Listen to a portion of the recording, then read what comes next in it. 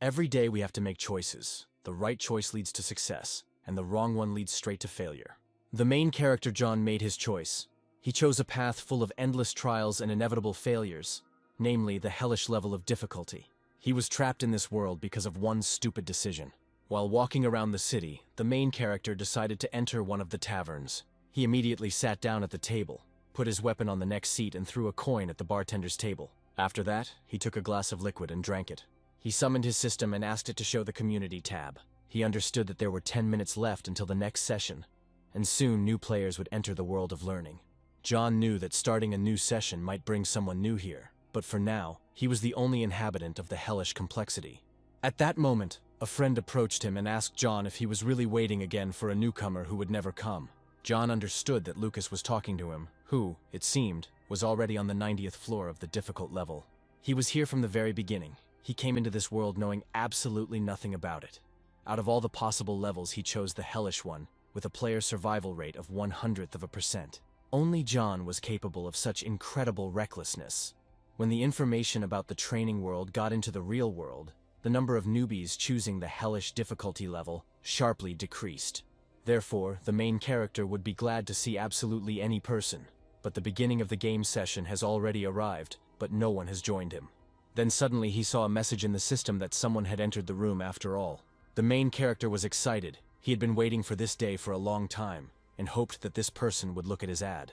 Then suddenly he received a message from this person, who asked if he really had gotten to hell difficulty. The girl started saying that she accidentally pressed the wrong button, and now she needed help to get out of there. The other players either laughed or tried to cheer her up. She sat in the waiting room, which was a normal space with white tall columns, and thought about what she should do. However, at that moment she received a message from John, who told her not to be afraid. The girl looked at the screen in surprise and asked the stranger who he was. The main character said that his name is John, and he is also on the hellish difficulty level. He told the girl that he would teach her how to play, and if she survived, she would listen to him, so she should relax. John thought to himself that he would need this girl to get out of here. She had to get to the 60th floor as quickly as possible. So he asked her what starting weapon she had chosen. The girl said that she chose a bow for shooting. When John heard this, he realized that she was finished. She would go through her first training alone anyway. And to get through it on hellish difficulty with a bow, you need to be a real pro. The girl noticed his reaction and asked if it was a bad weapon. She said that it was in the National Reserve, so she chose a bow. John said that he didn't say that the bow was bad. In general, archers have the highest survivability among classes, so the girl shouldn't be afraid. He said she could handle it if she did what he told her and trusted no one but him. The girl hesitated a little and asked him if they were really alone on hell difficulty. John said that it is both true and not true. The thing is that there are many other hellish players on foreign servers. Then the girl asked him if he really thought she would get out of here. John said that there was a residential area on the 30th floor, and she needed to try to get there first. After that, he decided to explain to her how to clear the first floor. And at that moment, memories from his own experience flashed through his head. He decided that he needed to remember the day when his journey in the world of learning began, and go through it again, step by step. John was a 26-year-old guy who was a former pro gamer. However, when he arrived for the test, he immediately received a serious leg injury. The arrow pierced his leg completely, and so he fell to the ground and began to scream in pain.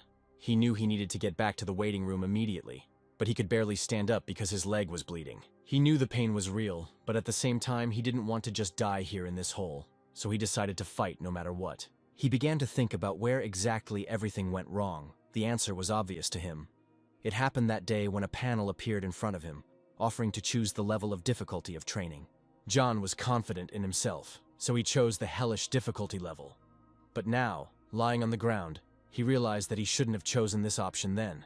As he was trying to come to his senses, the system informed him that he had gained resistance to pain and blood loss. However, he could not even get up from the floor and seriously began to think that the end had come for him.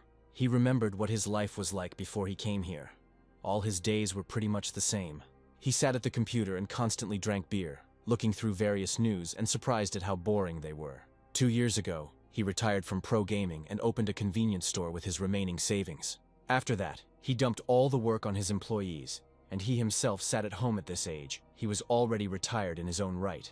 At that time, he was the greatest among pro players, but their world was too complex, and over time, he was even dethroned. So he decided to give up video games completely, and his life became one big bore. He sat at his desk and kept thinking about how shitty he felt. Suddenly, the presenter announced breaking news, and this briefly brought John to his senses. As it turned out, 30 minutes earlier, many craters similar to the one shown on the screen suddenly began to appear all over the world. It was reported that the government is already dealing with the consequences of this phenomenon, and experts do not recommend approaching the areas where the funnels appear. At this moment, a notification appeared in front of the main character that he had been invited to the world of learning. John was horrified. He looked at the system window in surprise, not understanding what the hell was going on. When the system asked him if he was ready to enter the world of learning, John laughed and thought that he had had a little too much beer and was now imagining it all. However, he decided that sitting at home was boring anyway, so he agreed. The system then offered him the choice of one of 4 difficulty levels, ranging from easy to hellish. John thought to himself that he had always been able to pass any games with ease, because he was invincible when it came to games. So he decided to choose the hell difficulty level without hesitation, thinking that he would succeed in this game too. Suddenly he felt that his eyes went dark, and when he opened them again, he saw in front of him the silhouette of an unknown man who was shouting at him to wake up. Soon, John opened his eyes completely and realized that he was in an unfamiliar room, and there were 2 men standing next to him. Not understanding what was happening, he suddenly shouted at them and asked who they were. After that, he turned around, looked at the place he was in, and hesitantly asked them where they were. The man kneeling in front of him said that this was the waiting room for the first floor of training, but John still thought that they were just talking nonsense. The man asked John to calm down and asked if he hadn't seen those messages. He explained that it was some kind of panel, and they were talking about training. Then John remembered that he had indeed seen those panels, but was too drunk to understand the whole point. He asked the men if they had also been thrown here after those messages appeared. Then he looked up and noticed that there were 4 of them there. Near one of the white columns stood a young girl in a dress and looked at him attentively. The man said that they were as in the dark as John himself, and if he knew anything, he could share it with the others. John said that before he got here, there were news reports about some craters that were starting to appear all over the world, and that could be what was causing all this. However, his conversation was interrupted by a young guy with short blonde hair. He said that John was just talking nonsense, and they couldn't have been thrown here because of some holes. John said it was just his guess, and the grown man asked the boys to calm down and behave reasonably. Suddenly, he turned his attention to John and asked him what was wrong.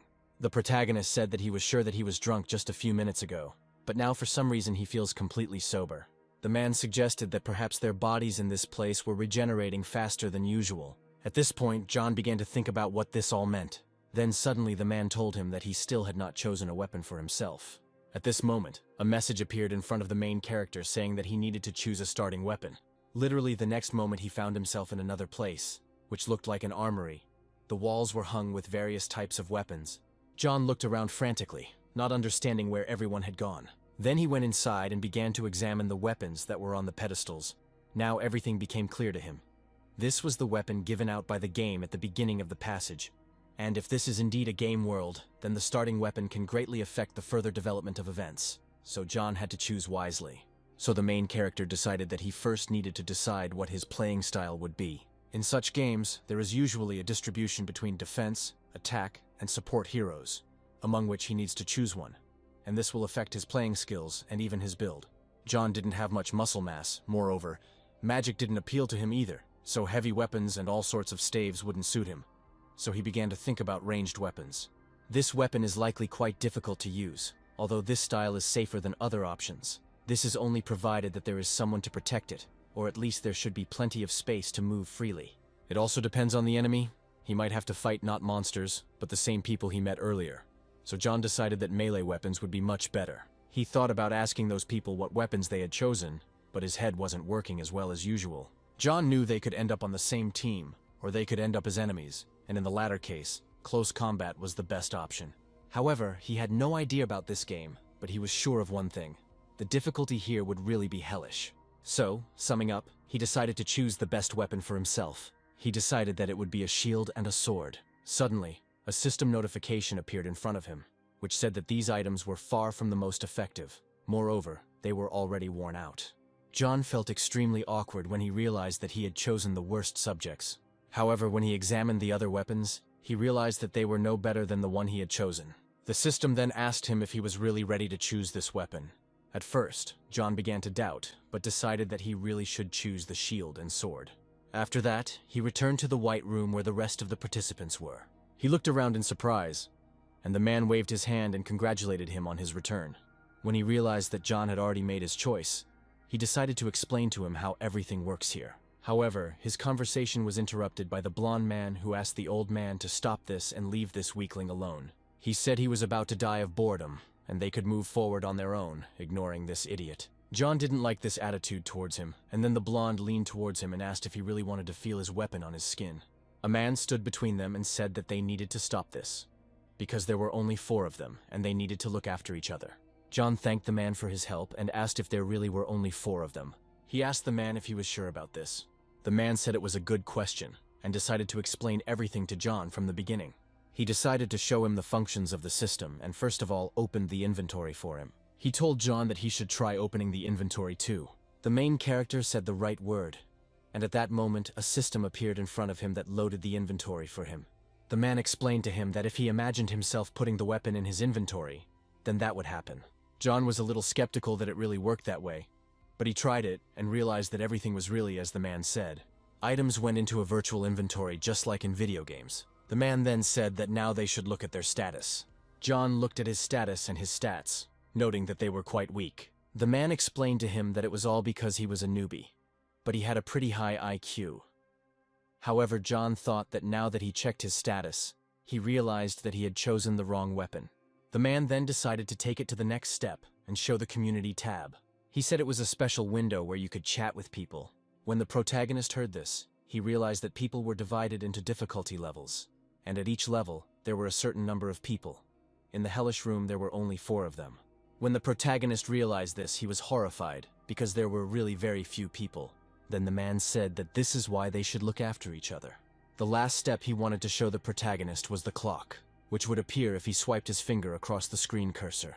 John followed the man's advice and swiped his finger across the screen, and at that moment, the time appeared in front of him, as well as the number of his attempts and the time left until training. So the guy realized that they had 3 more days. He also thought about how this whole inventory and character window looks very much like some kind of RPG game.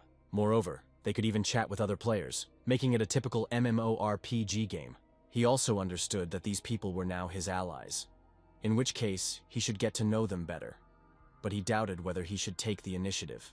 However, he decided to pull himself together and turn to the other players. He said that since fate had brought them together, they needed to introduce themselves. The man said it was a good idea, but the blonde wasn't very happy about it. The man said his name was Charlie. He was 47 years old. He was an ordinary office worker, and he had also been involved in athletics at school, so he was confident in his abilities. The blonde said his name was Henry, but he didn't understand why they were doing all this. Charlie said they needed to be more cohesive, but Henry thought that was just for the kids. At this point, John introduced himself. He said that he was 26 years old, and his hobby was entirely related to video games, and he was once a pro game player. When Henry heard this, he immediately ran up to the protagonist and asked if he had played Magic Online by any chance. John said that he actually liked strategy games more, and then Henry said that he really liked that genre too. He said that he only played Magic Online, and John replied that he also played for some time. But after the global update, he decided to abandon this game. Charlie noted with a smile that the two had finally found common ground. At this moment, a girl who had been standing behind them the whole time intervened in their conversation. She said her name was Penelope. She liked watching anime, and she could write over 100 dissertations on various anime plots. When the men heard this, they did not know at first how to react to her words. Then John suggested that everyone share the information they have, because this game world is very similar to a regular RPG. He proved that they were given starting weapons, and they can also check their status. Moreover, there are several of them here, so he is sure that this is a real MMORPG. One of the important components of any RPG is groups. Cooperative play allows you to reveal the potential of each class and weapon. That's why they should show their weapons and distribute roles in the team. Charlie was the first to show his weapon. It was an iron trident. After this, Henry took out his weapon. It was an axe. John thought to himself that things were worse than he had imagined, seeing that both men had chosen to engage in close combat. Then he thought about what Penelope had chosen. He was counting on this girl and understood that anything would do for them, be it a bow or a throwing weapon, as long as it was intended for long-range combat. However, when the girl took out her weapon, everyone saw that it was a sword. Horror appeared on John's face as he realized that there was absolutely no balance in this group. He looked in horror at his team, all of whom had chosen melee weapons. Then Charlie asked what the training was and why it wouldn't start for 3 days. Henry explained that training is the stage where they are told about the features of the game. However, Penelope said that she really didn't want to wait 3 whole days. At this moment, the main character thought about everything that was happening, and then suddenly turned to his team. He said that since there were still 3 days before the training began, they could assign roles and practice. Henry asked why they needed this, since the training would be easy as pie. John explained that while these are just preparation stages, their difficulty can vary greatly depending on the game, and sometimes you can even die at the very beginning. Moreover, they have another big weakness. The thing is, all their weapons are designed for close combat, and they will become easy targets if the enemy starts attacking from a long distance. The team members imagined themselves being defeated with long-range weapons, and realized that there was truth in John's words. Then the main character said that in any case, each weapon is unique in its own way. For example, his sword and shield are good for fighting on the front lines. It can take a blow, and at the same time hit back. Henry can do a lot more damage with his axe. So he said that Henry would not be the main attacker on their team, and he and John should stand at the front. He then turned to Charlie and said that of all their weapons, his trident had the longest attack range. That's why he has to cover their back. When Charlie heard this, he noted that John was indeed a professional player. At this point, Penelope intervened in the conversation and asked the main character what she should do. Then John began to think about what roles they had left open. He said that she could act as a support. The girl noted that her sword was almost as long as the trident, so she could fill the same role as Charlie. She firmly said that she was confident in her abilities. John explained that he didn't mean it that way, but the point was that she would be safer behind. Penelope didn't like this kind of thing at all, and asked him if he really wanted to put her at the very end of the line, just because she was a woman. The main character thought to himself that this was not the issue, because her katana was simply too long, and the girl herself seemed to be pretending to be the heroine of some anime. He knew that the girl wouldn't be able to swing such a huge thing with one hand, and therefore doubted that it would be useful. At this point, Charlie intervened in the conversation and said that he understood Penelope's feelings, but suggested that she follow Mr. John's advice. They didn't know what awaited them in the training zone, and they all chose the hellish difficulty. So they should listen to the opinion of a professional player this time, because each of them is risking their safety. Penelope had no choice but to agree with the man's words. She then raised her katana up and said that in that case, they should start training. After this, she decided to pounce on Charlie and train with him, while Henry and John watched in amazement. Then Henry asked the girl to stop doing that. He asked why she was shouting all sorts of nonsense before each attack, because it was embarrassing everyone present. The girl noted that in order to use the technique, she needs to shout out its name, and there is nothing embarrassing about this. However, Charlie advised her to say the word cut instead of the word transit, since she was holding a katana after all. At this point, John noted that Penelope still couldn't calm down, but at least they had mastered the basics. But there were 2 more important points. In the waiting room, not only do they heal much faster, but the entire environment is restored at an incredible rate. Broken weapons and equipment repair themselves, and what's more, they don't feel like sleeping or eating here. And since their wounds heal quickly in the waiting room, they can afford to train more intensively. However, he was worried about what would happen if they died in this game, because in normal RPGs, the player would resurrect at a save point, for example in a village. But if this game did not have a resurrection function, then losing would mean death. After a while, Charlie turned to Henry and said that it was now his turn to train. The guy was excited and said that he couldn't wait to show off his strength and find out which of them was more suitable for the role of leader. After Penelope approached John, he told her that she had done a good job. However, it doesn't really matter who ends up winning. The thing is, this happens quite often in games. Players try to figure out who is stronger and decide the issue through battle. If Charlie becomes their leader, their team will be focused on defense. But if Henry wins, the main focus will be offense, and that sounds pretty fun. Then Penelope said that she thought that John would be the leader of their team. He seemed very mature for his age to her. John was surprised by her words. He said that he had not changed much since his student days and his career as a pro player. He said his parents threatened him that if he didn't get high marks on his final exam, they wouldn't let him become a pro player, but he ended up quitting his job pretty quickly. Then Penelope asked what the reason was, because he studied at a pretty good university, Sohan. The protagonist wanted to answer, but their friend attracted attention in the part of the hall where the duel was taking place. Henry was unhappy that Charlie had such a long weapon. John watched what was happening with displeasure, because it all seemed somehow absurd. Penelope jokingly replied that she wished they had popcorn and drinks right now. John laughed back and said that was indeed a big oversight. Soon the system informed them that there were 10 seconds left before the training began, and then the boys picked up their weapons and got ready. Henry was determined because he had never trained so hard in his life. Charlie said he had only gotten this far because his teammates were there for him and thanked them all. John then looked at Penelope, who was standing behind him and smiling softly. The protagonist smiled back at her and then said that now their time had come. The system told them that a portal leading to the first floor of training would now appear in front of them. And so it happened. A portal appeared in front of each of them. When John looked at it, he realized with horror that this game was designed for single-player play.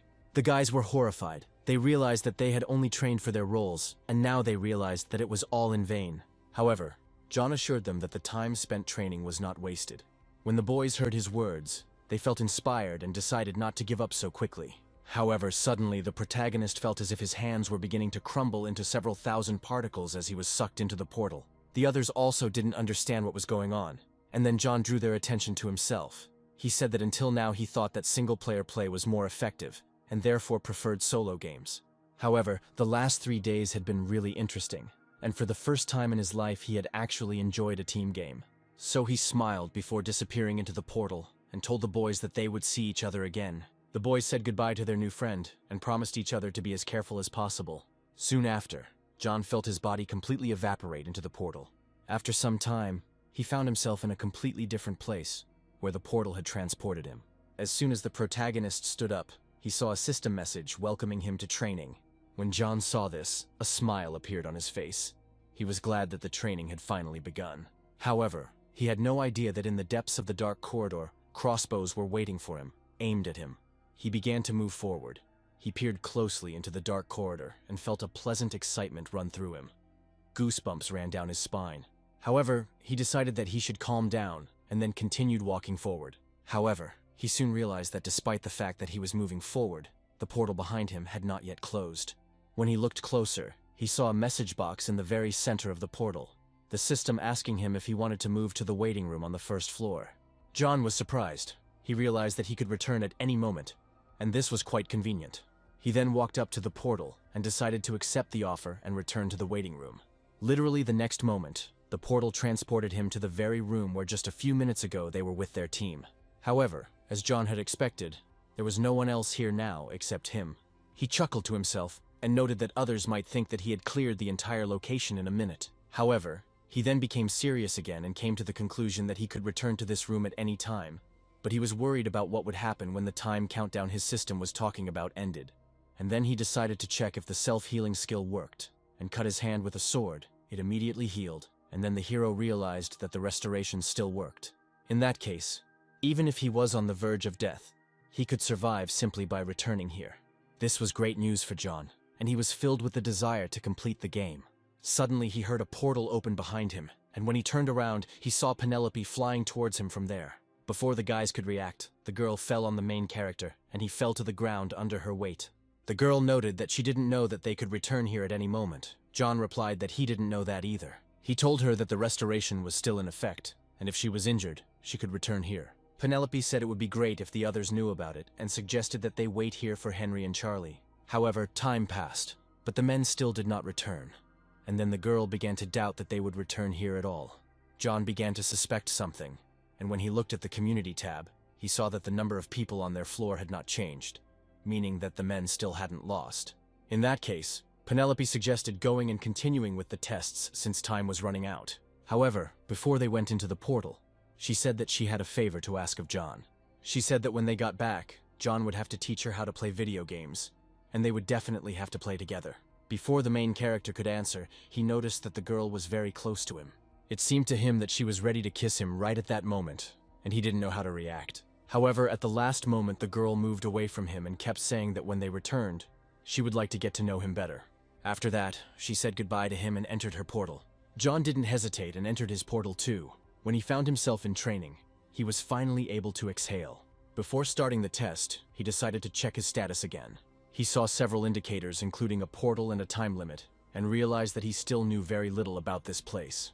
It bothered him that there were no health and mana bars here, but as long as he avoided any death situations, he thought he would be fine since he could return to the waiting room. Then he put his shield in front of him and walked forward with enthusiasm. He thought to himself that his status was that he was a human, which meant that there were other races in this world, and he could easily identify them all.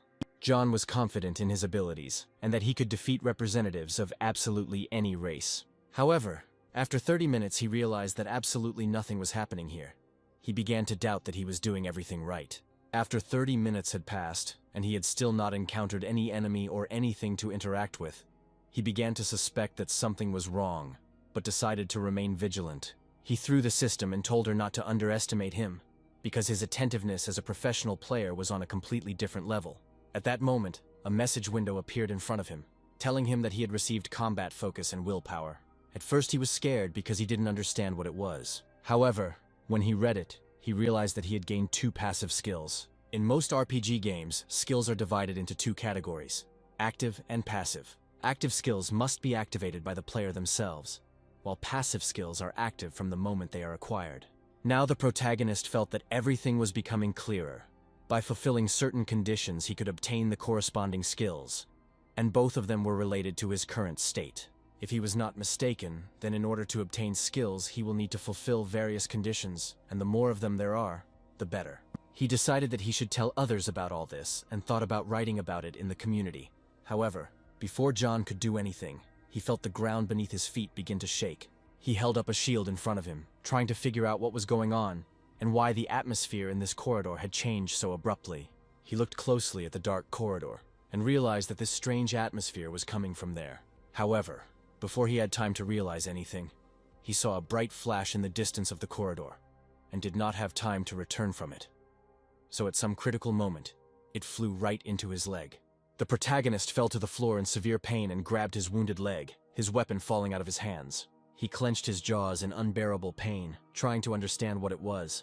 Quite quickly, John realized that he needed to get back to the waiting room as soon as possible. However, his thoughts were interrupted by an explosion that sounded literally a centimeter away from him. Another arrow flew right into the place where he had been a couple of seconds ago. While he was thinking about being shot at with a bow, another arrow came from the other side, and John barely managed to dodge it. The hero looked in horror at the arrow, which was stuck literally a centimeter from his head. At that moment, he saw a system message that informed him that he had acquired the skill Pain Resistance, Level 1. John realized that the pain was very real, and now he was worried about what would happen if he died here. As the arrows continued to fly towards him, new system messages appeared in front of his face, telling him that he had improved his pain and blood loss resistance skills. John began to despair, realizing that his life could end in this miserable hole. He desperately tried to get to his feet, but at that moment another arrow hit him right in the back. A strong pain pinned him to the ground, preventing him from moving, and blood gushed from his mouth. John tried to catch his breath, but he felt his strength gradually leaving him. He understood that his life was most likely over. If things continue like this, he definitely won't get out of here alive. Thoughts began to creep into his head that it would be better to die and start all over again. Suddenly he realized that he was in the game and therefore could start all over again. The faces of his new friends flashed through his mind, looking at him with smiles. However, he was again overcome by dark thoughts that something might have happened to them.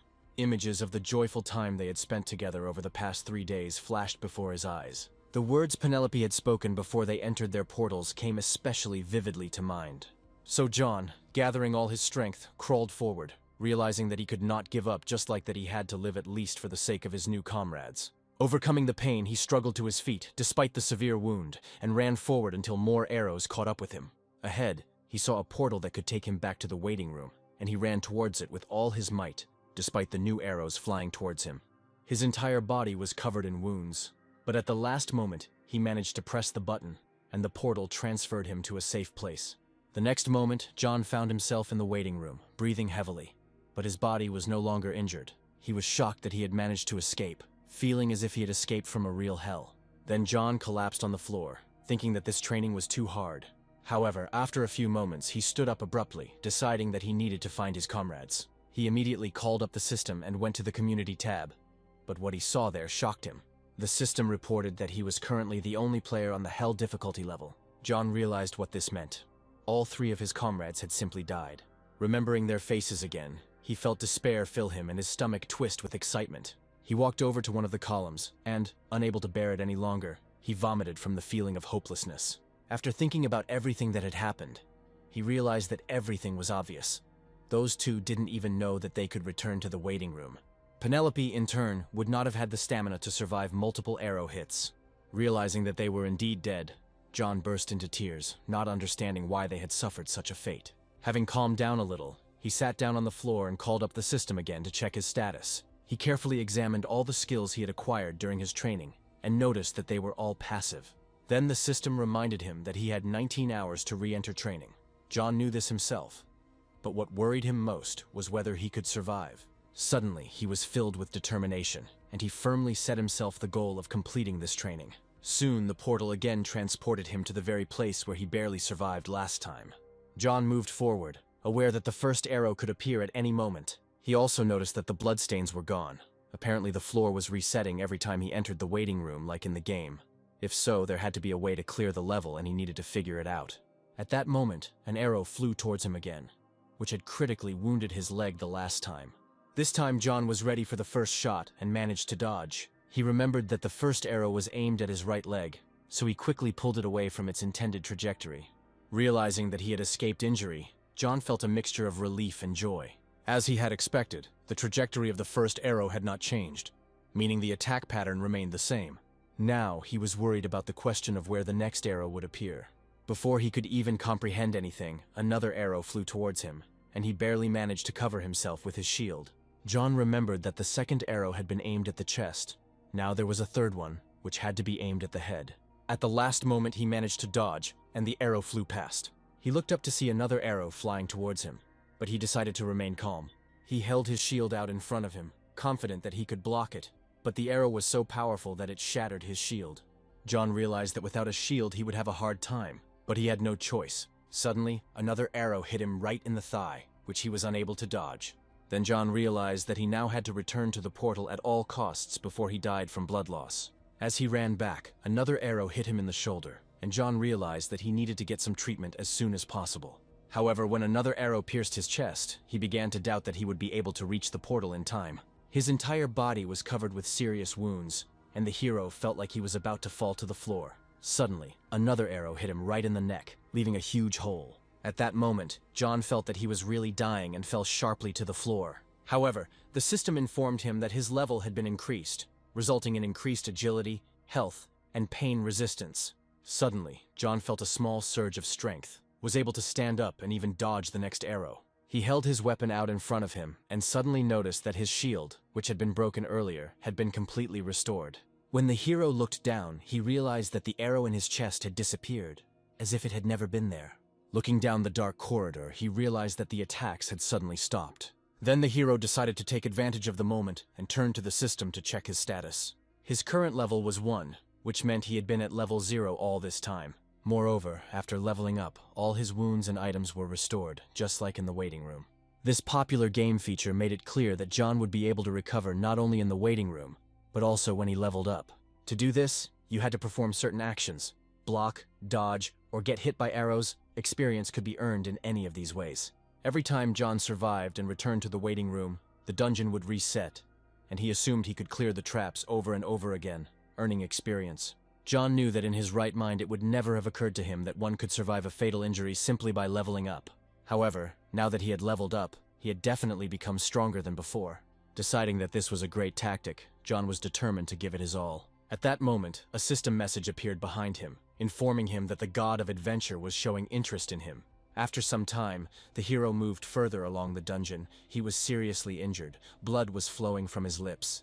But he understood that he had achieved his goal, since his resistance to pain had reached the 4th level. However, he could not understand why he continued to experience such terrible pain. John realized that this was not the end. He could gain experience again and again by getting injured and healing, which turned out to be the most effective way to level up. Time passed and John continued to try to pass the tests, once again preparing to dodge the arrows. The arrow was getting closer and closer, and the hero was calculating the moment when he needed to dodge. He succeeded, and he blocked the next arrow with his sword. After finishing the arrow attacks, he turned to the system to activate the 3rd level sprint and heightened senses skills. Then he ran towards the bright corridor he saw ahead. As soon as he entered, the crossbows located on both sides of the entrance were activated, ready to shoot at him. But he was ready for this and, jumping, dodged 2 arrows flying at him. A triumphant smile appeared on his face as he realized that everything was going according to plan. The hero landed neatly on the floor without catching a single arrow. However, the crossbows continued to fire, and he had to dodge the projectiles again and again. Fortunately, John succeeded. A wide smile lit up his face as he realized that he had successfully made it through this room. It had been 28 days since his first attempt. He had managed to collect quite a few skills, and being on the brink of death many times allowed him to level up several times. However, the hero was interested in the god of adventure, who for some reason showed interest in him. In any case, John didn't believe that he would be able to run for 15 hours without stopping. Most likely, this became possible due to the level increase, but he had almost no time left. A few days ago, an announcement appeared in the community. Only 30 days were given to complete each stage. The punishment for skipping a stage remained unknown. John knew that he had to clean everything up in the remaining 2 days, no matter what the circumstances. The problem was that he had no idea what the next area was, and didn't know the location of the new traps. Moreover, in the future they could be different from the previous ones. John also noticed that his night vision and clear sight skills stopped working. All that was left was to rely on the sword and shield, as well as on one's own abilities. Without thinking twice, the hero ran forward into the still unexplored parts of the dungeon. He suddenly stopped, hearing a strange sound somewhere to the side of him. At that moment, several arrows were flying at him at once. John held his shield out in front of him and tried to block the arrows with his sword with his other hand, but there were too many of them. Despite his efforts, the arrows still hit him in the leg. The hero again felt unbearable pain, because of which he literally could not move. However, he then rose to his feet again, with a pain resistance of level 8. Such injuries no longer posed a serious threat. When he looked ahead, he saw a bright corridor and thought that this could be the exit. He ran forward despite the continuing hail of arrows, only caring that they did not cause him mortal damage. However, before he could enter the corridor, one of the arrows hit him right in the spine. Nevertheless, the hero still ran to the corridor, and going inside, he found himself in a room with a huge hole in the center, from which a bright light emanated. Approaching it, John tried to see what was inside, but saw nothing. It seemed like there was a bottomless pond in front of him. The crippled John looked at the huge hole in surprise, not understanding what it was. However, before he could even realize what this place was, he felt his strength leaving him and then fell to the floor. When he came to, he found himself in this pond. However, he still did not understand what kind of place it was. When he looked at his body, he realized that all his wounds had healed, and he did not understand why this had happened, because it was a miracle that he had survived at all. John began to suspect that he was in the very healing source that people had described in the general chat. He sank under the water and began to think about how much the information from the guys in the other rooms had helped him. After that, he looked around and realized that it was all true. If that was the case, then the doors behind him led to the boss's room. Having recovered a little, John got to his feet and walked towards the door, happy that he had finally reached the final. Before he walked through the door, the system asked him if he wanted to challenge himself, and John said emphatically that was why he had come so far. Soon the door in front of him opened, and he saw a bright light from there. The main character put a shield in front of him, fearing that some arrows might fly from him again. However, when he entered inside, he realized that this room was completely different from those he had already seen. The floor was covered in lava, and instead of the usual flat surface, there were fragments of stones. John looked at this room with horror, and realized that it really looked like the boss's room. However, when he looked up, he saw that the crossbows were pointed at him again. The next moment, an arrow shot straight at him, but John managed to dodge at the last moment. He immediately realized that this place would be much more difficult for him. He realized that he needed to destroy this crossbow. However, when he looked closely, he realized that another arrow had formed there. He began to wonder what the point of the test was, and thought that he needed to get to the other side. So John immediately started jumping on the broken rocks, showing that he was not going to give up so easily. He protected himself with a shield from the arrows flying at him, but he understood that their flight amplitude was very high. He also realized that one of the arrows had come from the ceiling, and he had only survived due to his heightened senses. But he also realized that with his current skills, he could easily get through this floor. However, before he could realize anything, he felt as if his whole body was on fire. He felt incredible pain, from which he could not hold back a scream.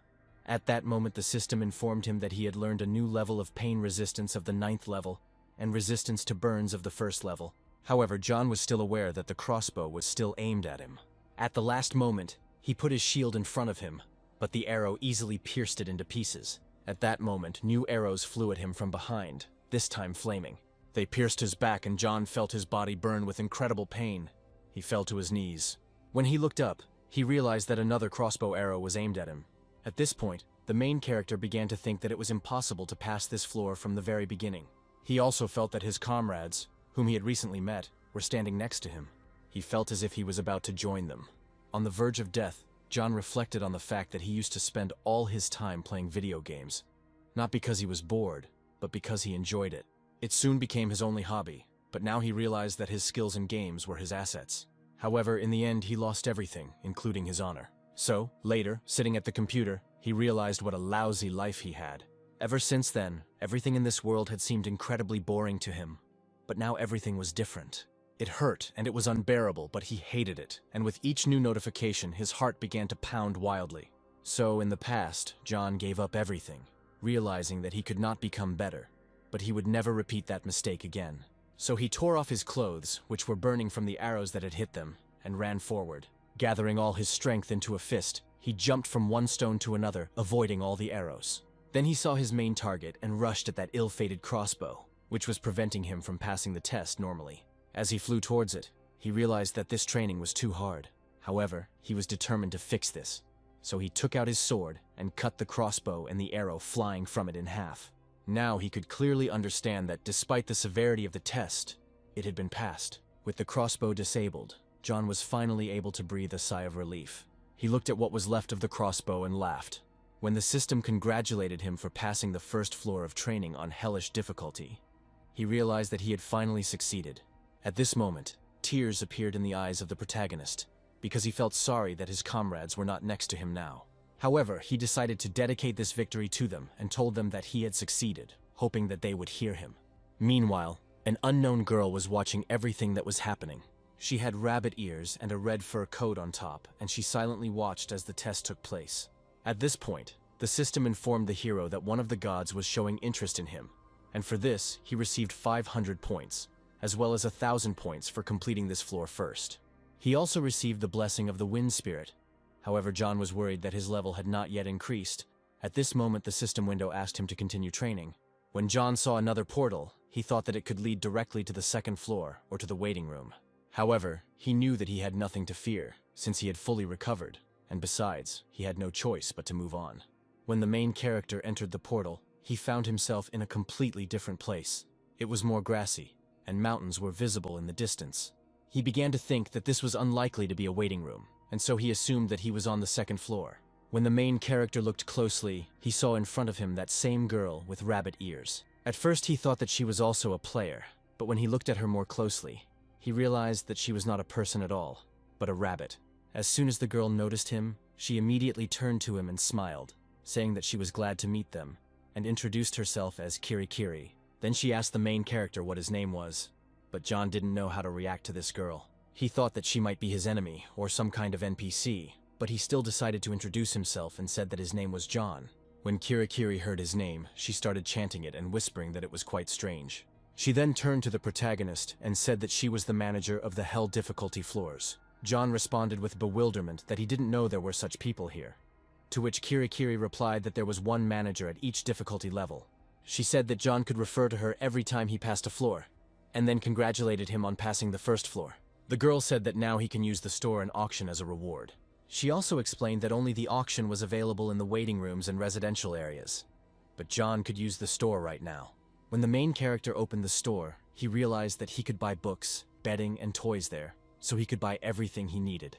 Kirai explained that if he needed it, he could buy it now, at which point the protagonist noticed that the store also sold weapons and shields, as well as clothing. However, the girl interrupted him and said that she would like to explain everything to him. She immediately said that this equipment was not suitable for John, and the protagonist was surprised by her straightforwardness. Then she picked out some suitable clothes for him, and when John put them on, he felt alive again. However, when he noticed Kirai's strange look at him, he began to suspect that something was wrong with his clothes. When they calmed down a bit, he said that he had a question. He wanted to know what would happen if the first floor was not cleared within 30 days. The girl answered him that in that case, the player would be returned to the waiting room. She also said that all food and water would disappear from the inventory, so the player would have to spend points to buy things in the store. And although players do not feel hungry in the waiting room, they will be kicked out of there after 24 hours. When John asked what would happen if he was kicked out, The girl immediately yelled at him and said that this could not be allowed to happen. She explained that her job was to consult with players who had managed to get here, but even the answers had limitations. She said that there are those who show high potential and those who have achieved excellent results. There were also those she liked, and only with such people could she tell everything. John noted that despite this, she told him everything about shopping at the store, to which Kirai replied that there were no restrictions for such easy advice.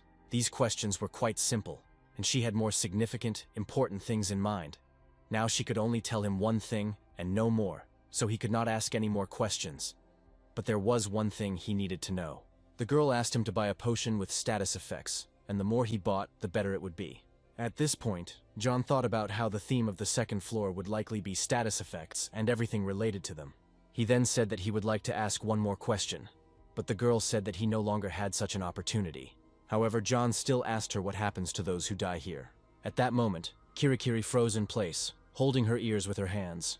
She thought about what to answer this question, but no thoughts could come to her mind. Without waiting for an answer from her, John realized that his guess was apparently correct. Then he rose from his seat and thanked the girl for giving him advice. Finally, he smiled at her and said that it was time for him to go now. Kirai smiled back at him and blessed him with good luck. Soon, a portal opened again in front of the main character, ready to take him to the right place. Before he left, the girl spoke to him again and told him not to dare die, as they must meet again. John noted to himself that she was a very interesting girl, and promised that they would definitely see each other. Soon, a portal opened in the second floor lobby. Soon, the main character came out of the portal, and realized that he found himself in the same room in which he was on the first level. He immediately looked at the system and realized that he had entered the second floor of training. He thought that even if the floor was different, the lobby was still the same. When the system suggested that he move to the next level, John thought that it was the second floor, which meant that he could pass the second floor before the end of the round. He thought that if he completed 2 floors in one round, he might get an extra reward, but he decided for his own good not to rush, and realized that he needed to complete the second floor and then ask Kirai about it. When the main character turned around, he realized that there was a bed behind him. When he saw it, he felt real joy. He immediately fell on her, since it had been a very long time since he had lain on something soft. Then he decided that it would be a sin not to take advantage of this opportunity, and decided to get some sleep. After a while, he jumped out of bed in horror, trying to realize how long he had slept. When he turned to the system, he realized that he had slept for a whole 13 hours, the first time he had slept for so long. As the protagonist sat down on the bed, he began to think about how much he had changed since he came here. It seemed to him that his past life was already in the distant past, and he thought about how everything would have turned out if he had continued to be who he was before. He remembered the time when he was a professional player, when he trained like crazy and just for one match, he would put everything on the line in battles with opponents. And now he's back in the game again, where he's actually putting everything he has on the line. These thoughts made him wonder what was happening to his life, and so he did not immediately get out of bed. However, he soon decided not to hang around for so long, and turned to the system to check his status. As it turned out, he received an active ability called Combat Focus. He realized that on the first floor it was a passive ability, but now it had become an active one, and it didn't even cost mana, which meant that John could use it as long as his mind could handle it. Then he took out his sword and decided to test this skill. He began training, trying to hit an invisible target. However, he soon fell to the floor and tried to catch his breath, since with his mental strength, his maximum was 5 minutes. He had used this skill so little, and his head was already spinning. If he didn't stop, he would pass out. Now he realized that mental exhaustion was much worse than he thought. If his level increases, his mental strength will surely increase as well, and so he needs to use it constantly. Then John decided to enter the auction system, which could be opened by players who had passed the first floor. Here you can buy and sell things, regardless of difficulty. As John looked at everything that was offered for purchase, he realized that most of the goods were terrible starting weapons. He guessed that this was because all the players had only completed the first floor. Then he leaned back on the floor and thought that the wind protection was quite a nice reward. John was even able to smile, as he realized that he was, apparently, lucky. Once he had rested, he stood up again and turned to the system, which informed him that the second round was beginning, and the time until the training began was 72 hours. The hero thought that everything here was exactly the same as on the first floor, and he would have to wait in the waiting room for 3 days, and then he would have 30 days to study. Over the next 3 days, John needs to work on improving his resilience abilities by gathering information from the community. Then the main character decided to go to the community window and paid attention to the number of players on each difficulty. Most of them were on easy difficulty. However, when he looked closely, he realized with great surprise that there were now 6 players in Hell difficulty. At first he couldn't believe his eyes, but now there really were 6 players displayed there. When he looked at the chat, he realized that the other players had noticed it too. There were now 5 new players in Hell mode. John assumed that these people were now confused and had no idea what was going on here. He also realized that if he left them, they could all die. So he decided that he needed to somehow share information with them. When he looked at the system again, he realized that 3 Hell difficulty players had entered the chat. He immediately started writing in the chat and asked for a response, as he needed to share important information with them. However, instead of responding, the players simply left the chat, which left the protagonist confused. However, he had no choice but to post the ad so that it could be seen at any time. He hoped with all his heart that these boys would read this announcement, because they could not underestimate the value of training. After that, he took out his sword again, and decided to check again how everything worked here. He tried to thrust the sword into his stomach, but nothing happened. He did not feel pain, and no wound appeared on his body. He also noted that his pain tolerance was not increasing, leading John to speculate that he could not gain experience while in the waiting room. When he looked back at the chat, he realized that the players didn't trust him at all, and he even started to wonder why he would help them if they weren't even interested in it. When the system informed him that the tests were about to begin, John wondered what these guys were going to do. However, the protagonist realized that he had done everything he could, and now he needed to think about himself. So he mentally prepared himself to begin the tests and then entered the portal. Once inside, he immediately put his shield in front of him, as he expected arrows to fly at him. He was a little scared because he didn't know what awaited him this time. When the portal transported him to the right place, he realized that it was no different from the first floor. However, this didn't bother him much, since this kind of thing happens quite often in games. He was distracted from his thoughts by sounds coming from the corridor, and soon he saw 3 arrows flying at him at once. However, John was prepared for this and fought them off with his sword. It was too predictable for him. However, he soon heard a strange noise ahead, and before he could process it, he saw something flying towards him again. This thing flew at him so fast that he did not have time to dodge it. It was literally a centimeter away from him and completely smashed his shield. Before John could react, something hit his leg. When he looked down, he realized that it was not an arrow, but a needle, and apparently it was poisoned. Then the main character felt a strong dizziness, due to which he could hardly stand on his feet.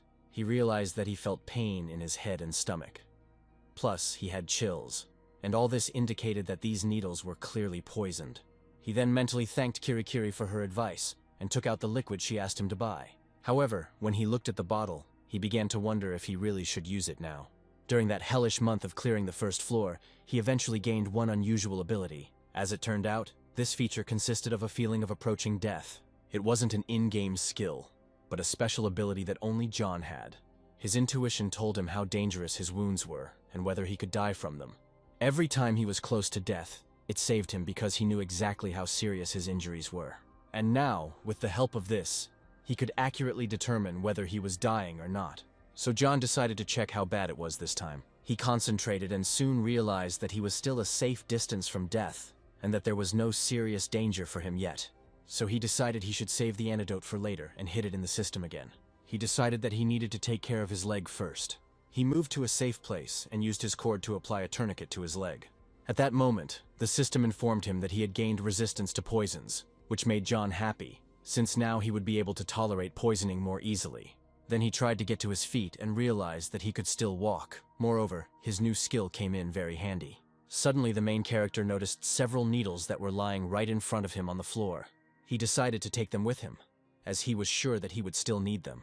However, suddenly, he felt his body twist sharply, and he even screamed in pain. John began to think that the effect of the poisoning had suddenly increased, due to the fact that the poison had spread throughout his body, and he decided that he needed to return to the portal at all costs. He could barely walk and leaned against the wall, but soon he finally reached the portal. However, before he went, John thought that he should increase his stability while he was still on his feet. Using his death detection skill, he tried to accurately calculate how much longer he could hold on. When he felt that the clutches of death had almost swallowed him up, he felt as if he was drowning in a river. When he realized he could no longer test his endurance, he rushed towards the portal. The next moment, he found himself in the waiting room and immediately fell to the floor, trying to catch his breath. This test was too difficult for him, and so it took him some time to recover. The system reported that he had gained resistance to paralysis, and then John realized that his body could be paralyzed, and this was even more dangerous than the other effects of the poison. Soon he felt well again, and immediately rose to his feet. The hero thought that since he had acquired the resilience skills, he would now be able to gain more experience, and he decided to try to improve them to level 3 today. However, he also understood that he would have to consciously torture his body in order to level up. Getting wounded in the dungeons and recovering in the waiting room was the only way out. And even though John was fully aware of this, he still thought it was incredibly stupid. Usually the level increases after defeating a strong monster, but not only are the floors difficult, but the challenges are also incredibly boring. While the main character was trying to pass the second floor test, he often swore at the fact that this game was incredibly terrible. He deftly jumped over the arrows and needles flying at him until he found himself in a safe place. He then pulled out one of the needles from his shield that had hit him. He took it in his hands and then sharply thrust it into his other palm. The pain was strong enough, and since John stoically endured it, when he felt the effects of the poisoning, he realized that this was exactly what he needed. The hero understood that the theme of the second floor was poisons, and he would be cured at the moment when he was already on the threshold of death, thereby increasing his level. The main character understood that this was the only way to effectively complete the game. He realized with a smile on his face that this game was very unusual. However, he then suddenly felt a strong pain in his body and could barely dodge the attacks. As it turned out, there were devices in the walls that were shooting at him, and due to his poor health, John was unable to dodge their shots. He thought to himself that the pattern of attacks was repeating itself, but now the poison had become more deadly. He also understood that if he lost consciousness, it would be the end for him, and it was simply impossible to increase his stability in this way. However, he had a life-saving bottle containing the antidote. When he saw more needles flying at him, he managed to deflect them with his sword. After that, he grinned and thought that getting to the second floor would be as easy as pie. The hero then moved forward and soon found himself in the next room. Everything was swimming before his eyes, and he tried to comprehend what room he was in. He suddenly felt a heat in his body and realized what was wrong with this room. As he expected, the temperature in the room gradually increased. However, he didn't understand why it was so incredibly hot here. Using the system, he summoned a bottle of water for himself and poured it over his head. Now John understood why the traps on the second floor were so simple. When he looked ahead, he saw bright flashes of light, which signaled that arrows were flying at him again. At the last moment, he managed to put his shield in front of him and protect himself from the arrows. He couldn't believe that he would actually have to dodge gunfire in this brazier. At that moment, the system informed the main character that he had gained resistance to heat. The hero didn't even think that such a thing could happen. Now he was thinking about what he should do. He assumed that he should go back and restore his strength, but he decided that he was too far from the portal, and it would be dangerous to go back in this heat. Then he decided to continue, despite the terrible heat. John turned to the system again and pulled out a freezing potion.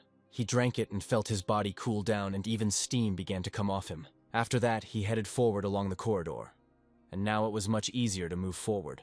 However, he walked only a few meters, and again felt an incredible heat that literally did not allow him to move.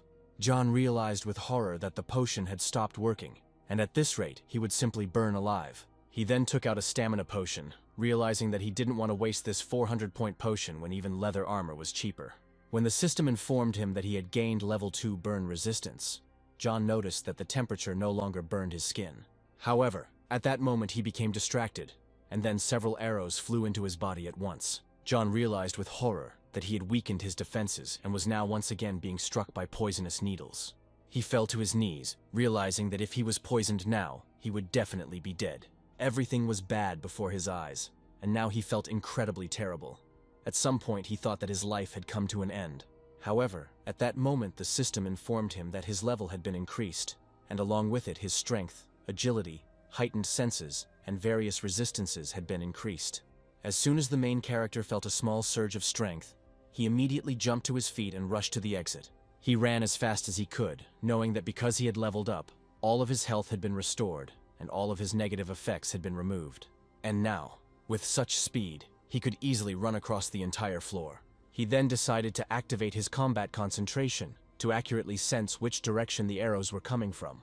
After that, he activated the blessing of the wind spirit to run even faster. Now John was firmly confident that he would be able to get through the second floor and complete it successfully. However, he suddenly stopped abruptly and crashed head-on into a stone wall. He was in a lot of pain and could barely get up. Now he had to use his last recovery potion. However, he couldn't allow himself to die from getting tangled up in his legs, because that would be too humiliating. When he accessed the system, He saw a message that the god of adventure felt sorry for him. John was surprised to see this after he fell. Then he looked at his skills and realized that he had acquired a new skill: natural regeneration. Now that his regeneration speed had been increased, he felt like he was one step closer to becoming a troll. Suddenly he felt a strange cold coming from the corridor next to him. As John stepped out into the corridor, he felt an even stronger cold and assumed that there must be an icy zone ahead. He thought to himself that he should go back to the waiting room and get ready. After some time, he found himself in the break room and was looking for something in the system. The main character thought to himself that in some aspects, this world was no different from the real one. There are both bad and good people in the chat. If you look at the ratio, there are many more evil people than good ones. Players should not so easily trust the words of those who spread false information, because they are risking their lives. At this moment, the main character noticed a message from one of the users, who said that if you clear the floors, you can return to the real world.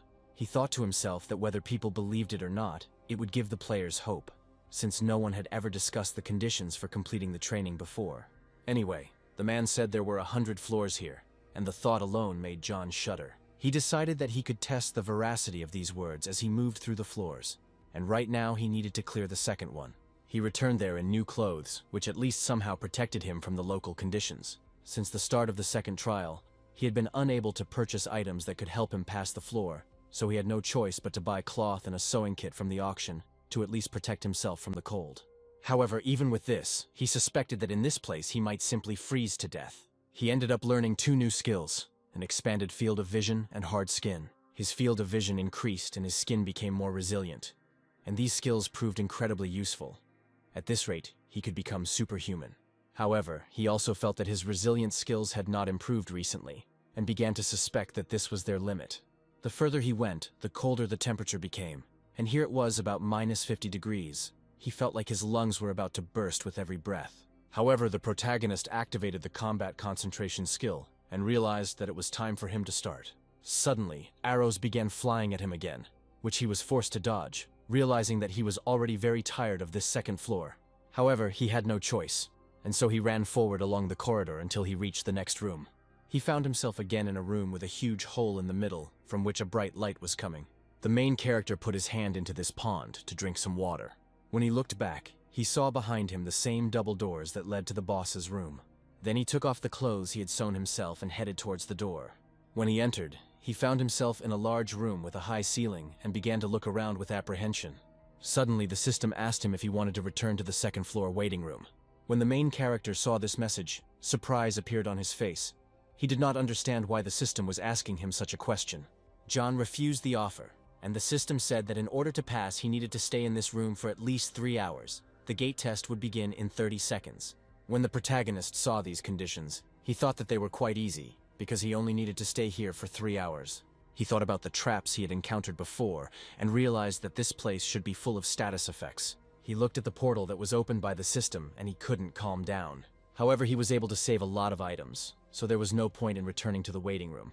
He then agreed with the system's notification, and it informed him that the gate's testing was beginning. The system told him that he was about to endure the most terrible pain he had ever experienced. John didn't understand what this meant, but suddenly he felt like an unknown force was carrying him away somewhere.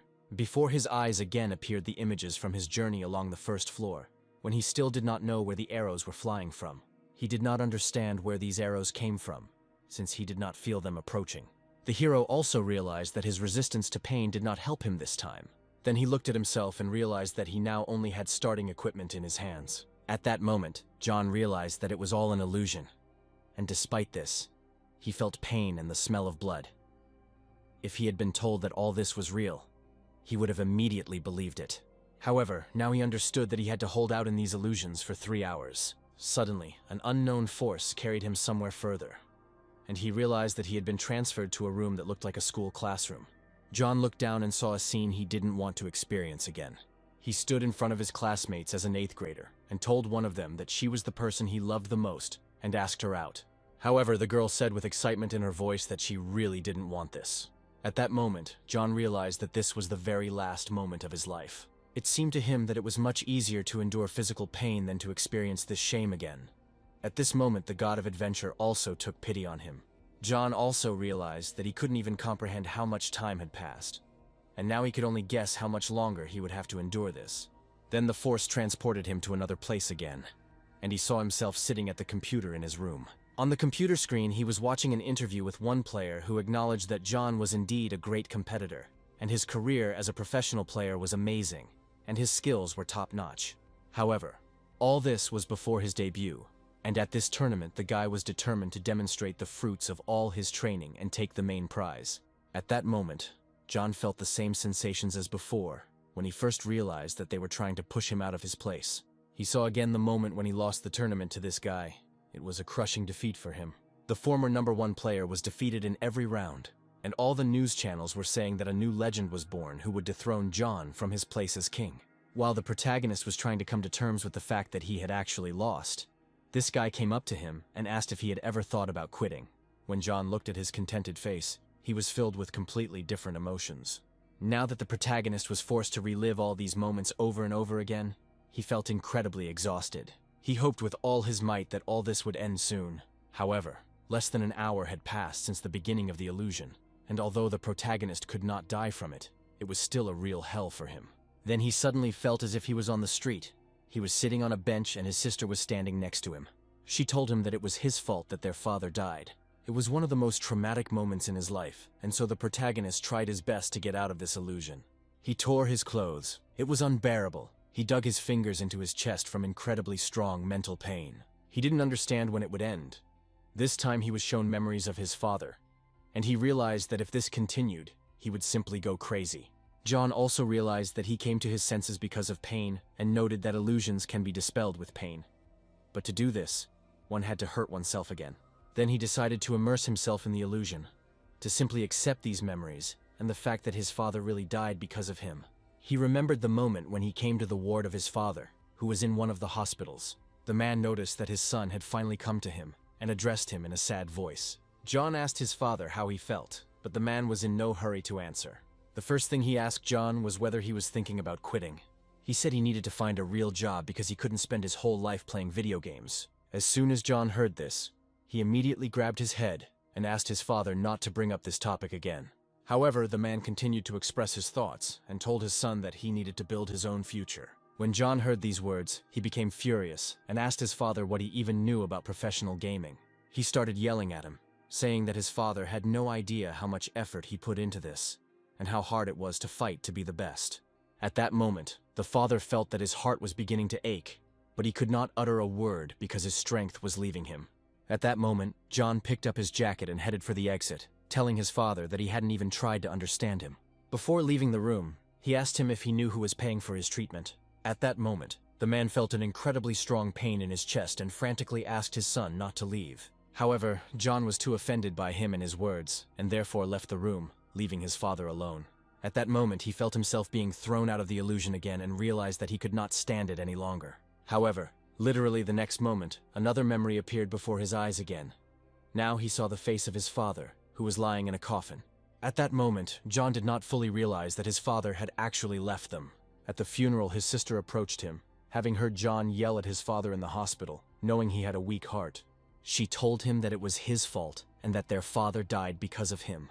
At that moment, the protagonist felt as if he was drowning in his own memories. He was tormented by the fact that his father died because of him, because he did not try to understand him. He also realized that this was probably the end, as he was being pulled deeper and deeper into the abyss of memories. However, at the last moment, John decided that he was not going to give up so easily, so he grabbed his sword and stabbed himself in the arm to bring himself back to reality. However, the momentary pain only briefly pulled him out of his memories, and then he plunged back into his illusions. He saw his father and sister in front of him, who told him that it was all his fault. The protagonist continued to hit himself on the arm, thinking that he could easily endure the physical pain. Even if he sinks into the deepest depths of memories, he will still rise up from it. When his strength was running out, he raised his head up and tried to catch his breath. At that moment, the system informed him that he was the first one to fully complete the final test of the second floor. At first, the protagonist could not believe that he was able to endure it, and the test really ended. He then turned his attention to the system and saw a message that the gods of cold, warrior, adventure, light, and devotion had turned their attention to him. When the main character saw this, he was surprised because he did not know that several gods were watching him at once. At that moment, he saw a message that the goddess of slowness wanted to take some of her powers from him instead of an additional reward. At first, John didn't know how to react to this, because he certainly didn't expect this. He didn't know whether to accept this offer or not, since he didn't understand whether her powers were different from normal skills. However, he decided that he should still accept the offer, and then he obtained a skill called the Emblem of Flickering. However, he did not understand anything because there was no normal description for this skill. The system said that the goddess of slowness would bless the steadfast and patient, and she transferred some of her powers to her potential apostle. But when John didn't understand which apostle she was talking about, he saw a message saying that the god of adventure was disappointed in him. The main character did not understand what happened to this weirdo and decided to ask Kirai. Soon, a portal opened in the clearing where Kirai was located. John emerged from there, having passed the test and now able to meet the rabbit girl again. He looked around and realized that he had again ended up in the same place as after passing the first floor. However, he was distracted by Kirai, who, as soon as she saw him, immediately rushed towards him to hug him. She smiled and said that it had been a long time and she was glad to see John again. She was glad that he returned alive and praised him for getting through the second floor. However, the protagonist asked her to wait a little and then opened the system to buy something. As it turned out, he bought a cake for the girl and handed it to her as a gift. When the girl saw the cake, she was incredibly surprised and asked if it was really for her. John replied that she had helped him a lot and thanked her for the advice before the second test. Seeing Kirai's embarrassed expression, he asked her not to make that face again. Then she started shouting that John was the best, even though these words embarrassed him greatly. After that, they sat down on the clearing and decided to taste the cake. Then the main character asked the girl if she had any advice for the third floor. However, the girl casually said that she had no advice. The protagonist was surprised. He said that she gave him clues for the second floor, and therefore he was sure that there must be at least something for the third. However, Kirai said that she couldn't help him. The thing was that he was growing up too fast, and if he wanted to so badly, she could tell him, but it wouldn't do any good. When the main character heard her words, he began to understand something. Then he asked her again what happened to the guys who joined during the second test, and asked if they were alive. However, Kirai stopped him and said that this would use up his entire question limit, and so asked him again if he was sure that was the question he wanted to ask. Then he asked her if this meant that if he got an answer to this question, she would no longer be able to answer the others, and Kirai confirmed his words. Then John decided he would ask about something else. He asked the girl to tell him about a skill called the Emblem of Shimmer. However, when he looked at the place where Kirai had just been, he realized that she was no longer there. She was in a clearing and chasing a butterfly. When John distracted her from such an interesting activity, she said that she would tell him about it since he was so helpless. Kirai said that the Emblem of Flickering is one of the skills of the Goddess of Slowness. Players who show outstanding performance on all floors can receive rewards from the gods. He assumed that this meant that God liked him, to which the girl replied that each god could only grant part of his powers once. John noted that it sounded good. The Goddess of Slowness had spent her only opportunity on him, and he liked it. However, one way or another, he would like to know about the effects of the Shimmer Emblem, and the more detailed the better. Kirai replied that he could look at them when he returned to the waiting room, and he would understand everything later. The main character thought to himself that this girl is a manager of the hellish difficulty floors, although at first glance she does not seem strong. During the first trial, there was a player who tried to attack the manager, but he ended up being easily crushed and was on the verge of death. Kirai must be damn strong despite her appearance. Then the protagonist turned to her and said that he would also like to know who these gods are, what their purpose is, and what they want from the players. However, Kirai seriously informed him that he had to find out for himself. Realizing that the girl would not tell him the whole truth, he decided not to insist. However, he wondered why she had suddenly become very serious. He assumed that it was a taboo topic, and from the looks of it, he had touched on the main point of the game. He assumed that this world was created by the gods, and then players were summoned into it. And since Kirai was part of the game, she wouldn't be able to answer that question. Then he looked at the portal behind him and thought that 2 of the 100 floors had been completed. If he reaches the top, he will surely find the answer to all his questions regarding this world. Moreover, he is obliged to do so.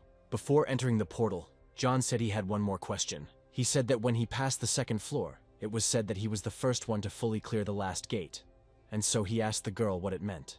Kirai told him with a smile that it was a system error, but she couldn't say anything else. The protagonist continued asking questions about who the managers were and whether he would be able to return to the world after clearing the floors. But the girl did not give him any clear answers.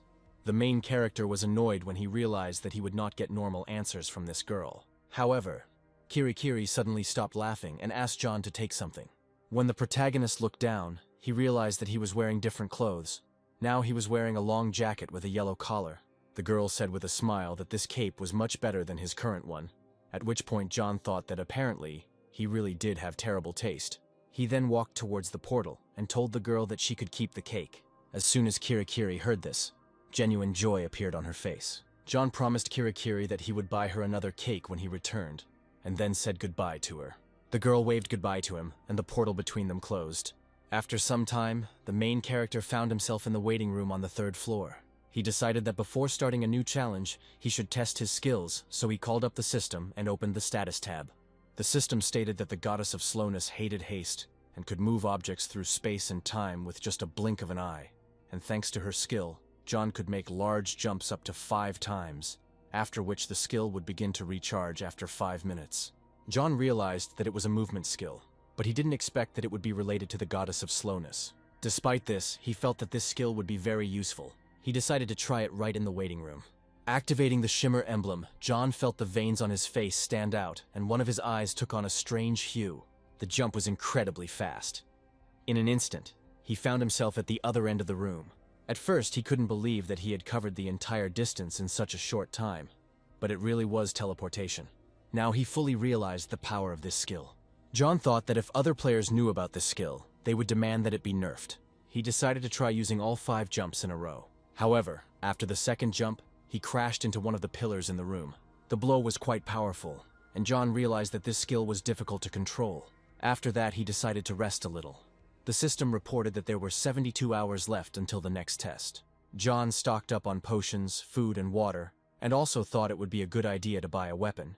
He decided to buy a new sword and a protective suit, and then look at his skills again. When he checked the system, he noticed that new information about the skill had appeared, and he guessed that it was Kirai's doing. Now he knew that the skill could improve to the 3rd stage and become his main one. John stood up and decided that while he had time, he should practice controlling the shimmer emblem. Suddenly, he saw that he had received a private message. When John opened the message, he was extremely excited, thinking that this was a letter from Hell difficulty players. It turned out that it was an invitation to the Representatives Guild. The letter stated that the person who sent it was impressed by John's achievements on the Hell difficulty floors, and wanted to tell him about his guild and its goals. At the end of the letter, the man introduced himself as Oliver and said that he would wait for a response from John. John thought that the community chat had become quite active lately, but he didn't expect such groups to form so quickly. He also noticed that Oliver's name was unfamiliar to him, and although he himself was the only one who had successfully completed the Hell difficulty floors, he decided that there was no point in contacting other players. He put the letter aside and concentrated on preparing to go through the 3rd floor. He had a long way to go, and John decided to focus on just that. When he entered the 3rd floor, it seemed to him that he found himself on a chessboard. He decided to use his new skill and jumped right into the middle of the field. As soon as he landed, arrows started flying towards him, and John dodged them with ease. The traps were activated as soon as he stepped on the black slabs. John realized that the white slabs were safe and decided to move along them.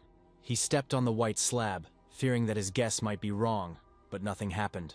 He was right about the white tiles, but he still felt tense.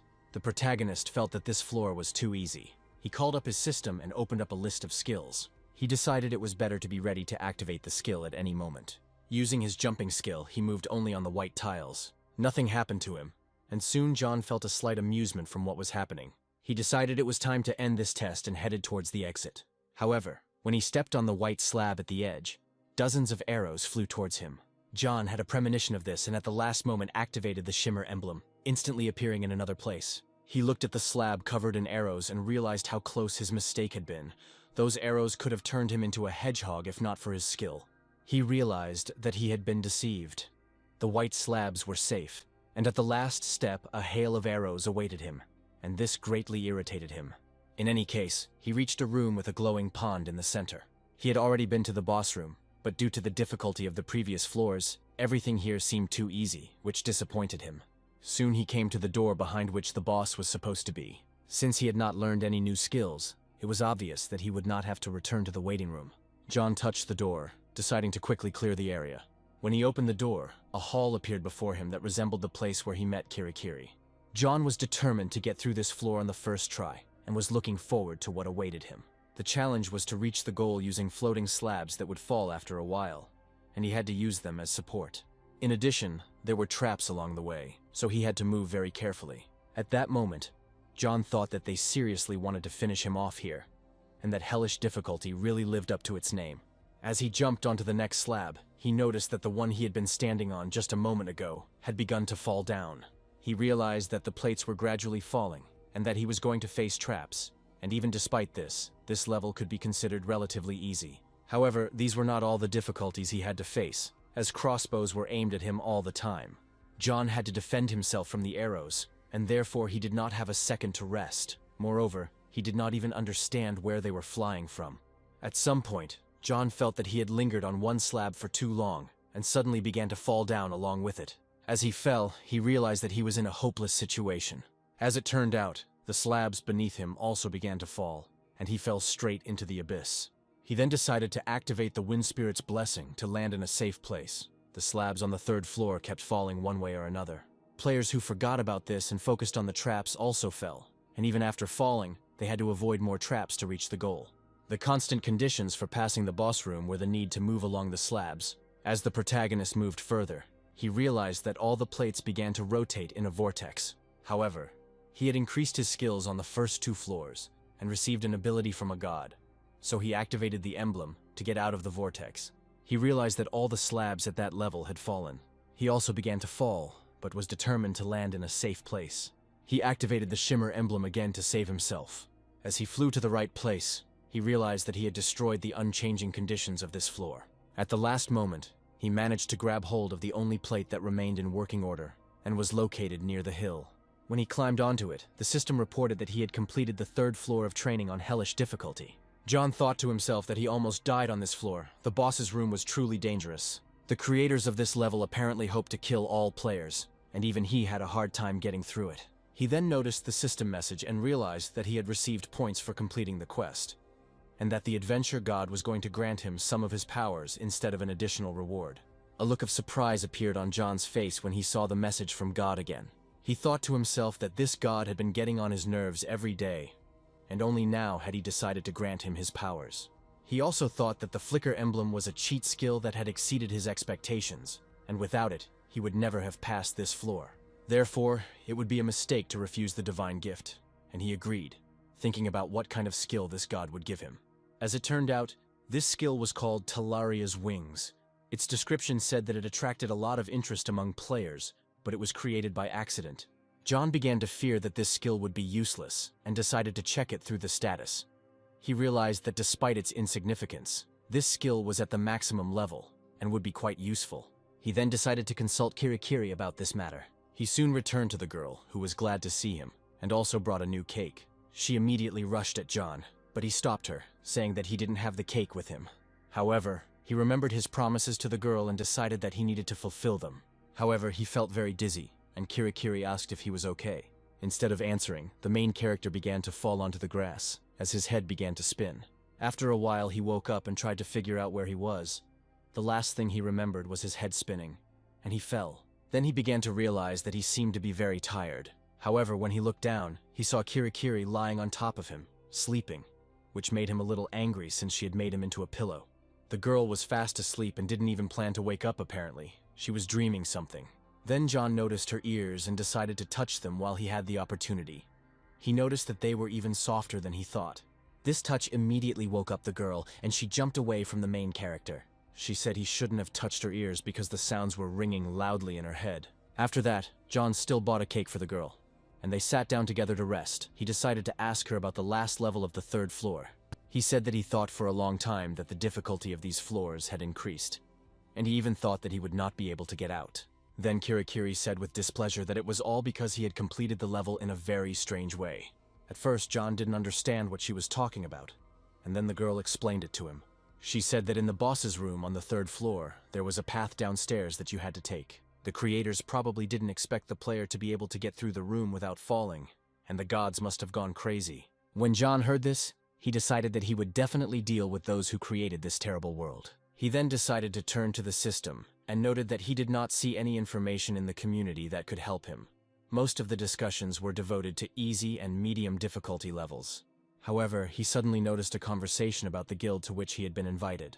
The guys discussed how this representative guild was suspicious, as its members were sitting in the waiting room and were clearly plotting something. As John read their messages, he tried to understand what they were talking about. Then he suddenly realized that they were talking about the very guild that had sent him the invitation. These guys didn't look like a normal guild that only wanted to communicate with other players. And now John was trying to figure out what their true goal was. After completing a level, all free food and water disappear, and players must spend points to purchase food. Moreover, after 24 hours in the waiting room, the player is kicked out. And then it becomes even more unclear to John why these people are there for so long. He didn't understand how they could support this guild all this time. John clearly felt that something was wrong with this guild, and thought that he should ask Kirai about it. However, he suddenly realized that he shouldn't waste his limited questions on this, because he wouldn't be able to help the players with other difficulties anyway, so he just shouldn't interfere with it. He decided that he needed to focus on his own problems. After this, the hero turned to the girl and asked her what he would need on the 4th floor. The girl thought for a moment, and said that for the 4th floor she could advise him a rope, hooks, and a telescope. As soon as John heard this, he immediately noticed that there were quite a lot of things this time. He then asked the next question, as he was interested in Talaria's wings. Kirai was delighted when she realized that John had received another skill from another god. She revealed that the power given to him by the god of adventure helps him summon Talaria's wings when the skill is activated. With their help, the main character can float in the air. When he decided to try them out, he was delighted with the skill. He turned to the god of adventure, hoping that he would hear him, and told him that he was the best. However, Kirai said that the wings allow him to glide, not fly. But for John, that was enough. He said that the main thing is how he uses them. He will be able to fly up using the shimmer emblem and thus increase the hovering range. However, the coolest thing for him was the feeling of wings behind his back. Because having such wings is every guy's dream. Kirai watched his reaction with a soft and satisfied smile. Then she quietly said that this would be her gratitude for the cake he bought for her. After that, she waved her hand and opened a portal to a new floor for John. The main character was surprised that this time the girl was trying to get him out of here as quickly as possible. Suddenly, Kirai announced in a calm voice that the day of the Great Assembly would soon arrive. John was surprised to hear this and asked what it was. However, the girl again replied that he would soon understand everything himself. She said that soon he would realize the true nature of this world. But for now, he needed to do everything he could to survive. Without giving him a chance to answer, the girl walked up to him and pushed him into the portal. John was extremely surprised by her behavior and asked what she was doing. He tried to reach out to her, but he felt the portal sucking him in more and more. The next moment, he found himself back in the waiting room. It took him some time to recover from such an unexpected fall into the portal. He looked ahead and still tried to understand what this day of the Great Assembly meant. Meanwhile, a whole crowd of people had gathered in the waiting room on another difficulty level. Among them were 2 young girls. They were sisters. In the middle of the room, a young guy was tied to one of the pillars. He was tied to the column with ropes, and a target was drawn on him. The boy cried and begged to be untied, assuring the man sitting in front of him that this was the last time. However, the man sitting in front of him did not listen to him. He threw his knife up and threw it straight at the guy's shoulder. While the boy screamed in pain and cried, the man sitting on the bed only laughed. As it turned out, this man was the same Oliver, the head of the Representatives Guild. He noted that this was quite a convenient occupation, since wounds in this room healed instantly.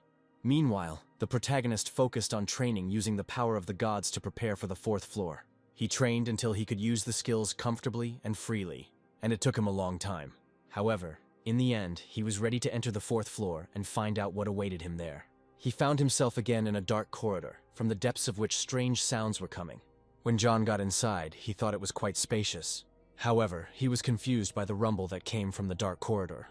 He quickly realized that this time they weren't traps. A monster appeared in front of him, which looked like a huge green troll with a huge axe behind its back. As soon as he saw John, he immediately roared and rushed at him. The main character thought to himself that this was the first monster that appeared in the training. But despite this, it was very strong. Moreover, he was incredibly huge compared to the main character. As soon as the monster appeared in front of John, he immediately struck with his axe. John noted that the power of this monster was enormous, and now he was at a loss and did not know how to fight it. Kirai didn't advise him to change weapons, which meant he would be able to defeat him with his sword. Then the protagonist took a stance and activated his combat concentration. Meanwhile, the monster rose to its feet again and rushed at John. However, the main character managed to jump away from the place where his blow landed. He ran away from the monster around him quite quickly and prepared to stab him in the neck with his sword. However, the monster reacted faster than he expected and threw him back with its fist. The blow was so strong that blood gushed from the protagonist's mouth. He thought that this monster was much faster than he expected. When John saw the monster running towards him again, he realized that now it would kill him. Then he put his shield in front of him, preparing to block the blow of his axe. However, he suddenly realized that the monster had instead fainted and hit him with its shoulder in the place that was not protected. John was thrown back by such a strong blow. He realized that he would not be able to block his attack, and now he did not know what to do. Meanwhile, the monster continued its series of attacks and rushed right after the hero. At that moment, John noticed that the monster's axe was heading straight for his head. Then, at the last moment, he struck him in the face and then jumped up, avoiding the blow. After that, he landed right behind his opponent. Noticing the surprise on the monster's face, he said that this was the first time he had used this skill. As it turned out, it was the emblem of the flicker, with the help of which he was able to avoid the attack. Until now, he had only used it to dodge, but now he activated the skill before its attack, moving forward and hitting the monster in the face. Now John realized that this skill would also be useful for attacks. These words enraged the monster, and he rushed at John with a loud roar. At this moment, the protagonist realized that it was time for him to end this battle. He used the Wind Spirit's blessing and rushed through the monster. He struck him in the shoulder, and then, finding himself behind him, decided to take advantage of his confusion. He put all his strength into the blow and rushed at the monster. With one good blow, he cut off his head, which flew up. When John saw this, a smile appeared on his face, as he realized that he had been able to defeat this monster. After that, he continued to move forward. There were still 26 monsters waiting for him ahead, but he was able to kill them all. At one point, he even thought that next time he should try to fight them with his bare hands. When he looked at the system, he realized that his combat skills had increased slightly. The basic sword skill had combined with the slashing skill and had increased to level 3. After this, he turned to the goblins and thanked them, saying that this test would soon be over. After some time, he found himself in the waiting room. Time passed, and soon there were only 2 minutes left in the test. Then he sat down on the bed, and soon the third test began. He decided to check the new arrivals, but this time no one came for such a difficulty. He was the only player here. Then he looked at the chat and realized that there was real chaos going on there. He understood that these guys needed some time to calm down and come to their senses. Then he wrote in the chat and asked the players to calm down and listen to him. He said that this was training that was different from their world they lived in. He also told them that they would not be able to go back anytime soon, and that if they made even one mistake here, they could die, so they needed to listen to him carefully. When the players heard this, they were extremely surprised and scared, not understanding what this guy was talking about. They started to fuss and assume that this place was a real hell. But John asked them to calm down, when suddenly one of the players said that his leg was eaten by a monster. When John heard this, he tried to understand what kind of monster they were talking about. At that moment, another player appeared and asked them what monsters they were talking about. At that moment, John realized that this was a player on a different difficulty level that he had never seen in the community. At this point, the guys asked him if he hadn't heard anything about it. At this moment, everyone present finally realized what was really going on. The fact is that their home and their whole world turned into a living hell. As it turns out, there was a real end of the world in the real world. The monsters emerged from a portal in the middle of the street and moved towards a residential area. Portals appeared all over the planet, from which countless monsters emerged. The army was helpless in this situation.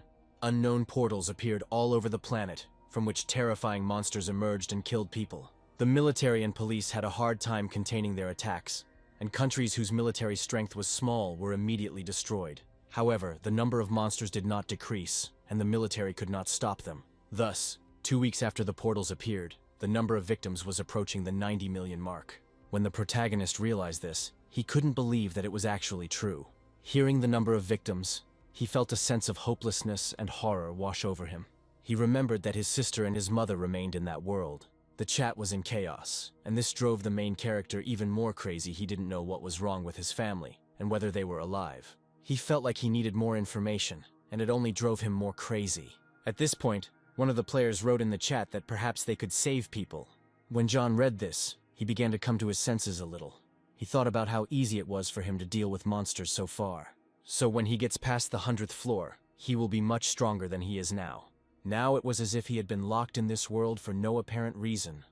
With no explanation, there was no purpose, no reason, no method. But he did not deny that he had become stronger thanks to his training. In other words, They were transported here so that they could return to their home world and save it. In the real world, more than a month has passed since the portals appeared. At that moment, the protagonist realized that he finally understood the essence of this world, which was called training. When the newcomers told the others about what was happening in the real world, all the players changed. First of all, the number of players actively completing floors has increased. There has been greater determination among those players whose families are now in the real world. Even if they did not go on a raid, there have been those who have provided support to other players. The main character also actively began to pass the floors and increased his speed several times. He dealt with the goblins he encountered on the floors without thinking twice. At some point, another large goblin appeared behind him, letting out a powerful roar when he saw the dead bodies of his comrades. He rushed at the main character, but John was ready to meet him with weapons in his hands. He blocked his blow with his shield. At this point, the goblin was trying to figure out what was wrong with his attack and why it didn't work. Taking advantage of his confusion, the protagonist struck him straight in the shoulder. From such a strong blow, the monster flew back, unable to fight. John continued his series of attacks and punched him in the chin. After that, he grabbed his head with all his might and spun it even harder, throwing the monster away from himself. When the monster was finished, he was satisfied with his result. He also decided that 2 hours of sleep would be enough for him, since sleeping in this world is not essential. However, he had decided to make sleep a part of his daily routine anyway for the sake of mental stability, and now he needed to make sure he had time to sleep. He went to the community tab and noted that the amount of information had increased significantly. Everyone was making every effort to pass the floors. As the flow of information increased, John began to learn little by little, and he learned that the strength indicator not only increased the strength of the arms and legs, but also increased the efficiency of all the muscles in the body, and it was better to pump up this skill as quickly as possible. However, there were those who denied this, but most of the information was true, so he should not ignore it. No matter how complex the information was, it helped him. At that moment, his thoughts were distracted by strange sounds, and when John looked closely, he saw a trench in front of him, in which small goblins were sitting. The main character hurried to hide behind the corner so that the goblins would not notice him. He looked around carefully and noted that there were quite a lot of goblins. Then he decided to use his wings and soared above the monsters while they weren't looking. Before they could even process what was happening, he jumped on them, dealing them crushing blows. When his attack was successful, a satisfied smile appeared on his face. At this point, the goblins began to panic as they noticed the enemy. However, John activated his wings again and used them to fight off the goblins who wanted to attack him. He understood that the only ones who could save their world, which had turned into a living hell, were themselves. Then he rushed at the goblin, who was shooting at him with a bow. He understood that to achieve his goal, he needed to be stronger and faster. With one blow, he pinned the goblin to the ground, thus dealing with all his opponents. He firmly decided that he needed to go through this world at any cost and return to his real world. Meanwhile, there was real chaos in the guild. The guys asked Oliver to have mercy on them and not ask them to take even more food, since this threatened them with problems. However, the man did not want to listen to them, and he brutally beat all the protesters. As he watched the other boys suffer, he felt like he was getting real pleasure from it. He realized that the first floor waiting room of the easy difficulty level was completely under his control, and the second floor was just around the corner. He addressed the other players as slaves and asked them how they dared challenge him. He then turned to his minions and ordered them to take care of those who had raided with this scum. His henchmen began to brutally beat up the rest of the team, while the poor guy was forced to watch it all. He begged the men to stop and not do this, but no one listened to him. Seeing the suffering of others, Oliver only laughed, saying that this world really is something. He, like the main character, was sure that very soon this world would become completely his. Meanwhile, John continued to progress through new floors, dealing with goblins. However, he still could not get used to the current reality. 10 days had passed since he began his goblin hunt. The goblins not only made trenches, but each time they thought of something new, they installed wooden fences and put someone on guard. They had weapons, from magic staffs to crossbows. They posed no threat to John, as he could deflect magic and arrows with Talaria's wings. He could approach them in the air using his wings as cover, and it was easy to fight since he didn't take any damage from these attacks. However, his shield was in poor condition, so John decided to repair it in the waiting room, but he could not return there constantly. Moreover, he needed to change his weapon once he passed the 4th floor. He needed to change both his shield and sword, and once he acquired a new one, he must not forget to change it. John relied on the skills he received from the gods, but after several days of fighting, he acquired a lot of different skills. Skills that were previously inactive quickly leveled up, which meant that it was better not to repeat the same actions, but to use your full combat potential. Basically, at the moment, the main character was just dodging arrows, and most likely his fighting skills had improved since he fought a lot. However, at some point he began to think that the skills from the gods interfere with leveling up. At that moment, he suddenly heard a terrible roar behind him, which even frightened him. When he turned around, he saw a huge goblin in front of him, who had metal gloves with spikes on his hands. John realized it was a Goblin Sergeant, but soon realized that he looked different. They were very similar, but this complex was smaller. John also realized that this was his first one-on-one fight since the battle with the Goblin Sergeant. The goblin did not hesitate, and immediately rushed at his enemy. At that moment, John realized that this goblin moved exactly like the sergeant. However, he suddenly noticed that one of the goblin's gloves began to glow red, as if it was heating up. He hit the protagonist in the stomach with all his might, causing him to be thrown aside. John could barely stay on his feet, not understanding what had just happened. It seemed to him that the hand of this monster had teleported. Before he could even process anything, he saw the monster flying towards him again, attacking. Then John decided to use his combat concentration skill. As if in slow motion, he began to see the monster's fist approaching his face. However, his skills were not enough, and so the fist achieved its goal. However, before falling to the floor once again, the protagonist used the shimmer emblem and launched a counterattack. He wanted to hit the goblin, but it was able to jump away from his attack. The protagonist was extremely surprised that the monster managed to dodge, and began to guess that he had planned all of this. He also realized that if he took another hit with such a low defense level, he would definitely die. So at the last moment, he activated Talaria's wings and protected himself from the blow. He then tried to hit the goblin again, saying that he was going to become his punching bag. However, the goblin dodged again, and then John realized that this monster was reading his movements. He also noticed that during the battle, one of his teeth was knocked out. John noted that the fist punches when it glows red, and that should definitely be a skill. He was unhappy with the fact that this skill could be reused without limitation, considering it a cheat, despite the fact that he himself used them. Meanwhile, the goblin picked up speed and launched another attack. John decided to use his weapon, spun it, and threw it towards the monster. The goblin blocked the sword flying at him with one light movement of his fist. However, John assumed that he would do just that, and took his hand with a small knife. He threw it towards the goblin, who was approaching him at great speed. The goblin barely managed to dodge the knife flying straight at his face. Then John realized that it was too close, and now he needed to be even faster. When he got close enough to the goblin, the latter thrust his iron fists forward. John realized that there was no point in attacking him now, and decided to use another plan. He pretended to run past, but stopped abruptly and kicked him in the stomach. After that, he used the shimmer emblem and tripped the monster from the other side. The result satisfied him, because he realized that he had broken through the monster's defense. However, before he could deliver his next blow, the goblin suddenly jumped up to him and struck him with his flaming fist. The blow was so strong that blood gushed from the protagonist's mouth. He didn't understand why this monster's attack was so strong, even in this position. However, the goblin still fell, and then John realized that he was saved by his resistance to pain and loss of consciousness. He then walked up to the unconscious goblin and finished him off with his shield. Suddenly, a small purple stone appeared in front of him. It was the Goroth stone, given to him by the great sorcerer of the Goroth tribe when the sergeant from the Red-Eyed tribe was born. John knew it was a miracle he survived, but it was unfair to force him to fight an enemy who could use the skill without restrictions. At that moment, he noticed that his level had increased. Soon he found himself back in the room, in the center of which was a pond. When the main character approached it, he tried to figure out what to do now. The Goblin Sergeants that appeared at the very beginning and now at the end of the 4th floor are clearly stronger than the other goblins. They are strong in all aspects, from physical characteristics to skill level. Even the current goblins may differ from those that appear on the average difficulty level.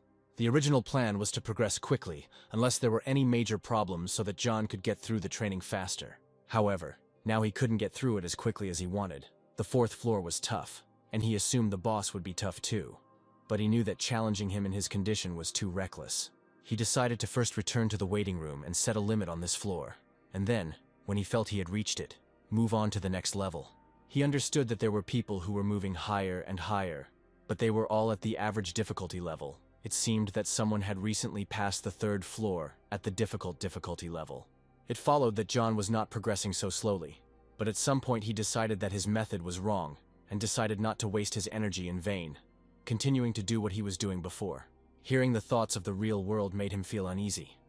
He still had many skills that needed to be improved, and for this he needed to pull himself together and continue on his way. He decided that if he really cared about the real world, he needed to give it his all. He then returned to the waiting room and spent some time recovering. He noted that his growth rate was fast. In addition to his basic skills, his resistance to punctures and hard skin were increased. As for the skills from the gods, he uses Talaria's wings naturally, effectively using them for both close combat and defense.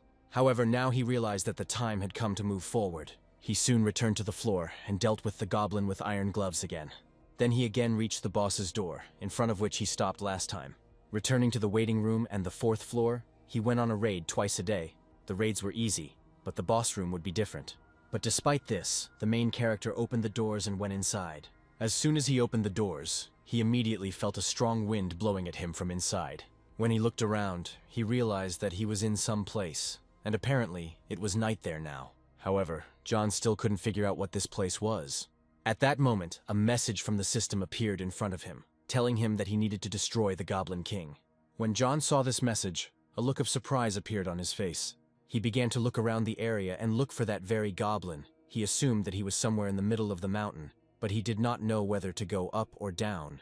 However, he soon decided that he should go upstairs after all. He moved forward for some time until he reached a fortress, on the walls of which a glow was visible. The main character used binoculars and realized that this was the very fort he was looking for.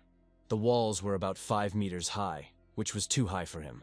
There were about 20 guards, and judging by the burning torches, it seemed like the only way in was through the main gate. At some point, he suggested that he should use the wings. He couldn't imagine how other players who didn't have the skills of the gods could clear this boss room. But he decided that he shouldn't think about it too much and continued to move forward. He rushed forward at high speed, hoping that the guards would not notice him. After some time, he was already near a high wall. At the right moment, he used the shimmer emblem to move onto the wall. With one deft jump, he found himself right on the wall. As he expected, there were guards patrolling it, but the protagonist's speed was so high that they didn't even notice him. John took advantage of his advantage and killed one of the guards by slitting his throat with a knife. He decided that he would first deal with the guards and then clear out the fort itself. He realized that he was very lucky that he was not seen. It was all thanks to his level 4 stealth skill. He climbed the wall without making any noise, and now he was really nervous because it reminded him of games where stealth was required. However, suddenly one of the guards, who was on a high tower, noticed him. He let out a roar, attracting the attention of the others. However, John was prepared for this and decided to act openly. He activated his wings and was ready to fight off the goblins' attacks. He was completely confident in his abilities, since these goblins were quite small. Soon after he had dealt with the guards, he saw that the sun was beginning to rise. John sat down on the walls and thought that this world really did not look like an illusion. He thought that learning was an artificial space created by magic or a program. But this view really impressed him. This place could be a planet somewhere in the universe, as these views were very realistic. At some point, the hero even thought that living in such a world would be quite nice. However, he also understood that he had to continue on his way, so he took his weapon and moved on. He cleared out this fort, which was located on the top of the mountain, and it contained 32 ordinary goblins of the hellish difficulty level. They weren't as strong as the Goblin Sergeants from the 4th floor, and there weren't many of them here. So it was quick to clear out the place, but he still hadn't found the Goblin King here. Then he looked ahead and saw what looked like a huge city surrounded by high walls, and he thought that the king might be there. It was a huge settlement with houses and various buildings, which was protected along the entire perimeter. It was a real city, surrounded by a wall, and the Goblin King must have been in the main castle. It was a stone building in good condition, and John was very impressed by the technological advancement of these goblins, since this was not just a tribe, but an entire city.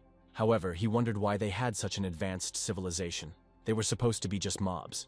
But now he assumed that there were hundreds of thousands of them living in this city. He estimated that he would be able to get there in about a day. He also noted that the city was located in the center, and forts were located on the mountain peaks at the cardinal points. Based on the size of the city, there are probably about 100,000 soldiers there, and if he is surrounded, he will lose, so he should not fight in the open ground near the city. This left John with only 3 places where he could fight. It was a castle, a city center, and a fort. Suddenly he heard a strange sound coming from behind him. When he looked through his binoculars, he saw horsemen running towards him from the direction of the city. The hero calculated that there were about 30 horsemen, and they were all heading in his direction. However, for him it was even for the best, and he decided to meet them face to face. John realized that it would be difficult for them to unlock the gates, and if something went wrong, he would retreat and attack another fort. Thus, by capturing each fort, he will reduce the number of warriors. Once all 4 forts are cleared, he will head to the city. Once there, John planned to wreak havoc and then defeat the goblin before infiltrating the castle and killing their king. When the horsemen reached the place where the main character was, they were defeated. The only surviving rider screamed in pain.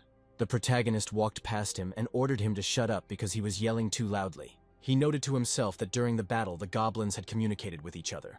When the leading goblin shouted something to the others, some of the riders separated from the main group and headed towards the city. The one who led them held John back until the very end. He did this so that the separated goblins would have time to reach the city and warn that he had come to their lands. So even though this goblin was his enemy, John noted that it was a good strategic decision. When the riders were dealt with, John used his wings and jumped off the wall. His aim was to catch up with those horsemen who were heading to the city to report about him, and he soon caught up with them. He attacked them from the air using his sword. At some point, he realized that for the last 3 days all he had done was fight goblins. They began sending more and more soldiers to the forts. First they sent 20 soldiers, then 30, then 50. When more than 100 of them arrived, the protagonist moved to another fort. It was no trouble for him to clear it out too. Thanks to his wings, he could move between forts in 3 hours, while the troops sent to recapture the fort would have to spend a whole day pursuing him. So these guys weren't his rivals because of his mobility. After several such movements, they sent 200 soldiers to each fort. However, the main character was ready for this. He destroyed the guards and then the horsemen who were sent for his soul. In one of the forts, he also destroyed over 200 soldiers who had arrived. It seemed like these goblins thought they could defeat John with their numbers, and this time, the reinforcements were armed with spears. However, when it comes to fighting inside the fort, he can easily take down 200 goblins thanks to his level, which has been doubled. The protagonist could hardly believe the speed of his growth after killing these goblins and clearing the forts. He apparently gained a lot of experience. In a week, he became incredibly stronger than he was before. This news could not but please him. Meanwhile, the Goblin King, who was John's target, sat in the throne room, aware of his army's defeat. At this time, the main character watched the movement of the goblin army using binoculars. This time, a detachment of 800 goblins was approaching him. They sent one big group at once. It was probably one of the assembled groups, since there were few soldiers in the city at the moment. Since John had been busy defeating goblins for the past week, their strength and numbers had noticeably diminished. The number of riders had been reduced, and the regular foot soldiers seemed like ordinary civilians who had been hastily recruited. Only one of the 5 was an experienced soldier. John realized that they were sending every man they could find. Then the protagonist decided it was time to visit the castle and wreak havoc on their empty houses. At that moment, the system informed him that the Jewel God was disappointed in him because of his methods. However, the main character did not understand what to do in such a situation, because if he resolved the issues directly, he would simply be killed. Then he noticed a message that the God of Chaos was pleased with his actions. At first he was happy that he had found a god who appreciated his work, but then he was overcome with a bad feeling because he felt like this was an evil god. However, he knew it was time for him to move out and carry out his plan. He activated his wings and flew towards the city, which at the moment had no one to defend.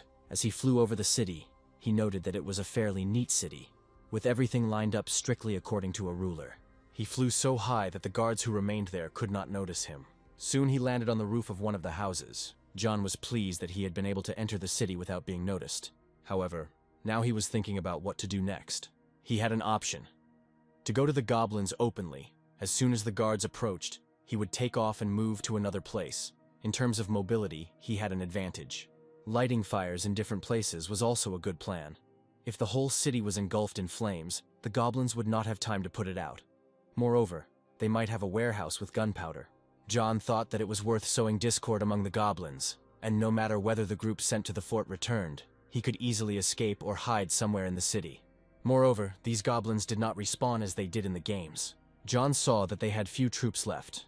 Those that were sent to the forts would have to be the last. If he successfully causes unrest in the city, he will be able to infiltrate the castle and kill the Goblin King before the troops arrive. However, suddenly he looked down and noticed something strange. He saw a goblin woman walking down the street with her child, holding his hand. John was very surprised that there were families among the goblins. He looked at them closely and saw that they were communicating with each other very kindly, like people. He then looked around the city again and noticed that it was full of small goblin children as well as regular workers. Then he saw a young goblin couple walking down the street. He was extremely surprised that in this city, goblins live the most ordinary lives. They eat, laugh, and even fall in love. At some point, he began to doubt that this was an illusion, and that the game system had created this map for the player. If we assume that this is a real place in the universe, then for them, John is a monster. He realized that he was a terrible monster who simply appeared and began to cut up all of these goblins' fellows. At that moment, he became curious about what that goblin had said before he died. All these guys fought him to the death. They fought until the last. Before they died, they looked at him with incredible hatred. They attacked him, their faces full of anger and malice. They hugged the corpses of their fallen comrades and cried over them. John killed countless goblins, but he didn't feel a drop of emotion because he thought it was just a game. However, now he felt incredibly terrible. He tried to convince himself that the goblins were just an illusion and they would be resurrected when he returned to the waiting room. However, he also understood that no matter how many times he returned here, they would live exactly the same life as now, because it was written into the system. Then he decided that he was giving up and would not wreak havoc in the city. He decided that he had time before the troops that were sent after him arrived, so he would simply go to the castle and kill the king before they arrived. However, as he flew through the city, he tried to figure out how to find this very king. He tried to figure out where such an influential person could be, given the structure of the fortress. Then he suddenly noticed that a window in one of the towers was boarded up. He decided that the king must be there, and flew into that window, knocking it out along with the boards. He tried to protect himself from the glass shards using his wings. When he looked around, he realized that it was indeed a throne room. At the end of the room sat the king on a throne, and in front of him stood several adult goblins, who apparently were his protectors. When the Goblin King saw the enemy, surprise appeared on his face. John noted that the king had 4 bodyguards. He assumed that they were strong enough, but he would quickly deal with them. He then used his shimmer emblem to deal with 4 goblins at once. After this, he rushed towards the king without delay. As he walked, he drew his sword using the system to deal him a fatal blow. However, the king continued to sit in place. All he did was stretch out his hand in front of him. At this moment, the main character noticed something strange. When he looked closely, he realized that his sword was frozen a centimeter from the king's face. The goblin looked unperturbed and said something in his own language. John did not understand the goblin language, but assumed that the king had said that he would not resist. When he looked closely at the goblin, he realized that he had interpreted his words correctly. The protagonist told him that if he did not resist, he would arrange for his quick death. When the king nodded, John pierced his neck with his sword, causing the goblin to fall from his throne to the floor. The protagonist remained standing over his corpse, his face covered in blood that had gushed from the king's neck. When he turned around, he saw his bodyguards crying and shouting something in their own language. Then he looked around into the darkness and realized that there were goblin children hiding behind the columns that were in the throne room. When their eyes met, the little goblins immediately knew they had to get out of here. John tried to calm them down and told them that they could stay where they were because he didn't want to kill them. When the little goblins realized that he was talking to them, they began to cry loudly and scream in fear. John, although he did not understand the language of the goblins, the meaning of their words was obvious to him. At that moment, the system informed him that he had passed the 4th floor of training on hellish difficulty. For passing, he received a huge number of points. Some gods were disappointed in him, and some became interested in him. As it turned out, he would be given an additional reward proportional to his merits. Many gods wished to grant him the participation of their powers instead of an additional reward. Now they had a vote, as not everyone was happy with John's passage. But in the end, everyone came to an agreement. When John accepted them as a gift, the system reported that he had received knowledge before the Babylonian time of the 5th level. Suddenly he realized that he now understood the language of the goblins. The goblin children who stood in front of him were shouting at him and telling him that God would punish him. When he realized that he could now communicate with them in the same language, he decided to tell them how it really was. He told the goblins that it wasn't his fault, as his training had tasked him to kill them, and he was simply forced to do so. But if he had the choice, he wouldn't be here. However, the goblins continued to shout and curse him for killing their respected father. At this point, John began to doubt that everything in this system was really written down from the start. He began to think that all this could be quite real. At that moment, the system informed him that the god of adventure had blinded him. Before the protagonist could react, he felt his vision disappear. The system told him that the goddess of slowness was furious, but there was nothing she could do about it, since he was literally falling into the abyss. When he woke up, he found himself in the clearing where he met Kirai. His vision returned to him, and he immediately called out to the girl. As it turned out, the girl was standing not far from him and looking into the distance. When she heard John's voice, she turned to face him, but there was no smile on her face this time. John clearly felt that the girl was actively avoiding him. Kirai then approached him and quietly asked if he was angry, and then apologized for her actions, but John assured her that he was not angry. However, Kirai still couldn't believe him because she thought he was still very angry at her.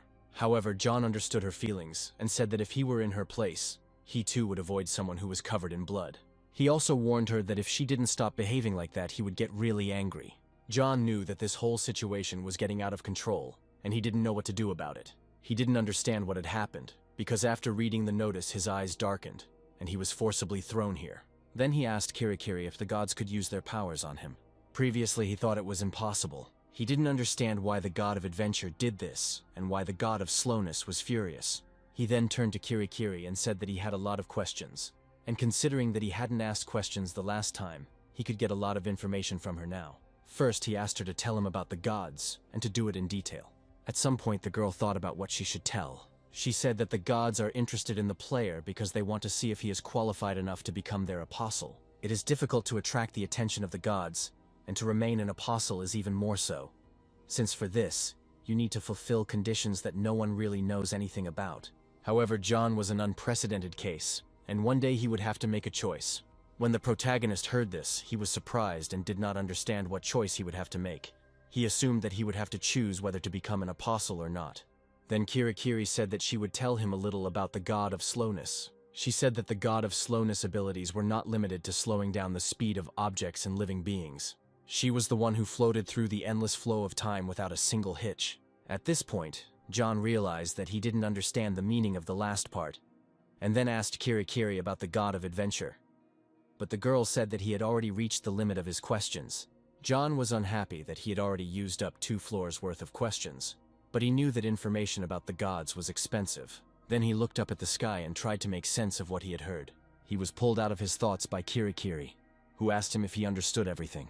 She warned him not to think too much. These words made John wonder. And then he remembered the goblins' words after he killed their king. Sadness and despair from the actions taken appeared on his face, but he agreed with the girl. After that, she offered him new things and told him which of them would suit him. She helped him choose new weapons, and thanks to her efforts, the protagonist bought more weapons than ever before. He bought Gladius, a sword blessed by a nameless god. Its hilt will not slip from the hand until the player himself wishes it to. He also now had the Wild Warrior's Shamshir, a single-edged blade used by riders that could not be affected by magical enhancements or sorcery. John settled on a normal-sized sword that he used often, and the second blade was twice his size.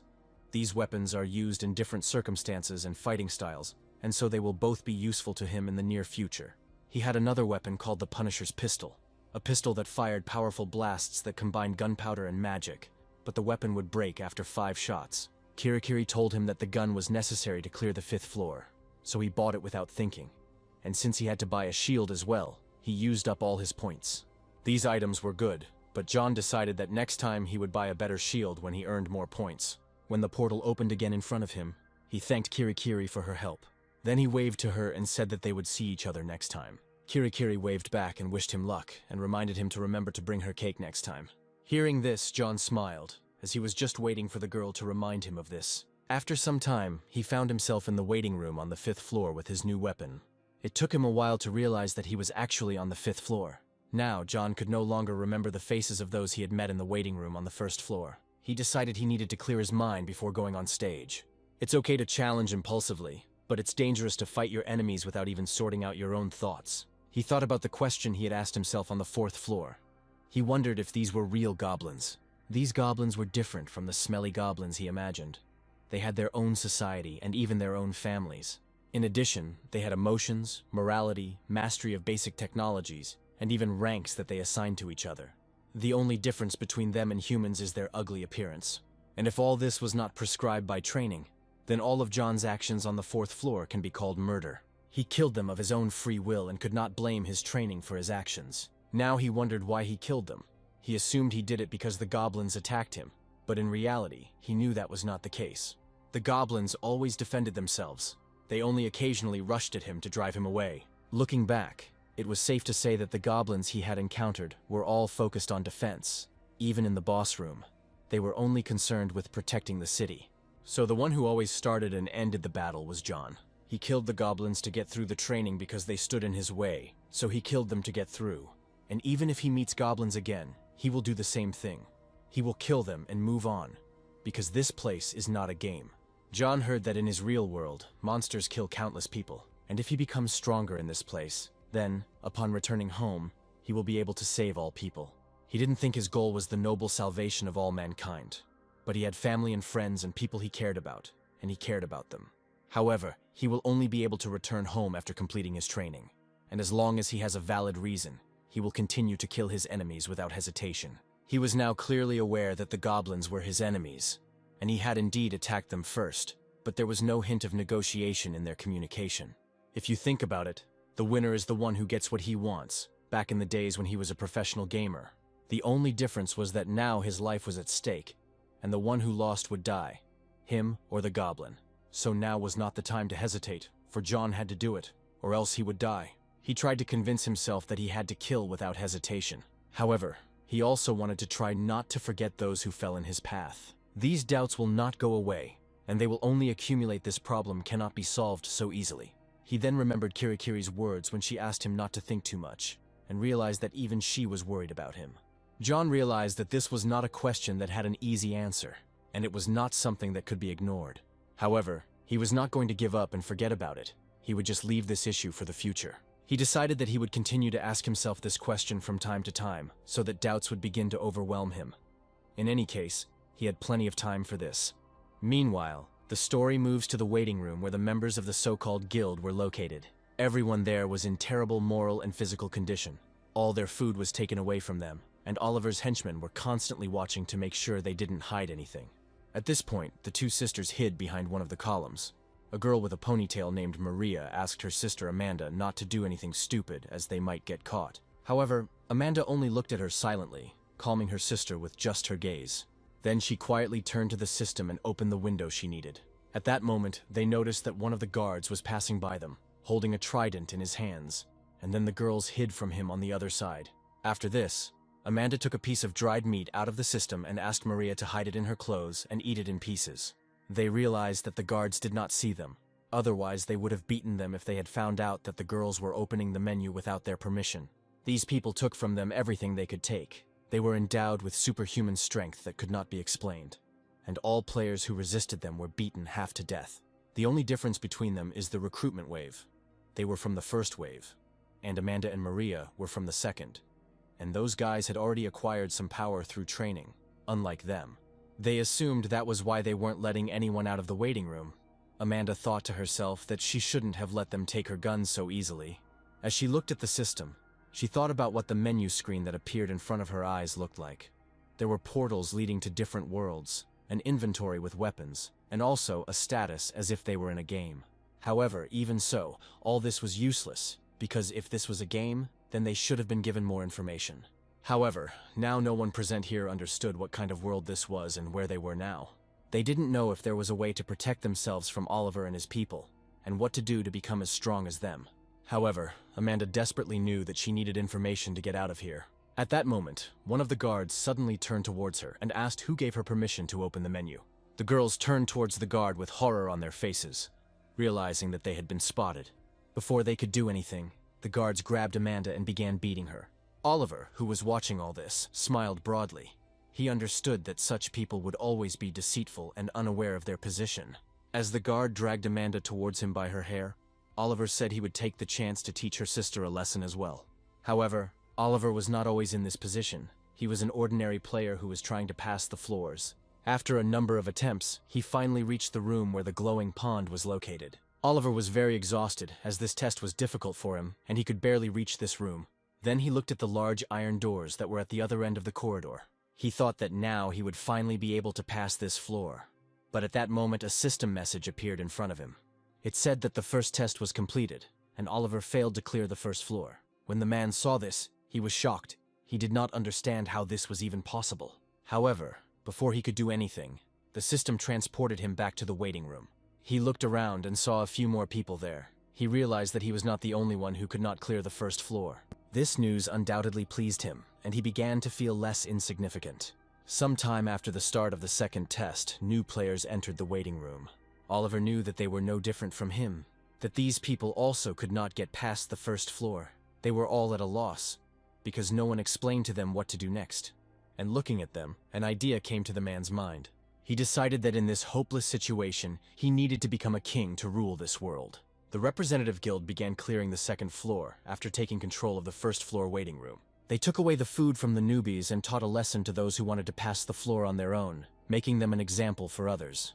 Dying in a waiting room is very difficult, but it is possible. Even if the time spent in the waiting room is over, you can return there after the second trial before heading to the boss room. For 29 days he will have to survive on his own, but at the end, Oliver will reap the sweet rewards of his labors. In this place, where his subjects brought him all their supplies, he felt like a real king. His slaves are the newbies, the cowards who lack the courage to continue their training under his guidance. If these slaves can pass the tests again, then his guild will have unlimited food, so they will be able to achieve stability. And if they have strength and food, Oliver will be in power of this guild forever. He could dominate the waiting rooms of the first floors of any complexity, and thus he would strengthen the position of his kingdom. This plan was not perfect, but the probability of failure was 0. Of course, he knew that there would be those who would want to destroy them, since slaves could send messages for help to higher-ranked players. But he had a plan for that too. He intercepted all messages sent by players in his room and punished those who did so. If it was a man, he was tied to a pole and brutally beaten, and if it was a woman, she might also be raped. This was the fate that befell Amanda, and Maria was forced to watch what was done to her sister. Nevertheless, Oliver was pleased with himself and thought that this world was the best. Meanwhile, the story moves to the 5th floor waiting room where John was. He noted that on the 4th floor his level had increased by as much as 2 units, and the rate of his growth was simply incredible. His skills had also improved quite a bit, but he was sorry that his resilience skill had remained unchanged. Apparently they could have improved if he had deliberately lost and tried again. He also received a message that the goddess of copper activity was furious, but now it was not displayed in the system. John realized that the message was lost because the goddess was no longer angry with him. At that moment, he received another personal message, and the main character wondered who it was this time. The message had the name Carl on it, and then the hero realized that he had heard that name somewhere before. He realized that he had seen this name in the community before, and now he was wondering what was going on. When he opened the letter, he saw that it was full of words of praise. Carl praised the protagonist for having already reached the 5th floor. John calmly told him that he had just arrived here. But Carl said that other players couldn't even get past the 2nd floor of Hell difficulty, and even those on hard difficulty were having trouble on the 3rd floor. Although John replied that he was just lucky, he realized that if he didn't have the willpower skill, it would have been difficult to reach the 5th floor. Looking at the community tab, he thought that people didn't know about this skill, so he kept it quiet. Then Carl suddenly asked him if he knew about the representative guild. At that moment, John realized that these were the same guys who had sent him the invitation earlier, and noted that it was all quite suspicious. Then Carl informed him that, apparently, these bastards were taking food from the newcomers. At this point, John realized that his guess was correct, and these guys were real psychos. Carl continued and said that lately, they have been trying to recruit high-ranking players. John asked him why they were doing this, but Carl said he wasn't sure, but would look into it further. The hero asked how he could help, and then Carl said that he was very glad that John wanted to help them. He then asked John if he knew anything about the Day of the Great Assembly. In response, the hero said that he received information about the Day of the Great Gathering from Kirai, the manager of Hell difficulty. The Day of the Great Gathering is the first event in the tutorial, where players from all difficulty levels will gather. This was the only information John had. Then Carl informed him that the Day of the Great Assembly would soon arrive. He then asked John to keep their communication a secret, as he was not sure who was in the representative guild, and who was not. After they finished talking, John thought about how the guys from the guild would also be at the grand gathering, and he wondered what they were up to since they were recruiting high-ranking players. If the boss room on the 5th floor is huge, then he should prepare well, as he does not intend to lose to anyone who stands in his way, be it monster or humans. The Day of the Great Assembly was approaching, and so John knew he had to prepare. He soon arrived on the 5th floor, where he was met by another monster that looked like a huge lizard. However, this lizard was quite unusual, as it was human-like in its silhouette. Nevertheless, the main character easily dealt with all the enemies that stood in his way. He had to fight 2 lizards at the same time, but he dodged their attacks. He then used his wings to strike them from behind. At this moment, the lizard felt that it was close to defeat. The main character stepped on her tail, thereby preventing her from moving and jumping. The lizard then extended its trident to strike the protagonist in the head. However, John used his combat concentration skill and jumped away from the lizard in time. After that, he immediately used the flicker emblem, and in an instant, he was next to her. Before the monster could even lift anything, the protagonist stabbed her in the chest. The lizard's body fell to the ground, and then the protagonist was finally able to breathe a sigh of relief. He still couldn't get used to the Shamshir and realized that he needed a mentor. He assumed that it was all because of his condition. He had been on the 5th floor for 2 days already. The monsters on the 5th floor are humanoid lizards and geckos. They are more aggressive than goblins. They didn't use any defensive equipment. But compared to the goblins, the lizards were more hostile and stronger, so it wasn't easy for him. He thought it was relatively easy due to the level up on the 4th floor. Suddenly, John realized that he had passed the boss rooms of the 3rd and 4th floors without any losses. That was why the 5th floor seemed quite easy to him, and he thought it would be a good idea to use this time to get used to the new weapon. He needs to get used to the Shamshir before moving on to the next floor, but for today he has already done everything he wanted. Now he needs to prepare for the day of the Great Assembly. It was a bit of a surprise to him that of all the resilience skills, the easiest one to use was burn resistance. It was difficult to get into an environment where heat resistance or cold resistance could be applied, and it was also difficult to increase the level of paralysis resistance, since the level of the pain resistance skill was already high, and frostbite resistance required increasing the level of items, which was troublesome. The level of resistance to burns can be increased by using heated seats, which are the most efficient way to sit and kill time. When the main character looked at the community tab, he realized that there was real chaos going on there. There were a lot of comments, and they appeared so quickly that he did not have time to read them. Moreover, the Guild of Representatives suddenly became quiet. The people writing the comments were excited, and apparently they have nothing to do with the Representative Guild. A few hours ago, a high-ranking one posted information about the Great Gathering Day in the community. This news started a bit of a chain reaction within the community, and now those who communicated through the community tab and did not know each other will be able to meet. For those who are on the brink of life and death, this is the most peaceful event. For those risking their lives, this news is like rain in a drought. However, the main character still doubted that this event would go smoothly. Although he was looking forward to meeting people in such a pleasant atmosphere, he was still nervous. Soon he received an announcement that the Great Assembly Day would last 24 hours and he could enter. The system also announced that there would be a forced entry in 5 hours. John noted that they thought about those currently fighting and did this so that they would not be able to miss this event.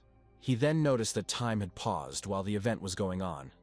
Apparently the creators didn't want to waste the time allotted for the monsters. When the portal opened in front of the main character, he immediately decided to go inside. He jumped into the open passage and immediately began to be carried somewhere far away. Soon he found himself in a clearing that looked like the place where he had met Kirai. The system welcomed him to the day of the Great Gathering and informed him that all attacks would have limitations. All injuries and wounds to the player would be healed. When the protagonist got to his feet, he thought that Kirai should be here, but he didn't see her anywhere. When he looked towards the hill, he saw that there were already a lot of people there, talking to each other and looking quite happy. He walked past them and they seemed not to pay any attention to him. John noted that it was quite busy here, and he hadn't seen so many people in one place for a long time. Now he understood what the day of the Great Assembly really was. Suddenly a man wearing gloves approached him and asked John for an autograph. When the main character turned around, he saw a young guy in front of him who introduced himself as Carl. He said that he was a fan of John since the time when he was a professional gamer. At that moment, John realized that this was the same guy he had been communicating with via correspondence. Then John told him with displeasure that he had been in the folder for a long time. But Carl laughed and said that he should have said so earlier. Then the main character asked him what about those bastards from the representatives. Carl replied that they hadn't arrived yet. They were discussing finding new victims with high-ranking players, and he thought they would arrive later. However, John did not understand why everything was happening this way. Because all the players should be free, since the time spent in the waiting room of the 3rd test and the glass of the victim and the attackers should be separated. But they are still not there. Carl explained that there were a lot of those guild bastards on the 2nd floor. When the 3rd trial was over, they would return to the waiting room on the 1st or 2nd floor. Then John realized that it would be difficult to avoid meeting the guild players. When they turned around, they saw a group of people approaching them.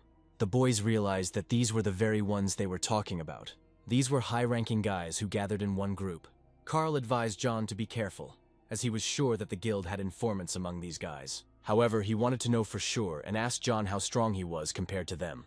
The main character thought for a moment and then confidently said that he was damn strong.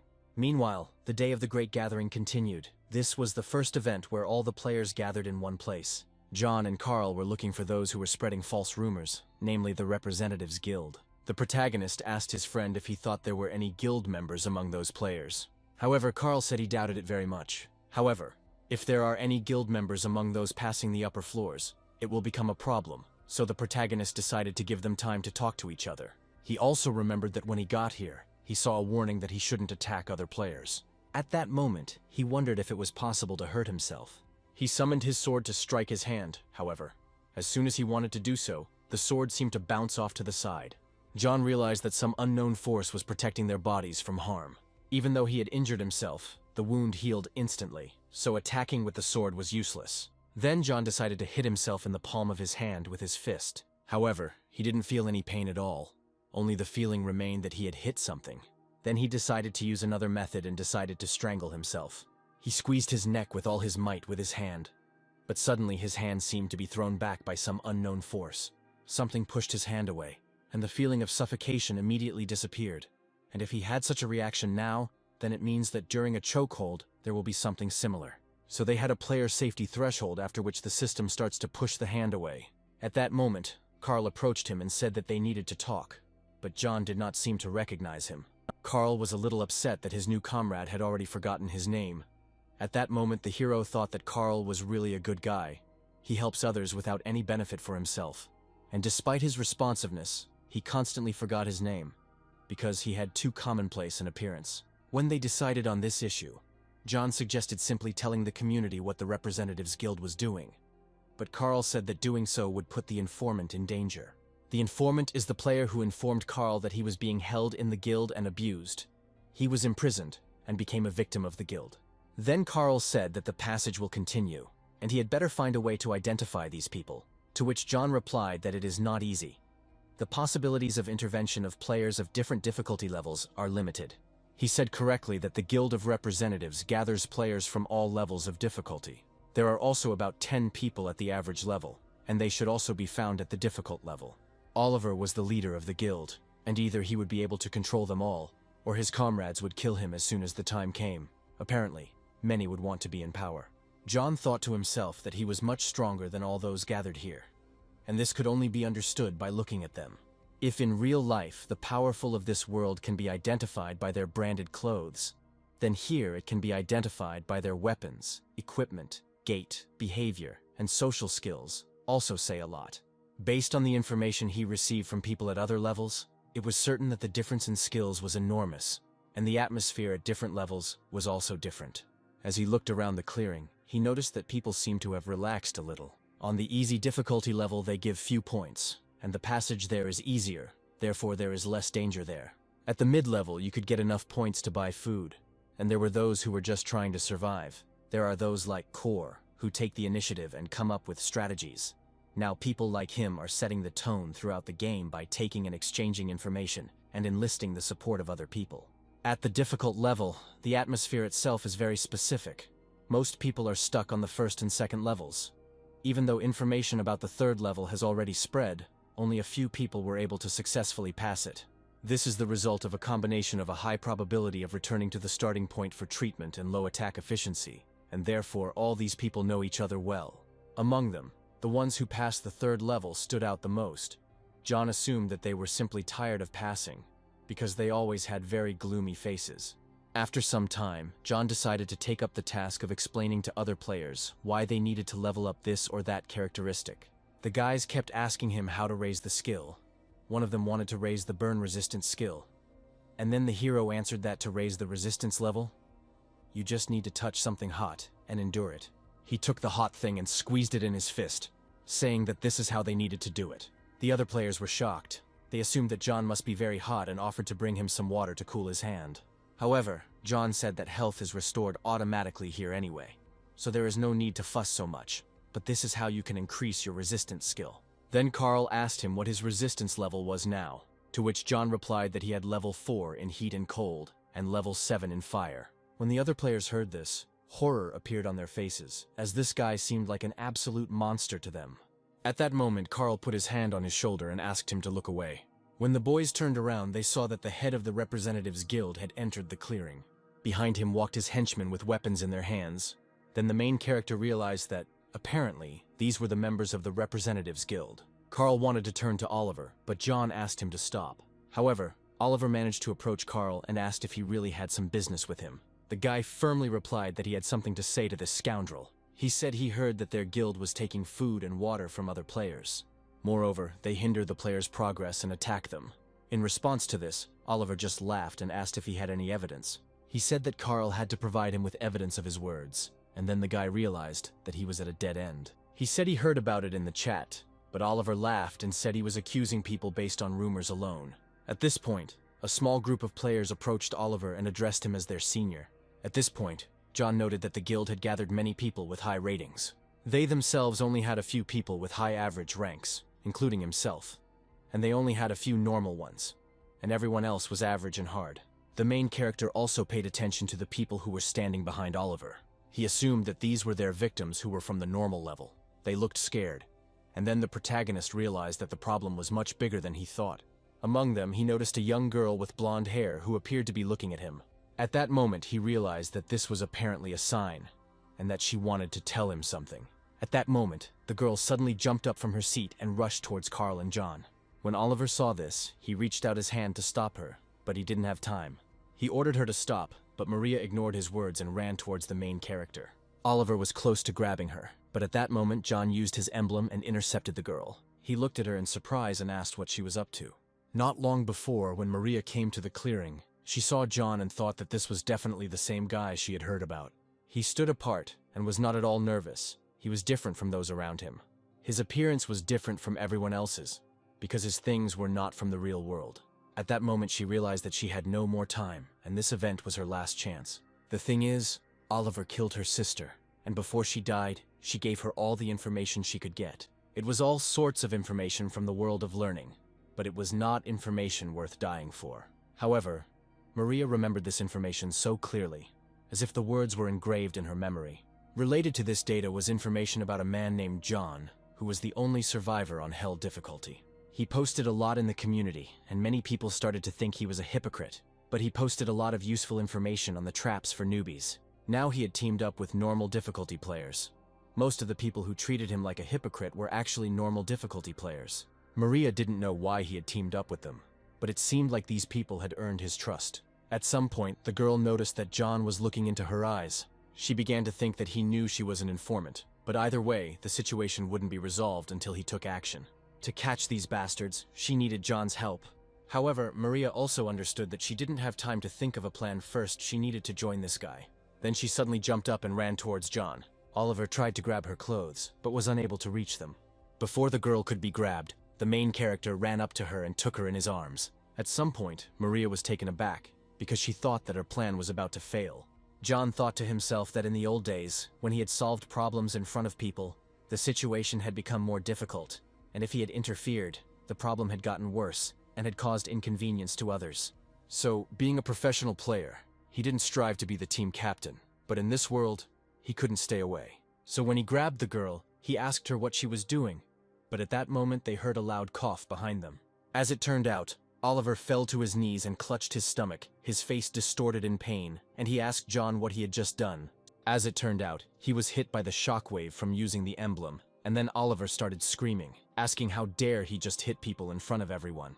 His henchmen, who were standing behind him, supported their leader, and said that they needed to teach this guy a lesson. However, at that moment, the main character summoned his wings, preparing to defend himself from attacks at any moment. He turned to the guild and said that they could try to attack him if they weren't afraid. Oliver and his assistants looked in horror at the guy who had huge wings appearing on his back. However, John asked them not to be surprised, saying that these were ordinary trifles. Then Oliver tried to laugh it off. He said that it was some kind of misunderstanding and he would explain everything now. He promised to tell him everything he knew if he would give him just 5 minutes. At this point, his people began to become disillusioned with their leader because he had become weak. John agreed and flew into the air, saying that now they would sort out this misunderstanding, and Oliver might feel a little pain, but in this place it was impossible to harm another person. He hit him, saying that he could consider this an increase in pain tolerance, and he should try to endure it. When Oliver realized he had been hit, he shouted to his men to deal with this guy quickly. One of them took his sword in his hands and rushed at John with a loud cry. However, the protagonist intercepted his hand and quickly twisted it, breaking all of the guy's bones. The guy suddenly recoiled from the main character and screamed in pain, since there was practically nothing left of his hand. At that moment, John realized that the system had activated a protective function. In literally an instant, the guy's arm returned to normal, and then John jumped over him without rushing at the rest of the guild members. One of them, a man with an axe, was ready to fight back against the attacker. John noted to himself that his build was similar to that of the Goblin instructor, but his pose was very awkward. Then he kicked him in the stomach with all his might, throwing him aside. He thought to himself that even if the system softened the blows, they still caused damage, and that was enough to catch one ugly pig. Then he slapped him, not giving him time to come to his senses. After that, he threw him on the grass, and he seemed to lose consciousness. His neck was twisted, but thanks to the system, it quickly returned to its place. He looked at his opponent and noted that, as he had suspected, the player's defense system was flawed. Hands, internal organs, neck. These are the places where blows pass. In this case, the system neutralizes and also distributes the force of the blow. Due to the limitations of the system, it is not possible to use bone-only strikes and choke techniques often. But if you aim for a vital point and strike instantly, the system will not react. At this point, the protagonist noted that Carl had already gathered people and approached the guild members from behind. And now they had nowhere to run. He realized that no matter how much they ran away from him, he would definitely catch them all.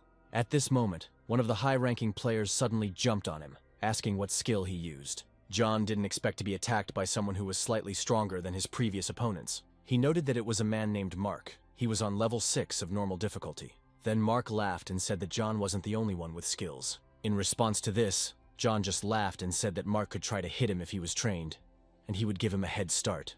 The main character began to think to himself about what kind of skill this guy might have. He guessed that it might be a boosted series, and if so, it might have an instant acceleration effect like the Goblin instructor.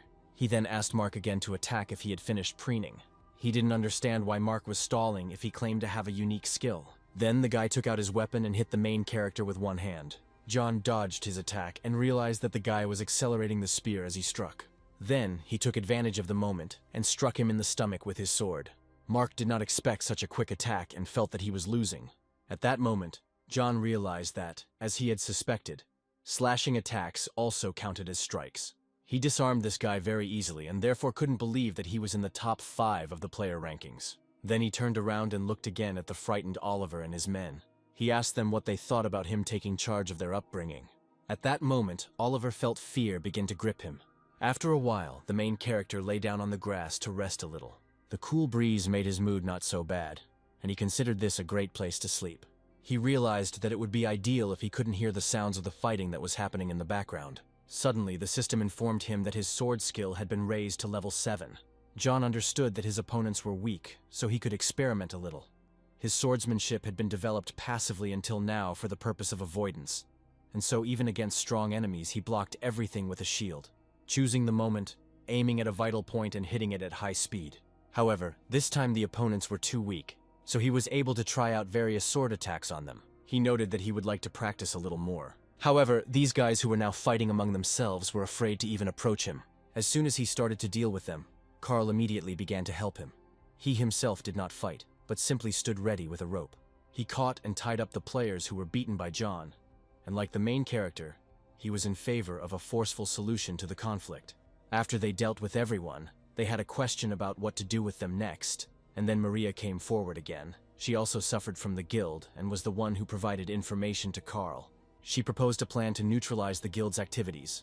The representative's best option would be to send the guild members from the first floor to the second, and warn everyone about possible retaliation from them.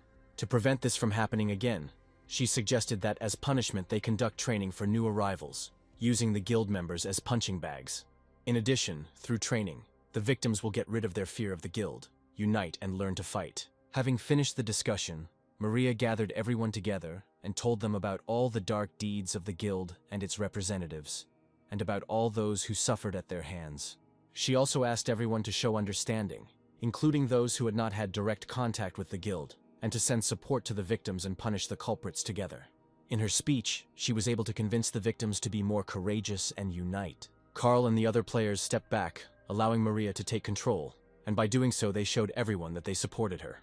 Thus they decided to act according to her plan, so now everyone dispersed and began training, using the guild members as training equipment, and the rankers helped them in this. Of course, there were some complaints about the ethics of this plan, but no one had a better idea, so that's where it all ended. There was no work for John in this regard, so he did nothing. He just counted the hours that remained until the end of the event, and wanted to use this time usefully to sleep. However, at that moment he heard someone approaching him from behind. When he saw Maria behind him, he immediately noted that she had tried hard. The girl looked at him silently and seemed to want to tell him something. Then she silently sat down on the grass next to him. At that moment, John felt that he was rather awkward being here next to her. Then Maria suddenly spoke up and thanked the protagonist for his support. She expressed gratitude on behalf of her sister and the other victims. When John heard this, he was surprised that she had a sister and wondered if she had friends or at least someone she got along with. Then Maria said that it was a little indecent, but she would like to tell him something else. Then Maria began her story. She told about everything up until today. She talked about what happened before the training, how she survived, and how her sister died. After the story, she turned to John and asked him to lend her his power. She admitted that it was a very bold request, and she had no authority to ask for such a thing, but she promised to definitely repay him for it. However, he was concerned about what she meant when she asked him to borrow his power. He thought that she wanted him to train her, but Maria explained that if it was possible, she would like to receive the power right now. When the protagonist realized what she needed, he handed her one of his weapons, namely, a pistol. He said it was a magic gun that fired explosive bullets at a short range. There were only 5 bullets, but there were no restrictions on its use, and it was also quite powerful. The girl asked him how powerful it was, but John said that he had never used it before, and the girl could try it out and fire it herself. Then Maria said that she promised that she would live her life for others and fight to protect people. Thus, she would repay his debt.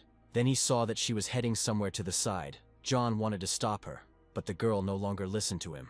She quietly told him that she wanted to test the gun right now. Meanwhile, the rest of the players were training on the guild members, with Oliver, of course, getting the worst of it. The other boys laughed at him and tried to hit him as hard as they could. Oliver was extremely angry, and until the very end, he hoped that he would eventually take revenge on everyone who had bullied him. He felt like he was going crazy, but he hoped until the very end that he could get out of here.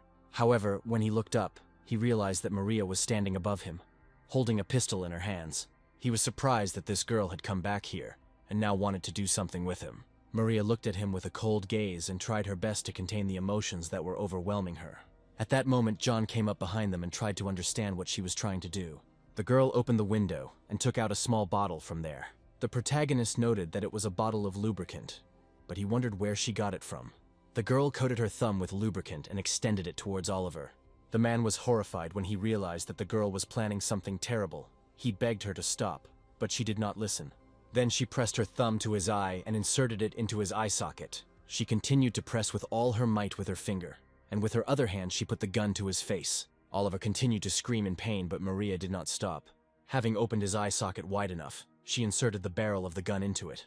After that, she shot him in the head and, as if nothing had happened, turned around and left. John realized that she had given this guy an instant death. She had shot him through the eye so that the healing effect of this system did not have time to work. He looked at Maria, whose face was covered in Oliver's blood, and she said indifferently that it was a perfectly usable gun. John thought to himself that this girl was off her rocker, and even more so than his own. After Maria's revenge was accomplished, her face showed no emotion, neither joy nor sadness. She pointed her pistol at the sky with indifference and made an announcement. This is how a group called the Security Squad was created to monitor the security of the Korean server. Meanwhile, 2 days have passed since the signing of the agreement. The protagonist was originally going to resume the attack on the 5th floor after the end of the event, but then postponed this plan to help with the creation of server guards. Many of the victims became members of this squad, some of whom decided to join Maria even before the agreement was signed. Of course, not everyone was delighted with the girl's actions, but many normal and hard-level players still joined the squad under the influence of her courage. Those who helped deal with the representative guild, including John and Carl, also joined the ranks of the guards. The Guardians of Order wanted to establish such rules to guarantee minimum protection and ensure the safety of all players. It was necessary to take care of weak, low-level players. They focused on aggressive attacking groups, so they made a list of basic rules. These included not using violence against other players, not guessing at other players, not stealing, and respecting the will of other players. Some objected to the type of punishment for breaking the rules, but they still continued and drew up an internal order for the guards, and that is how the story ended. 3 more central members of the representative guild were executed. It was decided to keep an eye on the rest in the future. Executions with firearms and one-sided violence left strong marks on their psychological state. However, John was confident that these people would not think about retribution. He thought about it, but in the end, there were still players who refused to clear and stayed on the 1st floor to prevent this from happening in the future. And it finally became clear to everyone that newcomers needed instruction and an explanation of the rules. Carl decided to do this. He will post the necessary information and materials in the game community. So, on the night of the second day, everything ended. The hero thought to himself that because of everything that was happening, his head was hurting badly. He even thought that he would die, since this kind of activity was clearly not for him. John realized that the most suitable place for him was here, at the entrance to the boss's room. He was on the 5th floor and decided that now that he was used to the one-sided sword, it was time for him to complete this level. Although it was nerve-wracking, he was confident in his abilities and believed that everything would work out. Carefully opening the door, he peered inside to see what awaited him. As soon as the door opened, he noticed a bright flash of light that blinded him for a moment. John froze, trying to understand what was happening behind the door. When the flash cleared, he saw a lizard sitting on the floor in front of him, with its back to him. Looking closer, he noticed that her mouth was open, and saliva was flowing out of it. John was surprised to meet representatives of the lizards here again. Suddenly, the system announced that the test would begin in 30 seconds. John assumed he needed to defeat this lizard growth, but he was surprised that the battle would be one-on-one. Before this, he had to fight hordes of goblins. The system has clarified the goal: to defeat the gloomy shadow warrior Idiltar. When the battle began, John took out his weapon and shield. The lizard was in no hurry to get up. She took the trident in her hands and said something in her own language. Then she turned sharply and looked at John, assessing him with her eyes. For a moment, John froze, not understanding why the lizard was acting so strangely. He assumed that being a grim warrior, she would not attack first. He realized that the lizard was watching him, and from its stance it was clear that this was no ordinary monster. The atmosphere in the room was different too. This was the first monster that approached the fight with thought, and John felt he had to proceed with caution. He believed that their strength was approximately equal, and this lizard was clearly not stronger than him. Looking at her more closely, he noticed the expression on her face. Although she seemed to be drooling, he doubted that was possible. Plucking up his courage, John decided to see what the lizard was capable of. The story moves to the future, where John has contacted the young girl who spoke to him from the waiting room. She reported that Kirai recommended the items to her: a gun with a chance of insects, a spray can, smoke bombs, and a quick elixir. John thought about it when he heard this list. He then replied that although the items were a bit expensive, she should buy them all. The girl asked if it was worth using all the points sent, as she was told not to rely too much on items. John agreed, but noted that the boss of the 5th floor was very strong, and when he passed this floor for the first time, he was much stronger than he expected. The story returns to the present moment. The battle between the lizard and John begins. John noticed an unusual expression on her face. He thought she was nervous, so she took a defensive stance. He knew lizards were proud and warlike, but this one was focused on defense. This was not the same lizard as the lizard man nicknamed the Gloomy. John decided to attack first. At this point, he spoke to the lizard in its own language, saying that he was strong and had never met such an outstanding opponent. The lizard was so surprised that he began to hesitate. This was the effect of the Tower of Babel knowledge skill. It not only translated the monster's language, but also gave the ability to influence their emotions. The lizard replied that strength was shown in calmness and fighting spirit, and it would be an honor for her to fight John, not regretting if she died in battle. John looked at her face again and noticed that she was smiling. He realized that she was pretending not to care, but he could see her emotions thanks to his skill. When the lizard realized that the man understood her, she was a little surprised. She acknowledged his strength and said it was a pity he was born a human. She stated that she had not met such strong opponents for a long time, and, to show respect, she offered him to attack her first 3 times. John thought it was a great idea. It would give him a head start. He understood that in a real battle, counterattack and defense were more important, but he still decided to take advantage of the offer. John summoned his wings and prepared to show the lizard the consequences of her choice. He used a deadly combination of Talaria's electro wings. In an instant, the full force of the blow was directed into the lizard's body, cutting it in half. John was surprised by what happened. The lizard seemed to have exposed itself. He realized that she had seen his electrical attack and dodged it, perhaps possessing the ability to think faster and concentrate in combat. However, it was not a fatal attack. The lizard regrouped and attacked him from above. John noted that the lizard was operating from a long distance, and it had not deceived him about 3 attacks. He had never encountered an enemy that could be affected by wings before, and he thought he would encounter an enemy with a powerful strike force. But this lizard anticipated his attacks and avoided them. The lizard said that he was truly an unusual person, and she even wanted to make him her husband. John was stunned by these words. He thought he had misheard, as this was the first lizard woman he had ever met. However, when he looked at her face, He noticed a slight blush on her cheeks, which horrified him. He was so scared that he threw all his weapons at her, trying to dismember her before she got to him. He thought to himself that he had unknowingly dropped the sword, but this lizard simply recovered no matter how hard he hit it. He then decided that he needed to create a hole in her defense and rushed at her again, but the lizard struck back. John was horrified because he had never seen such a blow before. When he turned around, he realized that she was trying to hit him with her powerful tail. At that moment, he saw a chance to counterattack and hit her in the face with his shield. Then it was the lizard's turn, and it tried to hit him with its trident. After that, they jumped away from each other because they needed to catch their breath.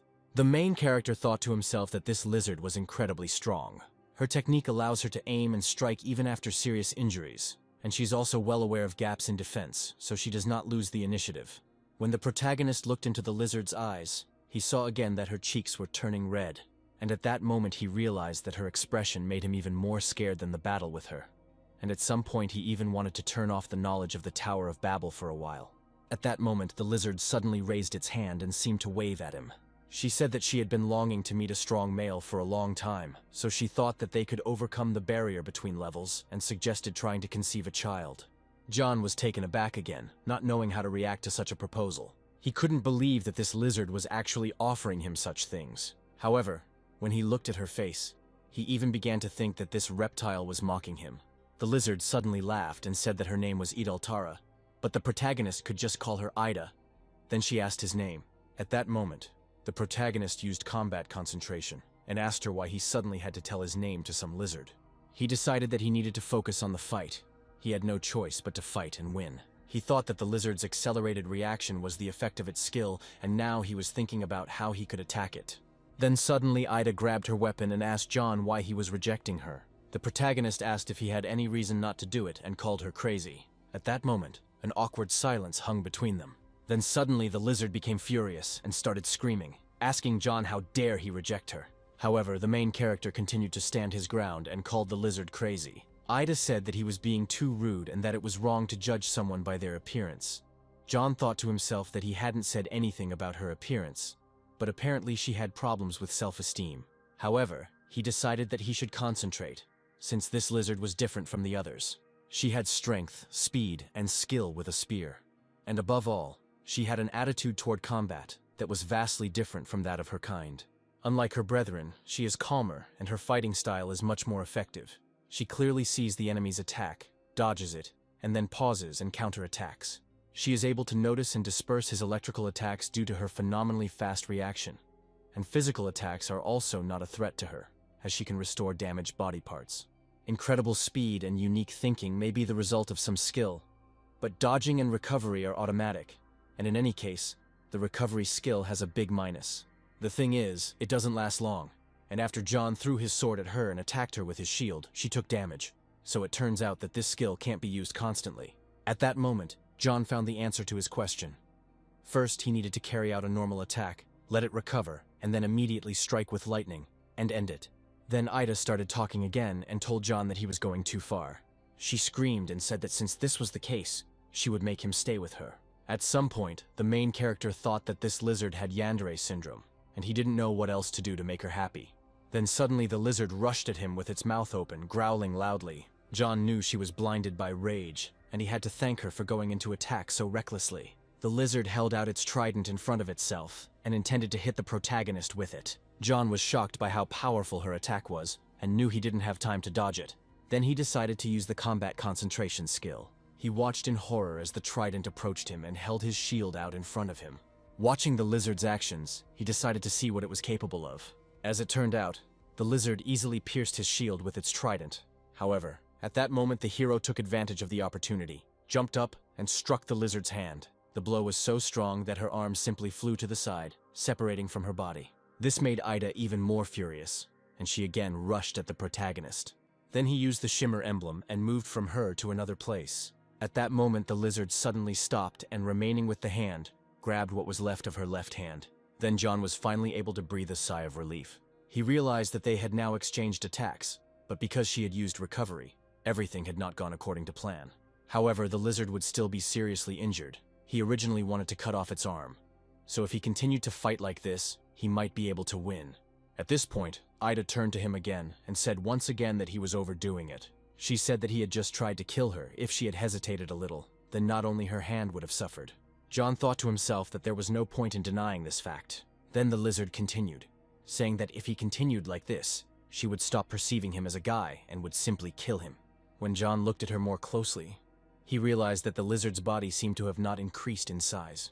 In just a few moments, she had become several times larger, and all her clothes now did not fit her in size. John thought that she was moving to the second phase. Once the lizard was ready, it rose to its feet and looked resolutely at its opponent. At that moment, John felt the earth shaking under his feet. Now the lizard became even stronger than before. She kicked the floor with all her might, and it began to crack, causing the main character to fall. He also thought that his shield was close to breaking. Looking at Ida again, he realized that she definitely looked like a boss monster now. At this moment, the lizard once again rushed to attack, using its remaining arm. The main character had to retreat from such a strong blow, and he felt that he was already running into a wall. He wasn't sure how long he could last. He had used the shimmer emblem too much and there were about 2 times left. At that moment, Ida hit the wall with all her might, near which the main character was standing. Her blow was so strong that the wall simply broke into stones. At this moment, the protagonist took advantage of the opportunity and summoned his weapon. He then plunged it into the lizard's chest while it was busy striking. After that, he summoned his wings and flew past her, holding a weapon in his hands. However, the lizard continued to attack him from a distance, and then John realized that it really wanted to kill him. However, he had no intention of staying, so he jumped into the air, screamed loudly, and prepared for another attack. However, he soon landed, his wings dispersed, and he told Ida that she was indeed strong. The lizard asked him if he had changed his mind. At that moment, an idea came into the protagonist's head. He froze in place and asked her to give him time. Then the lizard heard this and was confused and asked what he was talking about. John explained that her proposal was so sudden that he was confused and needed time to think about it. He decided that this was the best thing to say to someone when you didn't want to turn them down, since he had heard about it from the younger guys at the university. Then Ida asked him how much time he needed. John noted that the lizard quickly calmed down after his words. Apparently, in her eyes he was really handsome, so he answered her that he needed just a little time. Everything worked out well for him, because eventually the lizard stopped. He understood that she had gone completely mad, and it was unknown when she would go berserk again. So he turned to the system and decided to first restore his strength with the help of the elixir of healing and restoration of strength. After that, he decided to change his weapon to another. The lizard then asked him if he had thought about it, and John replied that she needed to wait a little longer because he needed to concentrate. He picked up his shamshir and looked confidently towards Ida. When he practiced this technique in the waiting room, the failure rate was 90% if he failed. The lizard would immediately start fighting back.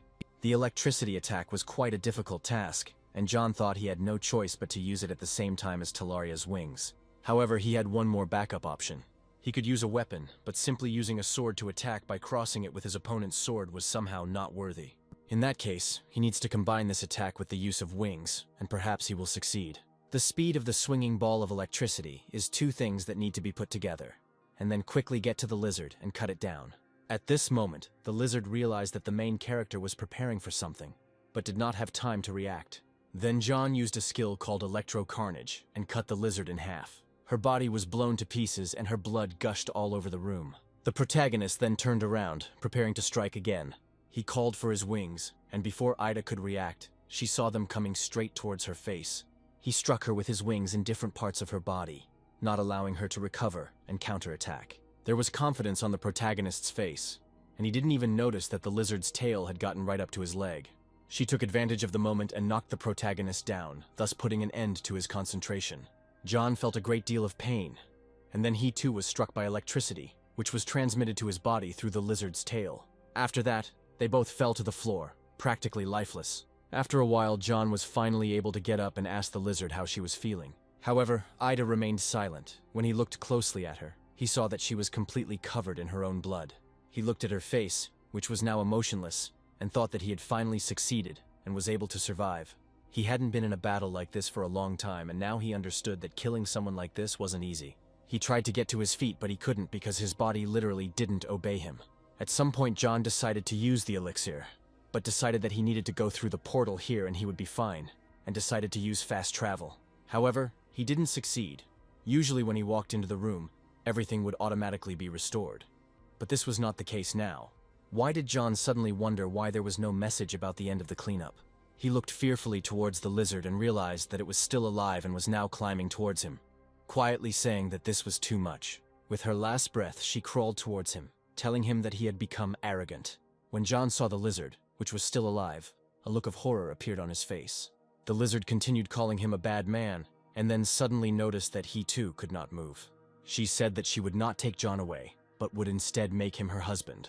John thought to himself that this fate was much worse than death. However, Ida continued to crawl towards him, despite the serious injuries he had inflicted on her. John was horrified. This lizard's libido, or rather her obsession with marriage, had gone too far. However, the pain shock in his body still did not go away. But John could already move a little. He decided that now would be the best time to use the electric attack, or at least the wings, or any remaining weapon. At that moment, he thought that it was a mistake to give his gun to Maria that time. Meanwhile, the lizard continued to crawl towards him, clinging to the ground with its claws, and continuing to say that it would make John its husband. A look of genuine horror appeared on the protagonist's face. He even began to think that it would be better for him to just bite his tongue and die quietly. However, he quickly realized that it was too early for him to die, and today was clearly not the day, so he needed to concentrate. He tried to calm down and think about what he could do now. He didn't understand why this lizard was so obsessed with the wedding, but he needed to pull himself together and come up with a plan of action. Then suddenly he realized that he needed to perform an electrical attack. However, Talaria's wings were still unavailable. However, his hands had already begun to obey him, but his head was still spinning. When he went into the system, he noticed something there called a warm stone. He thought it might work because lizards are reptiles, which means they are cold-blooded. He took out this warm stone because he was sure that this lizard was vulnerable to temperature changes. He decided to wait until Ida crawled close enough to him, and then shoved the stone down her throat. Meanwhile, the lizard continued to crawl towards him, making menacing roars and saying that her new husband would stay with her forever.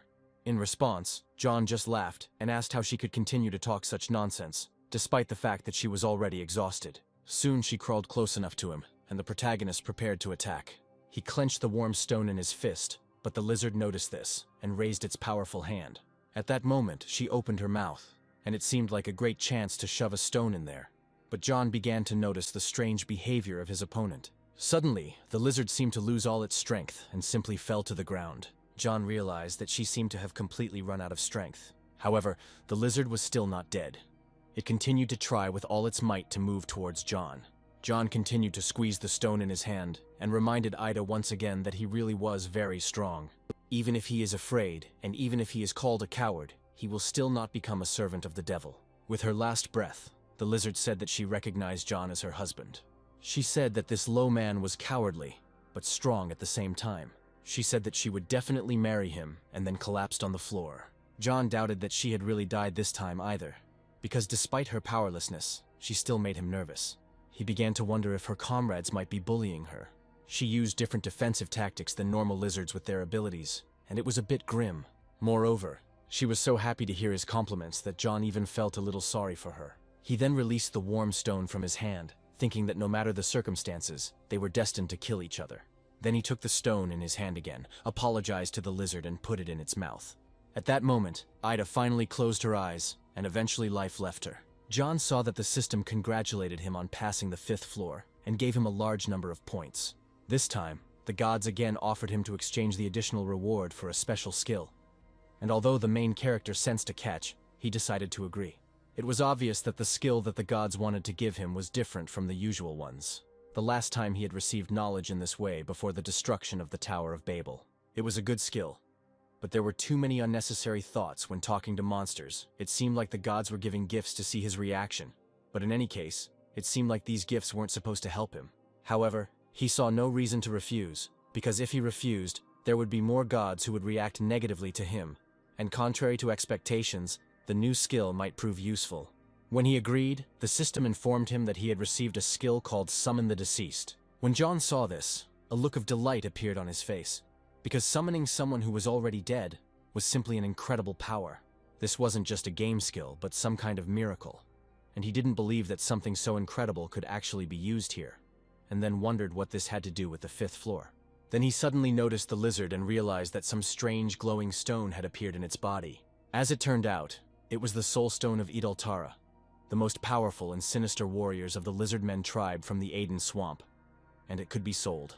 At that moment, he wondered if they really wanted him to bring Ida back to life, because then she would start talking about marriage again. At that moment, the system informed him that several gods at once were disappointed and condemned John, and he decided to simply ignore their opinions. As he looked at the portal that served as the exit from this floor, he thought that intelligent gods simply do not exist. After that, he extended his hand to the portal and finally decided to leave this floor. The next moment, John found himself in the clearing where he usually met with Kirai. The girl was already standing behind him, but she didn't sound as happy as usual. She said that this time he had done wrong by trampling on a woman's heart. However, John just chuckled and said that she would not like to see him mate with a lizard. Meanwhile, in the main character's waiting room, a portal to a new floor was already waiting. The system informed him that he needed to assemble a team of 5 people before entering the 6th floor. John and Kirai then sat down to eat some cake. The girl told him that John was perhaps the first person to be courted by the gate guardian of the 5th floor. The reason why the gods suddenly showed interest in him was probably due to the rarity of the event that had occurred. Then John said that he was interested in something. He had suspicions about it, and after the 5th floor they became stronger. However, Kirai immediately covered her ears and warned that she could not tell anything. John was surprised because this girl literally read his thoughts and answered his questions in advance, which he had not even asked yet. However, he went on to say that goblins and lizards had their own cultures and societies. He didn't know if it was another planet or dimension, but their worlds were real enough, or if it was an imitation of the real world. He then asked if there was any teaching outside of Earth, as he had realized from watching everything that was happening. Moreover, all these events were somehow connected with monsters that appeared in reality. When Kirai heard this, she froze for a moment and looked at John gloomily, but did not answer him. The protagonist was irritated, but he realized that he should stop asking her questions. When Kirai heard this, she suddenly laughed cheerfully. She said that she didn't care because it was just his guess, but if he continued to try to find out the answers by watching her reaction, she would get angry. At that moment, John thought that history was repeating itself again. When Kirai gave it all away with her expression, it was most likely out of courtesy to him. The girl always gave him important information and tried to help, so he shouldn't brazenly take advantage of her intentions. So even though he didn't want to, he still changed in front of Kirai. After that, he headed towards the portal to get to the waiting room. Before he left, the girl asked him if he wanted to think about Ida's offer some more. She said that the lizard could become a reliable ally, and it all depended on how nicely he asked her about it. However, John said that he had no desire to persuade her, since this lizard was clearly abnormal. Then he put on his cloak and headed towards the portal. This time he didn't want to buy anything and wanted to save up points. He thought to himself that he was going to change the shield to something more effective, but he lost too many points, so he decided to go to the 6th floor first and save up more.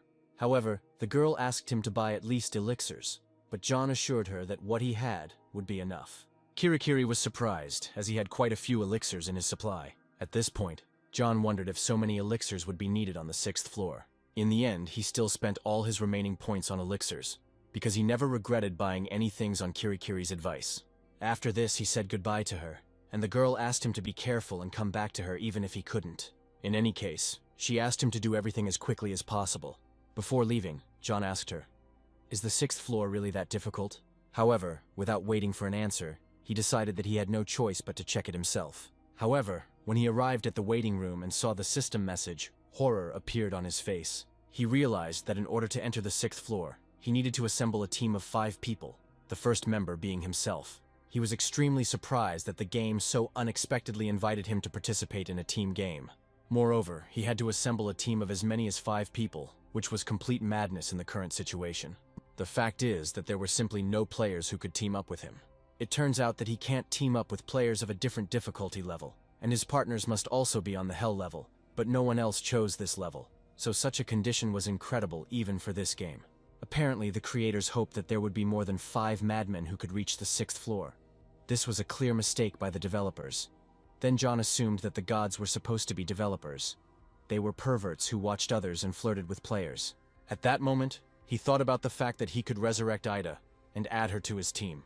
However, he quickly discarded this idea, as he had no desire to revive it. At that moment, the system informed him that the god of adventure was disappointed and extremely unhappy that the gods had been watching him all this time. At one point, he even imagined this god of adventure as a perverted old man who watches everything that happens with an unhealthy desire. And then he suddenly realized that he had been incredibly stupid for choosing the Hell difficulty level without even thinking about the consequences. At that moment, he remembered how the party game appeared on the 6th floor of the normal level, and it became a topic of discussion in the community. The fact that there was a group game had a big impact. There were those who wanted to go there alone, and those who discussed what weapons to prepare and what skills to develop. All the Hell tier players were wiped out on the 1st floor, let alone the 6th, so playing in a group here and now is just nonsense. At this point, the system offered him to enter alone, and the protagonist was glad that this option was left in the settings. But in this way he had to do all the work for 5 people. It may have sounded easy in words, but he knew that if this system was asking him to create a team, then there had to be something incredibly complex there that only 5 people could handle. At some point, John began to think that he could be as strong as 5 Hell difficulty players. He thought about how strong he would be among the players if they were here. He assumed he would be above average, and so he was confident now. Kirai said that it was because of the uniqueness of the God of Slowness that he was able to obtain his power skill. And if it weren't for that, he might not have obtained the power at all. And if he was right, then the God of Adventure gave him strength only because the God of Slowness gave him strength. Since John had become accustomed to attacking and blocking blows, he had no sense of lack of skill. He had prudence, resourcefulness, concentration, adaptability, quick reaction, patience, and also passion.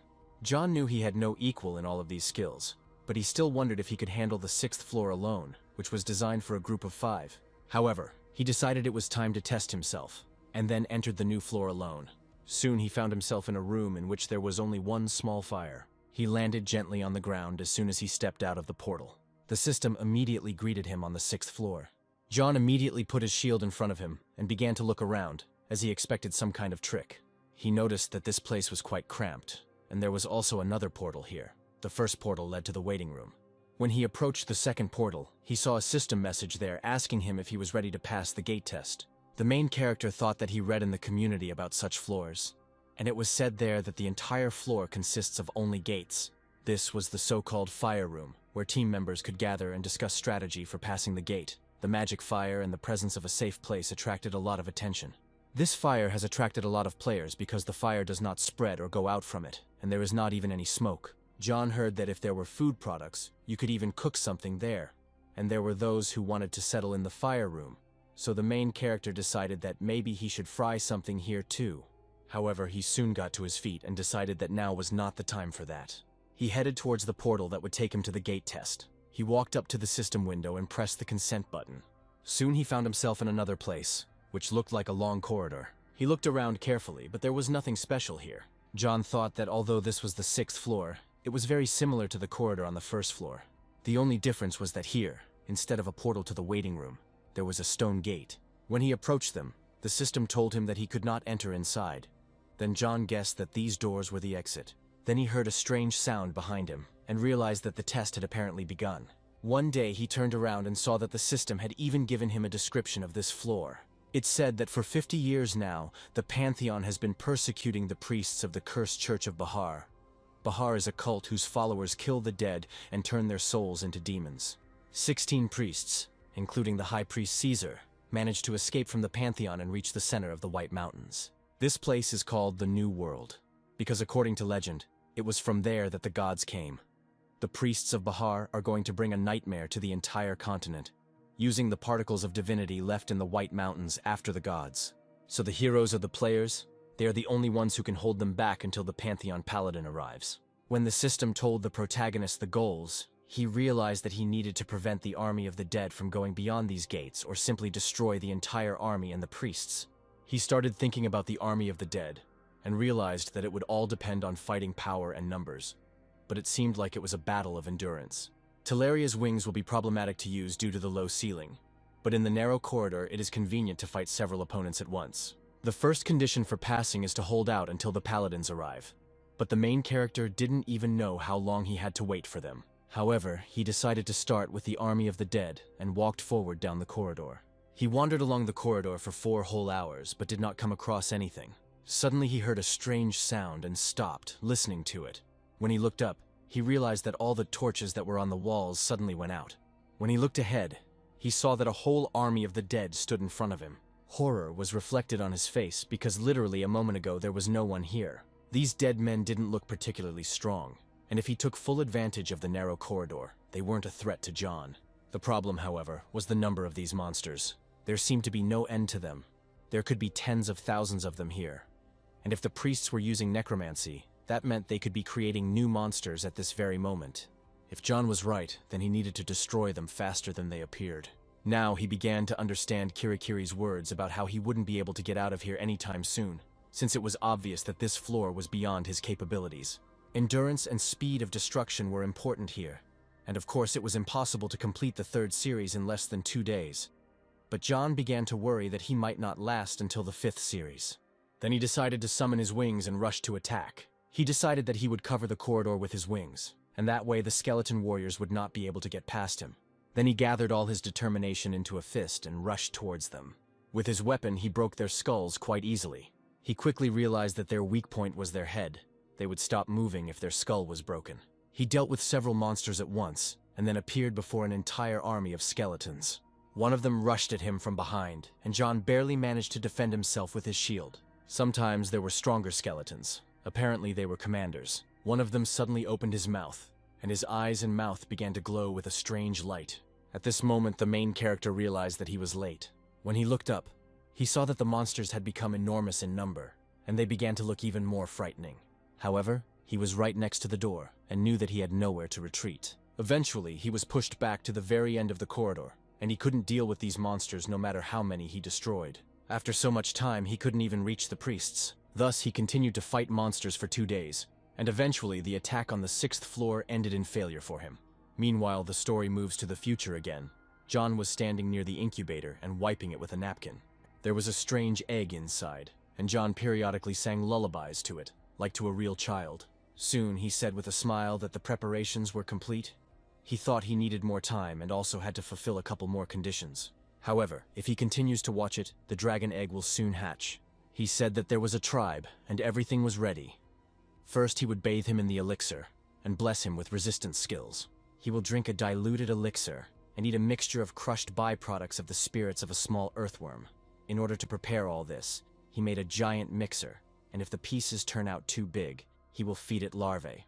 John learned some magic, and if suddenly the newborn dragon does not follow him, he even made a dragon's heart, so that if his appearance glows, he can come to terms with it thanks to one person. He was very familiar with reptiles. As he walked down the corridor, a message from the system appeared in front of him. It turned out it was Carl. He wrote to John because he wanted to say goodbye to him before he went out. John said with a smile that he thought he would be stuck here, but Carl finally leaves.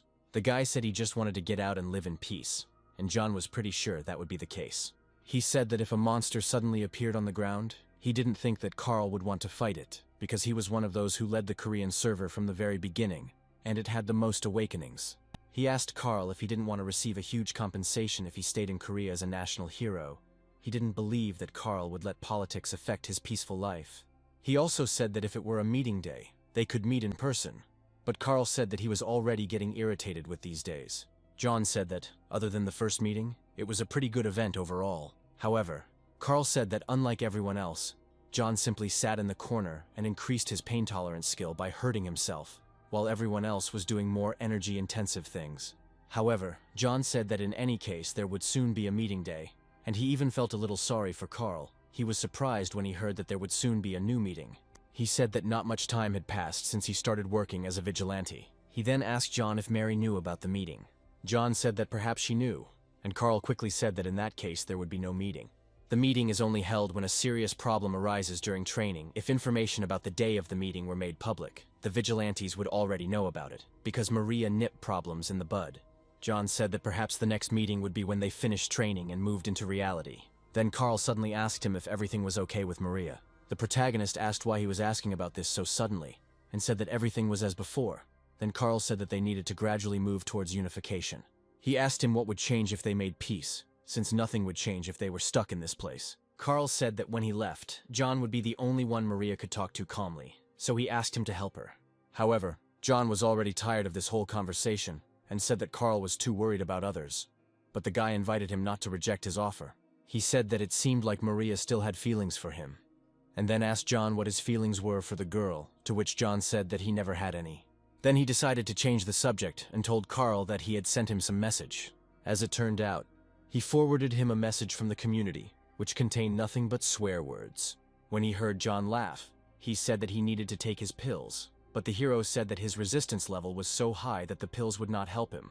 Carl began to think about how he could teach his comrade a lesson, to which he had to say that he would talk about it with Maria later. Realizing that he was actually lying, Carl told him that if there really was a meeting, he would see that new guy, and asked John if he was on the 6th floor now, and if he expected too much from him. The hero said that there was nothing surprising about this, because there were those who reached the 6th floor before. Carl said that John was very heartless, and this player was very good, but John said that he could not be as good as he was. He said that he couldn't get past the 6th floor even on the 3rd try. Carl said that John was a real monster, but nevertheless the newcomer looked quite talented. He asked John if he thought this newbie would be able to get through the 6th floor. The protagonist replied that this guy was an archer, and if he couldn't do it, he would send him one item to help. He said that with this item he could easily reach the 10th floor, and if he was lucky, he would even go up to the 30th, like the American newcomers. Carl then asked John how strong he was now, but the hero asked why he was asking that, to which Carl replied that when he got out, they would definitely ask John, and he needed to know what to answer. Carl then asked him how strong he was compared to a G-class monster. As it turns out, in the real world, all monsters were divided into classes depending on their strength. First from A to F, and then Class S was added, and then Class G appeared. G-class monsters are considered a national threat, and there are currently only 4 G-class monsters on Earth. This class usually takes over a territory and stays there, and a G-class monster called Oaklear settled in New York, leading to an open clash where the best players were mobilized with the US forces. As a result, the army's top players were mobilized, and as a result, the monster was defeated. But the damage was enormous. More than half of the top players were killed. All this John heard in the community from newcomers, since he was in training from the very beginning. He never saw these monsters, however. Based on the information he has, he had an answer for Carl. He said that he was much stronger than a G-class monster, and there was no point in even thinking about it. Carl laughed and said that he had heard this offhanded answer somewhere before, but thanked John for his honesty. Gradually, the conversation turned to memories of the past. They recalled their first meeting, the bad and good moments. John had only met Carl in person a few times at meetings, but it was a fond memory for him, as he was the only one on the hell level. Carl became a friend to him and even a family that he didn't have. When they went out into the real world, they wouldn't be able to meet, and messaging would also be unavailable. Then Carl said goodbye, saying that he would go first, and they would see each other outside. John thought it felt like a farewell. He asked Carl to say hello to the people outside. He thought to himself that it was time for him to get out of here too. But for some reason he continued to doubt it. However, he decided that he should get to the real world as soon as possible, and left a note on the table, at the end of which he asked to say hello to Kirai. The story returns to the present day. John has returned to the waiting room after failing the test on the 6th floor. It was his first defeat, and so he spent some time trying to recover. He failed to get past the 6th floor, and all 3 attempts ended the same way. However, he decided not to give up and hoped that the 4th time would be lucky for him. Still, the likelihood that he would be able to clear the floor was low, and he knew it. He had nearly died many times, starting from the 1st floor, but he had never felt so broken. He doubted that he even had a chance to get through because there were too many monsters. It was like that moment when John almost decided to give up everything and left in agitation, losing the strength to move on, falling behind the others and losing to a newcomer. However, when John came into this world, his body recovered. The bent back, sore wrist, and slow reaction returned to their previous state. He trained like crazy, leveling up until he was almost superhuman. However, he still could not recover from 3 consecutive defeats. While he was in a despondent mood, the news was announced to all the players in training. The Chungcheong province in Korea was completely destroyed, and it left everyone in shock. All the players were surprised by the news that the newcomer told, however. The military strategy in Korea was well thought out, and other areas were safe. Measures were taken to prevent the spread of monsters. Containment lines were established in the north and south of this province, but this did little to calm the situation. However, the situation in other countries was no better, so the damage done to Korea was not as extensive. There was also unrest in the training as soon as the 4th event began. Maria started a war against the former guild members, using the pretext that they had returned to the affairs of the past. John didn't think that the people who suffered during the event where the Union was created would have a different opinion. The war ended quickly, and as far as he knew, at least 8 people were subjected to repression, and Maria decapitated one of the instigators. Now everyone is wondering whether Maria should continue to lead the Union. Of course, people were divided into 2 camps, those who were against and those who were for. However, John himself did not know what decision would be correct. He did not know whether Maria would become a cruel murderer and live for revenge, or choose the path of a fair judge and devote herself to an honest trial between good and evil. So he decided not to interfere as long as things remained within reason, and if the problem got out of hand, the union would hold a meeting. If the meeting did take place, he decided to behave as before and stick to the same position. In the meantime, Carl was very busy. He wrote and published a training guide to the community to help newcomers adapt faster. On the internal trading platform, he launched a trading system based on an auction. The rule was that the goods listed for 7 and 77 points were intended for a specific person, so it was impossible to participate in their redemption.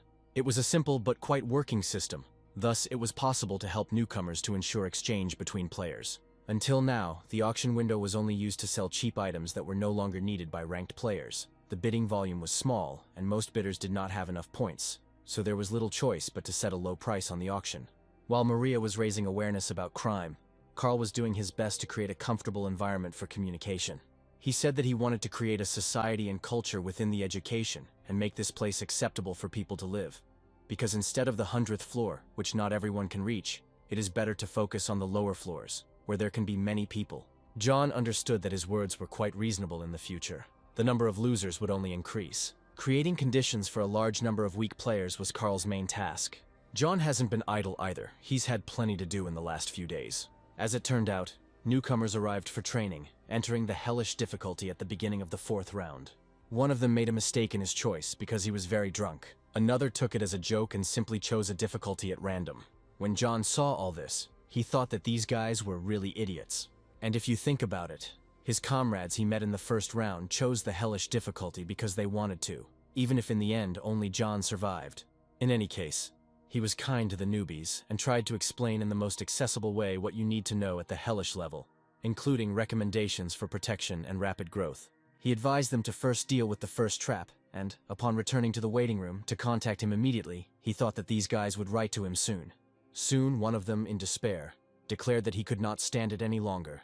These arrows were too fast, and he did not have time to dodge them, since he did not even see them. When John received this message, he didn't know what to answer at first. The man said he accidentally fell, and it saved his life.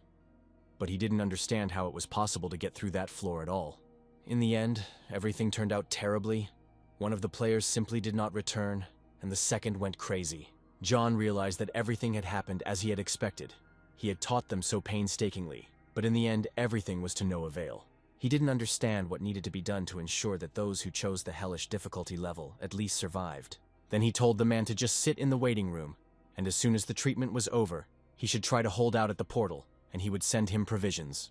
He told the surviving guy not to try to do anything. He wasn't sure if it was the right decision, but man is a mentally weak creature. He must survive 30 days in front of the portal, eating only dried meat and water, then a couple of days in the waiting room, and then 30 days again at the portal. John assumed that this guy might have to live that long.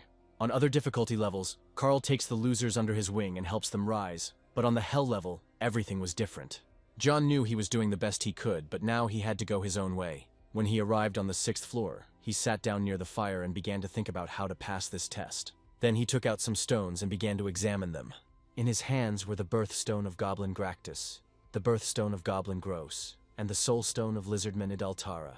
By summoning the dead wives, he could increase the number of allies to 3, but he didn't know if they would be good allies. But if he could persuade them, something should work out. He thought that if these 3 joined him, they could split into teams. They would split into 3 teams and attack in turn. This will help to conserve strength, and will also give the opportunity to use the reserve as a rapid response group in a critical situation. When the commander appears, the reserve will become a rapid response group and will attack alone. John will not be able to attack the commander and fight off the advancing skeletons at the same time. It was also possible to try to break through 4 at a time. Given the width of the corridor, this was quite possible. As John had expected, summoning the dead was a very useful skill. So useful that he began to feel like the gods had specifically given him this skill to help him get through the 6th floor. However, he was confused by the phrase about a certain time in the skill description. He assumed that once this time passed, all the summoned ones would disappear. It was obvious that group floors would appear in the future, and even if John could handle it here with the help of summoning, who knew when he would run into a wall? So passing the 6th floor using temporary allies was not an option. The answer is to take a long-term view and grow to the point where you can always handle the work of 5 people. So he decided to go back to the beginning and try not to die. He had to fight, overcome life and death, attack again and again, not give up, even if he didn't succeed. At least if he kept challenging himself, his level and skills would grow. And this was different from reality, where the body could simply break down if you overdid it too much. There is a waiting room here so fatigue and pain don't accumulate. It's an environment where you can focus only on growth. So John decided to leave the attack for now, since he had no hurry. If he uses a skill to pass this floor, his stats will not increase, and he will respawn on the next floor. After all, the best way to pass is to work without rest. If he fails, he can simply return back to the waiting room and try again. Therefore, his only requirement for himself was simply not to die. He decided he couldn't afford to do that until he could deal with these skeletons himself. He had levels and skills that increased as he grew, and a waiting room where he could fully recover. And if his will is strong, then he can overcome any obstacle. And this was his choice. The world of training was similar to many RPG games, the main thing in which is constant leveling up.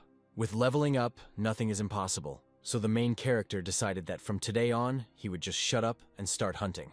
He decided to show his tenacity and perseverance as a professional gamer. His original goal was to reach level 20. After some time, his 4th attempt was completed, and it again ended in failure. The story moves to the future.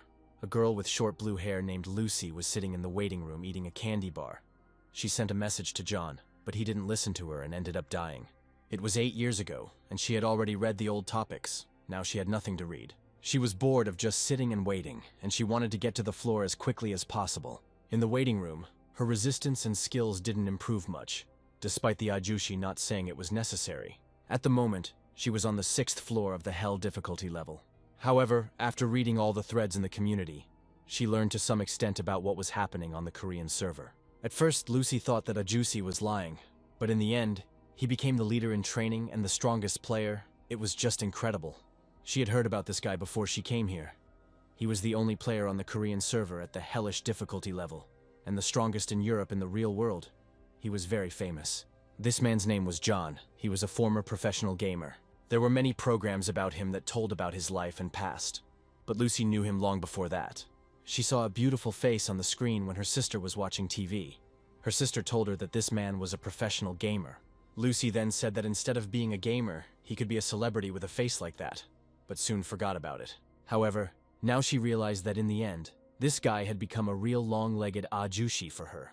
When Lucy mistakenly chose the Hell level, he became the one who gave her hope back. He became her support. If it weren't for John, she would have died long ago because he even supported her during the attack. Lucy lay on the bed and continued to whisper that John was her support and encouragement. But then she suddenly jumped up, not understanding what she was even thinking about. Then suddenly she received a message from Maria, who asked if she had finished her preparations. At first, Lucy thought she had sent the message to the wrong place, but she decided not to show her excitement to Maria. She said that everything was ready, and asked why Maria was asking her. The girl replied that there was nothing special about it, just that Brother John asked her to take Lucy home. When Lucy heard this, her face turned red. The girl was surprised that Maria called John her brother, since it was the first time she had heard him called that. In the community, everyone communicates with each other informally and even swears, but Lucy herself has never called John her brother. She then told Maria that John had gone to the 61st floor to collect glasses, and the girl then asked Lucy if she remembered what to tell the curator. Lucy was unhappy that even today Maria was rude, and she constantly felt some kind of hostility from her, but she calmly answered her that she remembered everything. She didn't understand why Maria was pestering her like that, and what she had done to her that she treated her like that. But then she decided she needed to stop thinking about it. She decided so, the portal, and was finally ready to go to the floor. The theme greeted her on the 6th floor. The thing is that John didn't tell her much about this floor. He gave the basic information that was enough to not die, and told her to look for the rest on her own. Lucy agreed with this decision. She already knew that on the 6th floor there were endless soldiers, skeletons, and priests who created them. So she had to find a way to hold out until the paladins arrived, because she couldn't handle the constant influx of skeletons. Then the girl became determined and decided to try to follow this plan. She used her skill to increase her speed and ran forward down the corridor. The girl knew that at the 6th level, speed is life, so she used a top-rank magic stone and a concentrated magic potion. After that, she summoned a portal. The outline of the portal she had opened appeared on the floor in front of her. She then jumped into it and used a skill called Sylphria. He allowed her to jump as fast and as high as she wanted. She decided that from now on it would be better to move using magic, periodically leaving traps. Soon she reached the place where the corridor split into two. She decided to leave an explosive magic circle at the fork. After that, Lucy used the detection skill and realized that the skeletons were still far away. After that, she used the jump skill again and headed away from that place. She remembered all the turns and could reproduce the route she needed at any time. Soon she reached the place where the skeletons were already located. She cast a spell, and at that moment a large cloth appeared above her head. It was spiritual magic with the ability to fly and become invisible. Then she wrapped herself in this fabric and decided that now she needed to move near the ceiling. She moved forward and soon came to a small cluster of skeletons that emitted dark energy. In the middle was a skeleton, surrounded by people who looked more like dead people. They were chanting some kind of spell, and the more they tried, the brighter the color glowed from the skeleton's body. Meanwhile, Lucy, using her fabric, hid behind one of the pillars and decided to observe everything from the side. She noted that there were 16 priests there in total. If they sensed her, they would attack immediately, so she had to hold out for longer than 6 seconds. That was her limit. But time was running out, and she took out her bow, pointing it towards the priests. She shot one priest straight in the head, causing him to explode. The other priests immediately turned their attention to her and began to whisper something in an unknown language.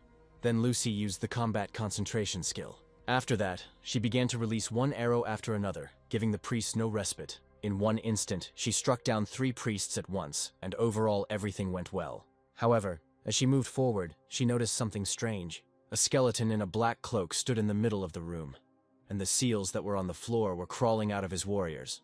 The girl was terrified and had no choice but to use the portal. This place was very dangerous, so she decided to escape from there. In an instant, the portal transported her to a safe place where she had left the portal seal shortly before.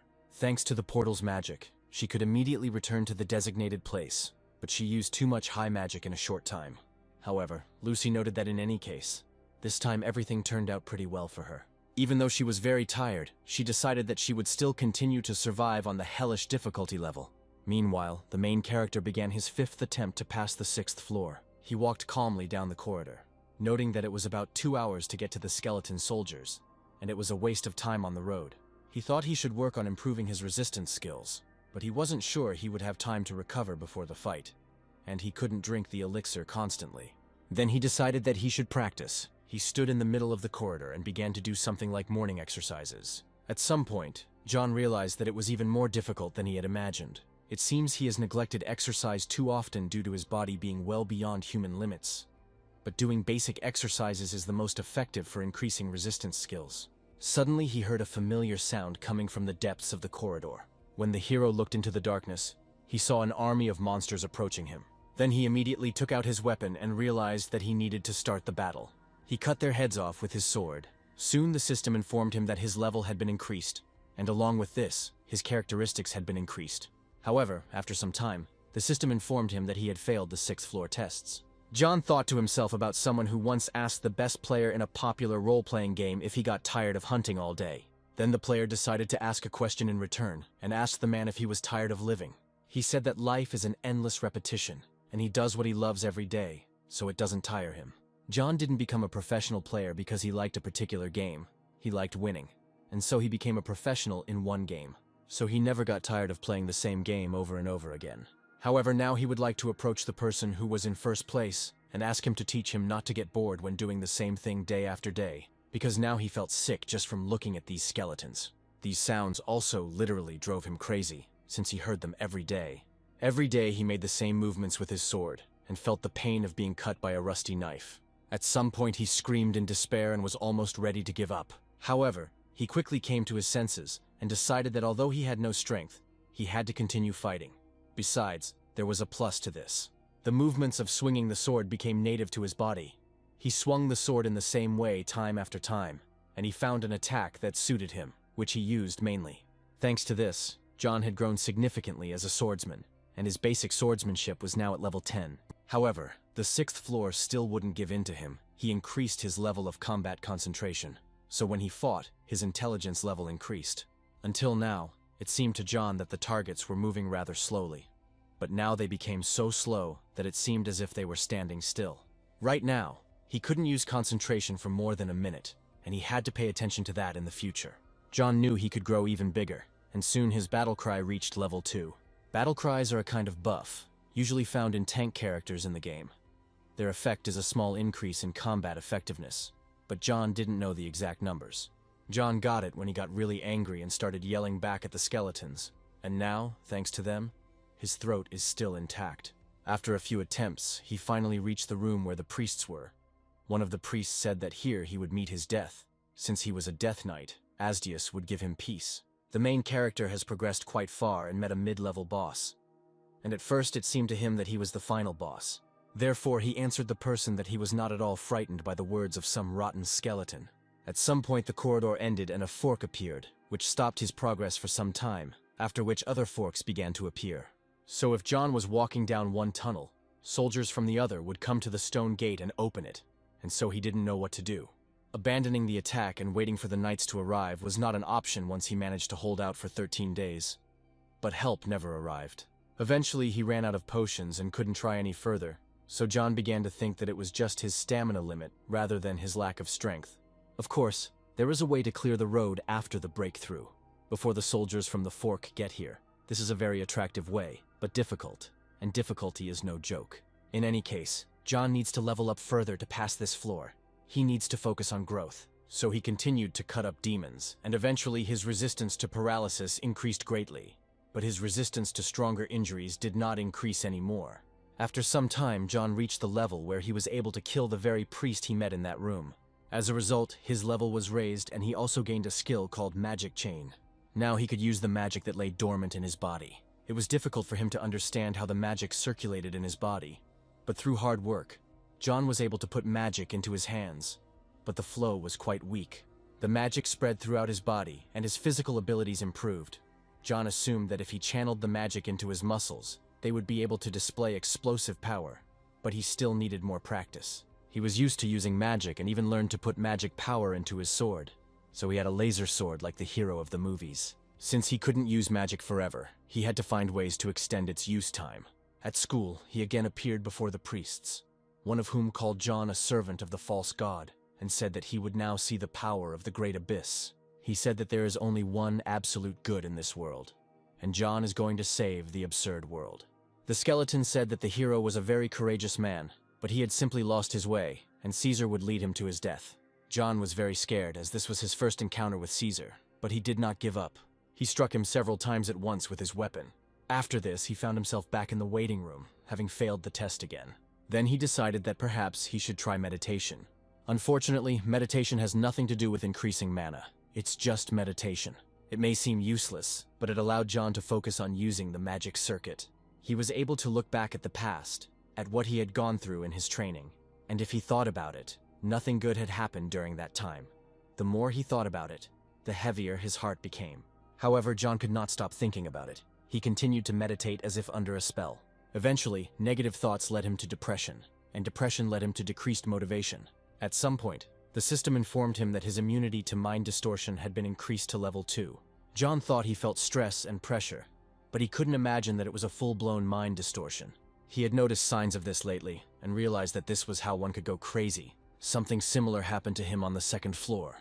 Then he was sure that he could handle it. However, now that he met Caesar, he was not so sure. However, at some point he gained a new skill called Soul Cry.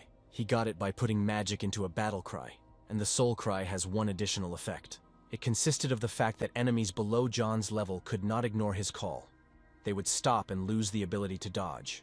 In other words, this is a provocation for a large territory. With this skill, John was able to stop the skeleton warriors who passed him, and almost reached the gate.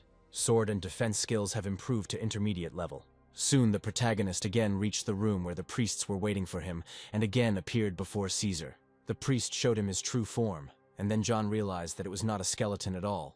But now this creature resembled a huge octopus. He attacked him with his tentacles, and in one blow destroyed all of John's weapons. The protagonist was horrified and realized that he was still not ready to fight him. When he failed the test again, he went back to the waiting room. Tears came to his eyes as he realized that he had almost died. He had been in danger for too long and had not paid attention to his heightened senses. This Caesar was what he expected from the final boss. However, John's resistance to curses had increased significantly, and he had made great progress. However, to defeat Caesar, The Death Knights and skeleton soldiers had to be dealt with first. Then he had to deal with all the priests, and only after this could he begin the battle with Caesar. The hero thought about the fact that this time he almost succeeded. However, he was now convinced that he should not have rushed. After some time, he headed back to the 6th floor and entered the priest's room. He again killed everyone who stood in his way before Caesar. When he approached Caesar, he again began to speak the same speech, which he repeated over and over again. This time, however, John ordered him to shut up. Caesar was surprised, but he really did fall silent. Then the main character pointed his sword at him and called him a fucking corpse. At this moment, genuine surprise appeared on Caesar's face. Then John told him to quickly turn into squid before he threw up at the sight of it. He prepared his magic sword and was determined to finish this trial this time. As soon as Caesar assumed his true form, he immediately began to chop off his tentacles. However, the priest was incredibly fast and began to attack the protagonist with his remaining tentacles. However, John easily cut through his limbs and headed straight for his head. Soon, he ran to his body and jumped to be on that level with him. He realized that it had really taken him a long time. However, now the main character was truly ready to put an end to this monster once and for all. When Caesar saw the sword in front of his face, he felt fear for the first time in his life. The protagonist then dealt him a crushing blow, severing his upper body from his limbs. Caesar felt like he couldn't control his tentacles anymore, and then he just fell down dead. At this point, the main character was trying to catch his breath, as this fight had exhausted him greatly. He looked at Caesar's corpse and hoped that this would be the end of it. At that moment, the system congratulated him on having passed the 6th floor of the hellish difficulty level. She also informed him that all injuries and curses were healed, and he received several thousand points for completing the game. He also noticed that he had come to his senses in a way that was not pleasing to some of the gods, but he did not react to this in any way, as he was too exhausted from these endless attempts to pass this floor. After that, he noticed a system message that said the gods were offering him to exchange an additional reward for a special skill. This time, there were 43 votes for and only 1 against, and this could not but please the main character. He agreed to accept the gift, and the gods granted him a skill called Level 1 Soul Exploitation. However, what struck him even more was the fact that the goddess of slowness wanted to grant him the fate of an apostle. The system also reported that the god of adventure was puzzled and also wanted to grant him the fate of an apostle. And then the system asked the hero if he was willing to undergo a test to prove his qualification as an apostle. Meanwhile, the story moves back to the future. The main character was sitting in his office and writing something in a book. He soon finished writing the grimoire for dragons. When he found out that dragons had spell books, he was truly shocked, as they were truly a magical race. As dragons grow older, they learn magic on their own. Their knowledge is not lost over time, so they don't need any records. At one point, John thought this was quite arrogant, but soon decided that it was not for him to say so. Then he turned his attention to the egg, which was still lying in the incubator. He decided that even if he didn't need training, he would learn magic faster if he helped him. In order to pass the 61 floors, he needed the dragon to learn high-level magic, and he didn't have time to wait for him to learn it himself. John didn't include useless material about the dragon in the grimoire. He left only the most necessary, how to use Kodadama and internal energy, because he doesn't need absolutely all the information about magic. At that moment, he received a message from a user who asked him for a report. As it turned out, it was Maria. She asked him when the report would be ready. John was very unhappy that this girl was pestering him, and he irritably replied that everything was fine on the 60th floor of hellish difficulty. He asked if it was really necessary to report every month, and asked the girl if she was tired of doing this. Maria read his message emotionlessly, but she seemed irritated too. She replied that she was tired of listening to him grumble every month. Everyone sends reports at the same time, but for some reason, John always forgets to do so. John understood that she was putting psychological pressure on him, and if he said something wrong, it could lead to consequences. So he decided to immediately change the subject. He asked her not to be angry, and said that in recent days he was trying not to pay attention to the passage of time, and did not even check his messages. Apparently he had been here for too long, so he had a relapse of a mental disorder, and the medication did not help him. When Maria received these messages, she apologized and said that she did not know about it because she was too indifferent. She said that if she needed it, she would write to him herself, and for now he could stop sending her a regular report. John thought that everything had gone as he had planned. The crisis had given him a wonderful opportunity. However, he understood that now he needed to get rid of another irritant. He turned to Maria and apologized for causing inconvenience, but asked her to walk Lucy home in his place. He said he wanted to try to get to the 61st floor because he had spent too many points and needed to save up. Then Maria agreed and asked what she should tell Lucy. In response, John told Lucy not to forget to pass on his words to the manager. Maria replied that it would be better for him to take her there himself and asked if he was still on the 6th floor. John answered in the affirmative. He said that Lucy's growth has now stabilized. He was worried that she wouldn't be able to cope with the 6th floor. But she's doing well. It will take her some time, but sooner or later she will get through it. He assumed that this girl had talent, although not as much as him. But for a spellcaster, she was quite good. Lucy began to study magic to compensate for the weaknesses of an archer. Magic in which the skill directs magical power and is activated by saying the right words. This magic is quite weak and cannot be transformed, but its speed and ease of use allow it to cover the entire area of effect. It is easy to learn, so many people specialize in it, which is why there are almost no masters of traditional magic left, which proves how powerful the combination of an archer and a spellcaster is. Then John told Maria that he heard about the event opening soon. The girl said that people are talking about it, but there is no exact information yet. John said it would be good if it was a normal general meeting, but if not, it would be quite a hassle. Maria firmly said that if this were to be a meeting, no one would be spared, since the vigilantes had become completely unruly lately. John replied that it was her own fault, since she tormented them to death. And then they came to complain to him. Then Maria asked him which people exactly he was talking about. John had no choice but to name these people, because he himself wanted to live. Then he said that in any case, Carl was leaving, and now Maria would have to play the role of mother. However, the girl said that she doesn't know how to do this at all. John thought to himself that it would not be possible to immediately find someone who could replace Carl, primarily because Maria did not trust anyone, and if Carl was gone, only he would be left. John said they should have stopped Carl as soon as he decided to get a divorce.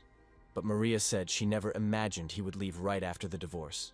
John thought that Carl talked about his dates and adventures every day, and therefore no one knew that he would just get divorced and leave. Then he turned his attention once again to the book that lay on his desk. He said that he had finished with the Dragon Grimoire, and was now ready to look at the attribute of the nascent dragon.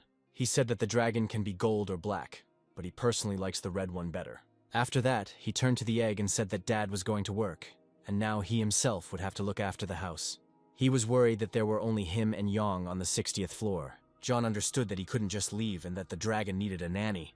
He then used the teleporter by drawing it on the floor. He used the summoning skill and a silhouette began to appear from the portal opposite.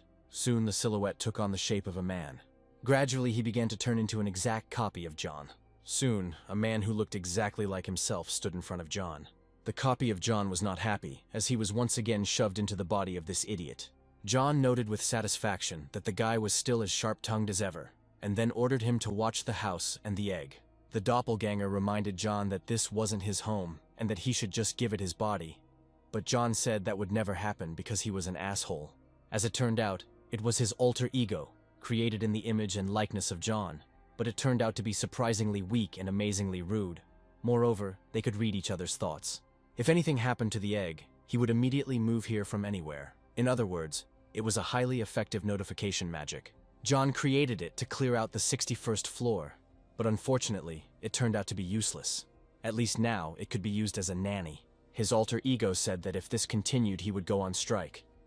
But John said that he couldn't do that, and then said goodbye to him and said that he was going to earn points. He ordered him again to keep a close eye on the house and the egg. After that, he waved his hand at him and entered the portal. At school, he found himself on the 61st floor, which was like an ice cave. The main character was lying on a huge ice bed, which was clearly not his size. Despite the fact that he was lying on ice, he did not feel any cold at all. At some point, he began to think that no matter how much he looked at this throne, it still seemed incredibly big to him. As it turned out, the former owner did not call this place a throne, and so John decided to call it exactly the same. He decided that it would be better for his mental health not to dwell on it or look back at his past actions. Until now, even if it was difficult to find the answer, he thought about it in his own way, but the answer never appeared. No matter how much time passed, John did not even know if the answer existed, so he decided not to look further. This way of thinking had become a sort of habit he had developed when he couldn't get past the 61st floor and was stuck on the 60th to keep regrets from eating away at his mind. At one point, he thought that he felt quite cold, as if he were on the field with Kirai. Come to think of it, it had been quite a while since they had seen Kirai. These thoughts made him think about something for a moment. However, he decided to push them aside, and told himself that he had come here to clear his thoughts, and not to have only negative things creep into his head. The system then sent him a message that Maria had just seen Lucy off. After that, she said again that it would be better if John did it himself. But the hero replied that he was very busy, which is why he noted that Maria was still worried about this. And then the girl told him not to ask her to do it anymore. John asked her if something had happened.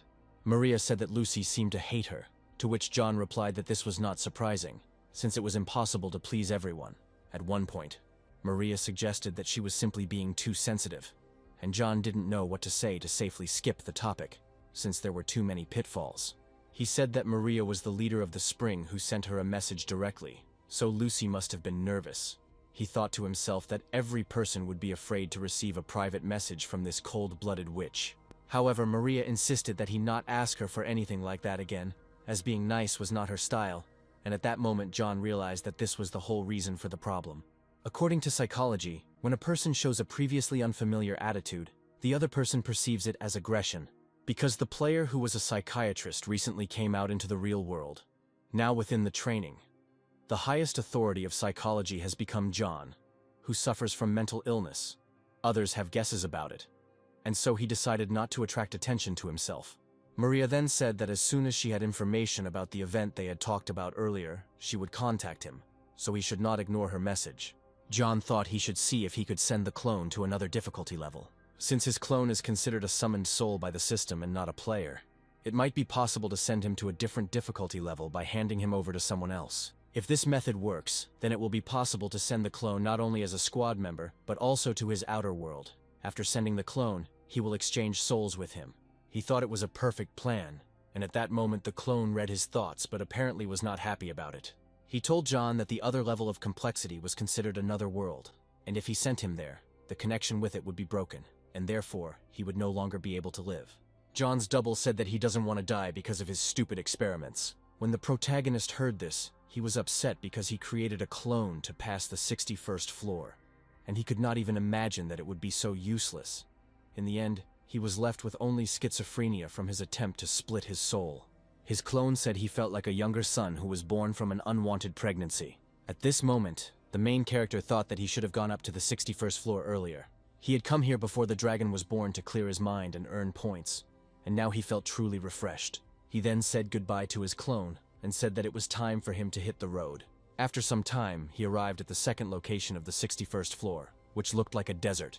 With the help of his skills, the main character easily moved through the air.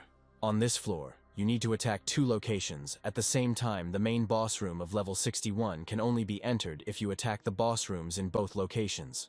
Since the clone is considered a tethered creature, it is not a separate player, which is why John is stuck on the 61st floor. This is why he is trying to raise a dragon, because he is a native born into this world, and perhaps the system will recognize him as a separate person from John. However, he doubted that Yong would be considered a separate player. The likelihood of this was low. However, John decided that he had to at least try, as he always did. Soon he arrived at a location that resembled a volcanic place. He moved freely through the lava-filled space because he was resistant to fire. Soon he reached the place where the monster that looked like a devil was. Seeing John, he asked him to come closer, since they had not seen each other for a long time. The main character noted that he really hadn't met him for a long time. Then the monster asked him if he had already seen the queen. John said he had seen her before and she was complaining about her skin, as always. Hearing this, the monster laughed loudly. His voice was so loud that John even had to cover his ears. He said the queen was worried that her frozen skin would age. She was still being stupid. John confirmed that the queen had indeed said something like that. Then the monster addressed John as a king and asked how long he would have to wait. The hero said that he still needed time. Then the demon said that he had a sad fate. John became the most skilled swordsman, the strongest swordsman, but in the end he cannot use this power and cannot achieve perfection. However, John said that this could just be a stage in his improvement. The monster said with a smile that John spoke like the one god who said that there is no sword without a purpose. He then asked him what he planned to achieve with this power. John said that he didn't need to answer random questions now. When this hardening was over, then he would decide how to use this power. The monster found it interesting that he compared the current situation to a mirror, and then asked, what about the will and intentions of those who create this sword? The protagonist replied that he had his own will, unlike the sword. Then the monster asked him where his own will would lead him.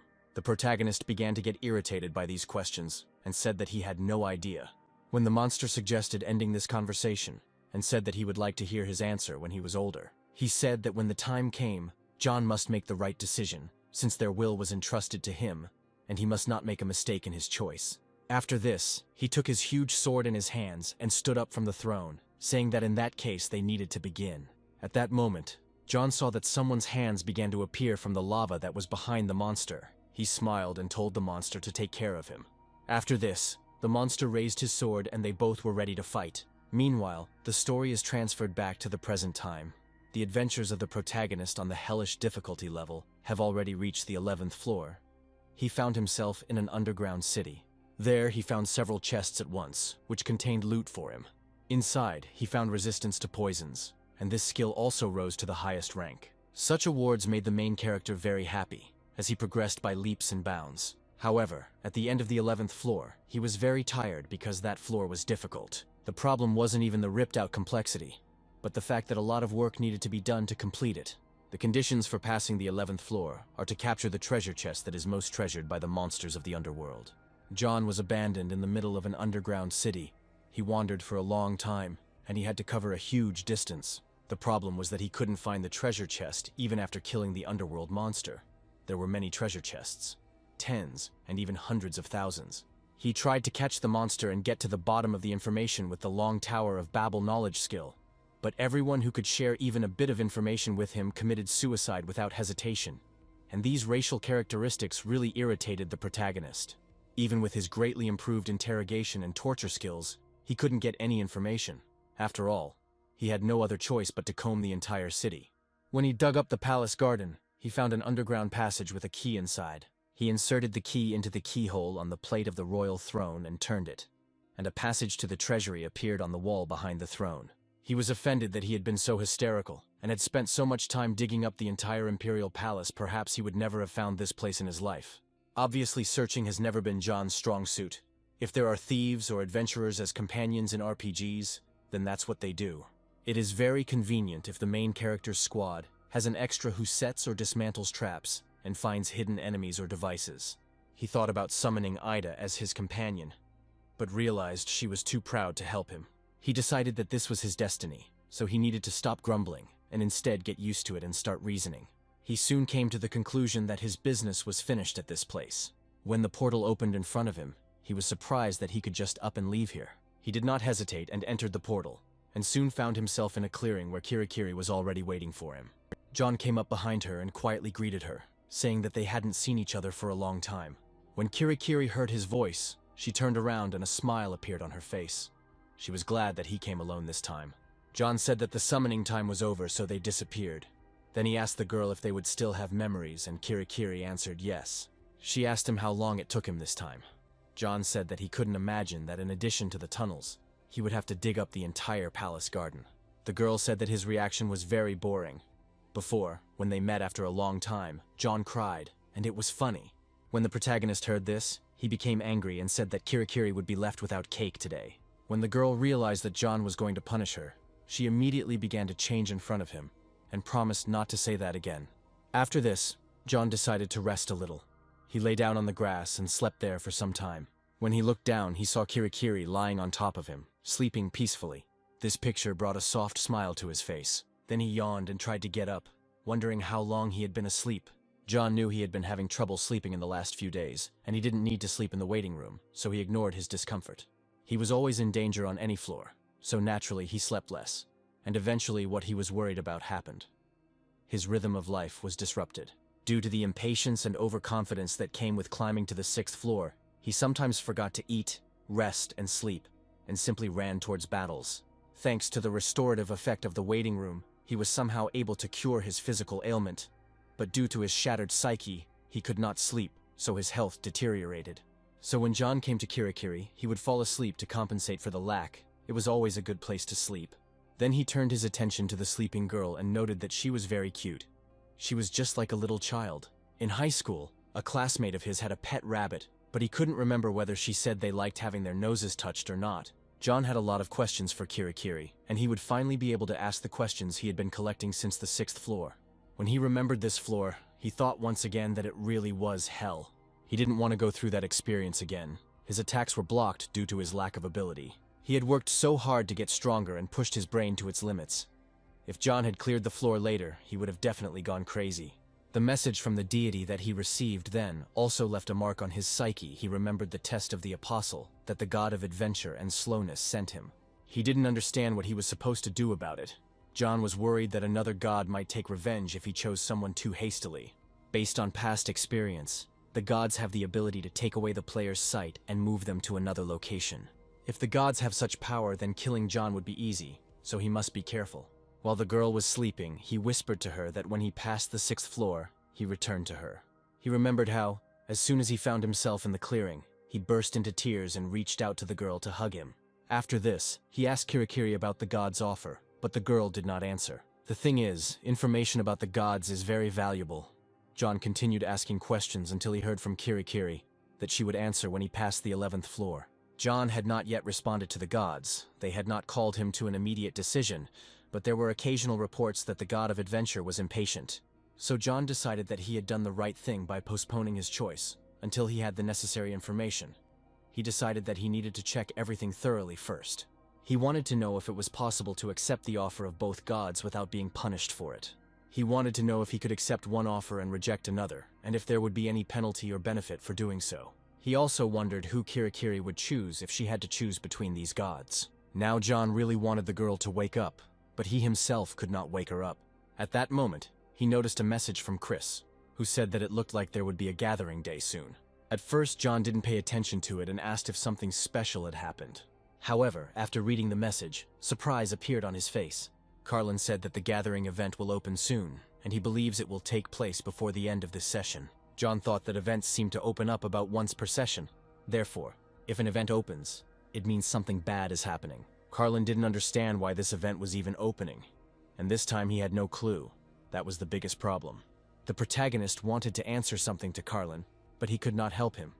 Since their levels of difficulty were different, he realized that it was better to entrust the solution of this problem to someone else, and he himself would do everything he could on the day of the meeting. John then turned to Carlin again and asked what about Maria.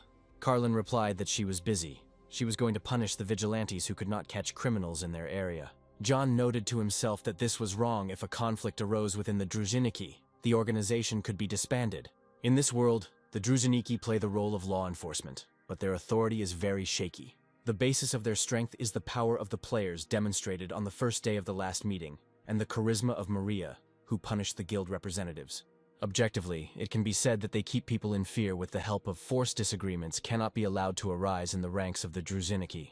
If people lose trust in the Druziniki, they will be nothing more than an armed group monitoring compliance with the rules, and will not be able to do anything. Carlin said that Maria knows this herself, but she does it because she is upset and is just doing what she has to do. John still asked Carlin to keep an eye on her so that she wouldn't do anything bad. After that, he closed the system and looked at the sky again. He didn't know whether he should intervene in this situation. Besides, Kirai had already slept for too long, and it was time to wake her up. John looked at her sleeping face for a moment, then touched her ears. The girl jumped from the unexpected touch and immediately woke up. After this, they sat down at the table, and John asked her if she really said that it didn't matter which god he chose. The girl who ate the cake confirmed that he could pass any test, be it from the goddess of slowness or the god of adventure. John asked why she was only talking about this now, to which the girl replied that the protagonist said that he would make a decision only after hearing all the information. After that, John said in a soft voice that she had had enough cake. He decided to start blackmailing her with cake, and asked if he could choose two gods at once. In response, Kirai nodded affirmatively. John thought that he was worried about the penalties for refusing, but it turned out that he was worried in vain. He then asked the girl if there were any disadvantages to this decision. Kirai said the challenge will be influenced by its difficulty level. As a result, you can become an apostle of only one side, but it is possible to pass both tests. The main character asked to tell her more about these trials. However, the girl only looked at him silently, and her gaze became more serious. After that, she turned away and began to write something on the grass with a small wooden stick. John asked what kind of language it was, since he did not yet have a high enough level of knowledge skill before the Babylonian times. He suggested that these might be writings that were not part of the Tower of Babel's system of knowledge. Kirai said that the trials are a test to confirm that a player can become an apostle, and the content of the trials depends on the inclinations of the gods and the character of the candidate. John asked what types of tests there were, but the girl replied that she did not know. She said it was not because she didn't want to talk, but because each god had his own standards and his own tests for each person. She asked if John hadn't received a bunch of messages that could help him understand the nature of these gods and try to predict their trials. However, John realized that he needed more information and asked Kirai to tell him what she knew about the god of adventure and the goddess of slowness. He noted that he only needed the most important things to get an idea of them, when the girl said that she had already told about the goddess of slowness. John then warned her that if she got off topic again, he would not buy her cake again. Kirai then explained that the god of adventure is a god who loves to fight against difficulties and hardships, and also loves to make dreams and wishes come true at the end of adventures. She then reminded him of what the goddess of slowness really was, and that she was the one who forever followed the endless flow of time without hesitation. The girl said that the biggest difference between them is that they overcome adversity. The god of adventure goes through everything with people, and the goddess of slowness likes to follow the path of life alone. Simply put, the god of adventure prefers group play, while the goddess of slowness prefers solo play. Then the hero thought that the god of adventure always reacts when he does not give up. Being in a hopeless situation, the first impression of his name reminded him of the word adventure. Love and friendship blossoming in adventure is the ideal theory of justice in the quest to save the weak, and the god of adventure was the first to take notice of it. Looking at his reaction when he refused to revive Idaltara, it became clear that this was his typical behavior. However, these were all hypotheses and assumptions, and if there was a concept that the gods of adventure were pursuing, then he already had some conclusions. Kirai added that in the end, both sides want the same thing from the apostle. Considering the current situation on the hell difficulty level, it would be better to choose the goddess of slowness. When John asked Kirai who she thought he should choose, he thought to himself that Kirai always gave him valuable advice. He didn't always follow it, but he was sure that she was a good advisor. He used most of his right to information, but it was worth it. Then the girl said that she recommended him to choose the god of adventure. The goddess of slowness is suitable for those who are often alone. And frankly, the role of the apostle of the goddess of slowness, in her opinion, is not something that an ordinary person can do. John thought it was a rather unexpected response. He had reasons to be concerned. But Kirai herself said that the goddess of slowness was a good choice. However, the god of adventure also fits his choice. For a few seconds, the main character was deep in thought, and then told the girl that he had made a decision. At that moment, the system informed him that the god of adventure was worried, and John wondered what was bothering the guy so much. Although it wasn't surprising to him, considering how he had been treating him all this time, so he had reason to be concerned. Then Kirai asked him excitedly what he was going to do.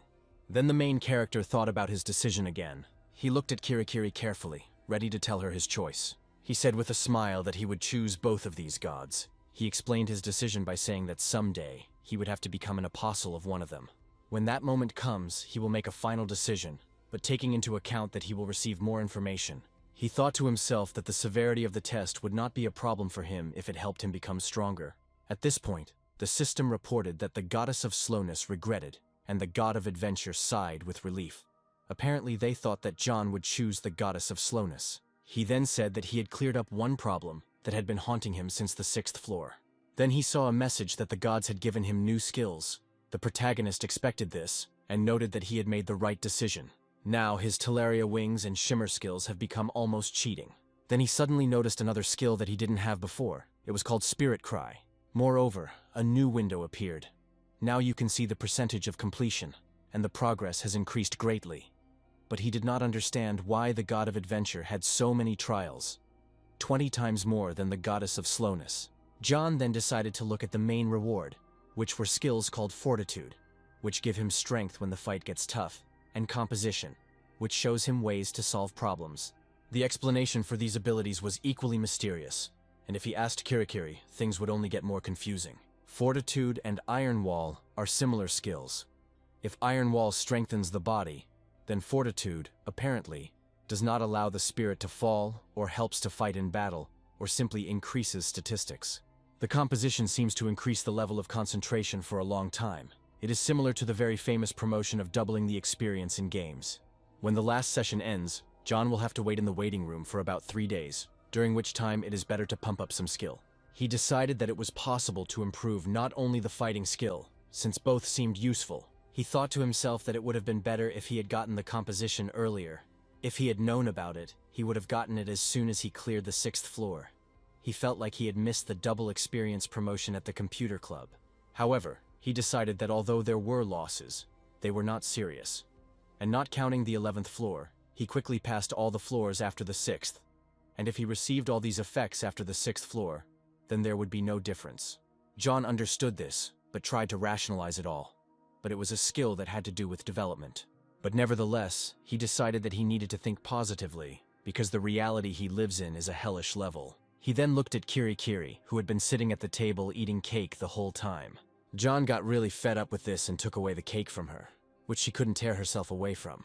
The girl immediately started crying and demanded that the cake be returned to her, since she valued it very much. Then the main character thought that he had gone a little overboard. They found themselves at the table again, and Kirai said that John was very kind. The main character thought to himself that this girl was ready to sell her soul for sweets. Then he asked her to follow all the guys who offer her lollipops, since she won't get any lollipops in the end. However, as soon as Kirai heard about the lollipops, she immediately said that she would go after those guys. After some time, a portal opened in the clearing, which was ready to take the main character back to the waiting room. Before leaving, he asked the girl to tell him how to add skills in the waiting room. He regretted that composition and durability were only level 1, while Shimmer and Talaria's wings were at max level when he got them. He thought that he should expect his skills to improve, but at this stage it was better not to expect much skill efficiency. Then he looked at the portal and realized there was something else. He asked Kirai how much more information he could get, and the girl replied that he could get a little more. Then he asked her to give him advice for the 12th floor. However, the girl said that she had no advice. She advised him not to know anything, since it would be easier that way. She said that he would get through it anyway, and John agreed with her words. It wasn't hard for him to clear the 7th floor, and the fact that he cleared the 6th floor, which required teamwork, meant that he was as strong as 5 Hell-tier players. The floors after the 6th floor required teamwork again, but he cleared everything without any difficulty, and unless there was a large raid on this floor, there was no need to worry. After that, he looked again at Kirai, who was seeing him off. He waved to her and said that they would see each other again soon. Finally, the girl told John not to cry anymore because he was lonely. John thought to himself that it was good to have someone to see him off. If there was someone like Cresty outside, then perhaps he would be living differently now. After that, he smiled goodbye to the girl once more and headed towards the portal. Soon he found himself in the waiting room on the 12th floor. He turned to the system and read about the skill of Fortitude. It was a skill he received from the God of Adventure. It greatly improves your combat skills in proportion to your strength, experience, and number of enemies, as well as the number of comrades behind you, injuries received, and fatigue. John really liked this skill and found it cool because it increases his combat skills depending on the situation. Except for the part with comrades, the conditions are quite doable, since this is a hellish level, and this was the best skill for passive combat. He liked that the skills increased in accordance with the danger of the situation. This skill was a salvation in a difficult situation. Also, as an added benefit, he had resistance to mental attacks, and now John didn't have to worry about it. Then he thought that the God of Adventure was really the best. Returning to the Fortitude skill, the stronger and longer John is calm, the more unwavering his determination will be. Concentrating on one task longer than the allotted time, the experience increases faster. As he thought, it was related to the speed of development. The key was in maintaining concentration for a long time. He then wondered if this was a single action. Wouldn't it be possible to train magical power at the same time as improving swordsmanship, and noted that this skill still had many secrets. He decided that he would learn about it little by little as he used it, and if anything happened, he would ask Kirai. Then he decided he had read enough about these skills and headed to the floor. However, this time he found himself in a completely unfamiliar place, which looked like a jungle. The main character didn't even suspect that somewhere in the depths of this tropical forest, a huge dragon was waiting for him. As soon as the main character got here, he immediately cursed at Kirai, who said that he wouldn't need advice. He was sure that such things should definitely be told. Then he raised his head up and suddenly heard terrible sounds coming from somewhere in the depths of the forest. When he turned around, he realized that he was not alone in this forest. Not long before, a portal appeared in the waiting room, ready to send him to the 12th floor. The protagonist decided that he should just go inside, sleep and regain his strength, and he had no need to hang around any longer. However, he suddenly didn't notice the team member confirmation window, which indicated that this floor was for solo play.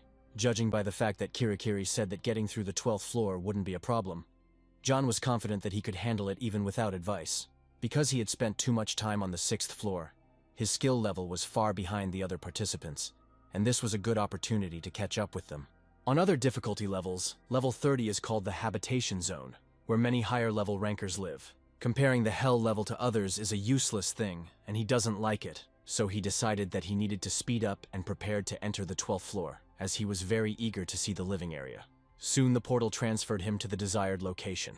However, instead of the usual room in which he spent all his floors, he found himself in a tropical forest. John immediately noted that he had not yet been in the jungle, but it was better than the desert or the snow-capped mountains. Thanks to his resistance to heat, he could endure it as long as he wanted, and then decided to see what the conditions were for completing this floor. The system welcomed him to the continent of Yahello, known as the homeland of the Yahello subspecies, a place so dangerous that even the natives left their homeland. It is a wild place with no culture or civilization, but it is known for its predators and harsh conditions. The survival rate here is very low. Many have tried to challenge the jungle, but only a few have survived. The system said that John was a young fighter who decided to show his strength. He needed to maintain his dignity in these woods, not be brave and be vigilant. He must spend 25 days in this year, teeming with hungry predators who are not averse to a feast, and prove that he is a worthy warrior. The protagonist noted that it was a fairly simple explanation. He wanted to go to the inventory interface, but the system told him that the interface was unavailable. No matter how hard he tried to get there, the inventory window was completely blocked. At that moment, he felt that everything was not as simple as it seemed at first glance. He looked at his hands and realized that he had taken absolutely nothing with him. This was terrible news because the hero was sure that he would simply go crazy here. John had no sword or shield, and there was nothing in his pockets. It was his mistake. It was his own fault that he had not taken a weapon with him. He realized that it was irresponsible, and now it was becoming his punishment. Now, John was forced to survive empty-handed in this place for 25 whole days. However, he supposed that this did not mean that he had to stay here for the entire 25 days. At some point, he thought he was lost. There were no conditions for losing, and the portal back did not open.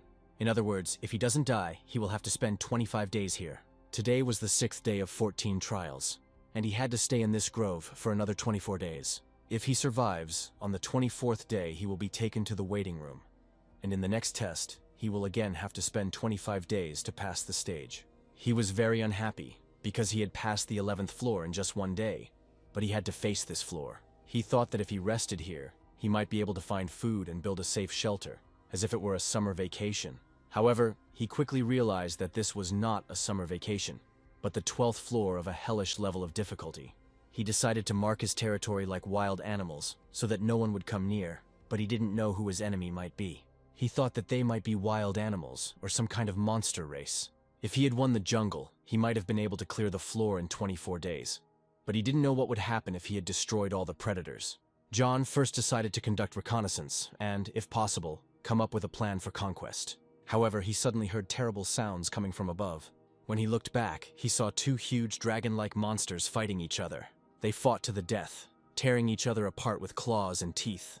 John was horrified, but he began to understand what he was dealing with. Suddenly, one of the dragons began to prepare a fireball to throw at the enemy. Flames burst from his mouth, but the other dragon blocked the attack with an invisible shield. John realized that he needed to leave this place as quickly as possible and rushed in the opposite direction. He cursed under his breath, not understanding how dragons could be here. Meanwhile, they continued to fight, one dragon trying to hit the other with fire, while the other defended itself. After some time, John reached a large tree, near the roots of which he could hide. He finally caught his breath and thought that if he could use the inventory and at least a knife, everything would be much easier. The problem was that he didn't even have water. He listened to the sounds of the wind and realized that he needed to find food. He needed to replenish his supplies, but the fruits in this jungle could be poisonous. John realized that danger lurked around every corner and he had no medicine if he got poisoned. So he had an idea. He needed to get the meat of one of the dragons. However, he realized that if one dragon was dead, the other was definitely alive, and it would be dangerous to go out into the open. Besides, someone might start hunting him, so he needed to leave quickly. He walked out of the jungle into more open ground, deciding to stop fooling around. As he moved forward through the foliage and vines, he found it difficult to move quickly. Suddenly, the system informed him that he had received a message from Mr. Harris. John thought it was fortunate, since he needed at least a little rest. He sat down by the tree and opened the system to contact him. Harris asked if he was busy. John replied that he was not busy yet, but would be there soon. Harris asked how things were on the 12th floor. At first, John didn't know what to say, but then he decided to tell it like it was. He thought Harris was the man who should know the truth. The thing is, Harris was also an active player of hellish level. He told Harris that no inventory could be used on this floor. Harris awkwardly said that in that case he shouldn't try to pass this level, since he wouldn't survive there. At this point, John realized that he had missed the fact that Harris was also interested in playing the hell level in real time. He could just watch, but John himself would soon start to go crazy. John suggested changing the topic because it had become too depressing. He asked how the newcomers were doing. Harris replied that they weren't doing very well. They are annoyed because they couldn't clear the first floor, but they have no choice but to endure it. If you take them out too early, they will definitely die. At that moment, John realized something. At first, he didn't know what to answer. He wasn't always so gloomy. He used to be bright and laugh even at boring stories. John asked how he was doing. Harris replied that he was in front of the boss's room on the 3rd floor and was about to get to the door. He wasn't sure he could cross the stone bridge as John had done, but he didn't want to go without information about the valley floor.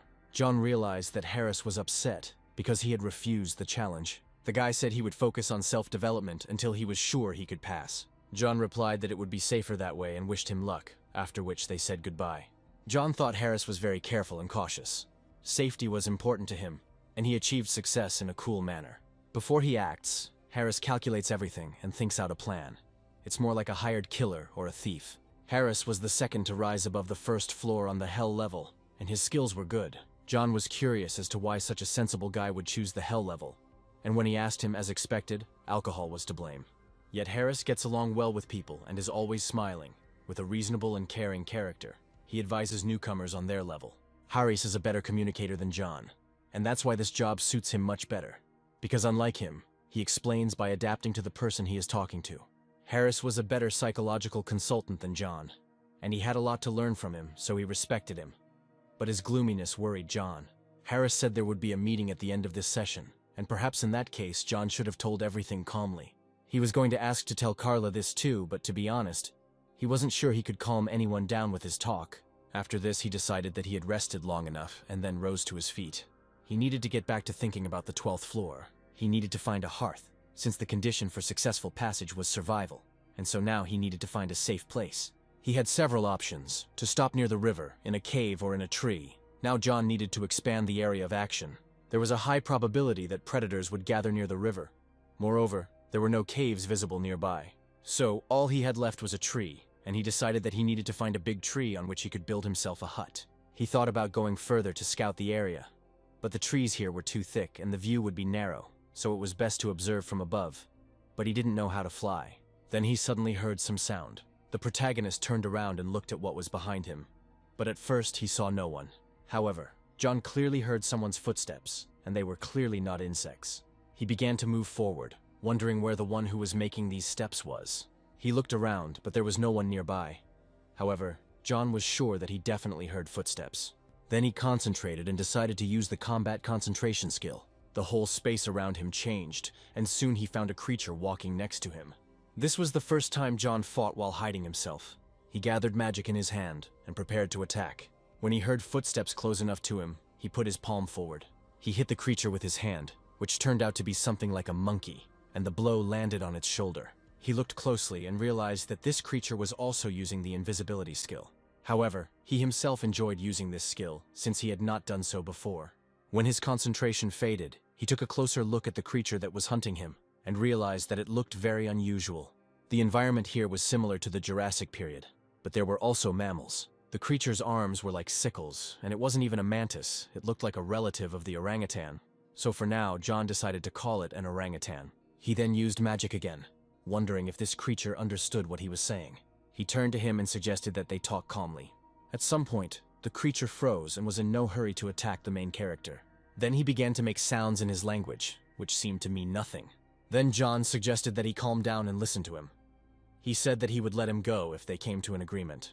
At that moment, the orangutan suddenly began to shout something in its own language. John began to doubt that this creature understood him. It seemed to him that it was even more nervous. And then he began to speak. Then he slowly extended his hand towards him and began to carefully walk towards him. However, when he got close enough, the orangutan suddenly jumped up and pointed its sickle-like arms at him. John had no choice but to defend himself. So as soon as the monkey flew close to him, he hit her in the arm with his fist, and with his other hand, he cut off her sickle. He thought to himself that the magic hand could serve as a sword or a shield for him, and of course it couldn't be compared to a magic weapon.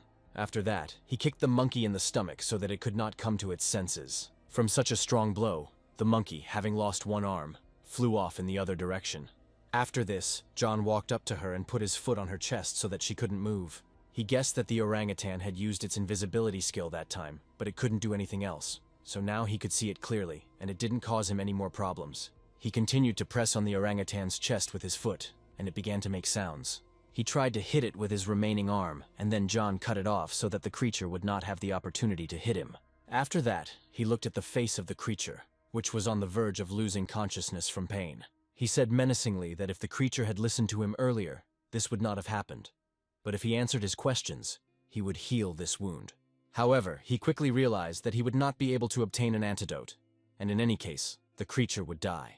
Then he turned to the orangutan and asked him to say something before he died. Suddenly, the orangutan took a deep breath and shouted something very loudly in his own language. At this moment, the main character realized that something was wrong here. He began to suspect that this roar had some meaning. However, when he realized this, his eyes widened and he saw dozens of red eyes looking at him from the foliage. He realized that this orangutan had decided to take revenge on him. When the kinsmen heard the cry of their defeated comrade, they also shouted back. The protagonist realized that this creature had just called for help. However, when he looked at the orangutan, he realized that it was already dead. John realized that things were going badly for him at the moment. He knew nothing about the number of enemies, their strength, or the area, and the situation was as bad as it could be. Then he decided that the only right way out of this situation would be to flee. He quickly jumped up and soared into the air before the orangutans could catch up with him. In flight, he shot down one of them, which apparently was hiding in invisibility. The hero thought to himself that he knew it all along. Everything here wouldn't be so simple, because at the hellish level of difficulty, nothing comes easy. As he flew, he saw another orangutan approaching him. However, the hero was prepared for this and cut him in half with his hand. When he looked at the trees, he realized that they were too thick for him to get through. Even if he killed them all, they would simply call others with their roar. He noticed that the other orangutans did not attack after they learned of his power. But if he turned his back on them for even a second, something terrible would happen. At that moment, he felt another monster approaching him from behind. The main character turned around sharply and punched him in the face with all his might. He didn't understand why some orangutans kept attacking him, as if they had no instinct for self-preservation at all. He soon realized that he had been running from these monsters all day long, and they were constantly chasing him. They can be killed one by one, however it is not that easy. But nevertheless, it corresponds to the difficulty of the 12th floor of hellish difficulty. These monkeys were flexible and fast, and they had sickles instead of hands. Moreover, they were quite intelligent. They slowly surrounded John as if he were their prey. He could escape by flying away on Talaria's wings or using the shimmer, but there may be other monsters in the sky, so John decided to avoid danger. If you think about it, these creatures weren't as dangerous as dragons. The thing is that there were a lot of them, and they were smart. They surrounded him, calculated his movements, and blocked his path. It would have been easier for John if they had attacked him at once, and at some point he decided to pretend to be wounded. Moreover, each of these monkeys had a unique ability, and John could only guess how many more surprises this jungle had in store for him. Dragons used flame for protection. It was their ability. They have the skills they acquired when they entered training. The first orangutan had the skill of invisibility. The other had the skill of regeneration and the blessing of the wind spirit. John didn't know how the next one would attack, so it was even more difficult for him. At that moment, he saw two monkeys flying towards him at once. He realized that he was in their sight, and now he was easy prey. Then he immediately punched one of the monkeys in the stomach, throwing it away from him. He kicked the second monkey in the face. It seemed to him that he had escaped death, but suddenly he heard a strange sound. When he looked up, he saw a monkey standing in front of him, its body seeming to sparkle with electricity. He realized that this time the creature standing in front of him had some kind of electrical skill. Before the monkey could hit him, the protagonist quickly jumped into the air. He hit the orangutan in the face with all his might, and then ran away. He couldn't help but notice that these creatures were incredibly annoying. He also noted that they attacked in pairs, so he couldn't even guess how many of these creatures there were. As John ran forward, he saw a high mountain appear in front of him. He decided that the best solution at the moment would be to go to this rock. He thought that since these monkeys had sickles instead of hands, they would not be able to climb after him. He decided to confuse his tracks so that he could escape from them even if they climbed to the very top. While he was trying to reach the rock, he had to fight off the monkeys every now and then. At some point, John began to think that even for a hellish difficulty, this was an incredibly grueling challenge. These monsters were incredibly fast, and he didn't even have time to rest. The war with the orangutans lasted about 2 days. John could not even get close to the rock, which seemed to be 2 steps away. He couldn't eat or drink these days. This whole situation was driving him crazy, because he didn't know how he would be able to find even one free minute. He used Soul Cry, but this time it didn't work. Last time he used this skill, he caused aggression and destroyed everything that was outside the skill's range. He could only guess how intelligent these monkeys were, since they even used their surroundings to attack him. They used traps, timing of attacks, and provoking aggression. Moreover, they have now set traps around him in several rows. He noticed at least 4 rows of traps, and he couldn't even imagine how it could be done in such a dense forest. He couldn't imagine how they could control such a huge army. Given his location, their movements, and the terrain, it was impossible to take so many factors into account and formulate a plan without a leader. At that moment, he began to think that these orangutans might have walkie-talkies. However, a more likely answer was that they had some skill. They had surveillance of all this from above or something like telepathy. And somewhere their commander was sitting, who led this whole crowd using his skill. John noted that this was a pretty good hypothesis. However, he was distracted by another orangutan, which appeared out of nowhere and flew towards him. And although the main character dealt with him, he noted that his hypothesis still did not help him in any way. He threw the annoying monkey away from himself and ran forward. He thought to himself that even if it was true, he wouldn't be able to avoid the traps, and now he didn't understand what options he had. For starters, John could kill the commander who controls these monkeys from somewhere. He also had the option to take off on the wings of Talaria and fly away from here. And the third option was to climb the cliff. John understood that the first option was difficult to implement, and if he followed the second, he would have to fly for a very long time. He could run into dragons, and then it would be terrible. So he is left with only one option, which is to climb the cliff. At that moment, he realized that it was Carl writing to him, asking John if he was busy. Along the way, the main character fought off the monkeys and asked his friend what he wanted. The dwarf said that he had been told something strange, but it was not urgent and they could talk later. After some time, the main character finally reached the rock to which he had been running for a couple of days. He looked up and noted that it was quite high, but most of the problem was solved. He had very little left to do, but just climb up and stop there for a while. However, as he climbed through the grass, he noticed several monkeys flying towards him at once. John had no choice but to use the flicker skill and reach the top of the cliff in one jump. As he flew, he used his wings to land smoothly on top of the cliff. The monkeys that remained below watched with great surprise as their opponent flew through the air like a bird. John couldn't help but smile as he finally got rid of those pesky monkeys. Soon he approached the edge of the cliff and flew there quite quickly. When he landed on the rock surface, he retracted his wings and was finally able to exhale. However, he already saw what was in front of him and understood that it was too much. As it turned out, there was a whole crowd of monkeys standing in front of him, who were already waiting for him at the top. He didn't understand why they had gotten in here, and in his eyes it all looked more like some kind of joke. He thought that he could just ignore them and go back down to the bottom. However, at that moment, the system informed him that the wings were locked indefinitely, and then John realized that he had not thought of that.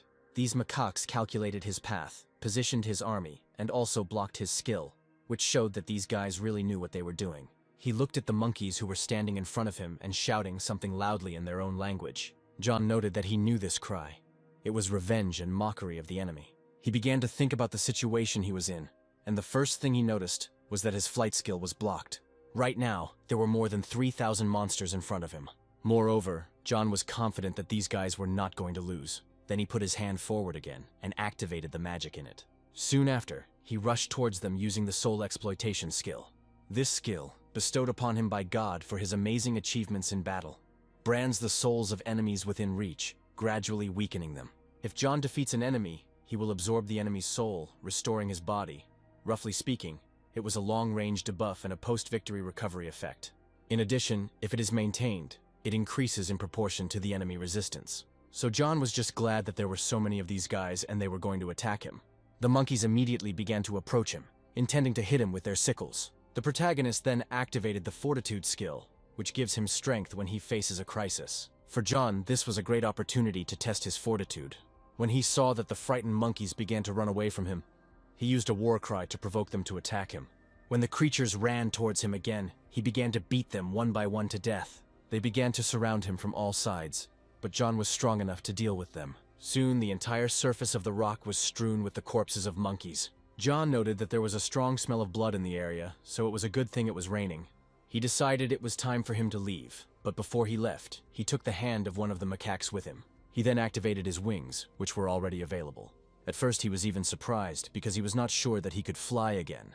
Then he flew into the air and began to think about what to do next. John decided to go back to the beginning, find some shelter, food, and sleep.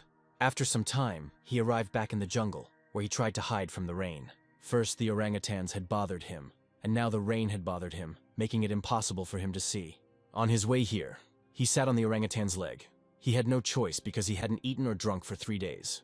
The smell of fish and flesh was simply awful, and he didn't understand why it could be so tasteless. Kirai said that he could get through this floor without any problem, and now he was very angry with the girl and promised to never bring her cake again. Moreover, the rain was incredibly heavy, and then John remained that he would be able to reach the goal.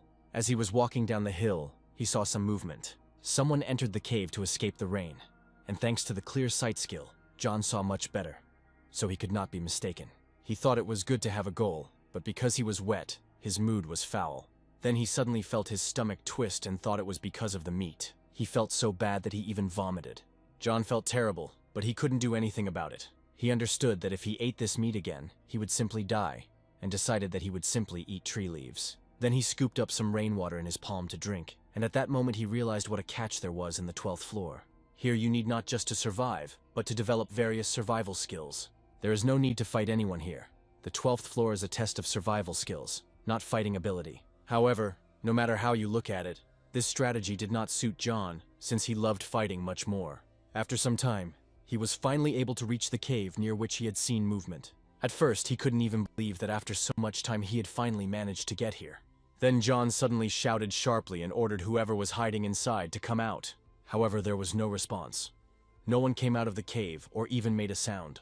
Then John picked up a small stone from the ground and threw it into the cave. At first there was no answer, and the protagonist simply silently looked into the depths of the dark cave. Then he shouted again, telling the creature that this was now his home.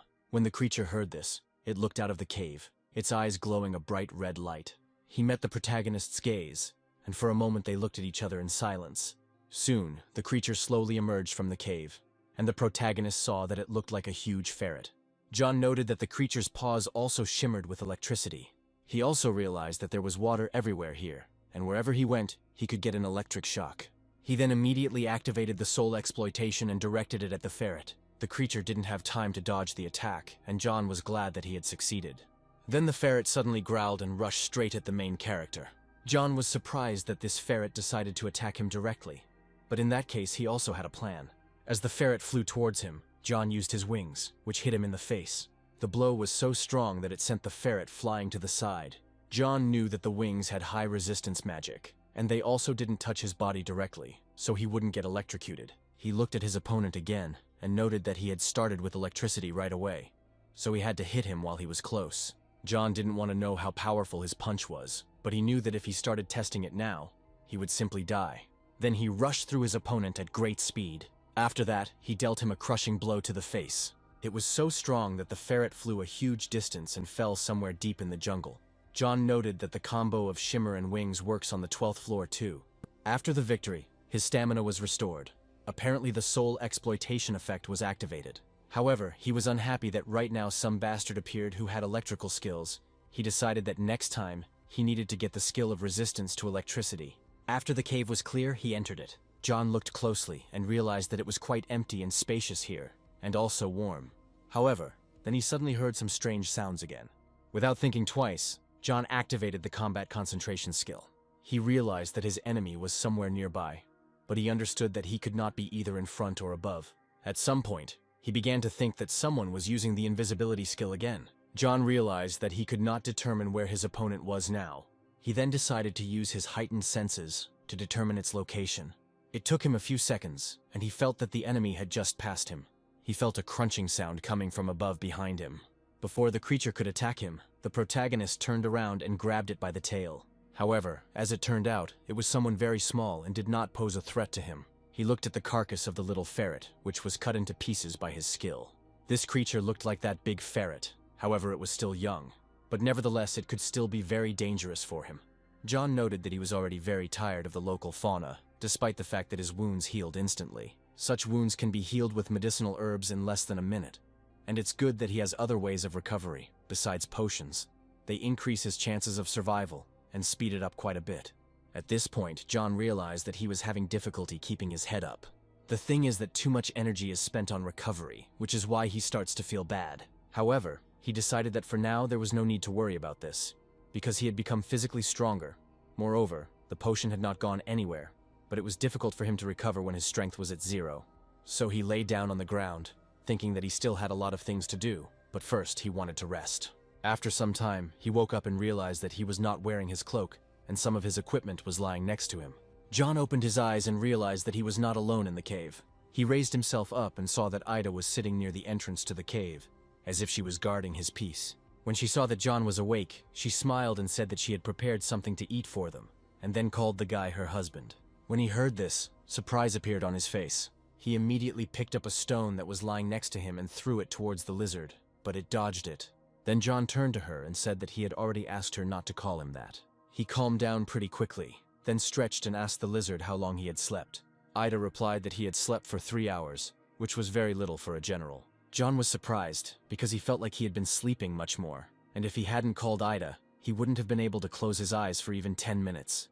He thought to himself that he was actually very grateful to her for existing. He also noted that summoning the deceased is a pretty cool skill. It can be used no more than 5 times per entity, and an item that contains the spirit is also required. Even taking into account the restrictions, summoning the deceased is a good skill. It would have been even more effective to summon a stronger creature once he had leveled up. But for now, he didn't regret summoning the lizard at all. With her, he felt completely safe. In situations when he had to stay at one stage for a long time, the knowledge that he had an ally gave him strength. John was more clear-eyed about the situation when he could share his thoughts, and the feeling of loneliness disappeared.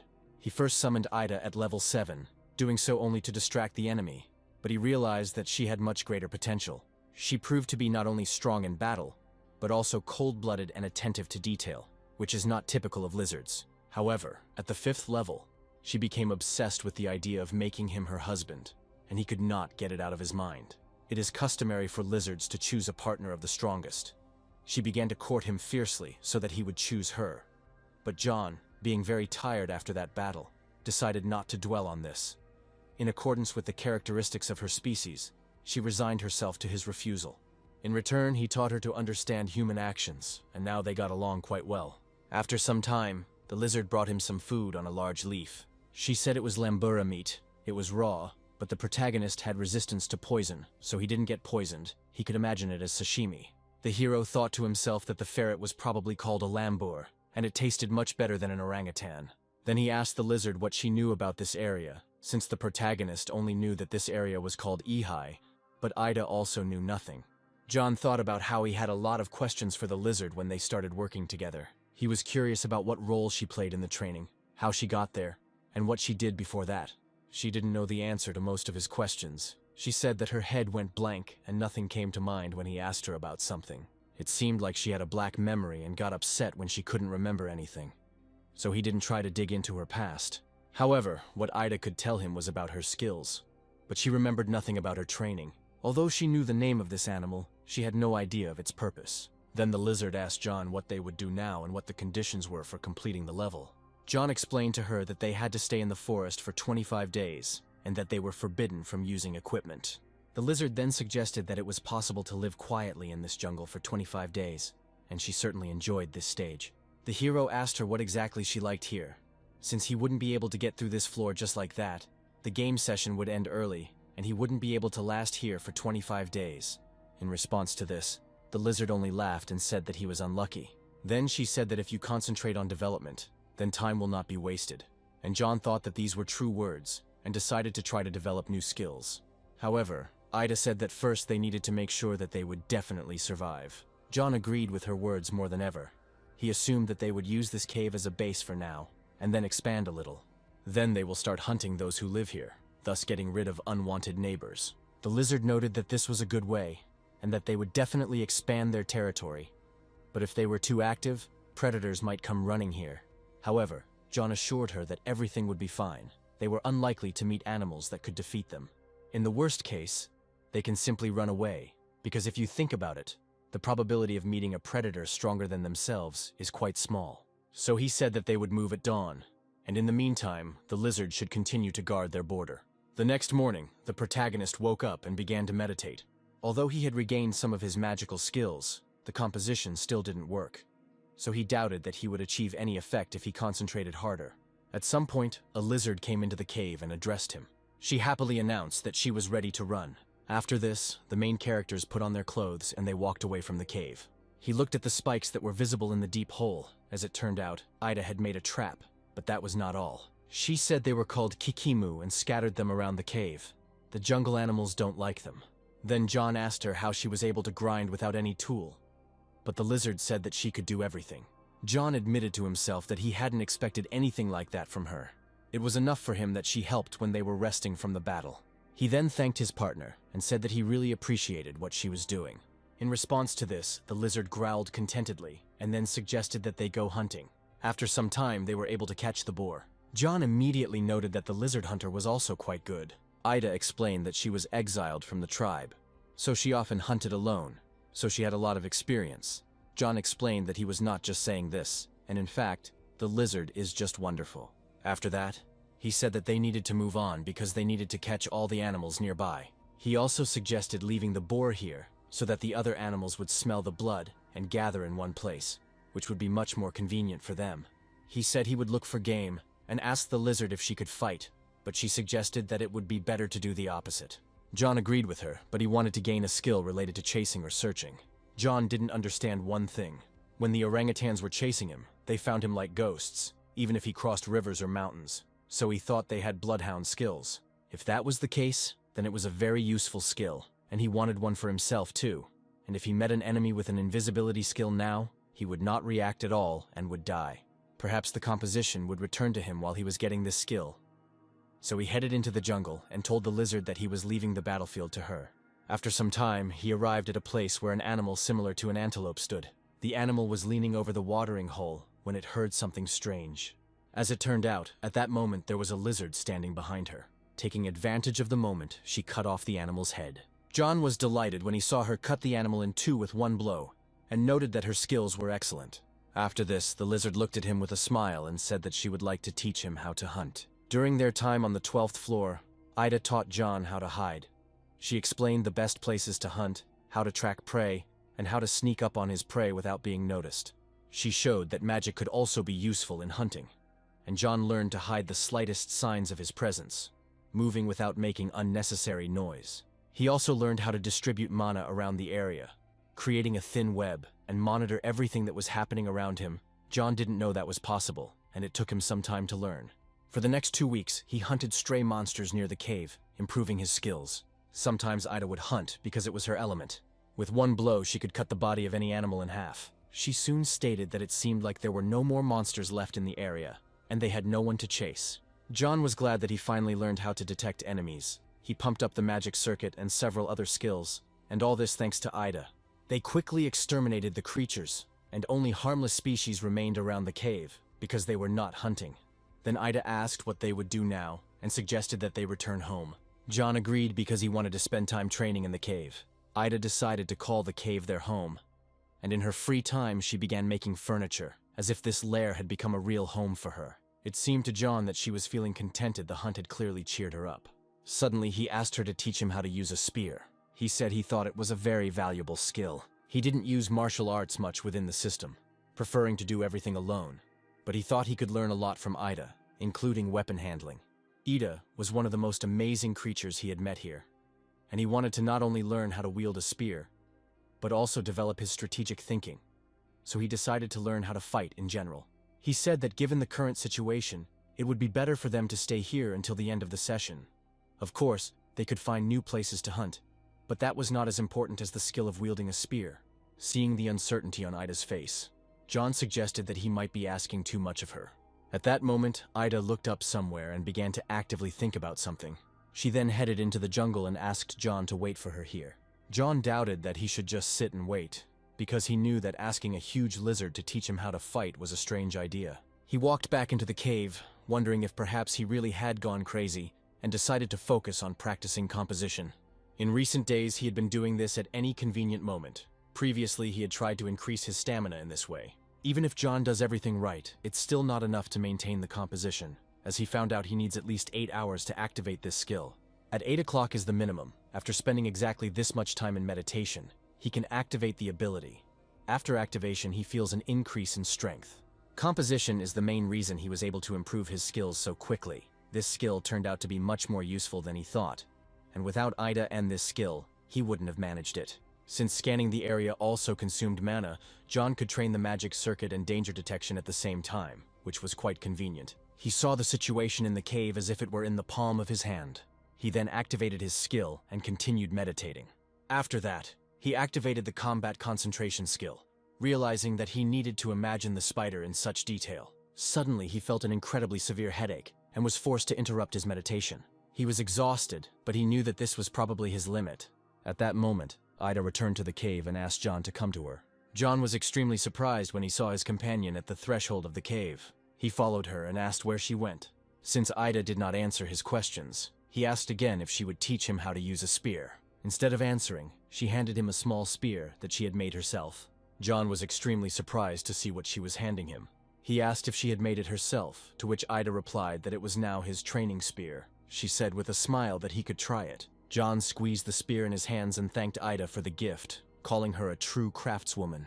After that, they started training, and John practiced his spear strikes. Ida was delighted. She knew that he would succeed, because everything about him was perfect, except for his dexterity. John himself did not even understand why it was so easy for him to hit. However, John said that without dexterity, he would not be able to do anything, because it is the most important trait for any professional. Ida said that he was learning surprisingly quickly, especially considering that he used composition. This could not be explained by anything other than innate talent. John himself knew this, and understood that without talent, he would just be a walking piece of meat. Ida said that sometimes his words make her lose her appetite. John thought to himself that although he was learning to fight with a spear, his swordsmanship and hand-to-hand combat were also improving. He knew that Ida was the ideal mentor. Her physical abilities are many times greater than those of humans, so she was an excellent trainer. After some time, he continued practicing with the new weapon. Soon he emerged from the cave, ready for new adventures. The system informed him that the meeting day had begun and would last 24 hours. Then he turned to his mentor and asked if she would like to go with him, but immediately warned that there would be nothing fun there. Ida said that of course she wanted to go with him. After some time, the two of them arrived at the right place. When they arrived at the clearing, there was no one there. Then the main character turned to the system and opened his inventory. When the system opened, he said he was very happy to see it, because he had not been able to use it all this time. Then he pressed something and summoned the thing he needed. He picked up a huge piece of fabric and began to straighten it out. After that, he ordered him to get ready and threw him somewhere to the side. In just a couple of seconds, the huge sheet of fabric transformed into a large tent. When they entered, the tent was already completely assembled, and there was even furniture inside. He told the lizard that he got this tent on the 9th floor, and he needed to take it to the 12th floor too. After a while, Carl entered the tent. He immediately smiled and said that he did not expect anything less from John.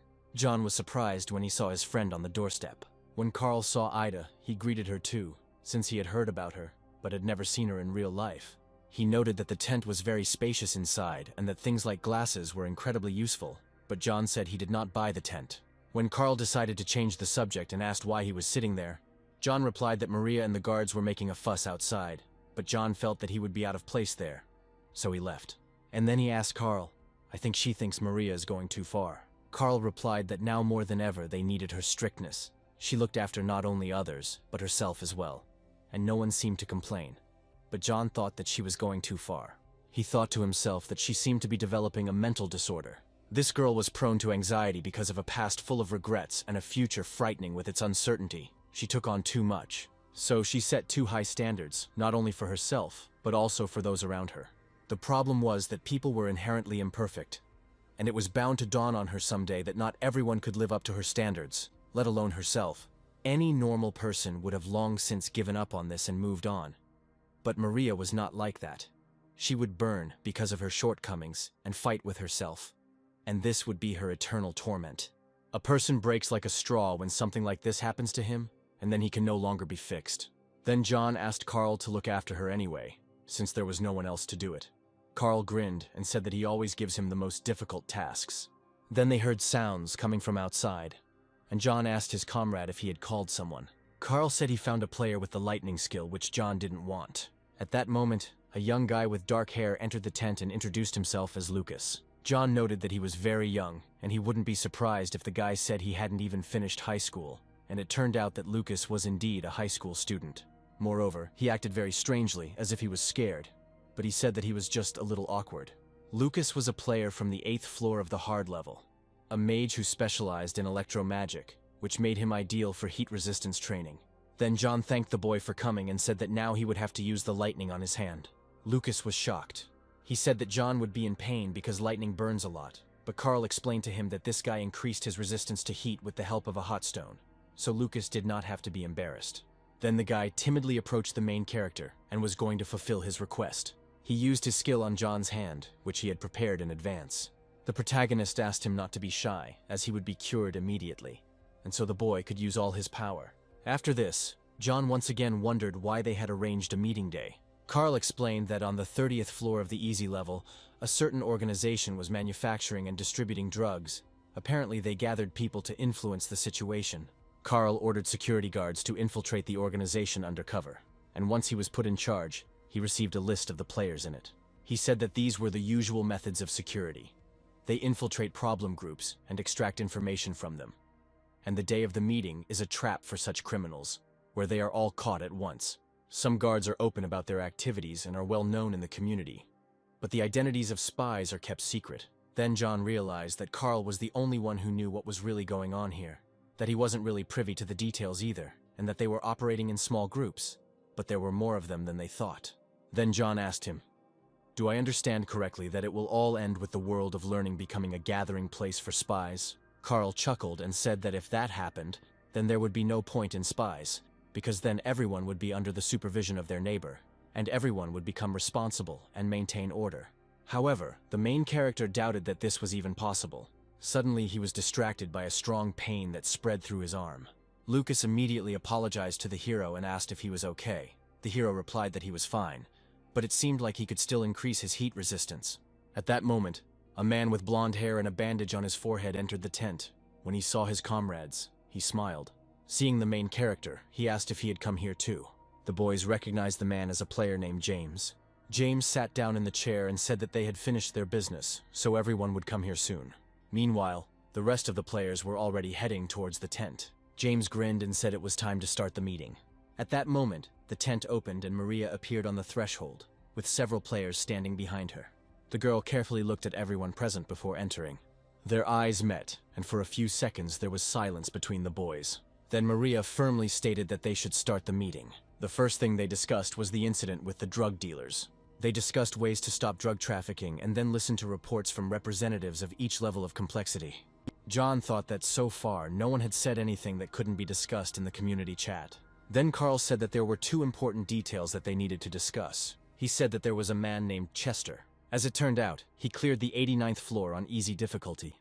When the boys heard this, they began to rejoice, since he was the closest to the 100th floor. Carl said that they would continue to support Chester, and that meant they couldn't cut corners with either their previous resources or when gathering information for him. While all the guys were happy that Chester had managed to get so far, John was thinking about something of his own. Chester has made it his goal to complete all the floors. Ever since they learned that the real world was in danger, his motivation became the opportunity to return to his family. Maria said that the first person to clear the 100th floor of the training world and return to reality would become an important symbol for both worlds. He will be able to tell that those who disappeared in the world of learning are not actually dead. He will let the world know that they just have to wait and they will all come back. Then an awkward silence fell between the boys. It seemed like everyone was happy, except for the main character. Carl said that before Chester cleared the 100th floor and returned to the real world, they needed to decide what information they would send with him. James said that people in the real world don't know what's happening to them, and with monsters appearing on Earth, they don't have time to figure it out. The first thing Carl suggested was to make a list of the players and write a message for their families and friends. Maria said that the government should then be notified of their existence and forced to acknowledge the players' authority. At this point, the players began to be perplexed, not understanding what kind of power she was talking about. The girl explained that they would demand that the government recognize the guards as those who can introduce laws into the world of education and ensure their observance, as well as punish those who violate them. John immediately thought that the government would hardly just let them rule the world alone, even though the guards were currently dictating the rules here. but he wasn't sure that the government would officially recognize their authority just because they were in charge here. Carl noted that this was easier said than done. John continued to think that the government would most likely try to make them into some kind of state organization, if they even acknowledged their existence. Maria said that absolutely everyone in the real world can get into training, whether they are a preschooler or an elderly person, a politician, or a president. When a person comes here, he is obliged to obey the laws they have established. If they are violated, they will punish the president like any other person. At this point, there was an awkward pause between the players. John thought about how the guards had their own rules. Anyone who didn't recognize or follow them would be punished. Anyone who tried to make their own rules would also be punished. And anyone who tried to create or join an organization that wasn't approved by the rebels and consisted of more than 10 people would also be punished. Given these laws and what Maria was saying, John couldn't imagine a good picture. If in reality they do not recognize their power and try to stop their laws, their actions will be regarded as a violation of the laws of hunters. And in theory, we will face a couple, and the punishment here is most often execution. Thus, if a representative of authority from reality gets into the world of learning, he will be immediately executed. John began to think that if something like this happened, it would be dangerous. Maria's ideas were too radical, and the people at the top certainly wouldn't like them. He then suggested postponing the issue until the next meeting. Then James suggested that they talk about choosing a starting weapon. John noted that this was a great topic, since the survival of players directly depends on the starting weapon, and it is important not to miscalculate here. Carl said that they also need healers, at least one per floor, as they are in short supply. John found this surprising, considering the number of people who chose a wand as their starting weapon. At first glance, it looked no different from an ordinary wooden stick. Posting the starting weapon on the community wall is a dead end since the wall opens after the selection.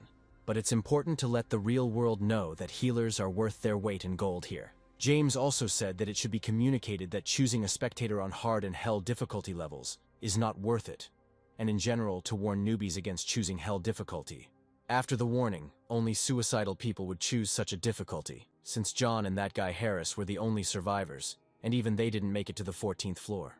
John agreed with him and said that he didn't need healers either. He considered the idea of going through the training as a team, but came to the conclusion that other people on hellish difficulty would only be a hindrance to him. As confident as he was that this was a good decision in the long run, no one knew what challenges awaited them in the future. The protagonist objected, saying that he was a living witness to the fact that it was very difficult to get through it and stay alive, even if you developed a flawless strategy, and newcomers would simply die in vain. Then Carl said that it was worth discussing this topic later. 2 hours later, the meeting was finally adjourned. Carl told the other players that they seemed to have already discussed everything. However, at this point, James asked to listen to him and said that information had reached him that another event awaited them. The players assumed it was another meeting, but they didn't understand why it was happening so soon. However, the man said that it was not the day of assembly. With these words, he even attracted John's attention. James then said that the details are still unknown, so players need to keep gathering information and eventually they will figure something out. John thought it was another misfortune on his aching head, and he thanked the gods that he was not involved in all this information gathering. After this, Maria finally concluded the meeting and thanked everyone who attended. After this, the guys headed towards the exit and soon left the tent. Maria wanted to say goodbye to her comrades, but James asked her to stay a little longer.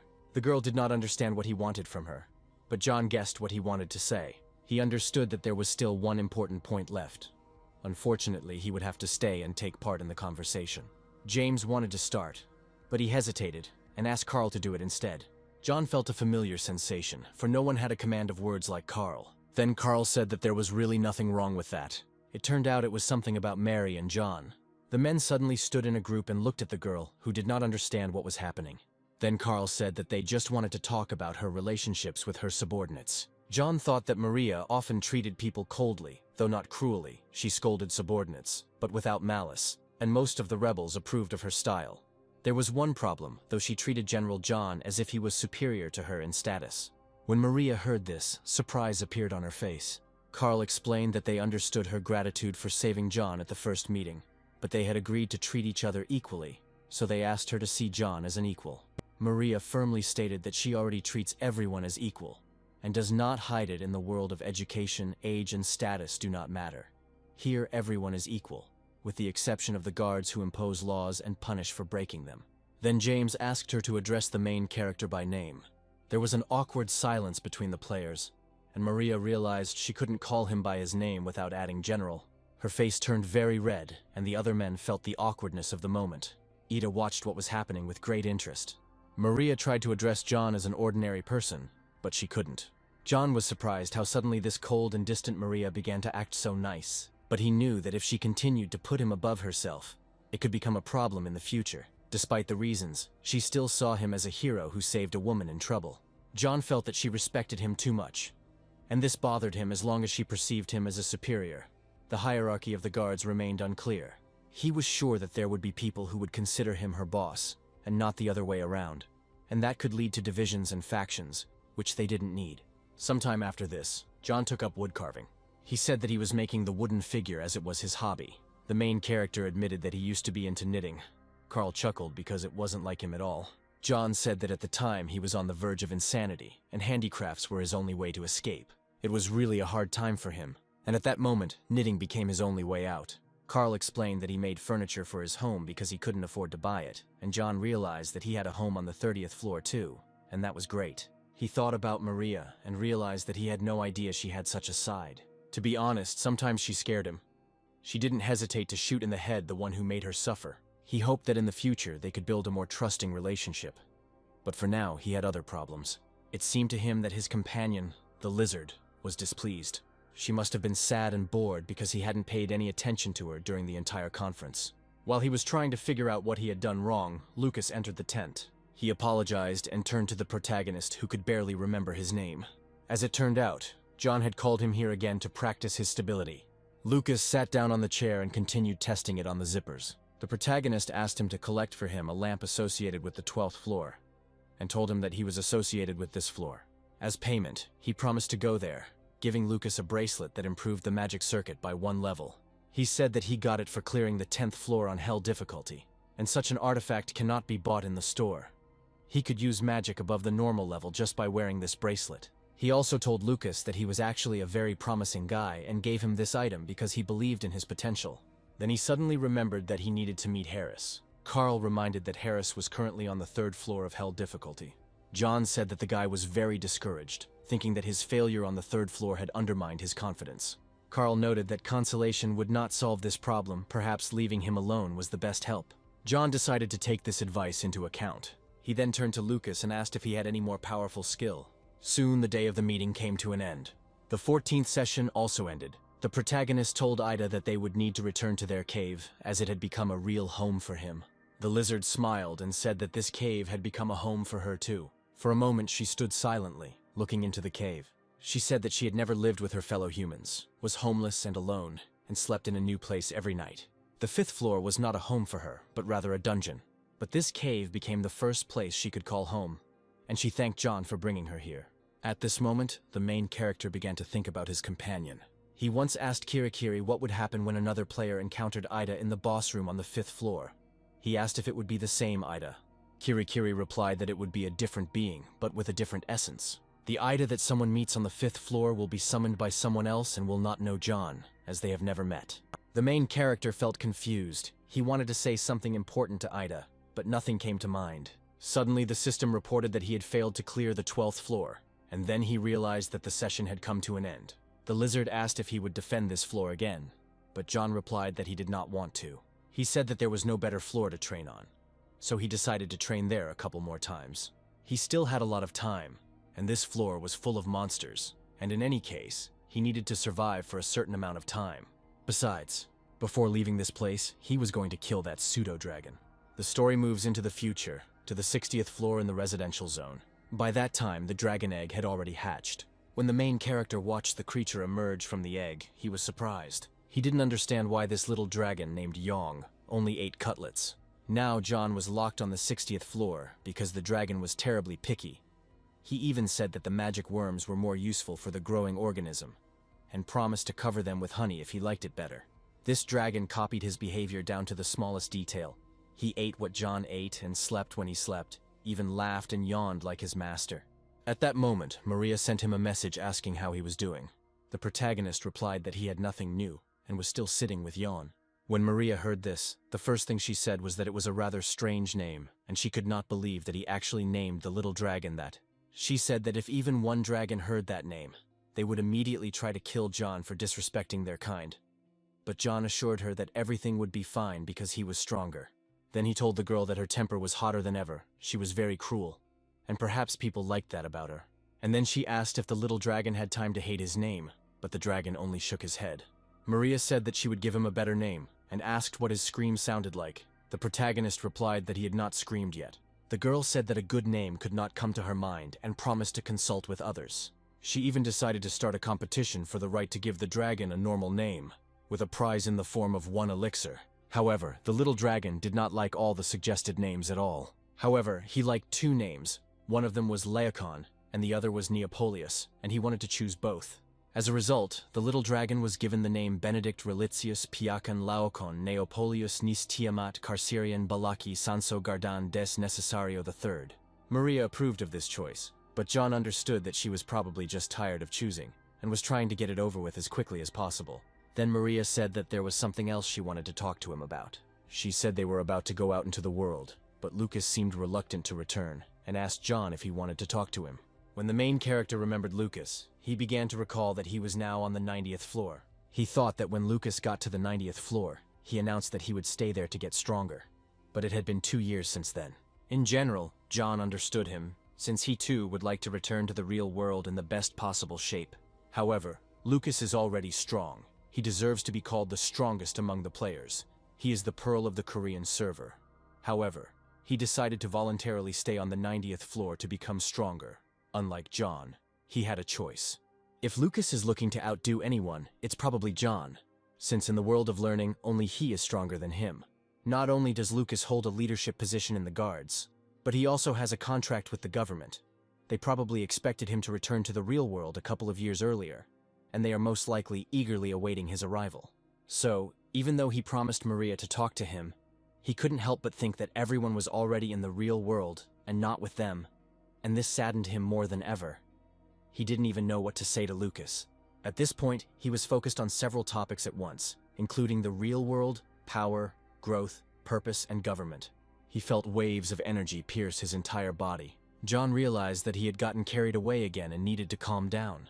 The energy around him was so strong that it destroyed all the walls and ceilings in the building. Meanwhile, the dragon silently watched everything that was happening, not understanding what was happening. John held his hands out in front of him, trying to control his strength. Soon everything calmed down, but their room looked terrible. All the walls and ceilings were destroyed. When he looked into the corner, he saw a little dragon standing there and asked if everything was okay with him. He looked at him guiltily and apologized for what he had just seen. John was stuck on the 60th floor and was desperate to get out. His mana was going crazy when he gave in to negative emotions, so he had to restrain himself. He was comforted by the thought of how much he wanted to go further. Meanwhile, the story shifts back to the present day, where the protagonist was in the waiting room on the 12th floor. When Ida saw what he was about to do, she asked him if he was crazy. However, John only calmly replied that she was very quick to throw insults. As it turned out, he had acquired the poison skill right after the 14th session. Now he could cover his hands or weapons with a poisonous magical shell. This was a very useful skill. He could attack the enemy and then leave the battlefield. If the enemy could not heal, he would slowly die from poisoning. The lizard asked him why he needed such vile methods of fighting, since he was already strong. But the hero said that this was the only way he fought. Instead of taking delight, he prefers a cunning plan that plays on the enemy's weaknesses. And even if it is mean, it is an easy victory. He got the skill even though he didn't clear the floor, so he thought that after every failure on the 12th floor, he would be given a new skill. This floor was perfect for training, and he really enjoyed being in the company of his girlfriend. But the lizard told him to remember that the time for summoning the deceased was limited. It was true. After the summoning ended, the lizard would disappear, and the time he spent on the 12th floor would not be as pleasant, so he thought about using up another summon. The lizard said that it would be nice since their house was on the 12th floor. But John said that the cave had been updated, and the house was gone. Now there was a nest of monsters there again. So the lizard said that she would just refurnish it. John noted that she seemed to really enjoy living there. At that moment, the system informed him that his resistance to poisons had increased. John was glad, since now it would be even easier for him to train. The lizard thought that his first test subjects would be forest monsters, but he said that he would test it on his own body. He would increase his resistance, and at the same time test the poison in action. Then the lizard suddenly asked what would happen if something went wrong and he died. However, John stated that he would not die, as it was not the first time he had maimed himself for the sake of stability. Soon after, they went back to the island where the battle between two dragons was currently taking place. They stood in the middle of the forest with Ida and watched their fight. The lizard realized that this was the very pseudo-dragon that John had spoken of. She asked him how he would deal with it, but John remained silent. He knew that another attempt to clear the 12th floor had just begun. Meanwhile, the fight between the dragons began to gain momentum, but John calmed his companion, saying that they would deal with them in the next game session. The lizard thought it was a very risky plan, but John assured her that if anything went wrong, they would simply run away. Then he smiled and said they were heading home. When Ida heard this, joy appeared on her face. Thus, their second attempt to clear the 12th floor began. First, John tried the poisonousness. Having been injured by the poisonous one, he experienced radically new sensations. The effect was noticeable, and he didn't feel very well. But the speed of the poison's spread was still slow. Gradually, it became more and more difficult for him to breathe, and his head began to hurt badly. The place of the cut became numb, and then the hero realized that this poison was quite good. However, it was not lethal and could not kill the creature in his experience. Neurotoxins worked best in this area. After testing the poison's effect, he went hunting. His goal was to level up, and the lizard was building a house at the time, so she wasn't bored either. When the house was finished, the toxicity was already at level 5 and the poison became fatal. Now John had to track down poisoned victims, so he focused on mastering the basics of tracking. He decided that they needed to start a fire in the jungle. He released his victims several times and methodically stalked them, thanks to which he greatly improved his tracking skills, and he also began to feel more confident in the jungle. In order to level up, John spent entire days training and hunting, and soon new traces of monsters stopped appearing around the cave. Then he told the lizard that he was going to go further tomorrow. The lizard asked him if he was going to go deeper into the jungle. Then John pointed his finger at something on the map and said that he expected to get this far. The lizard was surprised. In her opinion, it was too far, and the journey to this point would take at least 4 days. However, John said that he still needed to go there. He was planning on having a really big hunt. Ida was very surprised when she heard this. The magic of the fantasy world is that here you can make your wildest dreams come true. A rider cutting through the skies on the back of a winged steed is a fairly common fantasy, because almost everyone dreams of learning to fly. When John was a teenager, he read fantasy novels, and also dreamed of conquering the skies like the main character. And now the time had come to make this dream come true, and the lizard was supposed to help him with this. However, in fact, he first visited the place of the winged steed himself. Ida said with delight in her voice that she never thought she would become the first lizard to ride a human. She said that if John wanted, he could ride her at any time. When the main character realized that it was some kind of joke, he said that she would pay for it. Soon he picked up speed and asked his companion how she was feeling. However, when he turned around, he saw that the lizard was on the verge of losing consciousness. She said she was going to throw up. After that, she behaved very quietly and apologized to the main character because she had stained his clothes. John said it was no big deal, although he knew he would now have to wash his clothes. In fact, they just decided to fly around the area without any worries. The thing is that Lucas did dig up some light for him not about the continent and shared it with John, because due to the characteristics of the jungle, there were few species capable of flying. Besides, during the second attempt at clearing, he had studied the local fauna quite well. There were no monsters on this floor that could potentially knock them down. Suddenly, the lizard said that they had been flying for quite a long time and suggested taking a break. She prepared several pieces of meat on the bone for them. The main character liked them very much and praised the lizard for her cooking skills. He thought that lizards eat raw meat because they are reptiles. Even monkeys do not fry their food. However, the lizard said that he shouldn't think like that every time. In a world inhabited by many intelligent species other than humans, if he said such things out loud, someone might get offended. She said that other races mostly approached John as enemies to be killed, but that wouldn't always be the case. At that moment, the hero thought that this was indeed the case, and he needed to keep this in mind. He understood that no one but Ida would give him such sound advice, and at their first meeting he did not even imagine that he would spend so much time with her.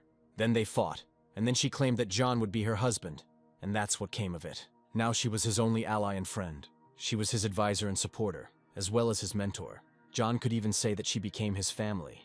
Even though she didn't really help him in battle, he wanted to call on her and always be with her. He felt calmer when she was around, and he was also tired of being alone. But at that moment, the system informed him that the switching god was looking at him with approval. Soon they continued on their way, and the protagonist said that they had arrived at the place, at the easternmost point of the floor. As Lucas had told him, there was a clear rain barrier here, and it hadn't rained here for a long time, so everything was completely dry. Then he turned to the lizard and said that it was time for them to begin. Then they took off and flew over the place where the fire was now blazing. The main character threw only a couple of sparks there, but the effect exceeded all expectations. The forest was so dry that even a cigarette butt could turn this jungle into ashes. The system then informed him that he had increased his level. John realized that Lucas had not deceived him. He could gain experience by killing enemies in the fire he had set, although the experience was 4 times less than from killing them himself. As he looked at the fire he had started, he was filled with pride in himself.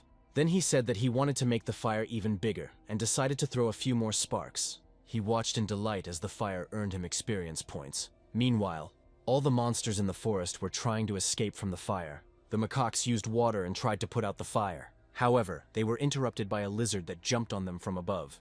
John, watching everything from above, noted that everything was going perfectly. At this rate, he could burn down the entire 12th floor, and he could avoid it if he wanted to. But he didn't want to. When the lizard returned to him, he asked if she was hot, and she was indeed hot, since she was not adapted to it.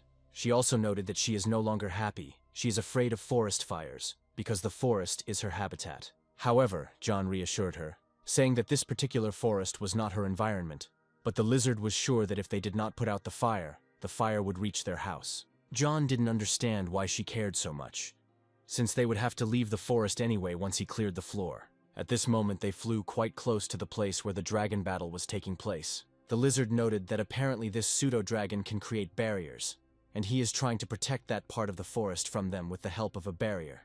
She asked John if he was really going to kill him. John asked her to stop asking obvious questions, and asked her to get the sword from his bag. When everything was ready, he extended his hand with the sword. Then he flew straight to the place where the dragon was. He said he would circle around it without getting too close, and he was sure they would soon have an opportunity to attack it. And then he used the soul exploitation skill on the dragon. When the dragon noticed them, he began to scream in rage. However, the boys were sure that shouting would not help him, and he would never catch them. Suddenly, the main character drew his companion's attention to the dragon. He said the dragon was distracted by the approaching fire. Then he asked her to get ready because they were starting the attack. The main character flew very close to the dragon so that Ida could reach him. After that, they attacked him, but the dragon was protected by a barrier. John didn't like it because he had hoped that the blow would be more successful. This time the dragon repelled their attack with a barrier, but they had no intention of giving up. They flew away to a safe distance and decided to think of new plans. The lizard asked the main character what they should do now. John said that they didn't have to give up, and then he headed straight for the dragon's head again. If he wants to save his forest from fire, he needs to either get rid of the enemies or ignore them. In either case, they will always be able to retreat. The more time the dragon lost trying to shoot them down, the further the fire would spread, and all the circumstances were in their favor. Also, barrier is an active skill, and the monster decides when and where to place it. So if they attack him suddenly or blindly, he won't be able to deflect the attack. At this point, the lizard noted that she even felt sorry for this dragon. But John said that now was not the time for sympathy. After that, they flew around him from above with the help of the blessing of the wind spirit. Suddenly, the monster swung its tail, trying to knock the guys down, but the main character used the flicker in time.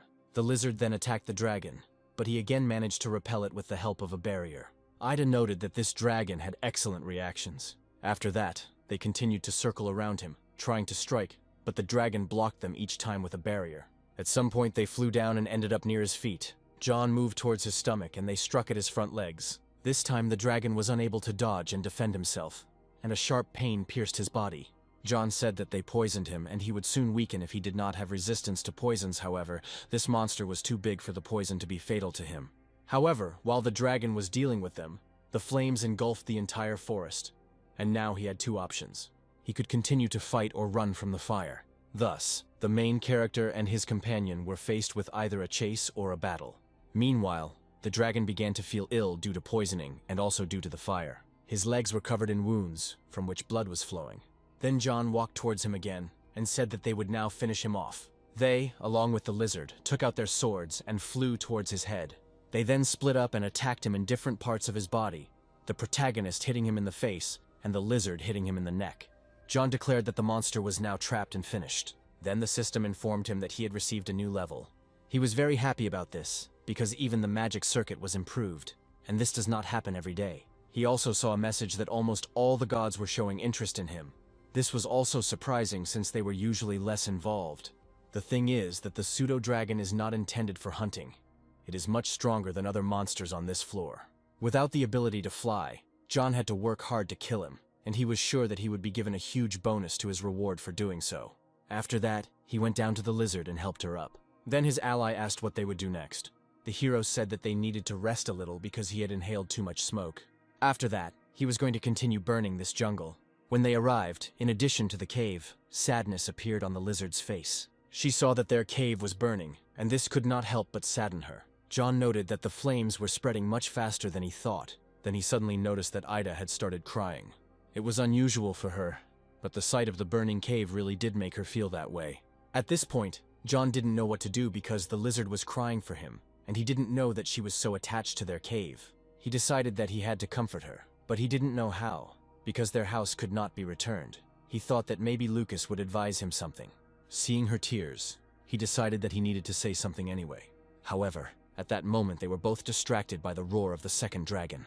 The boys were a little surprised to see him in the middle of the forest. When they saw him preparing to throw a fireball in their direction, they decided to deal with him. John headed forward straight towards the monster. They soon defeated him in the same way they defeated the first dragon. After this, the protagonist turned to the lizard and said that the fire had gone further than he expected. But she already knew this.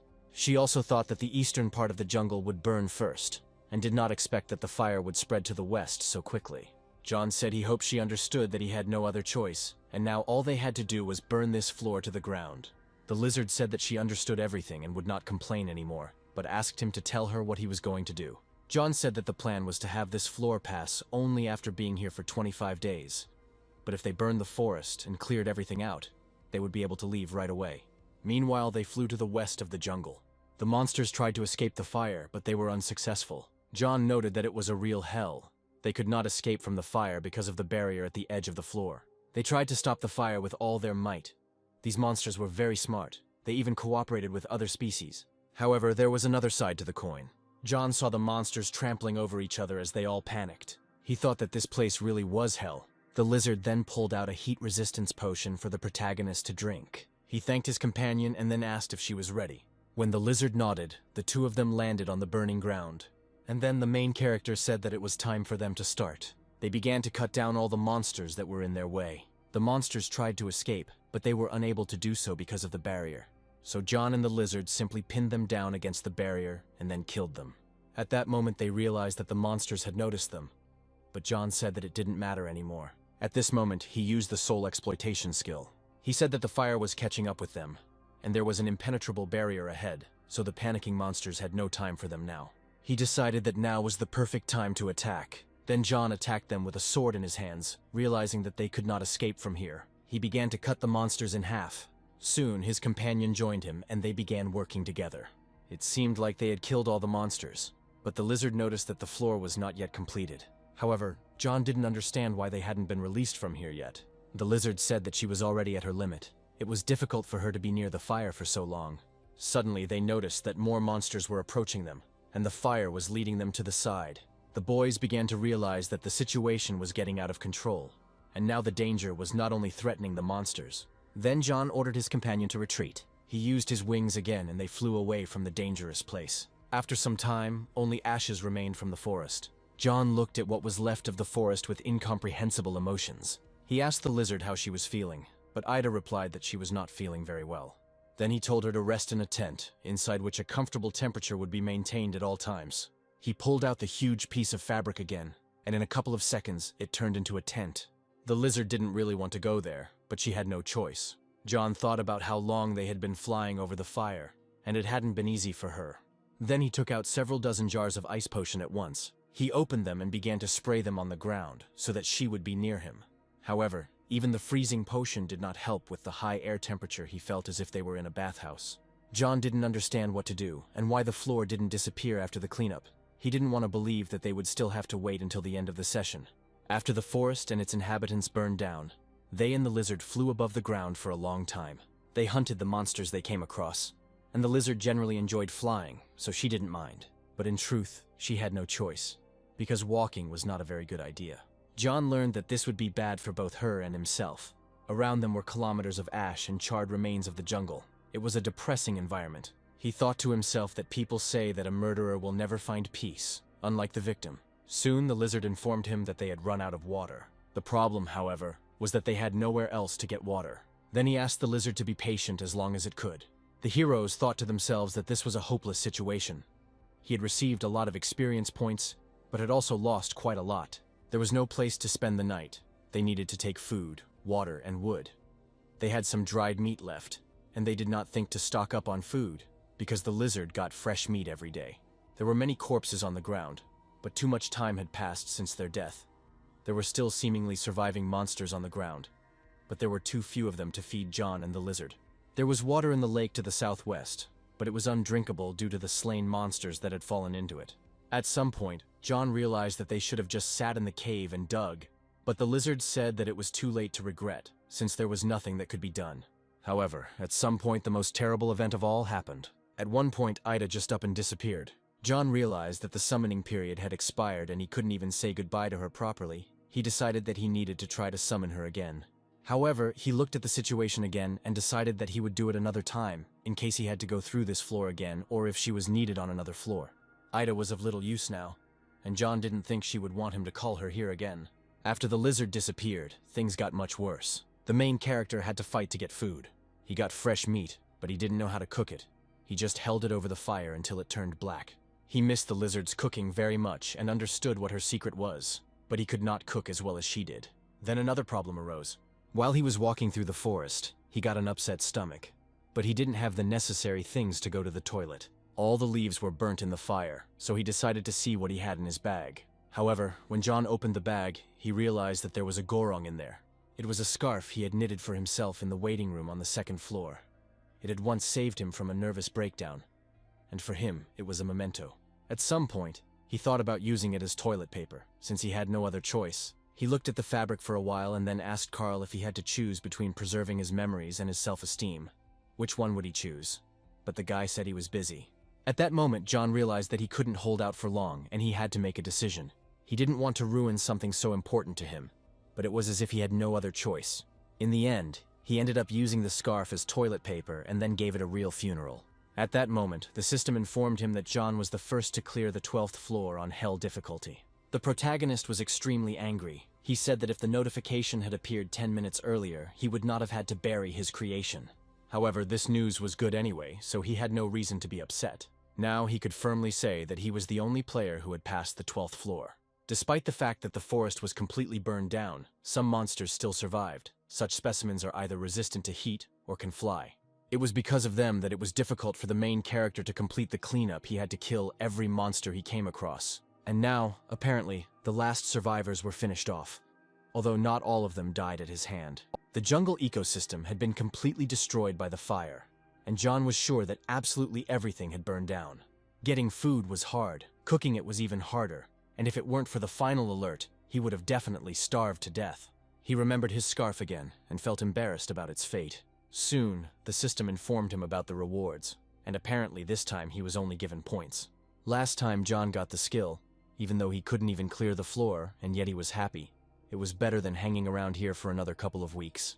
He now understood that his real reward for this floor was fire resistance, and if he thought about it, he gained immunity to mind distortion on the second floor, which was his first resistance skill. However, the protagonist did not understand why the description of this resistance was so short. It said that he had resistance to the element of fire, so it was not limited to burns or heat. When John gained improved poison resistance, his level 4 poison resistance was converted to improved poison resistance level 2. But he didn't understand why he had gained a level 1 skill when his burn resistance was level 12 and his heat resistance was level 6. The system then also informed him that all the gods were watching him in one way or another. John was scared. He had never received so many reactions from the gods after passing a floor. There were about 100 of them here, and he did not understand why there was no such reaction on the 6th floor. He counted all the windows in the system and realized that there really were exactly 100 of them. At first he assumed that there were only 100 gods in the learning world. But then he realized that everything was more complicated here. He shouldn't have tried to reason based on the gods' messages alone. He should have asked Kirai about it, but information about the gods was too precious. Then the hero decided that apparently it was time for him to see her again. Before leaving, he looked again at the grave of his scarf. Just the sight of his homemade tombstone made him feel sad. He walked up to the grave, bowed, and said he would miss the scarf. After that, he went to the exit of the location and said that he would try to avenge him. After some time, he arrived at the clearing where he always met with Kirai. The girl was very glad to see him, since they had not seen each other for a long time. She jumped around him because she was very happy. But she didn't understand why John was so gloomy. The hero thought to himself that it must be obvious that he was not the most friendly person, and that he was also quite touchy and vindictive. However, he still bought a cake for the girl, and she was incredibly happy about it. They spent some time chatting with each other, while Kirai enjoyed her favorite dish. However, the main character then suddenly took the cake away from her and said that she could have given him a warning about the floor. The girl objected that in that case the passage would not be so interesting. But when she realized that this answer did not satisfy the main character, she hastened to apologize to him. She tried to do everything to make him come back, but it was as if he had flown far, far away. However, after some time, he returned and gave the girl the cake. When they sat down at the table, she said again that she would not do that to him again. After this, John opened the system and seemed satisfied with Kirai's words. He asked her to tell him everything next time, and not to dare hide information for her own amusement. He thought to himself that Kirai must have been joking when she said that she kept quiet for fun. Even though she seemed frivolous at first glance, she always took information seriously. After some time, he informed her that, apparently, he had found out something related to magic. He said that the skills that the monsters on the 12th floor used were nothing but magic.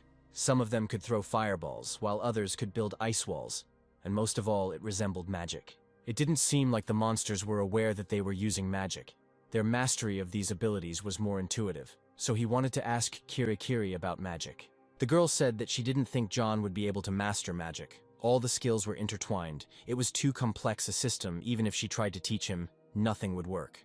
John asked if there was any reference book he could use to teach himself.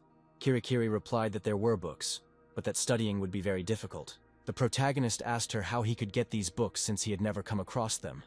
Then the girl pressed something in his system. Spell books are considered weapons and can only be purchased through system shops. Kirai helped him buy a couple of books. These were books about the basics of magic, as well as a book about barriers and sealing spells. He chose this topic because the orangutan monster leader could seal skills, and he wanted to get that opportunity. Blocking even one skill could change the course of the battle. Kirai said that she was sure that John would learn to create barriers, but sealing magic was much more difficult. Magic was generally not given to humans. John will not be able to use sealing unless he becomes an apostle of the god of the seal and receives permission to do so. She said that he would be able to read the book, thanks to the knowledge from the time of Babylon. But she was not sure that he would understand anything. John still wanted to try. He then asked the girl if she had heard anything about the training events, and if she could tell him more. However, Kirai said she was not allowed to disclose this information. But since he brought her a cake, she decided to tell everything. When John realized what she was hinting at, he said he would bring her even more sweets. The girl was satisfied with this answer, and a smile appeared on her face. Then she stood up and said that she didn't have much information, so he needed to listen carefully. The only thing she said was about the second stranger. When John heard this, surprise appeared on his face. After a while, John did something that puzzled Kirai. As it turned out, there was a whole mountain of toilet paper in front of him, and the girl assumed that John was going to sell it. However, the protagonist replied that she couldn't even imagine what it was like to have no toilet paper. It was considered a combat item like a potion, so it couldn't be bought in the waiting room. He thought to himself that he remembered Kirai's words about the new event, but the words about the second stranger meant nothing to him, and so he decided to consult with Carl. After that, he told the girl that he had bought a good spear and also stocked up on canned food. After this, a portal opened in front of him, and he addressed the girl one last time before leaving. John smiled and said that he would definitely come back. Kirai smiled back at him and asked him to be careful and to bring more cake with him. He soon returned to the waiting room before leaving for the 13th floor. John thought that Carl was probably sleeping now, so he decided to pass the time by reading a book. He opened one of the books the girl had given him and began to read it. The book asked the question of what ingredient was needed to change the time of life, and challenged the reader to find the answer. There was only one sentence on the first page, and then the protagonist turned it over. However, on the following pages there was absolutely no text. John didn't understand why this book was so strange, because except for the first page it was completely blank. Moreover, there was only one question written on the first page, and he did not know the answer to it. He decided that, judging by everything, he would have to rack his brains, and most likely, if he found the answer, the text would return to the pages. At that moment, the system sent him a message from Harris. At first, the main character was scared, but then he asked his partner how he was doing. The guy happily replied that he had finally cleared the 3rd floor. Every floor he passed was full of sophisticated traps, poisoned arrows, extreme temperatures. All this made the task more difficult, but he managed it. The main character congratulated him on the fact that he had succeeded and said that he was a great guy. He thought to himself that thanks to the Shimmer Ball, he had passed the 3rd level without much effort. So he had not had the chance to experience the full range of sensations from passing, but this guy had managed it on his own. He then suggested that Harris work together to develop a strategy for passing the game and publish it to the community. Then suddenly he asked John what about the 4th floor. The protagonist realized that there was a goblin instructor on the 4th floor, and Harris looked like a robber or a murderer, so it would be hard for him on the 4th floor. He thought about what to advise, and after a while he went to his floor. Harris had raised his spirits, and now John also wanted progress. He needed to clear the 13th floor as soon as possible, even though he had just finished the 12th. It was a real hell on the 12th floor, so he needed to be well prepared. After that, he confidently stepped into the portal towards the new floor. Soon a dark hall appeared before him, and he immediately noticed that it was quite dark here. The system told him that to the east of the continent of Ahan, deep in the ocean, under a volcanic island, there was a temple of monks worshipping the god of warrior. This place is well hidden and serves to train the monks' fighting skills. However, someone ridiculed the monks' aspirations and abilities, and the rebel swore that he alone would reach the pinnacle of martial arts. Now the player had to prove his case by fighting the enraged orcs. So the condition for the cleanup was that John had to win at least 15 rooms. John began to think that he was here because the god of war hated him, and his favorites would probably be welcome here. He also noted that this was the 1st floor, which was associated with God, and perhaps here he would be able to find out at least something about the deities. John had to win 15 rooms to get past the floor, but the room he was in now was empty. There was not a single draft here, and even he, a man with incredibly acute hearing, could not detect anything. So John assumed that there was soundproofing here. There was absolutely nothing remarkable about the room, and so he decided that he should go to the door that was in front of him. He looked up and saw the number 0 above the doors, then opened them and looked inside. It was dark inside too, and John began to carefully move forward. As soon as he reached the doors, above which hung a sign with the number 1, John noted that all the rooms were in the same corridor, and apparently the higher the number, the more difficult the test. Then he opened door number 1 and went inside. There he saw a creature sitting on the floor in the lotus position. When the creature saw the protagonist, it laughed, and realized that this was the same arrogant little man that Abbott had told them about. At first, John froze in place and began to carefully examine the creature that was in front of him. He was about 2 meters tall, muscular, and had no weapons with him.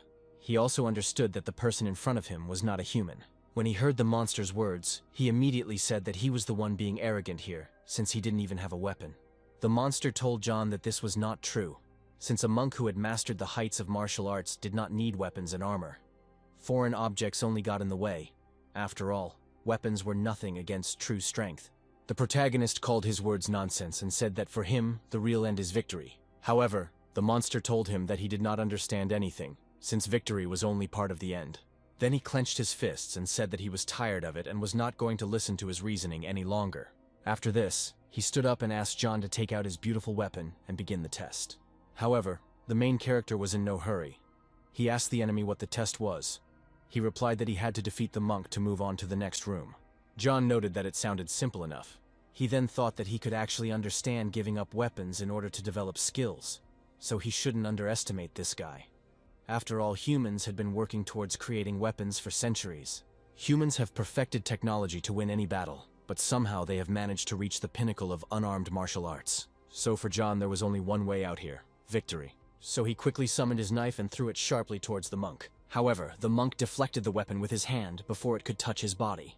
Then the protagonist pounced on him again and plunged his other weapon into his chest. The spear entered the monk's body straight, and for a moment he froze in place.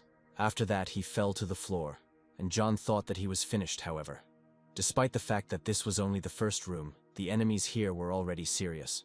After that, he headed towards the exit, hoping that the next room would be more interesting. When he reached the second room, he also had no difficulty defeating the monk who was there. He had no problems in the first 3 rooms. His opponents simply couldn't match his speed. However, in the 5th room, there was a monk who was able to keep up with John somehow. Their speed was about the same, and so it took the protagonist some effort to land even one blow on this monk. However, at some point, he still managed to plunge his weapon into his shoulder. After this, he bent over the monk's body to examine it and decided that he was right. This guy had hard skin, almost like iron. A body like that can't be achieved through training, you have to be born with it. John didn't notice it right away because he was attacking him with magic. But such a body is a powerful advantage in combat. He also knew that any physical imperfection could be compensated for with magic and combat skills. But this only worked if the opponent's skills were worse than his own. When fighting against equal skill levels, physical strength would win. John didn't understand how guys with iron skin could promote the superiority of skills over weapons. At that moment, he noticed a system message that said the deity of warfare had started coughing, apparently thinking the same thing as John. The hero decided that he needed to carefully examine the body of this monk. It would not hurt him if he knew about the capabilities of his opponents. With each room, the monks became stronger and more experienced, and John assumed that by the 15th room an opponent equal to him in strength would appear. Then John decided to do something unusual and took out a knife. He bent over the monk's corpse and began to dismember it. When the deity of warfare saw this, it was displeased. The deity of slowness was also angry. But John only said that they were simply interfering with his work. At that moment, Carl sent him a message asking if he was busy. He said that he had learned something about the upcoming event. Then John decided to share what he had learned. He told him about the second stranger, and Carl was surprised that this was all the information he brought. He began to suspect that John had apparently already known everything for a long time and simply wanted him to fill in the gaps in his knowledge. The events had already been posted on the community bulletin board, so Carl asked John to take a look when he had time. Then the main character said that he would read it during his snack. After this, he had a small picnic for himself and prepared milk, which he heated with a stone. He also added cocoa powder to it, and the drink turned out incredibly tasty. After cooking the food, he could no longer enjoy just jerky. This is a problem with his cooking skills. The next time he calls the lizard, John decided to ask it to teach him how to cook. Then he opened the system and decided to read what Carl was talking about. As it turns out, the next event will be called the competition. It will start before the end of the 15th game session. Everyone who goes through the training becomes a participant. You can refuse to participate or give up. John thought that it looked like the winner would get a skill as a reward, and the guards had done a good job of gathering information. However, they apparently failed to find out anything about the rules of the competition, but they definitely know about it until the end of the session. Meanwhile, the community was already actively discussing the new event. These guys seemed to be excited about the news because they thought the guards wouldn't allow cheating. The atmosphere was the same as on the day of the meeting. These guys were like a bunch of kids going on a camping trip. Then John learned more details about how there would be teams and points to collect. And then someone asked who they thought would win. John carefully read their argument, in which some people believed that he would win, while others doubted it. But he did not understand why they were arguing about this topic. Then he decided not to devote so much time to it and closed the system. The fact is that he was sure that victory would remain his in any case. He then moved forward and killed several more monks in the next rooms. Soon he fulfilled the conditions of the cleanup, having passed the first 15 rooms, and now the system asked him if he wanted to go through other rooms. The protagonist agreed. He didn't know how many rooms there were in total, but he decided to go as far as he could, and if possible, he wanted to get to the end. While he was trying to get past the 13th floor, Carl sent him new information about the competition. It looked like the event would affect several floors. They combined all the information they knew and realized that on the second floor they would be able to meet strangers. They already knew that the training participants were from different countries and continents, so this was entirely possible. The answer to the most important question was finally found. John had always wondered why he never met foreigners. On their server, everyone spoke Korean, and if the world of learning exists in other countries, then there should be foreign players too. Moreover, they will definitely not obey the laws of the guards. They will try to impose their will, and in the event of a conflict, it will be he who suppresses the protesters. Moreover, Carl decided that giving the guys with normal difficulty to his command was not a bad idea. John understood that Carl himself was very busy, but he also did not want to be a nanny. However, no one asked his opinion, so he decided that he would have to leave everything as it was. Since the founding of the guards, Carl has been making grand plans for an uncertain future. He has tried very hard, and in fact, he has a strange obsession with planning for every possible outcome. Sometimes he seemed paranoid. However, the main character decided that he would think about it later. Now he had to go into room number 16. The monks had no weaknesses. Their bodies were perfect. The only weakness John found was their reaction speed, which was reduced if they were stunned by a strong blow to the head, or if their vision was blurred.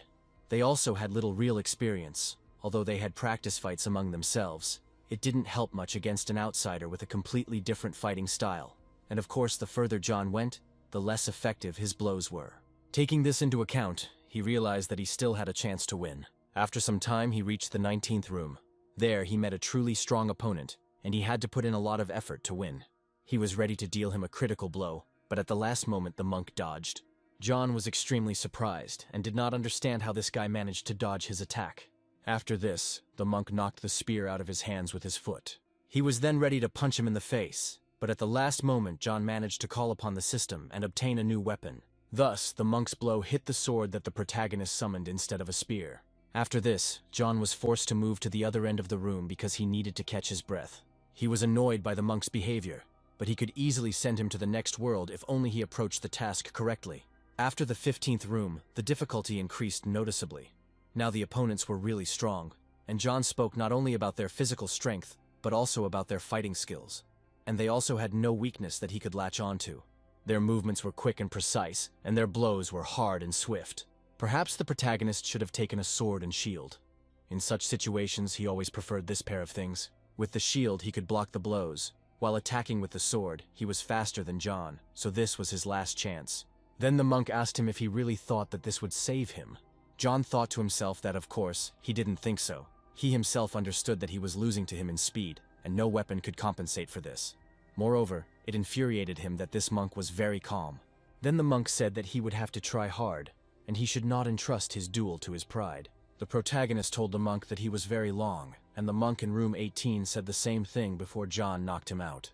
The monk said that the guy had done nothing wrong. Their goal was not to win, but to reach the pinnacle of martial arts. However, despite John having heard this many times, he still did not understand what they were talking about. He didn't want to admit it, but now he had no choice. It was the end. He knew that room number 19 was his limit, and he had to remember that. He then activated the fortitude skill, and his combat skills increased depending on the enemy's strength and level of fatigue. Toughness is a passive skill, so it needs to be active at all times. John had kept it active up until now. Although it is a good skill, he turned it off on the advice of the lizard who said that he should learn to control the skills. He got angry. How to turn on or off the skills on the 12th floor. So now he was ready to start their battle all over again. As the monk wanted from him, he was ready to give it his all. Hearing this, the monk smiled and said that he had been waiting for this moment. Suddenly he saw a bright flash of light appear above his head. The monk looked there in horror, not understanding what it was. However, before he could do anything, the protagonist appeared right in front of him, his body flickering like lightning. He managed to deliver a slashing blow to the monk right in the neck. However, he had no intention of giving up and immediately swung his fist at John. He knocked the shield out of his hands, but the protagonist had no intention of giving up. He grabbed him by the clothes and put a sword to his neck. After this, he dealt him a powerful blow, and then the monk fell to the ground. A little while later, he finally got to his feet, holding his neck, and told John that it was a good fight. John didn't understand why he called it good, since it ended 10 seconds after he turned on his skill. The monk said that those 10 seconds were enough for him to learn a lot from him, and he needed to continue practicing. John then asked how he was going to practice if he could kill him at any moment, to which the monk replied that that was also fine. After this, the main character walked past him, telling him that he was crazy. Before John left, the monk decided to give him some advice. He asked him to be careful when he entered the next room. He told John to fight with his eyes closed. The main character did not understand why he was giving such strange advice. However, he felt that something had changed, and he began to make decisions differently. Usually John was willing to do anything to become stronger, and it was definitely not about the humanity of the monks. He didn't care how human they were, and their lives meant nothing to him. So he didn't think that was the case. John hadn't killed any monks yet, so he didn't understand what was wrong. At some point, he began to suspect that he was going crazy, and that perhaps someone was mentally trying to attack him. But he did not feel any magic. It was just a training floor, and once he left it would reset. The dead monks would come back to life, and all their memories of John would be erased. Moreover, the main character has already promised himself not to enjoy killing at any cost. He decided that the dead should come back to life, no matter if they were monsters or people, and he should value their lives. Until now, John had strictly followed this rule while traveling through the world of learning, but he had never felt any pity or regret when taking another life, and so he did not understand why he could not kill that monk. He thought that it was a moment of weakness, and he didn't understand himself, so he decided that when he had a free minute, he would find out if there was a psychologist among the players. Soon he reached the 20th floor, where he was met by another monk. He said that John had come a long way and asked him to sit down. He needed John's eyes to adjust. The protagonist noted that it was dark inside this room, and apparently someone was blocking his view with magic. However, the protagonist didn't feel anything. Apparently, it was a skill that didn't require magic, and it was the first time he felt something like that. At the moment, not only did he not see the monk, he could not even see his own hand. Now he understood what the previous monk had meant when he had given him advice. Then the main character decided that he should activate a skill called Danger Search. This way he can determine where the monk is, but fighting in such conditions is problematic. Then the monk smiled and asked him not to suffer so much, because they were in the same conditions. However, John said that the monk had spent more time in this room, so he could see better, so it was unfair. But the monk said that this was the fate of a rebel. John thought that if he concentrated, he could see this monk clearly. But the problem was that he couldn't do it all the time during the fight, so the monk turned to him again, saying that he hoped that John would have time to get used to the darkness before the fight began. However, the protagonist apologized and said that they could not chat further as he needed to focus. He thought to himself that this battle would be difficult. Magic greatly interfered with the support of the skill, and he would have to do without it. After that, he closed his eyes and concentrated on the battle. He then used a skill called Soul Exploitation and aimed it at the monk. However, the monk continued to stand in place and did not move. The next moment, the protagonist was next to him, but the monk was still standing in place. Then John struck him with his eyes closed, confident that he had hit. However, the monk easily dodged his attack by simply crouching. John didn't understand how he had managed to sense the flash in the dark room, but he decided that it didn't matter anyway, and he needed to concentrate. Meanwhile, the monk was preparing to strike back. John assumed that he would hit him in the forehead, and that he would not be able to dodge it. The monk's blow was so strong that it pierced the protagonist's shield and threw him into the opposite wall. After the protagonist was finally able to stand on his feet, the monk addressed him again. However, the protagonist was determined to continue the fight and summoned Talaria's wings in a flash. They collided with the monk, and this time they both flew in different directions. For a while, they both lay motionless on the floor, as the force of the blow was incredible. Then the main character finally got up and, using magic, threw a knife towards the monk. However, he also quickly jumped to his feet and threw the weapon away from himself with his fist. Meanwhile, John took advantage of the moment, jumped into the air and found himself right on top of the monk. He prepared to strike him with his eyes closed, and this time he hit. He hit him right in the face with his hand, which left a deep scratch on the monk's cheek. The protagonist was pleased because he was finally able to hit the man. However, he soon realized that he had failed to follow the monk's movements, and now he was aiming his foot at his face. John's concentration was off due to the monk hitting him. However, before the foot could even touch his body, he activated the combat concentration skill. The protagonist decided that it was too late to retreat, and therefore decided to strike back. The impact was so strong that a powerful explosion was left in the room. John was badly hurt and coughed up blood for a long time. He realized that he had several broken ribs, but other than that, he was unharmed. This monk managed to batter him so badly despite his invulnerability. After this, the monk stood up again and was unhappy that he still couldn't defeat this guy. Then John raised his hand with a smile on his face, showing him that his recovery was working at full capacity. Seeing this, the monk rushed at him again. John realized to himself that he had already practically won, and he only needed to stall for time. Meanwhile, the monk's fist was approaching his face. However, the main character stood still and covered himself with his weapon. Suddenly, with his eyes closed, he felt the monk's fist stop just a centimeter from his face. Then the old man lowered his hand and began to cough. He dropped to his knees and saw blood pouring from his mouth. After this, John finally rose to his feet and towered over the monk, asking him if he was stronger than he expected. The monk could not give him a clear answer, because his health was terrible, and blood was constantly flowing from his mouth. At this point, the protagonist noted with a smile that it looked like this was the end. Then the monk said that he accepted his fate, and that it had been a glorious fight. John thought that this old man was addressing him with respect, even after he had defeated him, something he wouldn't have been able to do in his place. He then took the antidote out of his system, and told the monk that he would give him the bottle if he answered a couple of questions. He asked how many rooms there were in total. The monk replied that there were 33 in total, and the abbot was in the last room. Then John asked him to explain how to get used to the darkness, but the monk thought that he had already adapted to it. But it turned out that this was not enough for the main character. The monk realized that he had no other choice, and then decided to tell him. He said that John would need this knowledge if he was going to go to the next room. After he told him everything, the main character gave him the antidote and ate a couple of cans of soup himself. After this, He headed towards the exit, saying that he still had much to do, and thanked the monk, as his eyes had already become accustomed to the darkness. He asked the old man how far he thought he could go. The monk said that he would be able to reach the 25th room, after which the monks would become an order of magnitude stronger than John. And if he could get through the 26th, then he could probably get to 29.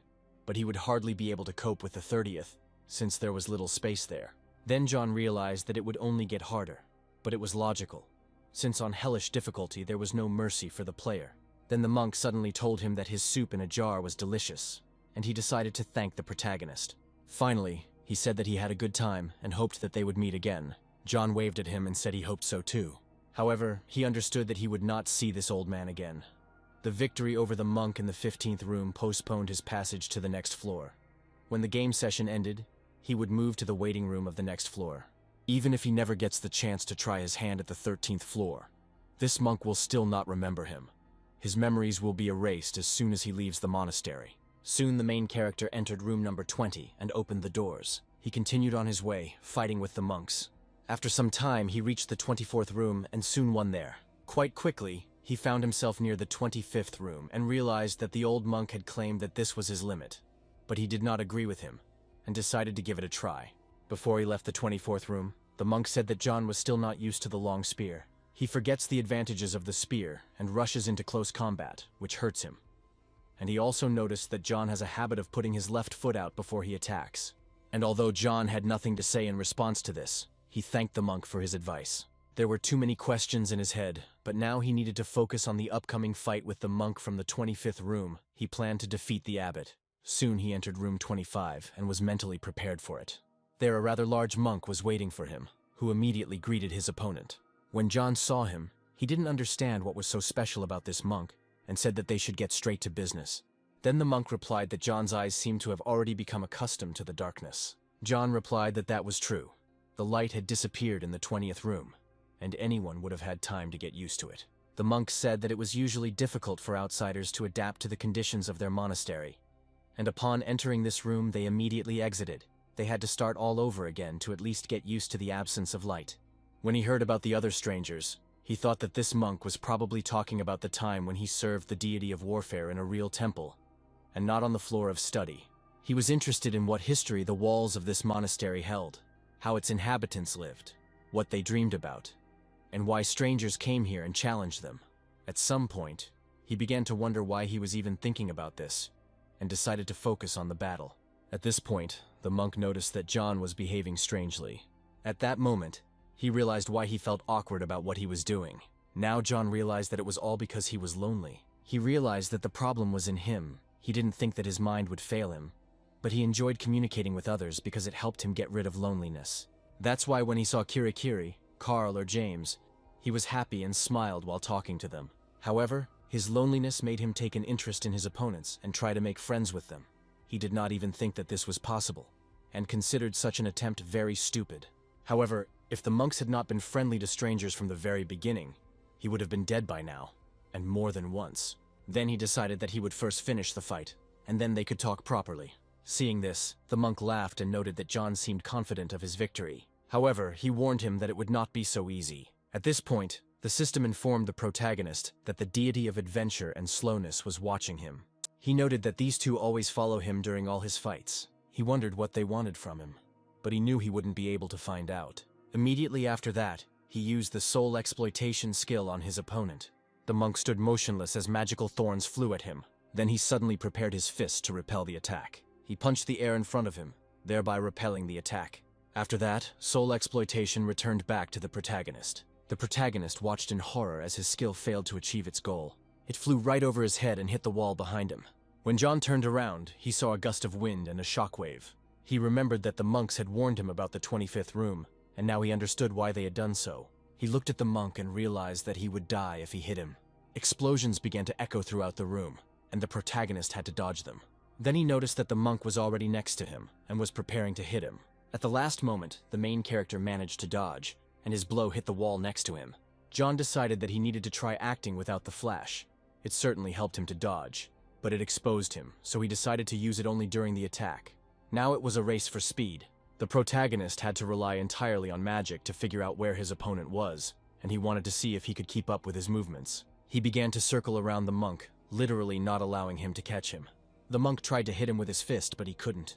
He hit the part of the wall where John had been a few moments ago. Then the main character decided to change the trajectory a little and began to bounce off the wall. Then he accelerated and jumped on the monk from above. He was ready to strike him, but the monk also put his fist in front of him. Thus, their weapons collided. After that, a powerful explosion was heard between them. The main character was thrown to the side by a strong explosion, but managed to land on his feet. He decided to try this attack again. He jumped away from the wall again and ran towards the monk. He jumped into the air and attacked him from above again. At this moment, John used combat concentration and clearly saw the movements of the monk's fist. He struck him on the arm with his sword, but it felt like it was made of steel. The monk managed to block the blow with his fist. The protagonist then took advantage of the moment and used the flash skill, appearing behind the monk. He dealt him a crushing blow on the back, and the monk was unable to defend himself from it. The monk quickly turned around and tried to regroup, but John was no longer with him. John jumped to the side and now watched the monk from a safe distance. He noted that the monk reflexively turned sideways to him to minimize the damage from the attack. He was a real monster. The monk asked him if his sword was laced with poison. John replied that this was indeed the case, and that he would kill him in 5 minutes, although the monk might not die from the poison, but would certainly be paralyzed. The monk replied that he had never fought in such conditions before. If he could not defeat John in the allotted time, he would automatically lose, and this was interesting to him. John noted that other monks had told him the same thing. The monk said that since they had little time, they needed to get down to business, and asked to be allowed to attack first. He hit John hard and he was thrown into the wall. At this moment, the protagonist activated the hard skin skill to protect himself from the blow. He knew he would have the advantage if the fight became close, but if he allowed the monk to move away, he would start attacking him from afar, and then he would most likely expose himself before the poison took effect. At that moment, his weapon slipped from his hands and flew into the air. John realized that now he would have to fight with his hands. He understood that the monk had 3 factors on his side: physical strength, a wide attack radius, and better adaptation to the environment. On the other hand, the poison was already spreading through his body. His blows were becoming weaker and his movements more clumsy. He could no longer keep up with the monk. He did not try to disguise his attacks and simply went straight ahead. By counting even the most imperceptible movements of the monk, John could predict his next attack. He then used his heightened senses skill. The monk attacked, but the main character managed to dodge the blow. After that, he found himself next to the monk and struck him in the shoulder, but he managed to block it. John was extremely surprised by such a quick reaction on his part. After this, the monk grabbed John by the hand and threw him over himself. John realized that he had to somehow get out of his grip. Then he used the flash skill and appeared behind him. Using the flash, he could dodge any of his attacks. It was a chance to go on the defensive. Then he delivered a powerful punch straight to his face. John realized that the monk was now weakened by the poisoning and could attack him. Even though his body seems to be made of stone, it can't save him from being disoriented by the blow to the head. Thus, the monk fell to the floor, unable to withstand the blow. Then the main character ran up to him again and grabbed his face. He grabbed his head tightly and held him on the floor so that the monk could not get up. At that moment, John realized that he had finally won. Soon after, he was finally able to reach the 30th floor. There he met another bald monk who greeted the stranger. He said that no one had come to visit him for a long time. At this moment, the main character felt that something was clearly wrong in this room. The thing is that from the top of his head to the very tips of his fingers, he feels absolutely nothing. He had a feeling of weightlessness, as if he had plunged into the depths of the ocean. Then the monk noticed his expression and asked if everything was okay with him. Then John timidly asked him how many people had been here before him. Hearing his words, the monk said that he was talking funny, and then asked him to take his time and get used to the atmosphere. John realized that he couldn't even speak properly, because all his senses were failing him. The monk said that few people could experience what his room had to offer. John was evolving just by being here, so he advised him to take his time and figure out what was going on. John decided to follow his advice and dropped to his knees. After that, he began to meditate to understand how this room worked. He didn't even feel the floor he was sitting on, and if he closed his eyes, he couldn't tell whether he was sitting or standing. The monk wouldn't attack him until he got used to the room. At least the others gave him time. As soon as he entered the 13th floor, he immediately felt a burning desire to develop in this place. He was interested in everything. After a closer acquaintance with the inhabitants of the temple, his worldview changed. At first, John only laughed at such oddities, but over time he began to enjoy talking with the monks. But the monks are his opponents, whom he needs to defeat, not get to know better. Thus, he had two problems at once. He was increasingly losing his vigilance, sympathizing with the monks, and the situation was aggravated by the fact that the monks had never attacked him after the last conversation, although he was ready to repel the blow. This leads to the second problem. John was no longer wary of his opponents, and this was partly due to his loneliness. These problems are not so easy to solve, and he must be more careful. Soon he decided that he had managed to sort out his thoughts. Then he got to his feet and decided to get down to business. First, he decided to adapt to the room and use the soul exploitation skill. He soon defeated his opponent in room 32, and then the monk told him to go to the next room, where the final test awaited him. John was pleased with himself, but at this time he was wary, because he did not know what to expect in the last room. The last 3 rooms turned out to be easier than he expected. The strength of the monks themselves did not change much in them. The only difficulty was the inability to feel his own body. So John just focused on the enemy, so he was able to defeat them easily. Then he went out into the corridor and headed towards the last room, number 33. When he opened it, he immediately realized that his senses were paralyzed. He had no hearing, no touch, no sight, no smell, no taste. He had lost all 5 senses. When he entered the room, he felt as if someone was talking to him and greeting him. The monk's voice rang loudly in his head, even though he had lost his hearing, and John didn't understand how he did it. Then the monk asked him not to hurry and look around. At this point, John decided to use magic, since using normal senses was pointless. The monk told him that he clearly felt the essence of his thoughts. He said it was a fragment of power given to him by a deity. When the protagonist heard this, he was surprised and did not understand what fragment he was talking about. Then the monk confirmed his guess, saying that he was the same as John. The deity sent him a test so that he would prove that he was worthy of being his apostle.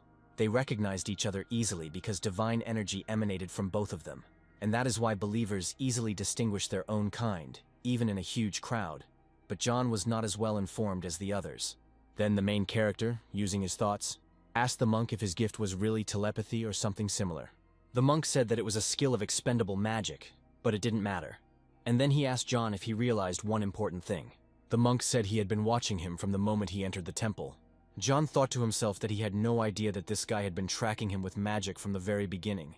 It must be incredibly complex magic, and the guy was just a monster. He realized that now he was really risking his life. The monk replied that calling him a monster was quite rude, but John said that it was his own fault for reading his thoughts without permission. Then he replied to him that he had already sorted out almost everything. Then the monk heard this, and decided to tell him about the trials he would have to go through.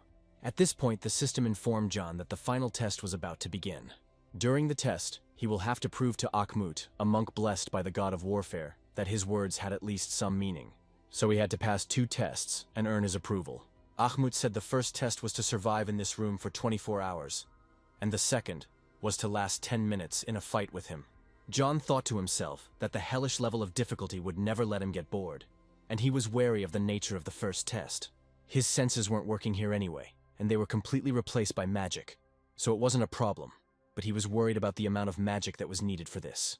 The thing is, the magic he has left will only last for 4 hours. Once the magic wears off, he will be left in complete darkness and forced to sit here without the ability to see or feel anything.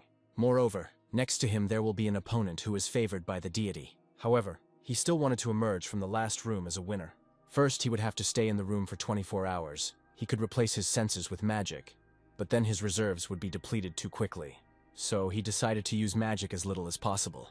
Now John could feel his own body. That should be enough. He decided that he didn't need his sight for now. The monk wouldn't touch him anyway. However, the second test was much more difficult than the previous one. He had to survive a 10-minute battle with the owner of this room. This monk was definitely strong. John foresaw the outcome of the fight, and decided that he would have to swallow his pride and try with all his might to hold out. Then the monk turned to him and asked if it was time to begin the first test. John then asked him to make the first test twice as long, since he would get a small reward for it. He said that if he could hold out for 48 hours, then Akhmut would have to teach him to communicate telepathically. Thanks to the divine strike, the monk is able to read other people's thoughts, and a special skill allows him to broadcast messages to other people's heads. So John thought that he could get his help. There should be no interference, and such a skill would clearly be useful to him. Then the monk thought for a while, and then agreed to his conditions, after which the main character asked to give him a pill for the last time. The monk said that if it was meant to speed up mana recovery, he couldn't allow it. But the hero said that it would make him not want to go to the toilet. Hearing this, the monk decided to let him drink this pill. Thus, the first test came, in which the main character had to endure without 5 senses for 2 days. The first couple of hours passed quietly. He killed time by meditating, using magic to track the changes in his body. He paid the utmost attention to the distribution of magic. He made the mana circulate throughout the body in an attempt to reduce its costs to a minimum. But even so, the magic soon wore off. John tried to save the last bits of magic so that he would have something for the next stage. And then the first test began in earnest. In complete darkness, he was unable to sense anything, and all he had left was the ability to think. His body conditionally disappeared, and his soul, left without a container, set off on a journey through the vastness of the universe. He had the feeling that he did not exist at all. John understood that this way he would soon go crazy. He began to think that he was already dead, but soon realized that he was still alive, because he thought and therefore existed. At this point, the monk asked him how he was coping. He noticed that John seemed to have finally woken up. He said most subjects react the same way, but his job is to monitor his progress and approach him when he's about to reach the point of no return. John asked if there had ever been anyone who had not returned, to which the monk noted that many before him had failed to return. John asked why he didn't just move them outside the room door in that case, but Ahmud said that it wasn't that simple. It was almost impossible to restore consciousness to someone whose spirit had almost completely left the body. If you can't return on your own, then someone else can try to return it, but only entities close to the deities can cope with such a task. Then the main character changed his tone and said that their conversation was over. He realized something, and he needed to return to meditation. The monk was interested in his words. He said that in such cases his own voice seemed to him like a breath of wind rushing somewhere in the distance. So he asked to be allowed to tell John something. He started telling him about the feeling of insignificance. After some time, the protagonist felt that 48 hours had already passed, but the monk said that this was not so. John was a little irritated because he thought he was better at telling time, but now it seemed to him that his sense of time was becoming dulled in this room. When Ahmed heard his words, he said that John was very smart. John also suggested that thinking here is sped up, as if a 3-hour movie were playing in the head in 5 seconds. This was the worst part. He didn't realize how much time had passed. At first, the test might have lasted an hour, or maybe just a minute. Then the monk told him that his mind was very sharp, and he was close to one of the many answers. He reflected that the test that deprived a person of his senses also erased the sense of time. It was quite possible that during these 48 hours, he would be able to feel what eternity was, since there was an infinitely long sensation of the passage of time. He did not remember the wanderer and seeker in this endless stream of time. Unlike the deity of adventure, who is more interested in the goal, the deity of slowness is focused on the path itself. Perhaps a monk who has dedicated himself to cultivation. The feeling of insignificance and the deity of slowness may have the same values. At this point, the monk reported that, to his surprise, the deity of slowness spoke to him. He said it asked him to tell John that he was right. The main character thought to himself that the gods would not help him in any way now and decided to think about something else. Suddenly, a picture of his house and his mother standing in the kitchen appeared before his eyes. He understood that these were his memories of the past, of him and his past life. It was as if he were watching his own life from a third-person perspective. However, he felt that at this point he had run out of mana. The protagonist looked at his hands and tried to understand how he would fight now. At the moment, he couldn't even drink a mana recovery potion. Now, his body seemed to be something else, and he didn't understand what was happening to him. John didn't know whether he was standing, sitting, or perhaps lying down. He didn't know where the monk was now, because he didn't feel anything at all. He also felt that he could no longer hear his voice and tried to figure out at what point it had disappeared. John assumed that his consciousness had gone too deep, or that the monk had simply gone silent. However, in any case, it was dangerous, because at any moment the monk could attack him. Now he was a real target for a blow. He felt as if he was descending to the very depths of the ocean. John realized that no one was attacking him, but he felt his consciousness sinking into the abyss. There was only one thing he could do now. At the moment, he could only think and understood that he needed to do this as actively as possible. He wasn't sure if it was the right decision, but now he wasn't sure of anything. He decided that he needed to concentrate as hard as he could. At that moment, the monk calmly told him that it was very difficult. As it turned out, at that moment blood was flowing from the eyes and nose of the main character. He thought to himself that almost every science fiction movie he had ever seen had a scene where an astronaut accidentally got lost in space. Now John felt like a standard character, except he wasn't in space, just in an endless void, a world of darkness in which there is no place for sensations, in which only his lost consciousness exists. However, The main character understood that he needed to keep thinking so that he would not get lost. Suddenly, he felt nothing at all. And without a body, his mind had nothing to cling to. He decided to focus on his inner self by creating an imaginary body to focus on. Suddenly, he felt his hands appear again. He felt as if he had regained a body that was different from the one he had originally. He finally managed to concentrate enough, but he didn't believe that this was his real body, since it felt quite real. However, he quickly realized that it was more like an avatar in a game, representing him as a virtual character. He began to guess that it was just his imagination, but he did not understand where his real body had disappeared to. He understood that it definitely could not have gone anywhere, and now he simply did not feel it. He asked himself endless questions and tried to give endless answers to them, and time did not stand still. At that moment, he heard the voice of a monk who said that this was why they needed to change the temple's internal menu. John knew that the voice belonged to the chief monk, but suddenly he fell silent. At some point, John realized that he could move freely while in his virtual body. It was as if he had regained his sense of body. He must have just been slowly going crazy. John realized that this was just an illusion, an avatar created by his imagination, a state he called the avatar of consciousness. Then he began to meditate with its help. Suddenly he heard the monk's voice again, saying that he liked chicken and that they, monks, were required to be vegetarians. At this moment, the main character realized that time flows unevenly in this place. It was incredibly slow, but it still kept going. His thinking never stopped accelerating, thereby distorting the perception of time. John constantly caught himself thinking that much more time had passed than it actually had, and he did not understand how much longer he needed to stay here. After an indefinite number of hours, he felt that he had finally mastered it, but not the test. He had come to terms with the situation, presenting it as a kind of training in patience, and then it became easier to bear. At some point he thought that he could do without training, because he was patient enough, but he still decided to continue meditating. After a few more hours, he felt that his mana had not been restored, and this was strange. It should have been replenished during the time he spent here, but it had disappeared somewhere. He didn't need anything except the avatar of consciousness. He felt his arms and legs and could even touch them. John began to disperse mana throughout the body of the consciousness avatar, although in fact there was no mana in it. But he continued to do this in the hope that his magic would still be found somewhere. And suddenly at some point he felt that he had found her after all. It was the magic he had collected throughout the trial, and he used it to better sense the avatar of consciousness. Even though there was little mana, he allowed it to flow through his body, drop by drop. After a few hours, he collected the mana and was glad that he finally managed to do it. It turned out as if he had been sitting here for a whole century. He then decided that he needed to concentrate, because if he got distracted, all the mana he had collected could disappear. He felt one small grain of magic flare up to incredible proportions. Noticing this, he realized that something seemed to appear to the side of him. He saw his own body and could now understand what position he was in. John endlessly imagined what his body might look like in order to transfer it to the avatar. However, the avatar of consciousness itself was not just a guess, rather another part of himself. He needed to feel his body in order to create a reliable image of it. So the main character decided to try to spread magic outside. Suddenly, the main character's body began to glow with a bright light. He continued to sit motionless, and the monk stood next to him. Although their faces did not express any emotion, the protagonist felt something incredible. He realized that he could see the 32nd room as if it were in the palm of his hand. However, this was not enough, and he decided to go even further. He moved through the rooms and again saw the old monk he had encountered earlier.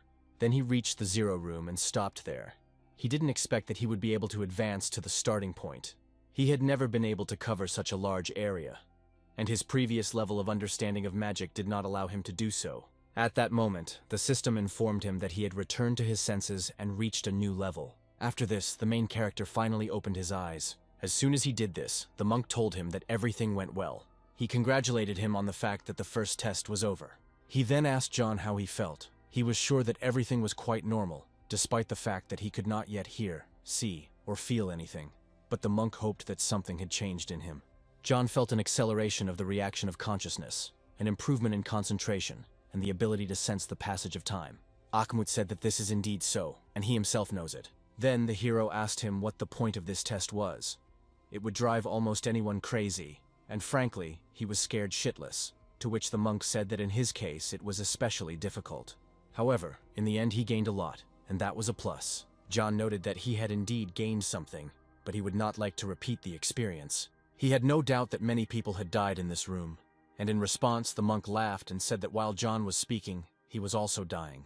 The main character did not understand the meaning of his words and asked him to explain what it meant. The monk told him that his consciousness was at the limit of its capabilities. His brain could not withstand such a load.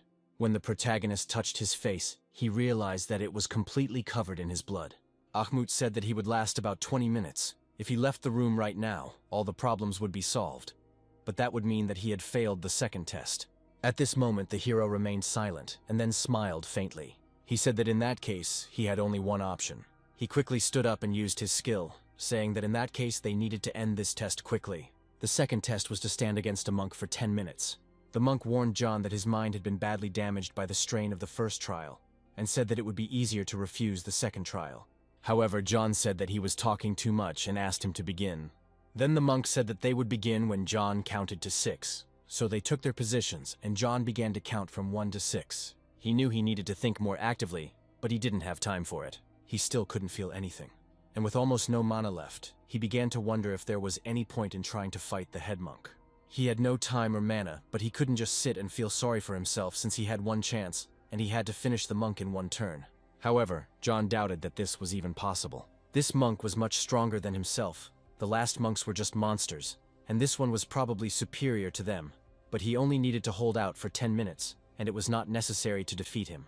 Although in the first test he was able to see all the previous rooms, and if he had such an opportunity again, then perhaps he would see something useful. Then he decided to analyze the situation and realized that he was cornered. He was trying to find himself on the brink of despair. However, he continued counting and soon reached 5. He then used his combat concentration skill and touched the floor with his hands. After that, John used his heightened senses. When he counted to 6, he immediately directed the exploitation of souls towards the monk. The monk continued to stand motionless, as if he didn't care at all about his skills. John understood that if he tried to replace his sight and hearing with magic, his mana would quickly run out, so he decided to distribute it around himself. But he didn't succeed in this either. He then decided to send as much mana as possible into his brain to speed up his thinking process, which would allow his concentration and attentiveness to reach unimaginable heights. The main character decided to calm down so as not to lose his concentration. While he was unconscious, his consciousness was at its peak. To achieve the same result, he needs to recreate the conditions of the first test. He just needs to concentrate a little harder. John was literally killing himself, torturing his overtired brain, but his heightened senses should have helped with concentration and reaction speed. At some point he felt that everything was going just perfectly. He was able to sense the magic that was supposed to harm him. He continued to stand in one position, trying not to lose his concentration. At that moment, the monk rushed at him, but the main character did not react in any way. The monk swung his fist at him, but John didn't care. At the very last moment, he still jumped away from the place where the monk's fist was supposed to land. The protagonist realized that he had seen a direct hit from the monk, so his plan had worked. However, he could not say this for sure, since he still could not see anything, and he did not even have the opportunity to check the state of his own body. Then he clearly saw the monk's fist flying towards him and dodged it. John felt that the last drops of mana that remained in him allowed him to detect his attacks even in a completely dark room. However, without his senses, he could not be sure that he was successfully evading them. He also thought that the head monk was much weaker than he thought. To be more precise, he was not as strong as he expected, so he had every chance of surviving. He felt not the magic of the chief monk, but his intention. The magic in his blows and the magic in his intentions was what John responded to. He realized that this might be the key to victory. During the first test, he had achieved such a high level of concentration due to a random act of desperation. Now the conditions were the same, and he did not understand what was hitting his chances of survival so hard, and what the difference was between the past experience and the present. And then he realized that the level of magic was different. John sensed the head monk's intention through his magic. The two were inextricably intertwined. Intention is necessary to use magic. At this point, the system informed the protagonist that he had reached the 6th level of sensitivity to aura. Then he suddenly opened his eyes wide and realized that he was in another reality. His movements were weightless and he felt completely different. His eyes seemed to see differently, and he looked closely at his opponent. The monk approached him again to hit him with his fist. However, the main character clearly saw the trajectory along which he was going to strike him. Although the monk was already quite close to him, the main character continued to stand in place. At some point, his eyes lit up with a bright light, and he looked closely at his opponent. Then he realized that he could see not with his sight, but through his sensitivity to the aura. Due to the extreme concentration, everything happened very slowly. The monk seemed to have no doubt that he would not counterattack him, and thus let his guard down. Then the main character decided that he would teach him a lesson. He used his wings and ducked at the last moment to avoid his attack. He then said that the monk was about to die and prepared to attack him. He rushed forward and then, for the first time, surprise appeared on the monk's face. The protagonist used his ultimate wing and flash combo. The blow was so strong that it easily knocked the monk off his feet. After this, the main character landed nearby and looked with satisfaction at the result of his labors. At the place where the monk fell, there was now a huge cloud of dust and smoke. And then he suddenly felt that the light around him was going out, and someone was trying to penetrate his mind. It was a monk, and he asked John if he thought his words were rather cruel. Then the main character chuckled and apologized to him for wishing him death.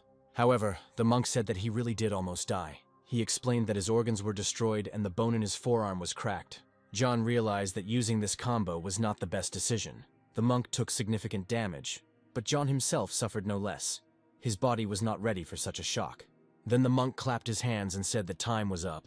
This meant that the test was over, and now he felt real relief. At that moment, the main character tightly squeezed his eyelids, realizing that now all his feelings would return to him. At that moment, the system informed him that he was the first to clear the 13th floor. Soon after, he opened his eyes and realized that all his senses had now returned to him. He felt much better now than he had during the ordeal. Then he decided to check the surroundings with the help of magic. He looked at himself and realized that his face was covered in blood, and he needed to wash himself immediately. However, he wondered why he couldn't see like before. Everything was different from last time. Apparently, he couldn't activate this skill whenever he wanted. Most likely, it only turned on during moments of extreme concentration. However, it didn't matter now. This was the first time he had received a notification about a perfect floor clearing, and it probably meant that he was done with this floor. However, he then suddenly realized that the god of adventure was offering him an additional reward, and he decided that it was worth accepting. As it turned out, the skill level of Talaria's wings had been increased to the maximum.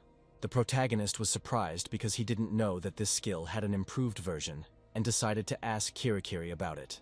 After this, he turned to the monk and asked if he would keep his promise. The monk said that he would teach him how to establish a mental connection using magic. After that, he spent about 15 minutes teaching him the new skill.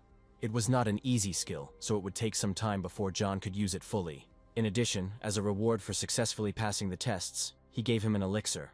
The monk said that after taking this elixir, his body would be strengthened forever, and his mana reserves would be increased. If John agrees to donate the pills he took before the first trial to the temple, the monk will give him an even more powerful elixir. The main character said that he didn't mind, but asked why the monk needed these pills. The man then explained to him that every year the monks from their temple try to pass the first test, and someone gets their pants dirty every year.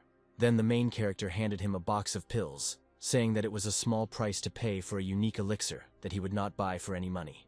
At that moment, the monk suddenly turned away and thought about something. After that, he began to take something out of his sleeve, saying that this was the first time that the deity of warfare ordered him to give John the most effective elixir. He handed him a small cube with a glowing ball inside. John then explained that he actually didn't get along very well with this deity, and suggested that this was the deity's way of trying to make the first step towards reconciliation. The monk only smiled in response and wished him luck. Then the main character smiled back and said goodbye to him as a comrade. He then headed towards the portal that was ready to take him out of the floor. He opened his eyes and could now see as before. In a few moments, he found himself in the clearing where he ended up after each test. He could feel his body and hear sounds again, and at first it even seemed unusual to him. Then he suddenly saw Kirai running towards him and asking if he had brought the cake. However, the main character asked the girl to wait a little. He realized that he couldn't shake the feeling that something was wrong. After leaving room 33, he should have regained all 5 senses, but now he felt somehow strange. Then he sat down on the grass and decided to start meditating. After a while, he realized what was going on. It turned out that he had made great progress in using magic to analyze his surroundings. In addition to his 5 senses, he gained the ability to gather information from outside using mana. However, he could not rely on magic for everything. He wanted to see the beauty of this world with his own eyes and smell the delicious aromas with his nose. He wanted to feel the taste of food in his mouth, because that is where the joy of life lies. Some things can't be understood until you experience them. The world remains the same no matter what you use to experience it. John had been interacting with the world around him through magic for so long that he had stopped noticing it. However, he decided that he would get used to it over time, and hoped that this feeling would soon disappear. And even though it was more convenient to feel with magic, he still did not intend to part with his 5 senses. At that moment, Kirai approached him and asked how he was feeling. John smiled and said that it was as if he was looking at the world from a different perspective. He had a feeling that he was going to fly. When the girl heard this, she suddenly laughed and asked John what it was like. The protagonist did not understand why she was asking such questions, and assumed that she was trying to change the subject. At some point, he thought about how after he had to part with Ida while going through the 12th floor, he realized that loneliness was a problem. It seemed to him that in his situation such experiences were normal, and there was nothing to worry about. He was alone and scared because he was only human. That's what he learned from talking to the monks. He learned a lot from them, including the fact that the monsters that lived in the training world were not only there to gain experience, but that this place had its own order of things. Then he told the girl that during the first test, he had a lot of time for reflection. He analyzed previous actions and feelings, and these thoughts still resonate in his soul. Even though the past wasn't important, he didn't want to be bound by it. John knew he was growing physically and mentally, and he didn't want to stop. He was happy, aware of the fact that he was alive. There was a possibility that this was just a dream, and in reality his brain was gradually fading due to alcohol poisoning, in which case his journey was just one big deathbed vision. That is why he focused on developing and achieving all possible goals within this world. He did it blindly. But now he felt that everything was different. He felt like he belonged here, even if it was just a dream. John said that he wants to continue to be happy because he has no other life. When the girl heard this, she smiled and said that she was very pleased to hear it. At that moment, a message appeared behind her, saying that the god of adventure was rejoicing. Meanwhile, the story moves to the future. The main character was in the waiting room on the 60th floor and reading a newspaper. It said that the former deputy leader of the guards, Carl, created the Awakened clan after passing through all the floors. The main character always thought that he would go sell vegetables or something like that, and he could not imagine that Carl would create a clan. However, he had no doubt that he would succeed. He was aware of John's plans, so he would act in accordance with his plans. He also read about a new competition between players of the hellish difficulty level, namely between Brian from the USA and Lucy from Korea. John recognized this guy who had cleared the 31st floor of hellish difficulty the other day, and he was impressed. It seemed like Lucy was starting to gain some interest from the outside, and he had no doubt that would happen, considering what kind of teacher she had, and although she had a long way to go, her development speed and potential were greater than Brian's. John firmly stated that Lucy was his heir, and she had earned the right to be called so. At that moment he received a private message. It turned out it was Lucas. He said they hadn't spoken for a long time and he was supposed to visit John, but he was passing the 91st floor and didn't see his message. He asked the protagonist if he thought he should return to the outside world. John said that he should definitely walk to the end of the floor and get out, and asked him if he himself wasn't tired of being there. Then Lucas replied that he always felt like the main character here. He never stopped developing, and hoped that one day he could surpass John. But as time went on, it seemed like the gap between their strength levels was only growing, so he didn't think he could get any stronger.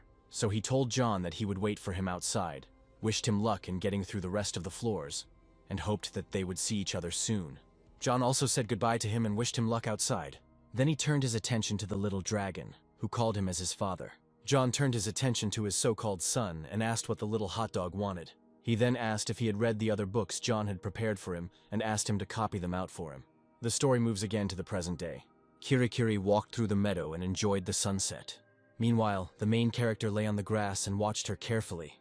At that moment, the system sent him a message from Carl, who asked him if he was ready. The main character did not understand what he was talking about, and Carl was very surprised by this. He asked if he was ready for the competition, and at that moment John realized that he had completely forgotten about it. Carl said that it was about to start, and was surprised that John had not seen the announcement. But the protagonist said that he had not had a chance to look at the board. However, he thought that there was nothing to prepare for, since victory was already in his pocket. Then Carl reminded him that it wasn't that. It was that he had asked John to oversee normal difficulty. John wanted to refuse, but Carl said that it was too late to do that. Since there was little information about the competition yet, the leader's role was very important, and if any problems happened, the guards from normal difficulty would help him. Then John said that he would try not to forget anything and said goodbye to Carl. After that, they had dinner together with Kirai. The girl asked if he was leaving already, but John said that he would stay a little longer. He said that he had obtained a skill called Divinity Resistance, and asked the girl if it could affect his divine skills. However, Kirai said that the resistance only works if the element deals damage to the user. Then the main character realized that he would have to experience all this himself. He then said that he had received Talaria's improved wings and asked the girl to describe what exactly had changed. Kirai agreed to do it, but at first asked to try them out. John thought that it should only be done in the waiting room, but the girl said that this was not a new skill, but an improved version of the old one, so he did not need the waiting room. At this point, the heroes reported that for some reason the progress in the trial of the God of Adventure jumped so sharply. He thought that the task was so difficult because they were simpler. Then he decided that he needed to deal with the wings first. He summoned them and then became an adventure, transforming part of an existing skill into something new. This fixed a few details and added one feature to this skill, concentrating a lot of different divine skills into it. In the process of creating a new skill, the adventure deity received a new title, not the original one. Also, when the skill is activated, some effects will be imposed on the user. The protagonist didn't understand what kind of strange skill it was, and at that moment, the God of Adventure was very proud of him. After this, John said goodbye to Kirai and reluctantly left her. He then returned to the waiting room on the wings. He noted that the sensations were simply amazing. The color of his wings was constantly changing, and the system said that they could change shade depending on his preferences. Simply put, his wings were capable of accelerated mana and stamina recovery, enhanced combat skills, improved magic resistance, weakened enemies, and greater strength. At that moment, the deity of slowness was scolding someone for no reason, and John received the title of potential follower of the unoriginal deity. He noted that these wings were too good. There were no restrictions and no costs.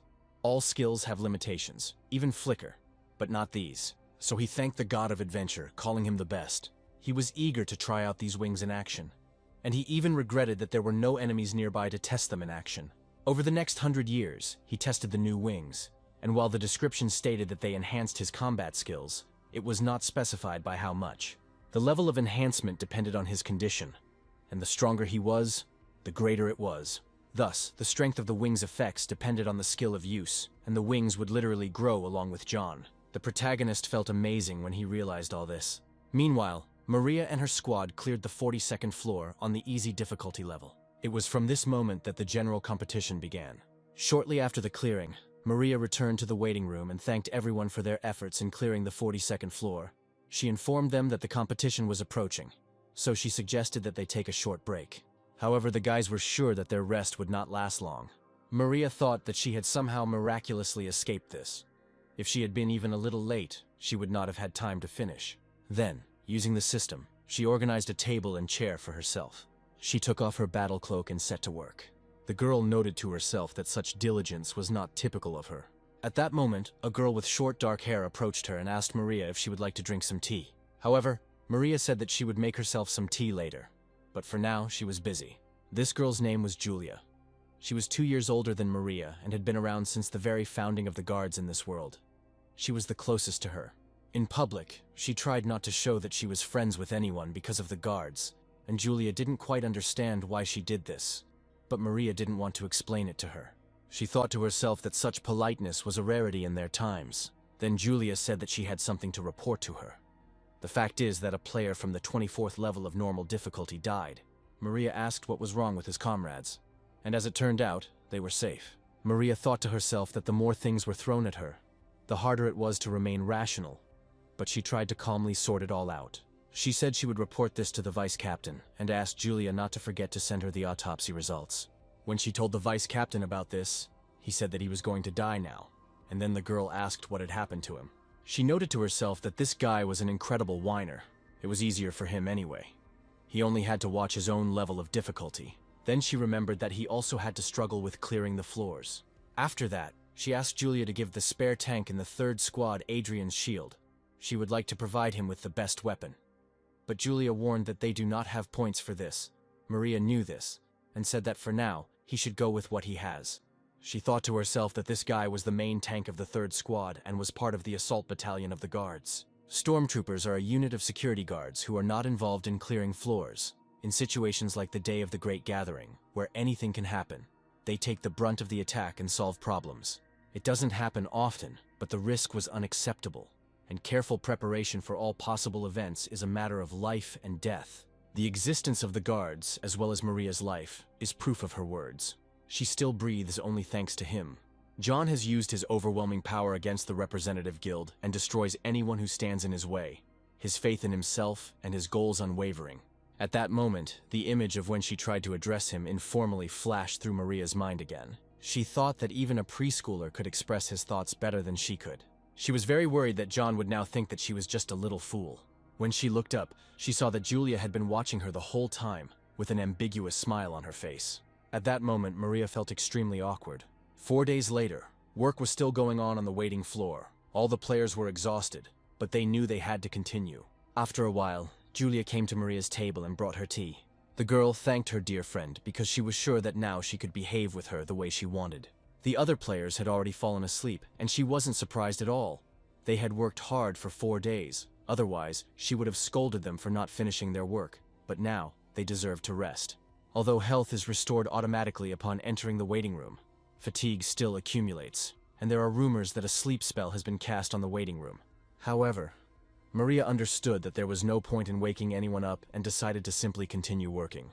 At that moment, a report on a threatening person fell into her hands. She noted that it was a rather strange title for a document. The author of this document was John, and when Maria began to leaf through it, she realized that the pages were blank. Security guards compile lists of potentially dangerous users to control their behavior and notice any misconduct. Those whose personal characteristics exceed one violation are punished or recognized as criminals. That's why they often change authors and update lists whenever possible.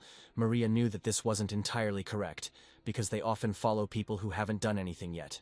However, they only look after them and nothing more. The guards do not interfere in the personal lives of their charges, so she reassured herself. But deep down, she realized that this was wrong. They maintained order and punished crimes. Maria then became interested in what countermeasures John proposed. The document instructed them to follow Charles's orders. The girl thought to herself that perhaps John had his reasons, but she would have to ask why he wrote that. She decided to rest a little for a while and stretched while sitting behind a chair. Then she picked up a large blue folder. This folder contained information about crimes recorded in the world of learning. Even though it was all in the past, it was important to keep records. The girl noted that the book was quite worn and decided that she would need to make a duplicate of it. Maria knew that it was important to remember the past so that terrible things would never happen again. So it was necessary to keep records of all past events. This book indicated the cause of the incident, the characteristics of the offender, his motives, the outcome and consequences. When the girl turned the page, she saw a photo of Oliver there. At that moment, her face became gloomy, as if she saw him again in real life and remembered what he did to her sister.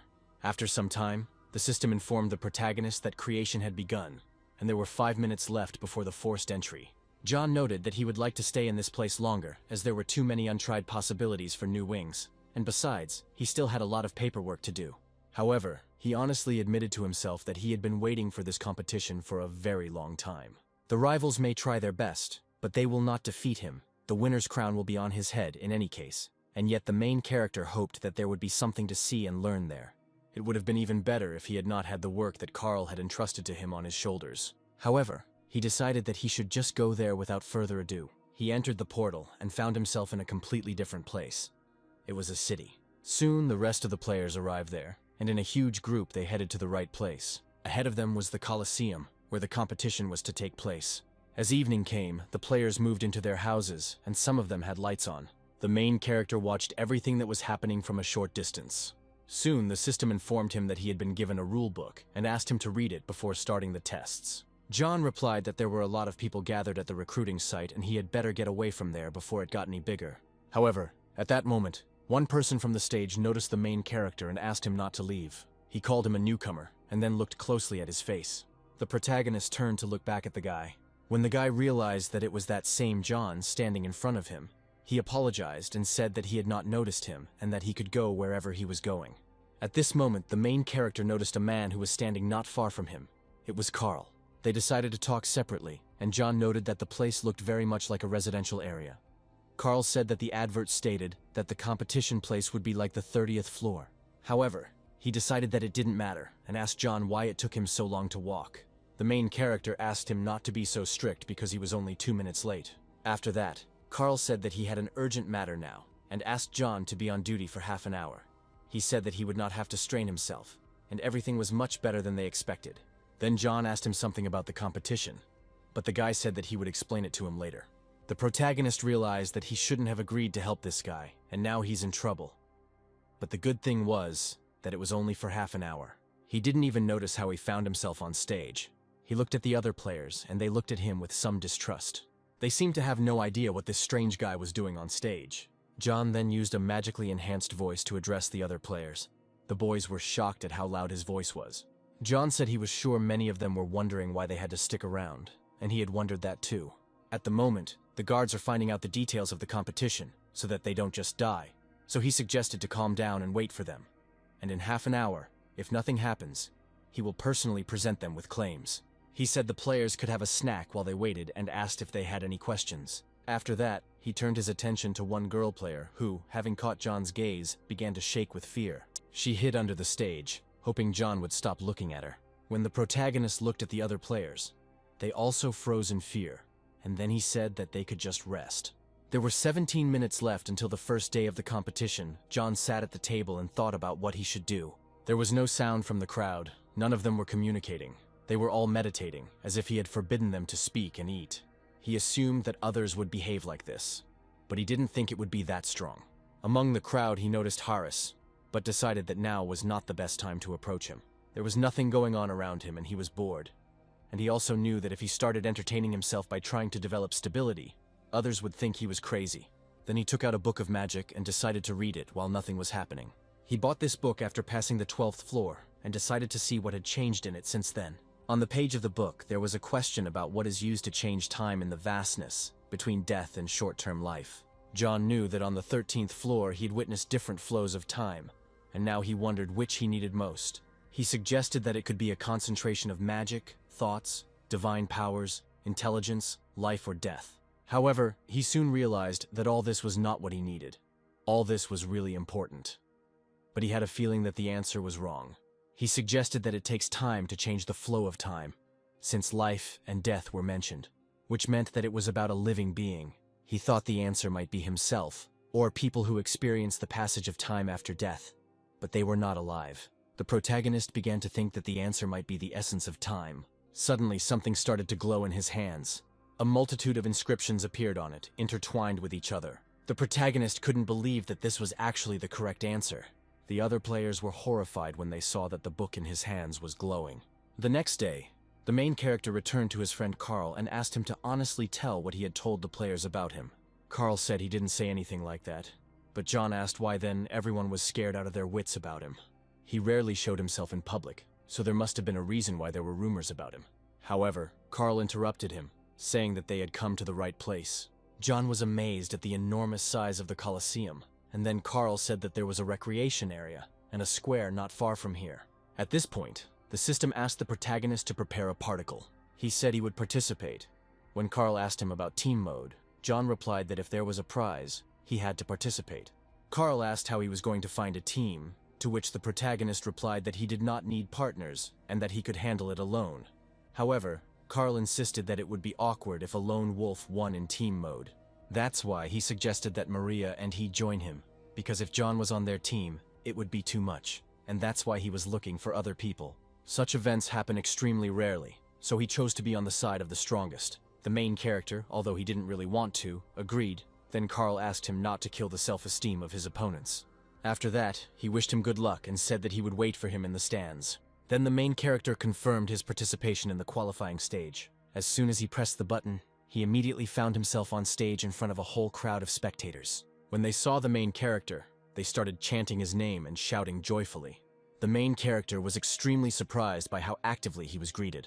All the qualifying matches are held simultaneously, like in a great martial arts tournament, and the protagonist thought he would have fun here. The system announced that the qualifying round in the singles category would begin in 2 minutes. The conditions for winning were to survive and win, and the conditions for losing were to step outside the ring or surrender.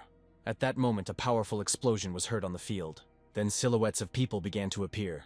The protagonist realized that his opponent had given up and automatically lost. Meanwhile, the spectators continued to shout John's name, as they were so happy to see the only player who had reached such heights on hell difficulty. The system then announced that the qualifying round in the singles category was beginning. Soon, another powerful explosion was heard on the stage, and the main character saw the silhouettes of monsters that appeared there. He grinned, realizing that he hadn't seen their impudent faces for a long time. Meanwhile, all the players were divided into separate zones. They thought that they would fight each other, but as it turned out, they would fight after the qualifiers. During the qualifying stage, the player fought against a monster. The players immediately prepared their weapons and began to fight off the monsters that were advancing on them. However, they had shields with which they could defend themselves against ranged weapons. One of the players noticed that these monsters have too much armor. While he was thinking, a huge orc ran up to him and knocked him down with his hand. The guy was thrown to the edge of the stage, and with tears in his eyes, he decided to give up. John thought that if a player understands that he can't take it anymore, then it's logical to give up right away. Yes, for some, the qualifying stage can be a serious challenge. Most players fight only in combat squads. They were all used to playing their roles and did not go out against monsters alone. And the goblins seemed to have some strategic thinking, and apparently they were borrowed from the hellish difficulty. So, it will take a lot of force to deal with these goblins. John turned his attention to the monsters that were his opponents, and asked why they were frozen in place. The goblins were surprised that this guy knew their language. They thought it was some kind of trick. Then he said that if they thought they were going to lose, they should just give up right away. At this point, they began to seriously think about doing as he said. However, suddenly they seemed to have a mental block, and these thoughts fell out of their minds. They started to act maniacally and kept talking about how they had to fight. Then John realized that the system seemed to be forcing them to fight, and in that case he had no choice. He stood in front of the goblins, who were slowly approaching him. At some point, they started thinking again that they didn't want to fight this man, and decided to just beg his forgiveness. At that moment, John ran up to them and told them not to worry about it. He promised them he would be gentle, and then with all his might he threw them far out of the arena. The spectators watched in horror as the goblins flew over their heads. The two unfortunate monsters flew around this entire small space and landed right behind the backs of their comrades. The remaining monsters in the arena looked at John with horror in their eyes. Then he ran up to them and with all his might knocked them out of the arena. Thus, there remained one goblin in front of him, with tears in his eyes. John smiled at him and asked him to turn around. When the goblin turned his back to him, he hit him on the neck with all his might. The system informed John that the selection stage was over for him, but the main character didn't even break a sweat. When he returned to the stands, Carl was in shock. He said he asked John to be gentle with them. John said that he did so, but Carl noted that he sent the goblin flying with a kick, but to John it meant mercy. At that moment, he noticed that there were other people sitting next to Carl. It was James, and also Maria, who was still acting awkwardly when meeting the protagonist. James noted that the entire top echelon had gathered for this competition, and then added that he was the first of his group to pass the qualifying round. After that, Maria introduced her friend Julia and said that they would be together in the group match. She then awkwardly turned to the protagonist and said that she had some business to attend to and needed to leave. The remaining guys noticed that everything had only gotten worse, and attempts to make Maria stop being shy in front of the main character were unsuccessful. James said that if you remember the incident with the representative guild, then it can be understood. However, John did not want Mary to have any false impressions about him. He was not a knight or a prince on a white horse. Then the men assumed that this is what happens when you fall in love. Once they had calmed down a bit, John suggested that they all have a drink when this was all over. His comrades were very happy. James only dreamed of getting drunk to the point of hell. After some time, the main stage of the competition began. The participants had to show themselves in one-on-one fights, but the rules of the competition were a little strange. After the fight, the winner continues to advance up the tournament ladder. Points are awarded for defeating an opponent, which are then converted into a prize. Participants in the first and last duel will receive bonus points, so it is most beneficial to start as early as possible and win as often as possible. However, Carl warned the protagonist that he should not approach yet. As soon as he entered the ring, the competition could be considered over. He was right, because John would not give anyone even a chance to win, and although he would like to get the maximum reward, he did not want to spoil the holiday for people either, so he decided to aim for the winner's prize. At some point, James suggested that next time they should start taking bets on the competitions. After that, he wanted to go to the bar, but Carl asked him to stay and watch the fights with him. Meanwhile, the main character bought himself something to eat and watched the fights. Suddenly, he noticed that his friend had entered the ring. As it turned out, it was Harris, and all the spectators were happy to see him, as they wanted to see what a hellish difficulty player could do. The guy looked up and saw his friend John among the crowd. His gaze was full of determination. Apparently, he understood that in the end he would have to fight him. When the singles category began, Harris, as expected, reached the final. He won 4 fights in a row because he was a hell of a player. John thought it was time for him to join in, but Carl said there were still some guys left from the hard level. James was excited. He really wanted to participate and asked someone else to take over for him. However, Carl said they had agreed that James would not compete in the singles category as something could happen. Events like these cannot be left unattended, as no one knows what might happen. Even murders are not excluded, and Carl wanted James to be prepared for the worst case. John agreed with this decision, but was sure that it was unlikely that anyone would be able to defeat Harris. There are a lot of players who can make him sweat, and yet it will not be easy to defeat him. If someone fails to knock him out, then the fight will affect their physical condition. None of the strong players dare to enter the ring so as not to waste their stamina, thereby losing the chance to win. At this point, the system said that Harris would be declared the winner in 20 seconds. So John said that when there were 10 seconds left, he would go to the ring. Meanwhile, Harris was trying to catch his breath after the fight, and soon he was within 10 seconds of victory. When he realized that his last opponent had entered the ring, he asked him why he was so early. As expected, John appeared in the ring.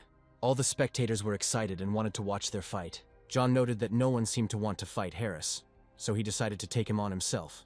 But he was sure that someone would eventually decide to fight him. He said that although he had not expected to win at first, he was now ready to fight to the bitter end. However, John said that he should stop chatting. Harris then wished them both good luck. He took out his knife and jokingly asked John to be gentle with him. A few seconds later, the system reported the start of the battle. As soon as Harris heard this announcement, he immediately rushed at his opponent. However, the main character continued to stand still. When the enemy got close enough to him, he activated his skill. He then held his hand out in front of him. Harris was ready to stab him, but he missed. John understood that Harris's strong point was his speed, so they were similar, but he could take a couple of hits, while Harris relied entirely on dodging and seemed cautious on the one hand, but cowardly on the other. Apparently, he thought that John didn't notice how quickly he was dodging, because he dodged the blows even before John tried to land them. Harris had to wait for John to get closer so he could use the dodge to catch him. He still had a lot to learn. He was only on the 4th floor. John knew that at that moment Harris thought he was in his blind spot behind him. At that moment, the boy swung his leg to hit the protagonist on the head, but he blocked the blow. He calmly said that anyone could have repelled such an attack, and he could see everything perfectly well from here. Harris was amazed at how clever his opponent was, and then said he was giving up. When the system reported that John had earned his first win, he asked Harris why he had given up so easily. But the boy said that he had known from the start that they were at completely different levels. At the same time, he noted that it was still a good fight, and suggested that they chat later, since he wanted to give him a couple of valuable tips. Harris laughed and thanked him, saying he would be rooting for him. After that, he began to disappear from the stage, since he was a loser. After this, many players challenged the main character. Apparently they decided that the fight with Harris had weakened him, and several strong players decided to try to defeat him. However, in the end, the system informed him that he had earned his 5th victory. One of his opponents was his friend Lucas, who after the battle noted that he had an excellent fighting style. Then John realized that he had practically no opponents left. He felt Carl's gaze on him, looking at him like he was a natural disaster, apparently guessing how much John was holding back. However, he couldn't pretend to be even weaker. He didn't use divine skills, and he didn't move unnecessarily to give others a chance. John was sure that many potential opponents, watching his fights, realized that everyone had a chance to win. John was still dangerous, but he looked like a strong opponent. He represented the power of the guards, so he didn't want to seem like some kind of invincible player to those around him. But his successes were good for the guard's reputation. He thought to himself that Carl was clearly up to something. John was sure that everything would come to light during the battles with the foreigners. At that moment, another bright flash of light appeared on the stage. The spectators began to scream with joy, anticipating another battle. At that moment, a human silhouette appeared from the flash. When the main character saw who was in front of him, surprise appeared on his face. He turned to his opponent and said that he didn't think he was interested in games, and so his appearance here was a surprise to him. As it turned out, a middle-aged man was standing in front of him. It was the player who had reached the highest floor so far. His name was Sean. He said that there was nothing much for him to do there, so he decided to take a look and took the chance to gain new experience. John said it was really important, but he started thinking to himself that Sean was now on the 91st floor of easy difficulty. Usually, a player's strength is determined by what floor he managed to reach, and Sean does not shy away from any of the fields on the topic of who is the strongest player. Most normal difficulty players are on floors 50, and hard difficulty players are on floors 30. But no one knows how strong Sean is since no one else has ever reached floor 90. They say he's in a hurry to get to the 100th floor to reunite with his family, but it looks like he's having some trouble on the 91st floor. John didn't know too much information about him, so he decided to stay vigilant. Then he looked closely at his opponent again. When Sean got to his feet, they wished each other luck. Then the protagonist once again thought about the identity of his opponent. He couldn't underestimate him. he realized once again that it was the player from the 91st floor. He will have to fight a man whose abilities he knows nothing about, and he will have to restrain himself. John was sure that Carl would have liked to see at least an equal fight, and even better, for John to suffer properly. However, John had no intention of putting on a show for him and immediately used the flicker. He found himself behind Sean and prepared to strike him. At that moment, the man seemed to freeze in place. He then put both his hands out in front of him, blocking the blow. However, the main character continued to inflict a series of blows on him. He said with a smile that not everything always goes according to plan. After this, Carl was clearly unhappy, as he asked John to restrain himself. However, the guy said that he had already apologized, and besides, he didn't use anything other than flicker.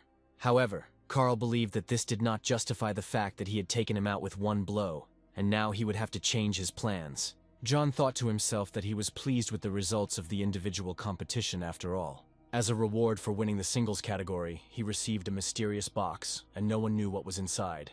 John was extremely happy to receive such a mysterious gift, and he couldn't wait to open it. As they approached one of the buildings, James called them over, with Maria standing next to him. The man said that if they didn't come to him right away, he would drink all the alcohol alone. At some point, the guys froze in one place, wondering where this man got so many bottles of alcohol from. Soon they entered the building and decided to drink to love.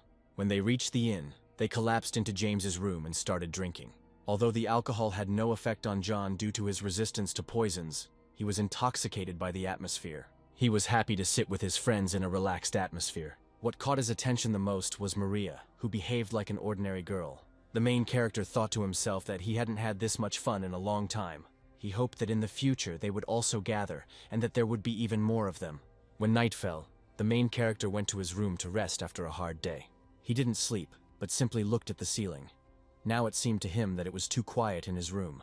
Just recently he had been laughing and talking with his friends, but now he was alone again. He thought that Maria had finally managed to relax in his presence. And although they never really managed to communicate much, she was no longer embarrassed around him. These thoughts made him calm down a little and breathe a sigh of relief. However, he still couldn't fall asleep. So John got out of bed and decided that maybe he should read. However, at that moment, there was a knock on the door of his room. When he opened the door, he saw Maria on the threshold, holding a bottle of alcohol in her hands. She looked at him a little embarrassed, but not as embarrassed as before. She asked him if he wanted another drink. The hero thought to himself that he thought they had run out of alcohol. But then he realized that it was his wine, and Maria had stolen it from the table while they were sitting there. The girl realized that he had discovered her deception and apologized to him, saying that she had actually wanted to have a drink with him alone. When John heard this, a blush even appeared on his face. Maria assumed that he was against it, and all because she still seemed like an exemplary schoolgirl to him. After that, she smiled timidly and said that in fact she was already a grown-up girl. After that, she asked him again if he wanted to have a drink with her. Then John opened the door to his room for her and invited her to chat over a drink. When morning came, John seemed very exhausted. Seeing the light coming from the window, he sat up and yawned widely. After this, he looked around his room and was surprised when he did not find Maria there. Then he remembered that she had gotten up earlier than him because she said she had things to do. He began to remember the events of the previous evening and first remembered that she offered him a drink. However, when he realized that he had been naked the whole time, he realized what had really happened that night. Now he hoped that everything was okay with the girl. The thing is that he hadn't had a relationship for a long time, so he couldn't hold back. John had never dated anyone when he was in esports, but now he suddenly became crazy about Maria, but he always found her attractive. Her courage and strength of spirit admired him, but he always perceived her as a good comrade and a capable boss, but nothing more. However, now, when he remembered her smile, his heart felt warmer. The second day of the competition soon began. John thought about the fact that there would be team battles today, but it was still too early to go outside, so he decided to look at the forum. On the 13th floor, he had no opportunity to learn anything about the competition, so he decided to do it now. The arena was not allowed to use healing potions or wear armor. The guards were worried that something might get out of hand during the fights, but John would have been more worried about them on the third day. He was thinking that nothing bad had happened yet, and at that moment, he received a message. It turned out that Harris had written to him and asked if he had a free minute, and then they met on the street. The boy was shouting John's name loudly, and then he asked him to stop shouting, since he could hear him just fine. After this, he greeted the rest of the players and said that he was glad to see that they were still alive. The rest of the players bowed to John as soon as they saw him. He noticed that Harris and everyone else were in a good mood, and the festive atmosphere of the competition did not bypass the hellish difficulty players. Harris then asked John to analyze their mistakes during the fights. The protagonist was very happy with such a request, and said that he saw that they were making progress on hellish difficulty, and this was just great. For himself, he thought that in the future one of them could be with him on the team. He then decided to start with Harris and said that he was staring all the time during the dodges. The boy was surprised, saying that John himself told him to watch the enemy's actions carefully. However, he said that although he did recommend this, it is not easy because it is difficult to keep your eyes open and try to see everything around you at once. Paying attention to whether his eyes are open or not will result in him seeing less than if he simply closes and opens them in time. So he needs to try to keep his eyes on the target and be in control of the situation. After that, he swung his fist at him but didn't hit anywhere. He said that Harris shouldn't close his eyes when he gets hit, and while it's easy to do, it's something he'll have to get used to. This guy's main problem was obvious to John. The thing is, he was too cowardly. He took his opponents with speed and reaction, so he wasn't used to taking a hit. Because of this, his body would involuntarily tense up at any threat, thus causing him to become scared before anything had even happened. He said that it wouldn't hurt for him to practice fighting, and then asked if he was really on the 4th floor right now. He then told Harris to let the goblins beat him up. Once he got a beating, he wouldn't be so afraid of it in the future, and would instead get used to keeping his eyes open. After that, he continued to give advice to other participants. When he approached one girl who was behaving extremely strangely, he asked her what she was doing there, not including him and Harris. There were 6 people on hell difficulty, but none of them even passed the first test, or rather, they couldn't clear it. Since they got food and water at the beginning, they preferred to just survive the floor. John explained to them that the arrows on the 1st floor fly along the same trajectories, so the players simply do not need to make unnecessary movements, and then they will definitely not hit. They need to stay in position to be ready for the next attack. He said that they always need to be vigilant. There are places on the ground floor where it is impossible to predict the enemy's actions. They need to be prepared for an unexpected turn of events at any moment.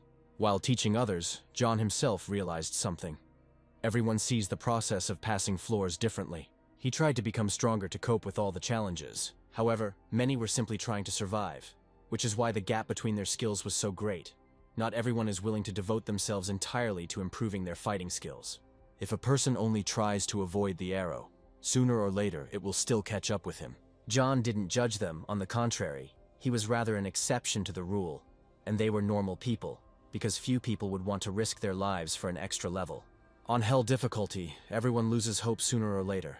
Perhaps it's even better for these people to focus on survival and stay at the same level. They can only hope that someone will solve their problems for them, and luckily, there are guards here. When John asked Harris if he would participate in the team stage, he said he would refuse because no one would want to take him on the team. Then John suggested that he go with the rest of the hellish players. Harris then whispered that he thought it was a bad idea since they didn't know how to do anything, but John replied that it would be a useful experience for them. He asked them to try to pass at least the qualifying stage. This would be enough for them to learn something new. However, the boy didn't even know what to answer to this. However, John insisted. He said that Harris would get a lot of good out of this. Besides, these guys would be useful on the 6th floor. The protagonist explained that after the 6th floor, everything would become much more difficult, but so much more difficult that he would lose all hope. He admitted that he himself had almost fallen into despair. This is why Harris needs to pull others along with him so that they can go through the same thing as a team. He can't stay and hang around on the ground floor forever. Then Harris looked at him and promised to try to do it. John was pleased with this answer, and then they moved on. He soon came to the arena and apologized for being late. Meanwhile, the second day of the competition began. John was one of the team members. Also on his team were Carl and Maria. Besides them, there was Julia, also another guy named Chris. John heard about Chris, that he has been holding an important position in the organization for a long time. Now he is on the 30th floor with Carl. After this, the main character turned his attention to Maria, who was standing not far from him. When the girl noticed him, she smiled softly at him. John smiled back too, as he was very happy to see the girl. At that moment, Carl asked him why they looked at each other so strangely. It seemed to him as if something had changed between the two. Soon the battle began, and all the spectators were impatient. A bright flash of light appeared on the stage again, from which an enemy appeared. It was a huge goblin with a huge head and many sharp teeth. John turned to Carl and asked what he should do with this monster. He said that he could deal with it. However, Carl told him to rest for now. He wanted to contain his power until the main stage, and they would deal with this monster themselves. The main character liked his enthusiasm and agreed with him. He then retreated to the edge of the ring while the rest of the team came out to meet their opponent. The 4 of them prepared to attack the goblin. As soon as the enemy noticed them, he began to growl loudly at the players. Then Maria pulled out her pistol and pointed it at the goblin. She loaded it with an unusual bullet and then fired. The shot hit the goblin right in the head, causing green blood to gush out of the wound. From such a shot, the goblin growled and began to fall backwards. At that moment, Julia entered the battlefield holding her shield in her hands. She hit him with all her might in his unprotected stomach. After this, Carl and Chris joined the fight. They simultaneously struck him in the chest with their spears. The wounds on the goblin's body were so severe that he could barely stand on his feet. Meanwhile, John, who was watching everything that was happening, noted that it was incredibly boring. Meanwhile, his team continued to beat up the goblin. However, suddenly the wounds on his body healed, and the blood seemed to evaporate. John understood that this was taking too long because of the brute's accelerated regeneration, and he himself would like to recover that quickly. Then the monster suddenly swung in the direction where Carl was standing, and even though the guy managed to dodge, he felt like he couldn't move. At this moment, the main character entered the battle and threw his weapon towards the monster. It tore a huge hole in the goblin's chest. After this, he fell to the ground, since this wound could not heal. John smiled and said he was glad he had arrived in time, even though he still had to intervene. The rest of the team looked at him in surprise. However, Carl was a little unhappy because John once again did not listen to him. The main character did not understand why his friend was behaving this way, because he had already apologized to him. He thought they were in danger, so he went into battle. But instead of gratitude, he got a 2-hour lecture. At this moment, the guys from Hellish Difficulty entered the battlefield. Their skills weren't particularly impressive, but they were only on the first floor. It didn't look like they were going to attack this monster, and everyone was wondering how long this would last. However, John was confident that Harris would deal with the monster as soon as his comrades got a little tired, so they could gain experience in battle. Then suddenly, Carl decided to change the subject, and asked John what had happened with Maria, to which the main character replied that he had understood everything correctly. Carl was somewhat glad that he had managed to bring them together. John said that there was no longer any awkwardness between them. However, Carl warned him that they could not exchange such meaningful glances in front of strangers. John understood this. The guards do their best to hide their weaknesses from other people. It makes it easier to maintain order and achieve obedience. Everyone perceives Maria as a cold-blooded and domineering boss, so her softness is hidden from the eyes of others. Perhaps it would be better if John kept their relationship a secret. Then Carl said that he was happy for them anyway. He said that things were definitely getting better, but John didn't understand what he was talking about. He then noted that Carl was right. Maria was very young, and it was hard for her to cope with everything alone, so he was glad to see her smiling.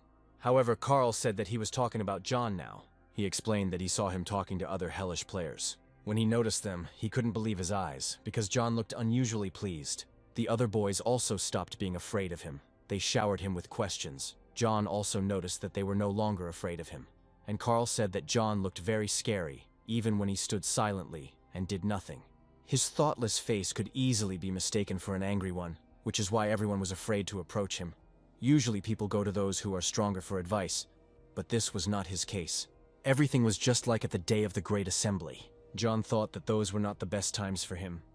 He came there morally depressed, battered the representatives' guild, and injured himself.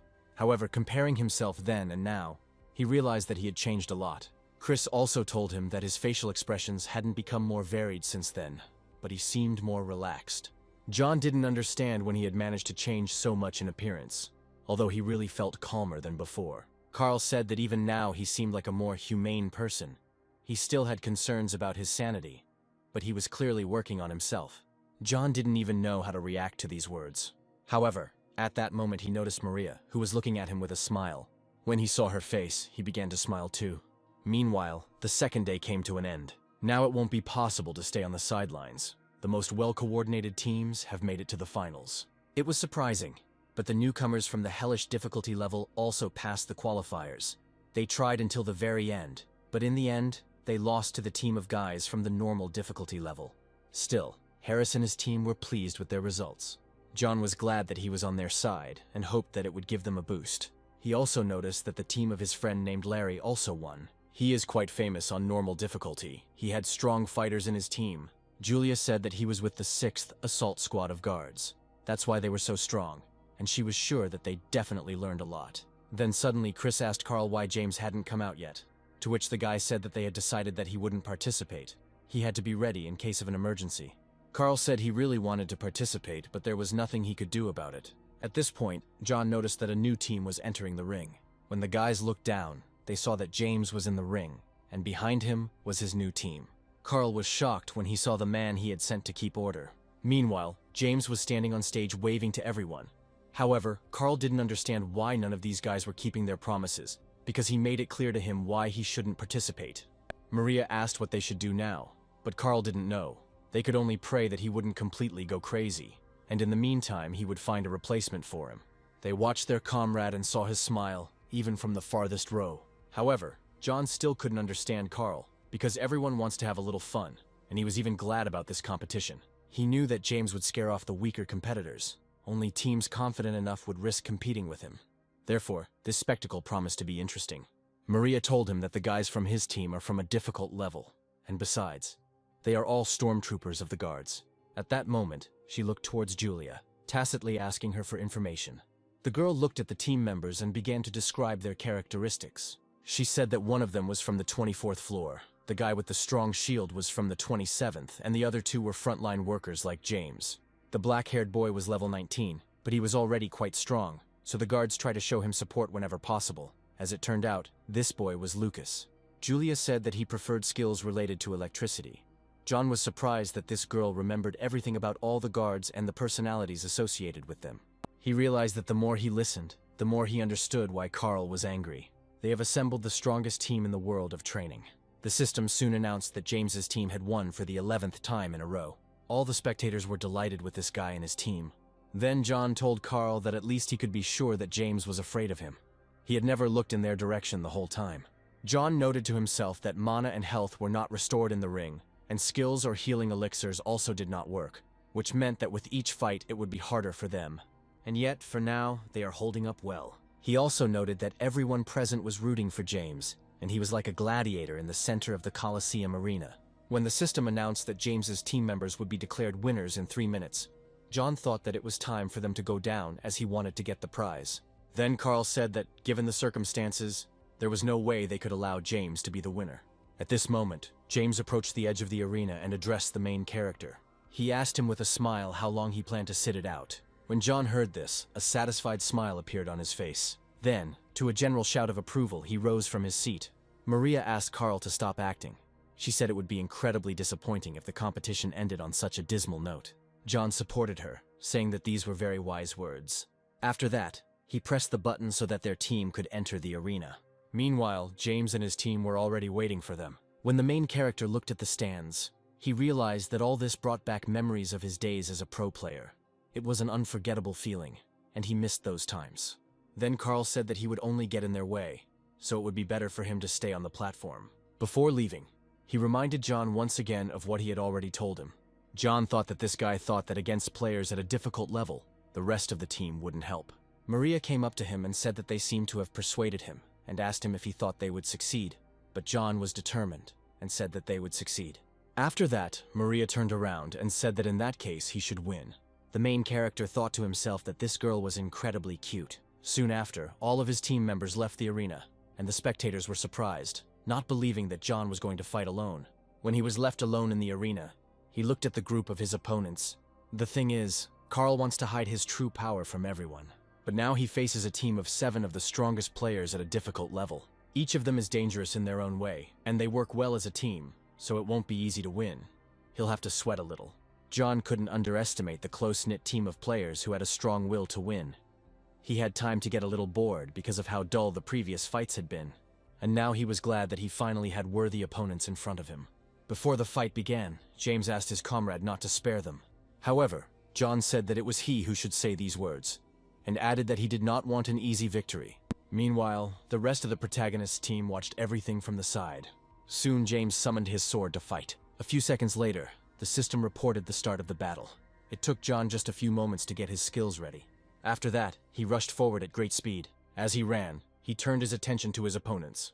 The guy standing in front of him had a one-handed sword and light armor, and Julia had told him about it. She said that this guy gets close to the enemy, and thanks to his speed, dodges attacks. And although he does not deal much damage, his attacks are able to distract the target's attention. However, the main character understood that he had no equal in speed, so he quickly rushed past the guy and dealt him a lightning-fast blow. He then moved towards the next opponent, who held up a shield in front of him. John noticed that he was strengthening his shield with a skill, and it would be good to knock it out in one hit. Then he swung his foot at him, thinking he would break through his shield. However, when the dust cleared, he was extremely surprised. The guy was still standing on his feet, holding his shield in front of him. However, this situation only amused John. He realized that this skill not only gave this guy strength, but also made him resistant to physical impact, and the protagonist did not expect this. Then he saw James swing his sword to strike him. He wanted to deal him a crushing blow, but John managed to dodge. Then he found himself next to his opponent and grabbed him by the arm. He threw it towards the guy holding the shield, and they collided with each other. John knew he could ignore the two of them for now, but he needed to focus on one specific goal. The one he was most concerned about out of this team right now was Lucas. His lightning can hit a target from a long distance, and just a couple of hits can knock him out. In addition, they inflict paralysis, which makes Lucas an even more dangerous opponent. As the protagonist approached him, the boy raised his hand, preparing to strike. Lightning began to swirl around him as the protagonist approached him. John realized that it would be difficult for him, since Lucas did not let him get close to him, but he could not retreat. He urgently had to get as close to him as possible. Then he put out his palm and touched the lightning that was coming from Lucas. The boy was surprised that John had so easily ignored his electrical barrier. He asked Lucas if he thought John was joking when he advised him to build up resistance to all sorts of things as quickly as possible. He talked about resistance to pain, paralysis, and magic, and then asked him what he thought John's own resistance levels were. However, instead the boy swung his free hand at him. However, it was not difficult for John to intercept his fist and throw the boy over himself. He threw it out of the ring without even looking back. When he realized that the most dangerous member of the team had been eliminated, he continued to fight with the other guys. In a real fight, he would have to kill Lucas, or at least hit him hard to make sure. But this was just a game, and the rest shouldn't be too difficult. However, at that moment, he saw James charging an energy ball in his hand. The main character was even a little scared, because he realized that he had concentrated a huge amount of magic. He didn't understand what this skill was and how to counter it. James then rushed at the protagonist, intending to hit him with an energy ball. The protagonist noted that this guy was too fast. He asked him if this was some kind of divine skill. However, before James could touch him, he noticed that John was no longer in front of him. The guy was confused, and at that moment the main character was already standing behind him. The rest of the protagonist's team watched his actions in surprise. As it turned out, he summoned wings and moved behind his opponent. James didn't lose his composure and turned towards John to catch up with him. John noted that he changed course quite quickly and was already rushing towards him. He really was very fast, and besides, he knew John's fighting habits well. Then John decided he had no choice but to play his trump cards. He soared above the arena while the others watched him with excitement. The two fighters were soon to face each other. When this happened, everyone present froze in place. After that, John went to his room to rest. The competition ended yesterday evening, but after the fights themselves, there were still 3 free days to rest. After the team battles were over, Chris and Maria immediately went to their rooms. James also said that he had a lot of things to do, but John was sure that Carl would not let him go so easily. John stayed there until the very end, as he promised. Then, lying on the bed, he decided to open his inventory. He took out a mysterious box from there, which he received for winning the singles category. Then the main character took out another box of the same kind that he received for the team category. Thus, having become the winner in both categories, he received 2 tiny boxes. He found the single battles rather boring, but against the team he had a lot of fun. James, his teammates, and the spectators were just perfect. However, he thought that Carl did not like all this very much. Suddenly he heard someone knocking at his door. Without waiting for permission, Maria opened the door to his room and looked at the main character in surprise. She seemed to be in a great hurry and asked him if he had been waiting for her for a long time. In fact, John thought he would die of boredom. 3 whole days had already passed since the team category, and they had not seen each other during all this time. And the girl said that there was more work than she expected, so she apologized for being late and asked John if she had disturbed him. In response to this, John smiled and said that he was very glad to see her. When Maria heard this, a soft smile appeared on her face. Without thinking twice, she snuggled up to John and apologized for keeping him waiting. The main character said nothing to this, and only hugged Maria tighter. After that, he pulled her into his room to spend even more time with her. After some time, he again set off to conquer his floors. He had to deal with the huge monsters that were waiting for him in the cave. However, it was not difficult for the main character to deal with them. Soon the system informed him that he had passed the 15th floor and received new awards. John noted that it took a very long time. After the competition, he immediately began to pass the 15th floor, which was a narrow abandoned mine. The condition for passing was the extermination of all mutant moles. Although it didn't sound difficult, finding all the monsters in the dark tunnels was very difficult, but his perception skills improved a little. However, he did not want to repeat this experience again, and dreamed of quickly getting out into the fresh air to Kirai. When he came to the field, the girl greeted him with laughter because John was covered in mud. However, the main character himself didn't find it funny. He said he spent a lot of time in the mine, and after that he was really covered in dust. He then asked Kirai if she was embarrassed by his appearance, but the girl couldn't stop laughing. Then the main character turned around and said that in that case he would have to eat the candy alone, and when the girl heard this, she immediately stopped laughing. As they sat down in the clearing, John asked her if she could give him a hint about the next floor, but the girl replied that she could not do this. John assumed that she wouldn't tell him anything. At some point, she stopped supplying him with valuable information about the upcoming floors. She probably thought that he didn't need to be prompted, since he was coping well enough.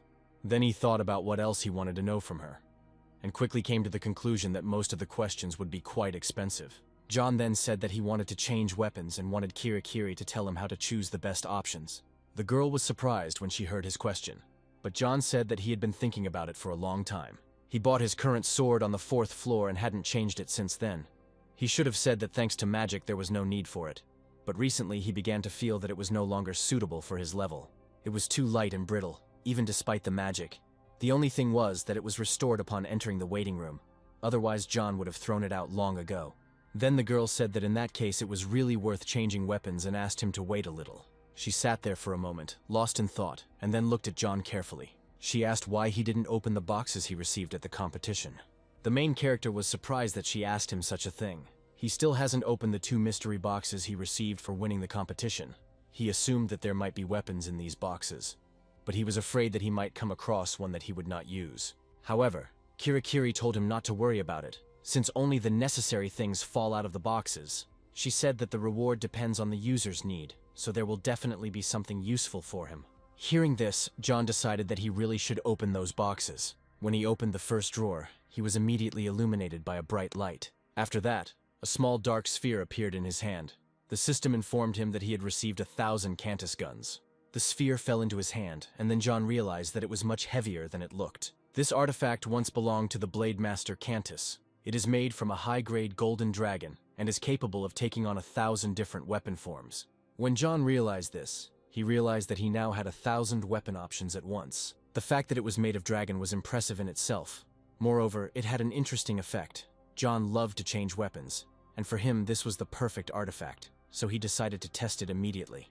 He stood up and walked away from the picnic area to open the sphere. He was curious about how it worked, and he assumed that he just needed to imagine the necessary weapon. He extended his hand forward and attempted to present a short sword, but nothing happened. Then he decided that maybe he should infuse some magic into the sphere. As soon as he did this, the sphere began to glow a bright purple color. The next moment, the very sword he had imagined appeared before him.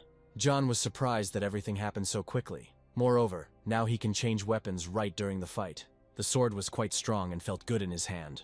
He also noticed that the weight of this item was the same as the sphere, so even if he summoned a blade, it would still be massive. But perhaps that was for the best, since his physical strength allowed him to carry heavy weapons. Besides this, he was very pleased with his sensitivity to mana. Before, imbuing weapons with magic was much more difficult, but now the problem was solved. John felt that this was just the perfect reward. He thought about opening the second box right now, since it would be cool to get something just as useful.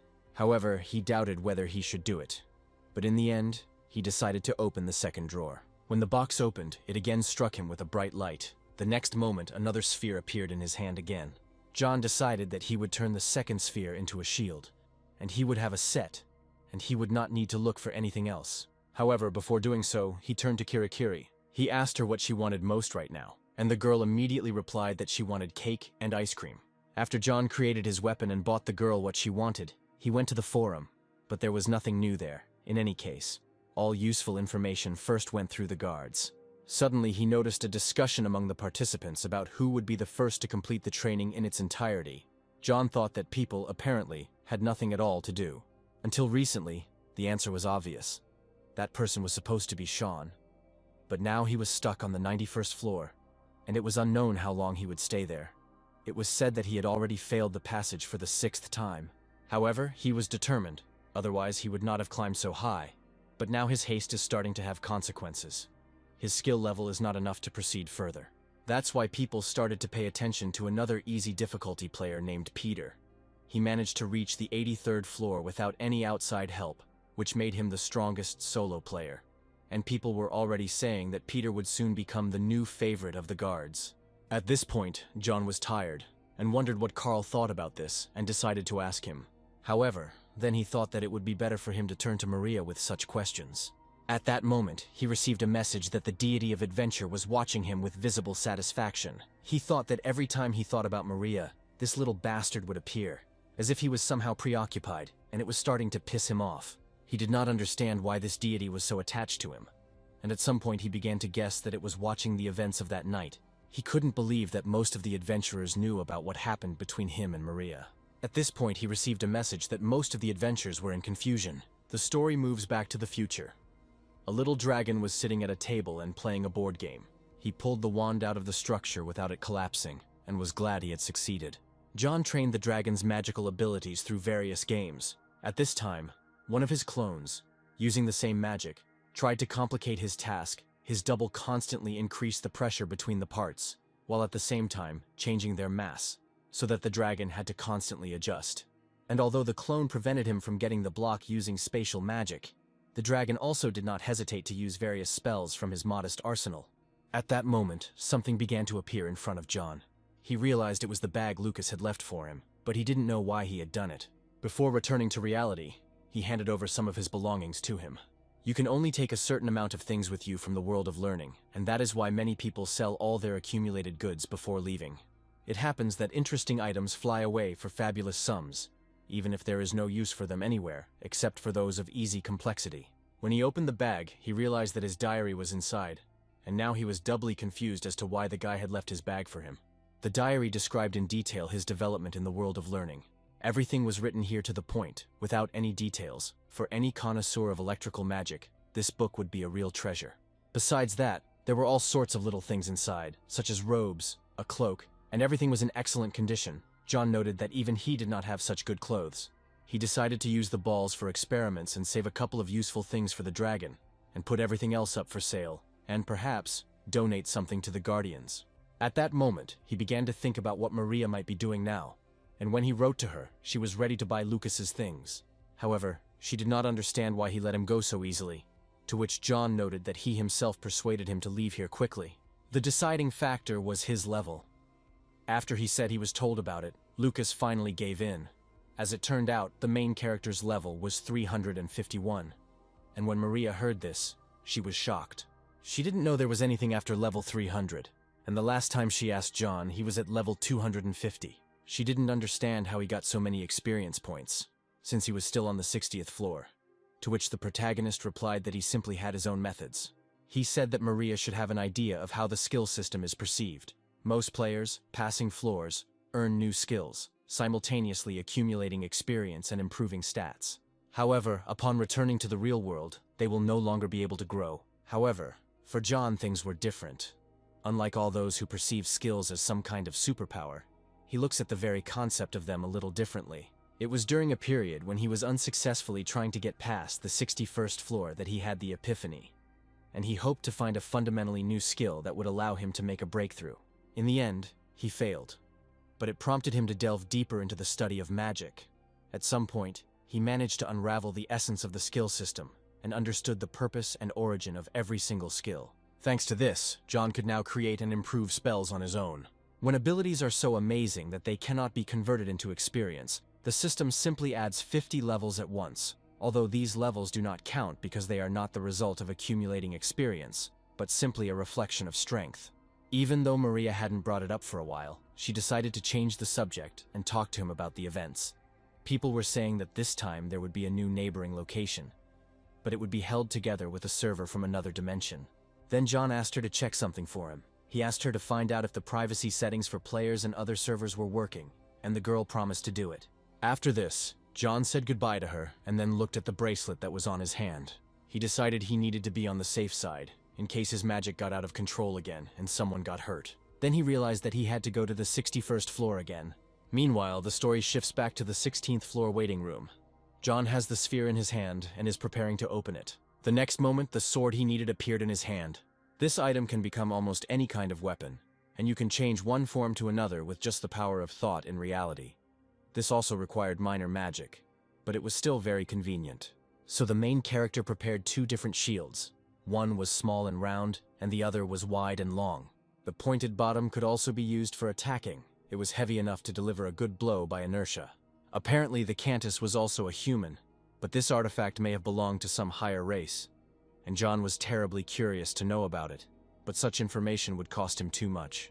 However, this information was not particularly important to him now, and he decided to focus on the subject itself. This time he summoned a weapon, and the next moment a sword appeared in his hands. The combination of the Count and the sword was the most effective. It suited him best, and he was already accustomed to working with it. John didn't know there were so many different types of short swords. He felt most comfortable with a sword that was about 70 centimeters long. He then decided to summon a longer sword. After that, he also tried the spear, and then came the halberd and blunt weapons. John spent some time practicing summoning different weapons, noting the most useful ones to keep on speed dial. Soon a portal opened in front of him, ready to send him to the 16th floor. At that moment, John thought that he should send someone a message before leaving. He thought that Maria must be busy now, and at that moment the system informed him that the deity of adventure was looking at him with undisguised pleasure. The main character felt that he was already tired of this deity. It was as if it was looking straight into his thoughts. He then decided that the ideal option would be to send a letter to Harris. Then he decided that now it was definitely time for him to go to the new floor. When he walked in, the first thing he noticed was that it was incredibly dark. Suddenly, John felt the ground beneath his feet begin to shake. Then he suddenly rushed forward, and miraculously he had enough speed to avoid the avalanche of rocks. When he turned around, he realized that the exit from the dungeon was blocked by stones. However, this was not the main thing now because there was someone in front of him. He saw at least 5 figures. At that moment, the system informed him that he had successfully entered the 16th floor. When the protagonist looked closely at the strangers behind him, he realized that they were all looking at him too. Then the system told him that he had to defeat the double to open the exit from the dungeon. 10 years ago, an unexplored dungeon was discovered in the west of Arpan, and soon treasure hunters from all over the continent were drawn to it. And 6 months later, each temple received some kind of divine message. It was a force that in the depths of that very mine, a treasure was hidden. Temple paladins, adventurers, merchants, knights, and even mages left the solitude of their towers to try their luck by descending into the bowels of the earth. And so, after a year of intensive searching, a secret passage was found leading to the heart of the dungeon, of course. After this, all temporary alliances immediately fell apart. A war of all against all began in an attempt to seize the initiative, and in the end it was decided to send the best of the best from each country deep into the dungeon. Unfortunately, during the fierce carting of the yet undiscovered treasure, no one took care to explore the deep floor, and as a result, the unlucky seekers awakened the king of the dungeons, the Double. One of the squad members managed to temporarily drive the spawn into a trap, and after escaping from it, the Double again revealed itself in the shadows of the underground passages. The monster is so dangerous that its release would threaten the existence of humanity. And now the main character faced the task of defeating the Double and not allowing him to escape to freedom. Suddenly the cave was illuminated by a bright light, which was the result of a spell cast by a magician who stood in front of him. When it became light in the cave, John saw 5 men standing in front of him, each of whom seemed to belong to a different class. John immediately realized that these people were not the same seekers. One of them, an old man, seemed glad that a newcomer had arrived. Then a relatively young man in armor said that they were walled in here. At that moment, the man with the skin on his shoulders shouted that the Double had disappeared and they had lost him. However, the old man said that he was still inside. The artifact showed that the demon was still nearby. The knight assumed that he was under an invisibility spell, and since the Double was of a demonic nature, then he could well possess magic. After this, the magician raised his staff up and used a spell called Detect Invisibility. The entire cave was suddenly illuminated by a bright light, and then the magician lowered his staff again. He said that there was no one here. There were only them. John watched all this in surprise, as he didn't know that there was an invisibility spell. Then the old man said that the artifact still showed that the demon was here. The knight said that the record said that the Double was able to copy the physical shell of the chosen victim, and it seemed that he had managed to finish off one of them and take his place. John noted that this was useful information, and that it only remained to clarify some details. It turned out that the Double was pretending to be one of the Seekers, but John was not part of this circle. The player's task on the 16th floor is to destroy the Double before the rescue team arrives, meaning he has a week. John noted that it was quite an interesting task. The conditions say nothing about the rest of the Seekers. That is, having killed every single one, he can calmly pass the floor. However, he did not want to resort to such measures yet for the first time. He met people from the world of learning. However, John was not sure if they belonged to the human race. But it seemed that way. He decided to ask the Seekers about the culture, technology, and magical knowledge of their civilizations, and try to pass the floor through cooperation. At that moment, he noticed that the magician was looking at him strangely, but when John looked at him, he immediately looked away. At that moment, the system again informed him that the deity of adventure was watching him with curiosity apparently. It somehow interpreted their exchange of glances with this magician differently. The man with the skin on his shoulders said that it would clearly not be easy for them, but decided to try to hold out until the rescuers arrived. The old man said that the main thing was not to let the double out. They needed to have time to solve this problem before they arrived. However, the knight did not understand how they would find out if one of them was a double, since he copies not only the appearance, but also the memory and character of the victim. John noted that this knight, apparently, was the most talkative here. The man replied that in that case, they would have to come up with something. Then there was an awkward silence between them, and everyone looked at John intently. The protagonist said that maybe they should try to hurt the double. He said that if they pinned him down, the monster would surely take on its true form. The knight said that it might actually work. He would turn into a demon to save himself from the threat of death. His real body is stronger than his human shell, so it sounds quite logical. However, the magician said that this was a very crazy plan. But John interrupted him and said that he had an idea. They can take turns making their guesses, then all together decide what to do and who to suspect first. And then they will try to attack the chosen person, where he came from. Such a game is called Mafia. The man said that it sounded absurd, and the hooded man standing next to him said that it was obvious that this guy didn't know anything about demons. Even 5 of them would have a hard time dealing with the doppelganger. One wrong decision and they were all doomed. However, John asked them not to worry and said that he would deal with him himself. Seeing the surprise on the faces of the Seekers, he said that he would indeed take care of everything himself. In fact, he hoped that they would let him deal with it alone, since that way he would get more experience points. But they didn't yet know how strong this double was. Considering the information received from the other Seekers, we can expect that they are not inferior in strength to all of them put together in theory. The player's task is to identify the double, while avoiding unnecessary losses, so that at least 3 Seekers remain for the fight. However, John was not a completely ordinary player. There would be no special problems with the double. Even if this creature joined forces with the Seekers, he would still be stronger. The hooded man said that John was just nuts, and started joking about how he might think he could handle the dragon alone. Then the main character said that it would be better to just show them this in practice. He used a skill called Bridle, which was leveled up to level 3. He pointed it at the Seekers, and they froze in surprise. John said that if he was a double, they would already be dead, so there was no point in suspecting him.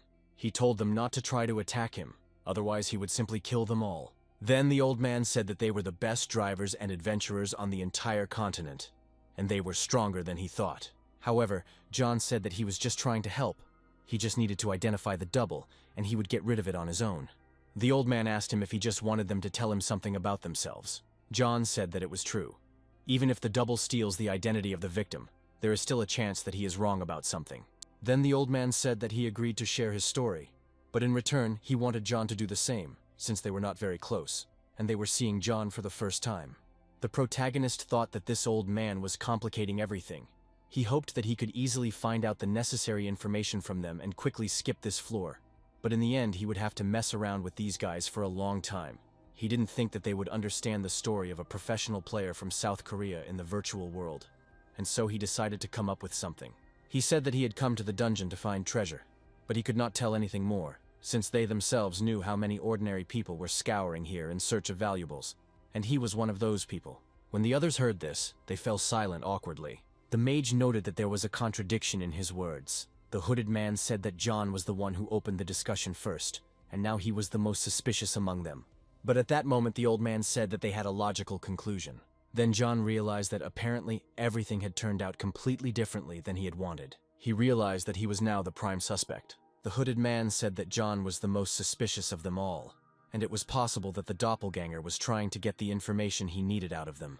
The old man said that if they made a hasty decision, and as a result released the double, something terrible could happen, and if they united against him, there was a chance that he would show them his true nature. The main character understood that now these guys were absolutely sure that he was the double. The man in the fur coat said that John tried well to convince them, but he hated sneaks who were good at juggling words. Then John raised his hands and asked to be given just 1 minute, as he wanted to say something else. The hooded man yelled back at him and said that he was trying to fool them to the last, and that they needed to attack him immediately. At that moment, the main character's knife flew towards him.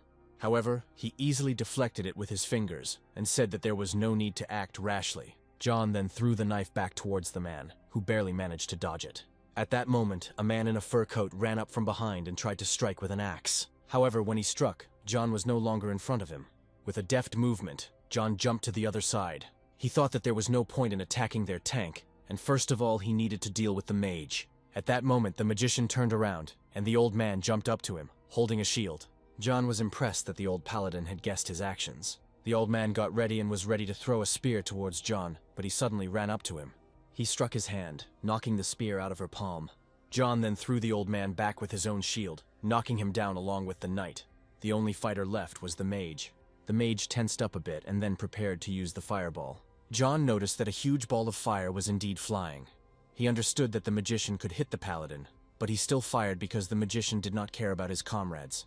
John used his combat focus, knowing that if he used flicker, the mage would attack again, and it would be harder to dodge. He didn't want to reveal all his cards at once. He needed to deal with them one by one while they were in disarray. He used his wings to protect himself and others. Soon the fireball touched the ground and a powerful explosion thundered.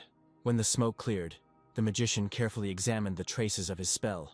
But before him stood John with wings on his back that saved him and the paladin. John thought to himself that it was getting very stuffy. Even with his heat tolerance, the fireball was so hot that it would be unpleasant if he got caught in it. He quickly jumped up to the magician and kicked him with all his might. As the mage fell to the ground, John chuckled and asked if it had hurt too much. The magician lay face down on the ground, his hat falling off his head. When the mage lost consciousness, the light in the cave went out. John hoped that the mage simply passed out because he didn't want to kill him, and apparently the mage wasn't a double. The man in the fur coat swore because it had become dark, and asked Burse, the man in the hood, if he had a lantern. While Burse was looking for a torch, John decided to take advantage of the moment. He used his conducting skills and keen eyesight. John noticed that this adventurer was strange. Suddenly, Bierce pulled out a rosary from his pocket and tried to kick John. Then he turned sharply and threw the rosary in his direction. John broke the rosary into pieces with one movement of his hand. When the beads cracked, John noticed something splashing on him and assumed it was poison. The man laughed and said that it was indeed poison, and now the demon would die from poisoning if he did not come out into the light. John felt uncomfortable as he became sticky, but the improved resistance to poisoning helped him. Bierce was horrified when he realized his poison had not worked. John walked up to him and punched him in the stomach with all his might. The blow was so strong that Bierce fell to his knees and doubled over in pain. At that moment, a knight appeared, ready to join the battle. There was determination on his face, and he was ready to fight John. John noticed that this guy also used mana to imbue his weapons, but he wasn't doing it as well. The man rushed at John, shouting that he was doing it for the king. At this time, John took out the sphere that was given to him. She instantly transformed into a long sword. The knight ran up and was ready to strike, but when the knight lowered his sword, he collided with John's weapon. With a slight movement, John threw the knight aside. John didn't quite understand which king they were talking about, and didn't expect such words. However, his movements were interesting, and John had never seen such a fighting technique. It was more elegant than the utilitarian use of a spear, and every movement was fluid and graceful. John thought the man was like a hero from a game, but this created confusion in his movements. After each impulse, he needed to catch his breath. The knight turned and prepared for a new attack. It seemed like he had borrowed the technique from martial arts, but it wasn't very flexible. However, a warrior must be able to adapt to any circumstances. John lunged at the knight and punched him in the face. The blow was so strong that the knight was thrown to the other side of the cave. Meanwhile, John remained unharmed, as none of the seekers could harm him.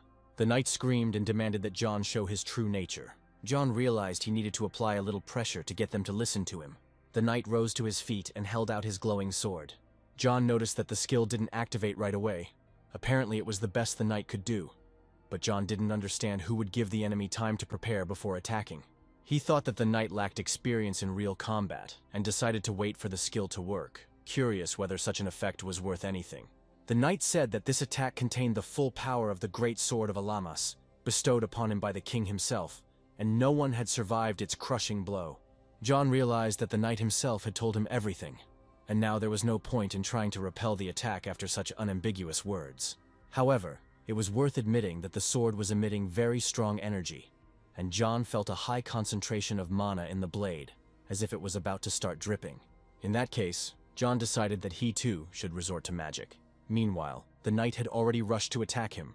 John told him that it was not necessary to vocalize every action he took. After that, their weapons clashed. However, at the last moment the knight managed to parry his attack. John was very surprised that he succeeded, and thought that this knight was not as simple as he thought. But then he put his other fist in front of him and thought about what he would say about this. The protagonist was surprised, because he only swung, and the knight had already jumped away from him in horror. He jumped back so hard that his body hit the wall. Then John thought that now all he had to do was deal with the paladin and the mercenary. At that moment, the magician created a barrier, with the help of which he hid the mercenary and the paladin from attacks. He began to whisper something in an incomprehensible language. John was surprised that the guy was back in action. Apparently the old paladin had managed to get him back on his feet. Moreover, he did not understand what kind of magical barrier this was, and whether it was really worthy of such bravado. At that moment he heard the voice of a knight behind him, who laughed. He said that the master of the magic tower, Martin, was famous for his offensive spells. He only needed to finish casting the spells while under the protection of the barrier, and John would have no chance. He said that the magician was preparing his most powerful spell. It would take about an hour, but even the double would not survive after such a blow. John didn't feel any particular threat from this great spell yet. Moreover, no one even considered the possibility of the barrier collapsing. Then the protagonist turned to the knight and asked if this barrier had any weak points. Despite the fact that the other seekers asked the knight to shut up, he continued to give out all the information. Then the old man said that he would report his noble sacrifice to the higher authorities as soon as they got to the surface, if only he would shut up. The knight then stated that he was already prepared for death, and the double would also die as soon as the magician finished reading his spell, since he now needed extreme concentration. When the main character heard about this, he became interested in the knight's words. He then directed the exploitation of souls towards the barrier. In literally one instant, the magician fell to the ground and the barrier collapsed. Then John said with a smile that he had only 2 enemies left. The mercenary and paladin immediately rushed at him. However, they quickly realized that they could not defeat the main character. Eventually they gave in, and then John handed them the healing potions. Now that he had proven his superiority to them, they shouldn't have to struggle too much. The paladin turned out to be much weaker than he expected, because suddenly he turned out to be a healer. If the old man had become a warrior relying on divine power, it would have been much more difficult with him. The mercenary, as it turned out, was a tough nut to crack, and it was the hardest thing to neutralize him. He was strong but stupid, and so the punishment overtook him. Thus, John managed to defeat the entire gang, but he still did not find out which of them was the double and why the monster still had not emerged. He thought it was not safe for him to make himself known now, so he was sitting and waiting for the right moment. But John decided to try to coax at least some information out of them. The mercenary still couldn't accept his defeat and thought that everything happened because of that stupid knight. But the paladin asked him to calm down, since it wasn't him who destroyed their barrier. John knew they had plenty of reasons to be angry at the knight for spilling the beans. He didn't understand why he did this. Perhaps the knight specifically told him how to turn the spell creation to save himself from death. Thus, it turned out that he was the double. John didn't understand who this guy was, but he decided that in any case, after what happened, the Seeker's suspicions fell on the knight. Now everyone is watching him, and he feels it. The mage was still knocked out. His collected mana seemed to have detonated when he broke the spell, and John thought he would recover in a day or two. The adventurer was still rolling on the ground, clutching his stomach. John wasn't sure what exactly had been the decisive argument for them to start listening to him. He then turned to the searchers and asked why they didn't try again to figure out the double. The men asked him what he had come up with this time and suggested that he wanted to make them play Mafia again. However, he said that it was more of a trick to lure information out of them that he was interested in, and in fact, there was no point in this game now. When the men heard this, they were surprised, but John continued. He asked them to just tell him everything they knew. He was interested in absolutely everything, from the place where they lived to the rules of etiquette from their world. At this moment, the men did not know what to do. The old man thought that this guy really was a double. When the protagonist realized that they still did not obey him, he extended his hand forward and used the restraint. In an instant, all the men fell to the ground as if an invisible force had forced them into submission. After this, the main character clapped his hands and asked to pay attention to him. He said they should start right now, and he was sure they all had something to share. He said that if they continued to remain silent, he might get angry. After that, he asked with a smile on his face who wanted to be first. The knight decided to be the first. He said that his name was Cassius Arhan, a name given to him by his grandfather. He continued his story, but the others were unhappy that this knight was telling all the information so easily. However, the old man said that they had all seen the strength of this guy, and even if he was a double, there was no need for him to listen to their stories. At this point, John approached them and asked them to be quiet as he listened to the knight. Meanwhile, the man continued his story and seemed to not miss a single detail. The knight's story continued until the night. Meanwhile, the rest of the squad had already fallen asleep. This knight's story was very drawn out, but detailed. The main character learned about the smallest details of the world in which the Seekers live. He even told him about the saucers that had been made with incomparable virtuosity by the palace potter. In fact, the main character was very interested in listening to the knight, as if he had been on an excursion, although his stories were filled with many unnecessary details. He was telling something about a family tapestry, when suddenly he switched to another topic and began to tell the life story of his grandfather. The knight spoke for 5 hours without stopping. In the end, he had to interrupt it to send everyone to bed. When the protagonist looked at the watch he had borrowed from one of the Seekers, he suddenly shouted that it was time for them to get up. The thing is, he couldn't sleep. And it wasn't just the lack of sleep, it was hard for him to relax, knowing that there was a demon lurking nearby. But during the night he kept his ears open, but he didn't notice anything suspicious. Meanwhile, the second day of his stay in this cave had arrived. Today, the protagonist planned to continue to extract information from the Seekers. At the moment, he had nothing but knowledge. It was especially important for him to find out from the knight about his technique. He also wanted to learn about the layout of the dungeon from the adventurer, and about religion and gods from the paladin. After some time, the paladin moved away from the rest of the group. At that moment, the main character approached him and, apologizing for interrupting the prayer, said that he had had a serious conversation.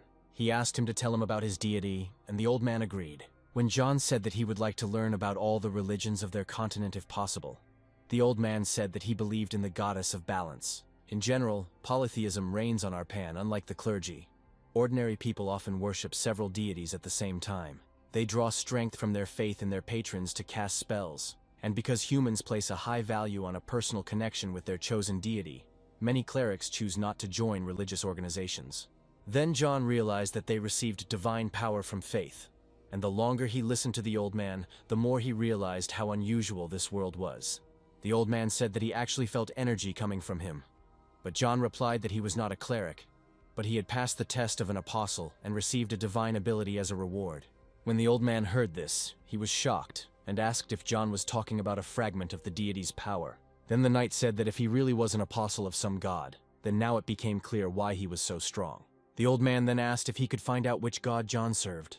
John thought for a while what to say. He was simultaneously undergoing tests of the deities of slowness and adventure, but he could only name one. Logically, clerics serve only one deity, so an honest answer would only make the old man even more wary. He decided to think and choose who to name. The deity of adventure was probably well known to local adventurers, and it would probably seem strange that he didn't know anything about his own patron, who was so popular, so he decided to say that he served the deity of slowness. The old man said he had never heard of it before, and neither had the knight, and John thought it was all well and good, for such an answer would not raise any unnecessary questions.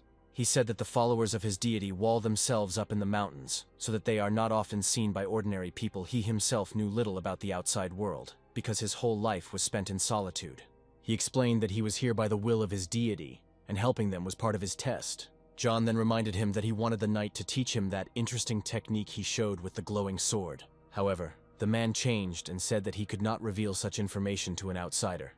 But when John threatened him, he agreed to train him. The knight's sword lesson was more advanced than John expected. He turned out to be a master of his craft, and John learned a few new moves and a couple of interesting tricks from him.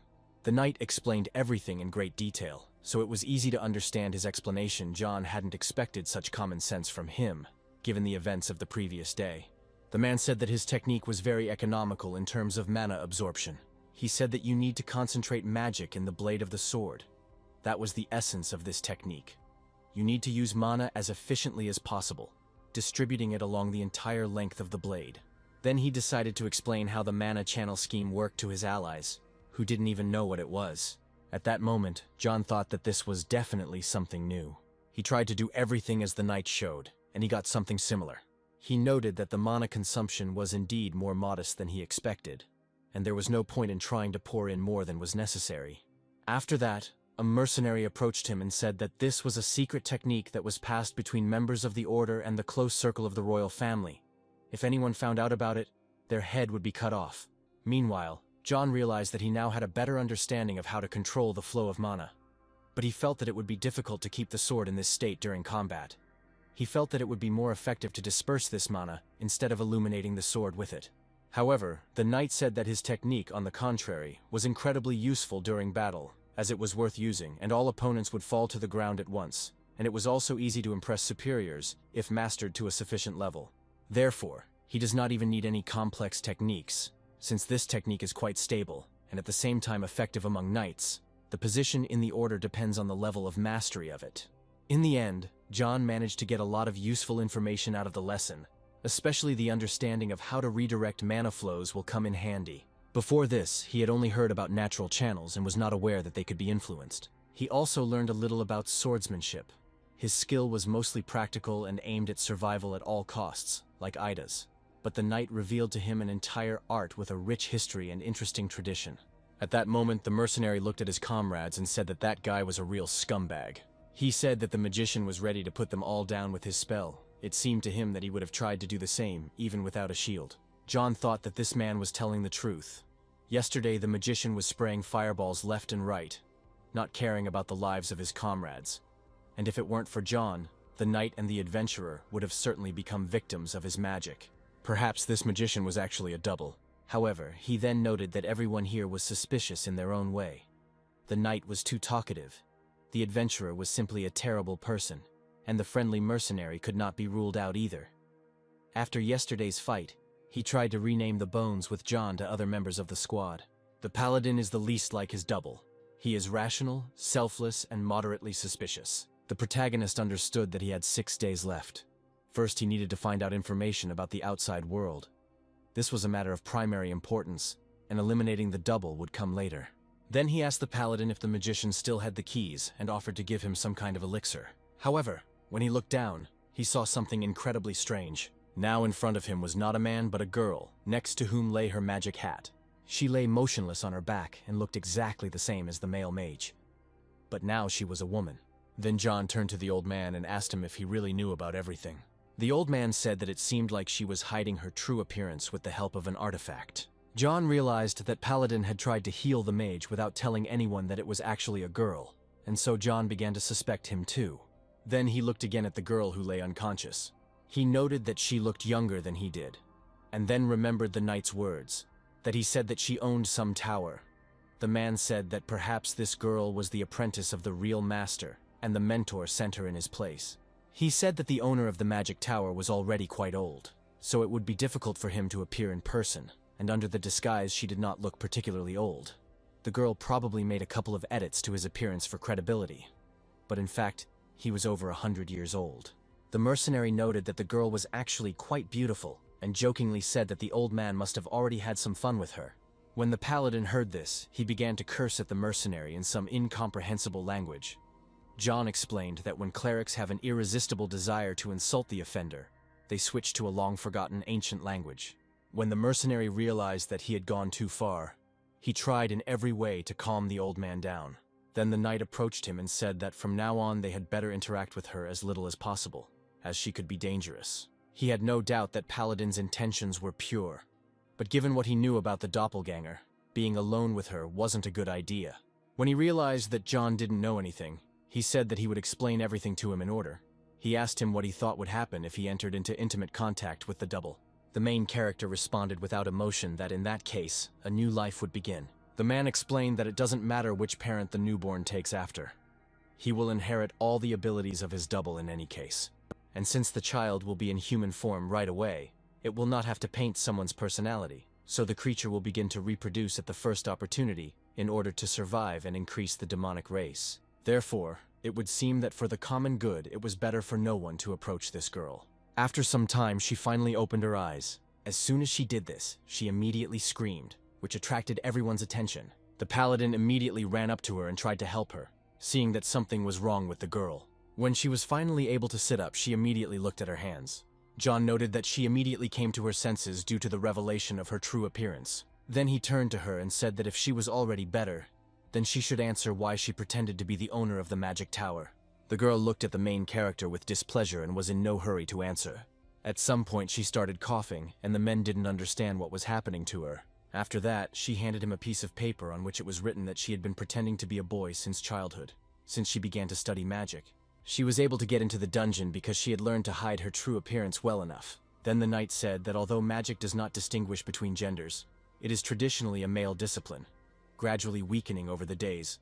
But some magicians still have a prejudice against women, which is why many of them hide their gender so that they are considered equal. Some people even get help from their own mentors, and it seems that was the case with her. Unlike ordinary people, magicians do not feel the need for a family, children, or a significant other, so they are not burdened by living under someone else's guise. John said that in that case they would have to arrange a separate restroom and changing area. He looked at the girl, who still looked a little out of it.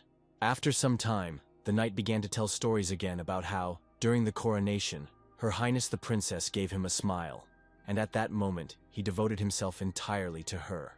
Some doubted that this was really so, but the knight assured them that it was true. While the boys were talking to each other, the main character was watching the girl closely. It seemed strange to him that she and this paladin were somehow too close. They had just met, so he didn't understand where they were so friendly, especially considering the fact that the doppelganger could be anyone. The first day she tried to activate the spell even though the paladin was under attack, and even after that the old man tried his best to heal her. He didn't understand what kind of smile was on her face, grateful or guilty. During the battle, Paladin fought with fury, not thinking about destroying the double, but now he was all complacency, and they still hadn't found the double. Then he began to think that the old man was trying to divert suspicion from himself in this way, and he had questions not only for the Paladin. The mage is the second likely candidate for the title of double. He also had to consider the possibility that there might be multiple doubles when his gaze met the mage and the adventure deity reacted. At that moment he looked down and saw a message saying that the god of adventure was rooting for him. Meanwhile, there were 4 days before the rescue team arrived, and the main character decided to approach the girl, asking if she had rested. He said that if she was okay, she should teach him magic. The girl looked irritated, but did not react to this in any way. After that, she wrote him a note that it was forbidden to teach strangers, and the protagonist expected such an answer. He didn't understand why no one agreed when he politely asked someone for something. At that moment, a knight approached the girl and asked her to look at it differently. He said that the guy was going through the tests of a deity, and there was nothing wrong with helping him a little. Besides, he is strong enough to kill them all in an instant, and if she goes against his will, she will suffer greatly. Then he wrote her a note, saying that he was not very strong in magic, so the basics would be enough for him.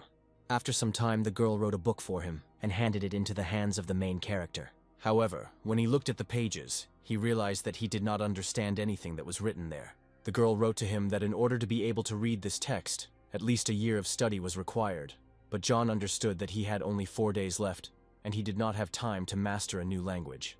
The girl said that for now she would teach him the basic theory of elemental magic and how to perform mana spells. She wrote him a whole book about how it all works, and the main character was shocked. He asked her how long it usually took to master magic, to which the girl replied that it took her 6 months, but usually it takes at least 5 years. Then John asked her to show him what she was talking about, since he didn't really understand the explanation. He realized that he first needed to create a seal, and then read the spell that would affect the magic. You need to focus on the flow of mana, direct it to the heart, mouth, and hands, and when the magic reaches all 3 zones, you need to read the activating spell. When the protagonist did all this, he used the wind arrow skill. At that moment, a small spark actually appeared in his palm, but it was not enough. He said that nothing was happening for him. Perhaps because he lacked a theoretical base, he did not know how to properly manipulate mana, but weaving the elements into it would be even more difficult. When the girl heard this, she was horrified. She didn't believe that he had never studied magic before, since even talented magicians reach this point after several years of practice at least. The protagonist didn't believe that he had actually succeeded, and then she handed him the note again. She said that if he suddenly decided to seriously take up magic, then he should visit their tower. They would be glad to see him there. The protagonist thanked her for her help, but said that he would hardly be able to do it. Unlike her, he realized that he would not stay in this world for long. Meanwhile, the morning of the 5th day arrived. The boys began to discuss the rest of the Seekers, who, as if crazy, were walking towards the secret passage when they finally found it. The knight was worried about his companions as there had been a large collapse, but the paladin said that his companions should be fine. He had seen them retreating. John noted that their conversations were very interesting to listen to, as if he were reading dialogue from a fantasy novel. Sometimes they argued, and sometimes they were in solidarity with each other. But the Seekers always stuck together. It was a classic team from an adventure book. It's quite possible that this was intended by the creators of the tutorial. The backstories of the Seekers were too detailed and deep to be a simple part of the scenery. The player spends only 7 days with these characters, and John would not say that such a superficial acquaintance requires well-developed characters. However, he also understood that he would most likely never know the truth. Afterwards, he apologized for interrupting the guys, but asked them if they had relaxed too much. He reminded them that there was still a doppelganger hiding among them, so they had to remember the main task, to find him and destroy him. At this point, the rest of the team suddenly fell silent. Then John decided to clarify something. He said that if they did not figure out the demon within the rest of the week, then he would simply kill everyone in this cave. He understood that the joy of friendship was good, but they urgently needed to get rid of this creature, and he did not want to resort to extreme measures. However, the mercenary said that there was a problem. They could not figure him out, and then asked John if he wanted to offer to play that game again. The protagonist said that the game was needed to extract information from them, and then the old man asked him if there were no other ways, and decided that they could try to tell everything from the beginning. An hour later, they came to the conclusion that the mercenary was quite suspicious. The guys finally had a falling out, and each of them began to blame each other. The mercenary said that the most suspicious thing here was this girl, because of her witchcraft, they all almost died. The girl handed him a note saying that he was exaggerating. They were in the middle of a battle and they couldn't blame the mage for using a spell. The knight explained to her that everyone suspected her because she was overreacting to other people's assumptions, and sometimes a blatant denial meant the opposite. But the paladin was also very suspicious because he didn't tell the whole truth about himself right away. He also noted that the death he was facing had nothing to do with his suspicions of the girl. If the spell had worked, everyone would have died except the paladin, the mage, and the mercenary, and that would have been the perfect turn of events for the cache. At this point, John realized that they were stuck. Maybe it would actually be easier to beat them up one by one and see who would crack. Even if he doesn't find a double, he'll still have to check all the Seekers to make sure there's definitely not a second one here. He still hasn't done it for one reason. He didn't want to. Meanwhile, a quarrel began to flare up between the guys. John knew they were getting heated up, and it was unlikely his intervention would help them, so he decided to just wait. In the meantime, he decided that he could practice a little magic. He went to a secluded place and began to practice the spell. Then he heard footsteps and assumed that the guys had already finished their showdown. When he looked up, the entire team was standing in front of him. The old man noted that his concentration was impressive. Then the main character turned to them and asked what they decided in the end. The knight said that after 2 hours of intense discussion, they came to an exception about who among them was the most suspicious. The main character asked who they chose in the end. Then the knight suddenly declared that John was the most suspicious among them. When the protagonist heard their decision, genuine surprise appeared on his face. The guy seemed ashamed to say it, but it was true. The main character was angered by these words, and he scattered all the Seekers to different sides of the cave. However, he suddenly saw that the girl was starting to cast some kind of spell. Apparently, it was that very barrier. As soon as the protagonist realized this, he rushed towards her and punched her barrier. At that moment, a huge hammer appeared in his hand. He used his flash skills and hit the barrier the girl was building with all his might. She recoiled from such a strong blow. The main character continued to try to destroy the barrier, but suddenly noticed something strange. As it turned out, his hammer was simply stuck in the barrier. He tried to pull it out, but it seemed to not give in. Then suddenly there was a powerful explosion that threw the main character aside. After some time, he came to his senses, finding himself near the wall where he had been thrown. He looked ahead and realized that the barrier had exploded. He felt a strong pain in his body and realized that he had not felt anything like this for a long time. And yet he had to admit that he was in good shape. The attack using the flash has its side effects. If the enemy withstands the onslaught, all the damage goes back to them. So from now on, he decided to avoid attacks while using the flash. He realized that this was his lesson, and then he summoned his hammer again and asked the Seekers who would be next. Then the knight suddenly shouted and asked him to wait, saying that he surrendered. The main character froze in place and did not know how to react. Eventually the whole team gave in, but he still beat up the adventurer, simply because he pissed him off. Then he turned to the boys again and said that he was waiting for an explanation from them. The knight said that the protagonist refused to answer any questions about his past. including how he ended up in the dungeon.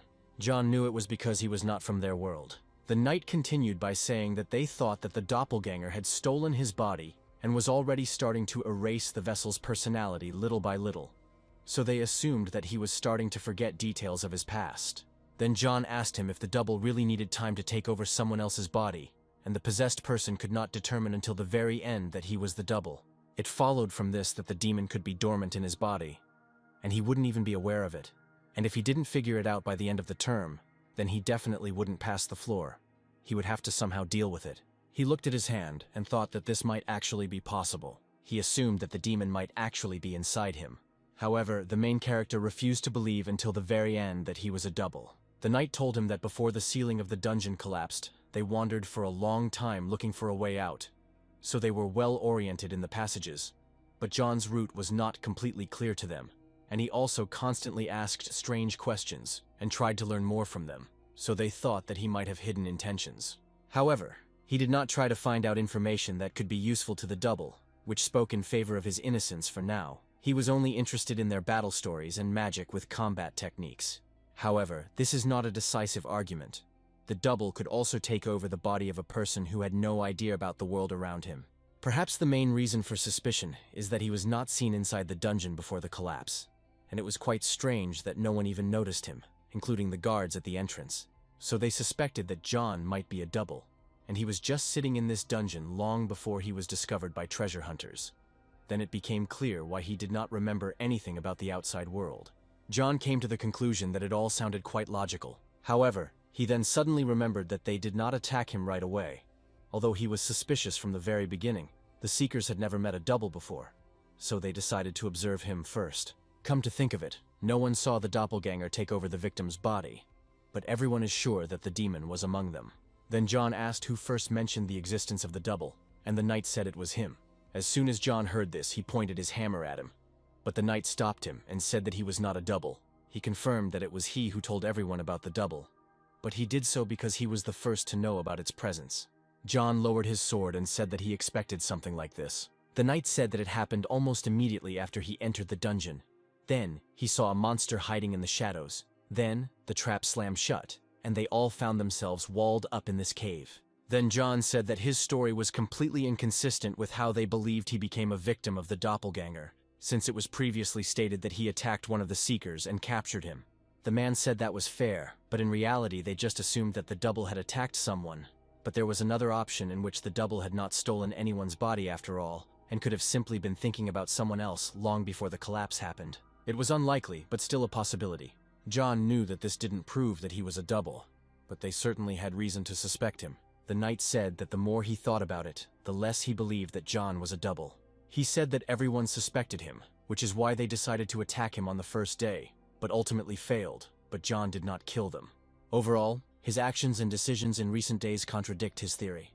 Then the main character assumed that the double had taken over his body, but had not yet taken over his mind. The knight said that when they appeared, the double got scared and jumped on the first person he came across, but did not have time to enslave the victim's mind. In this case, now inside John his own consciousness coexists with the consciousness of the double. The demon is trying to erase his memory, which explains why he knows so little about the outside world, and why his memories are scant and fragmentary. Paladin added that John is not an ordinary person, since he is God's chosen one, and he partially managed to resist the influence of demons, but the double still hides from them in his body. That's why they tried to drive him out by threatening him with death. If they were right, his body would remain relatively intact, and if they were wrong, there would be no serious consequences for him. They thought that this decision was beneficial for both parties. The protagonist thought that this was very strange. This ridiculous theory became more and more justified. If the double is really inside him and he kills all the Seekers, then he will fail the mission. Having learned the truth at the last minute, he definitely wouldn't have had time to do anything. Even if he managed to pull the double out of himself, he would have to fight it alone. Judging by the stories of the Seekers, this demon was not one of the weak ones. The protagonist realized that he would never have thought of this himself. Although it all sounds a bit far-fetched, the Seekers may indeed be right. The old man said that all the conclusions were based on the fact that John had no memories of the past. Without this, their theory made no sense. Then John said that he needed to compare the facts. For some time, the guys sat and thought about their own things. After a small scuffle, the main character gave each of them a healing potion. After that, He turned to Carl and asked him to suggest something. He was interested in the monster called the doppelganger. He wanted to know its attack, how it takes over the victim's body, what it does with it, and if Carl also found the statistics of the doppelganger and ways to recognize it, it would be great. In particular, he wanted to know if the doppelganger could steal a person's body without being noticed. Carl then said that he would find the information, but noted that this was the first time John had asked anything about the floor. He said that the guards help the members of the organization whenever possible, and provide information on the passage, having received a request for any data, and do not send it to people of lower complexity. Users with an easy level of complexity pass floors faster and easier. You can easily find out all the necessary information from them. John then decided to see what the guards would tell him, and decided that he could occasionally ask them for a favor, considering how much he had done for them. At this point, the others watched him, not understanding what he was doing. The adventurers assumed that he was looking for signs of someone else's presence inside his consciousness. Even though John heard them say that they would kill him when the time came, he decided not to do anything for now. Half an hour later, Carl finally brought the information. He said it wasn't easy to get, but it had everything John asked about. The double neutralizes the enemy with the help of long, thin tentacles. Having attached itself to the target, it begins to collect information, observing its brain activity. Having learned everything necessary, it destroys the alien soul in an unknown way. When the victim is completely neutralized, the double transfers its consciousness into her body. Since the demon settles in the human body and connects to its nervous system, it becomes vulnerable. Therefore, in order to defeat the double, you must either kill the host or cause him such pain that the demon cannot bear to stay in this body. John then asked, what about capturing a victim who was not completely depersonalized? And Carl said that was also possible. John found this interesting. Everything indicated that the carrier was indeed lodged inside him. However, he didn't understand how they got to this point without outside help. The plot turned out to be quite confusing, and he thought that most players wouldn't be able to figure it out. He spent 5 days with these people. They laughed together, ate and drank, and taught each other. He didn't know what they were thinking, but he had a good time with them nonetheless. During this period, the searchers concluded that there was a double inside him, but they did not try to kill him right away. They realized that John had not lost his self-awareness, and thus arrived at this complex theory. The main character looked once again at everyone with whom he spent these 5 days. The time he spent with them would remain in his heart forever, and he knew it for sure. He has been training for about a year now, and his path has been filled with pain and suffering. Naturally, this led to growth, and because of everything that happened, he is who he is now. The main character could not put into words how difficult it was for him sometimes, and perhaps that is why such carefree days touched his soul so deeply. At that moment, he noticed the mercenary sitting in front of him. Then John thought that he had had a lot of fun, but perhaps the Seekers might not have liked it all that much. If so, he regretted it very much. He thought that their theory did not have a solid enough basis. However, this does not mean that it must necessarily be wrong, and I decided that it should be checked in any case. The message from Carl stated that the doppelganger was sensitive to pain, and that they would either kill the supposed host or cause it so much pain that the demon would have no choice but to crawl out. John realized that there was only one option that suited him. Then he used the system and summoned a chair. Everyone else was shocked and didn't understand how he did it. Then he took out a rope and asked the guys to tie him to a chair. He sat down, and the first thing he did was apologize for asking them to do such a thing. All the Seekers froze in horror, looking at the main character. Then he asked them if there were any among them who were well-versed in torture. The thing is, it was mentioned in Carl's message. In order for the double to come out, it must be caused unbearable suffering. So the protagonist decided that he had to torture himself to get the demon out of him. The boys thought they were hurting him a lot, but he asked them to try harder. He warned them that everything was fine and he wouldn't try to fight back, so they didn't have to worry. And although the adventurer was extremely frightened, he still obeyed and continued. The rest of the team looked at him with suspicion and incomprehension. John told the adventurer that he was stopping too soon, and he didn't even have time to feel anything. So he decided to do everything himself. Seeing the discontent, the adventurer decided to try to torture him even more. He didn't understand how he could feel nothing at all, and assumed that John had some kind of problem with his nervous system. John understood that any unpleasant sensations were blocked by resistance to various types of influence. But this did not mean that pain did not exist for him. Rather, resilience helps one feel it impartially. So he asked the man not to worry about anything, and just continue. The adventurer warned him one last time not to complain. After that, he turned to the mage and asked her to use electrical magic on the wiring. When the girl heard this, horror appeared on her face. The man said that this is a special wiring designed to interact with electrical magic, and the main character will not die from it. However, the girl wrote on a piece of paper that she refused to do this and found it crazy. However, John looked at her firmly and said that she would do it. At that moment, the girl froze in place and understood that she could not contradict him. Without thinking twice, she approached the chair where the main character was tied. She looked at him warily, realizing what she had to do. After that, she swung her staff and summoned a skill called Shock. She launched lightning bolts through the wires, and at that moment the main character even twitched. However, the pain was still not strong enough, so he suggested trying something else. However, at that moment he heard someone else's voice in his head asking him to stop. When the hero realized that the owner of the voice in his head was a double, he said that the effect of the lightning was felt, but asked the girl to make it even stronger. The girl obeyed and strengthened the spell. At that moment, the main character felt a truly strong pain, and also heard the demon screaming inside him. He asked John if he was going to kill them.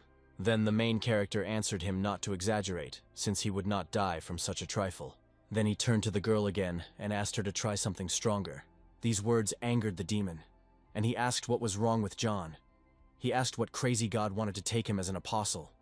But the protagonist did not understand why he was trying to make him look crazy.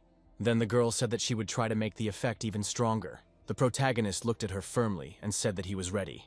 After this, the girl began to read the spell, and lightning began to swirl around her.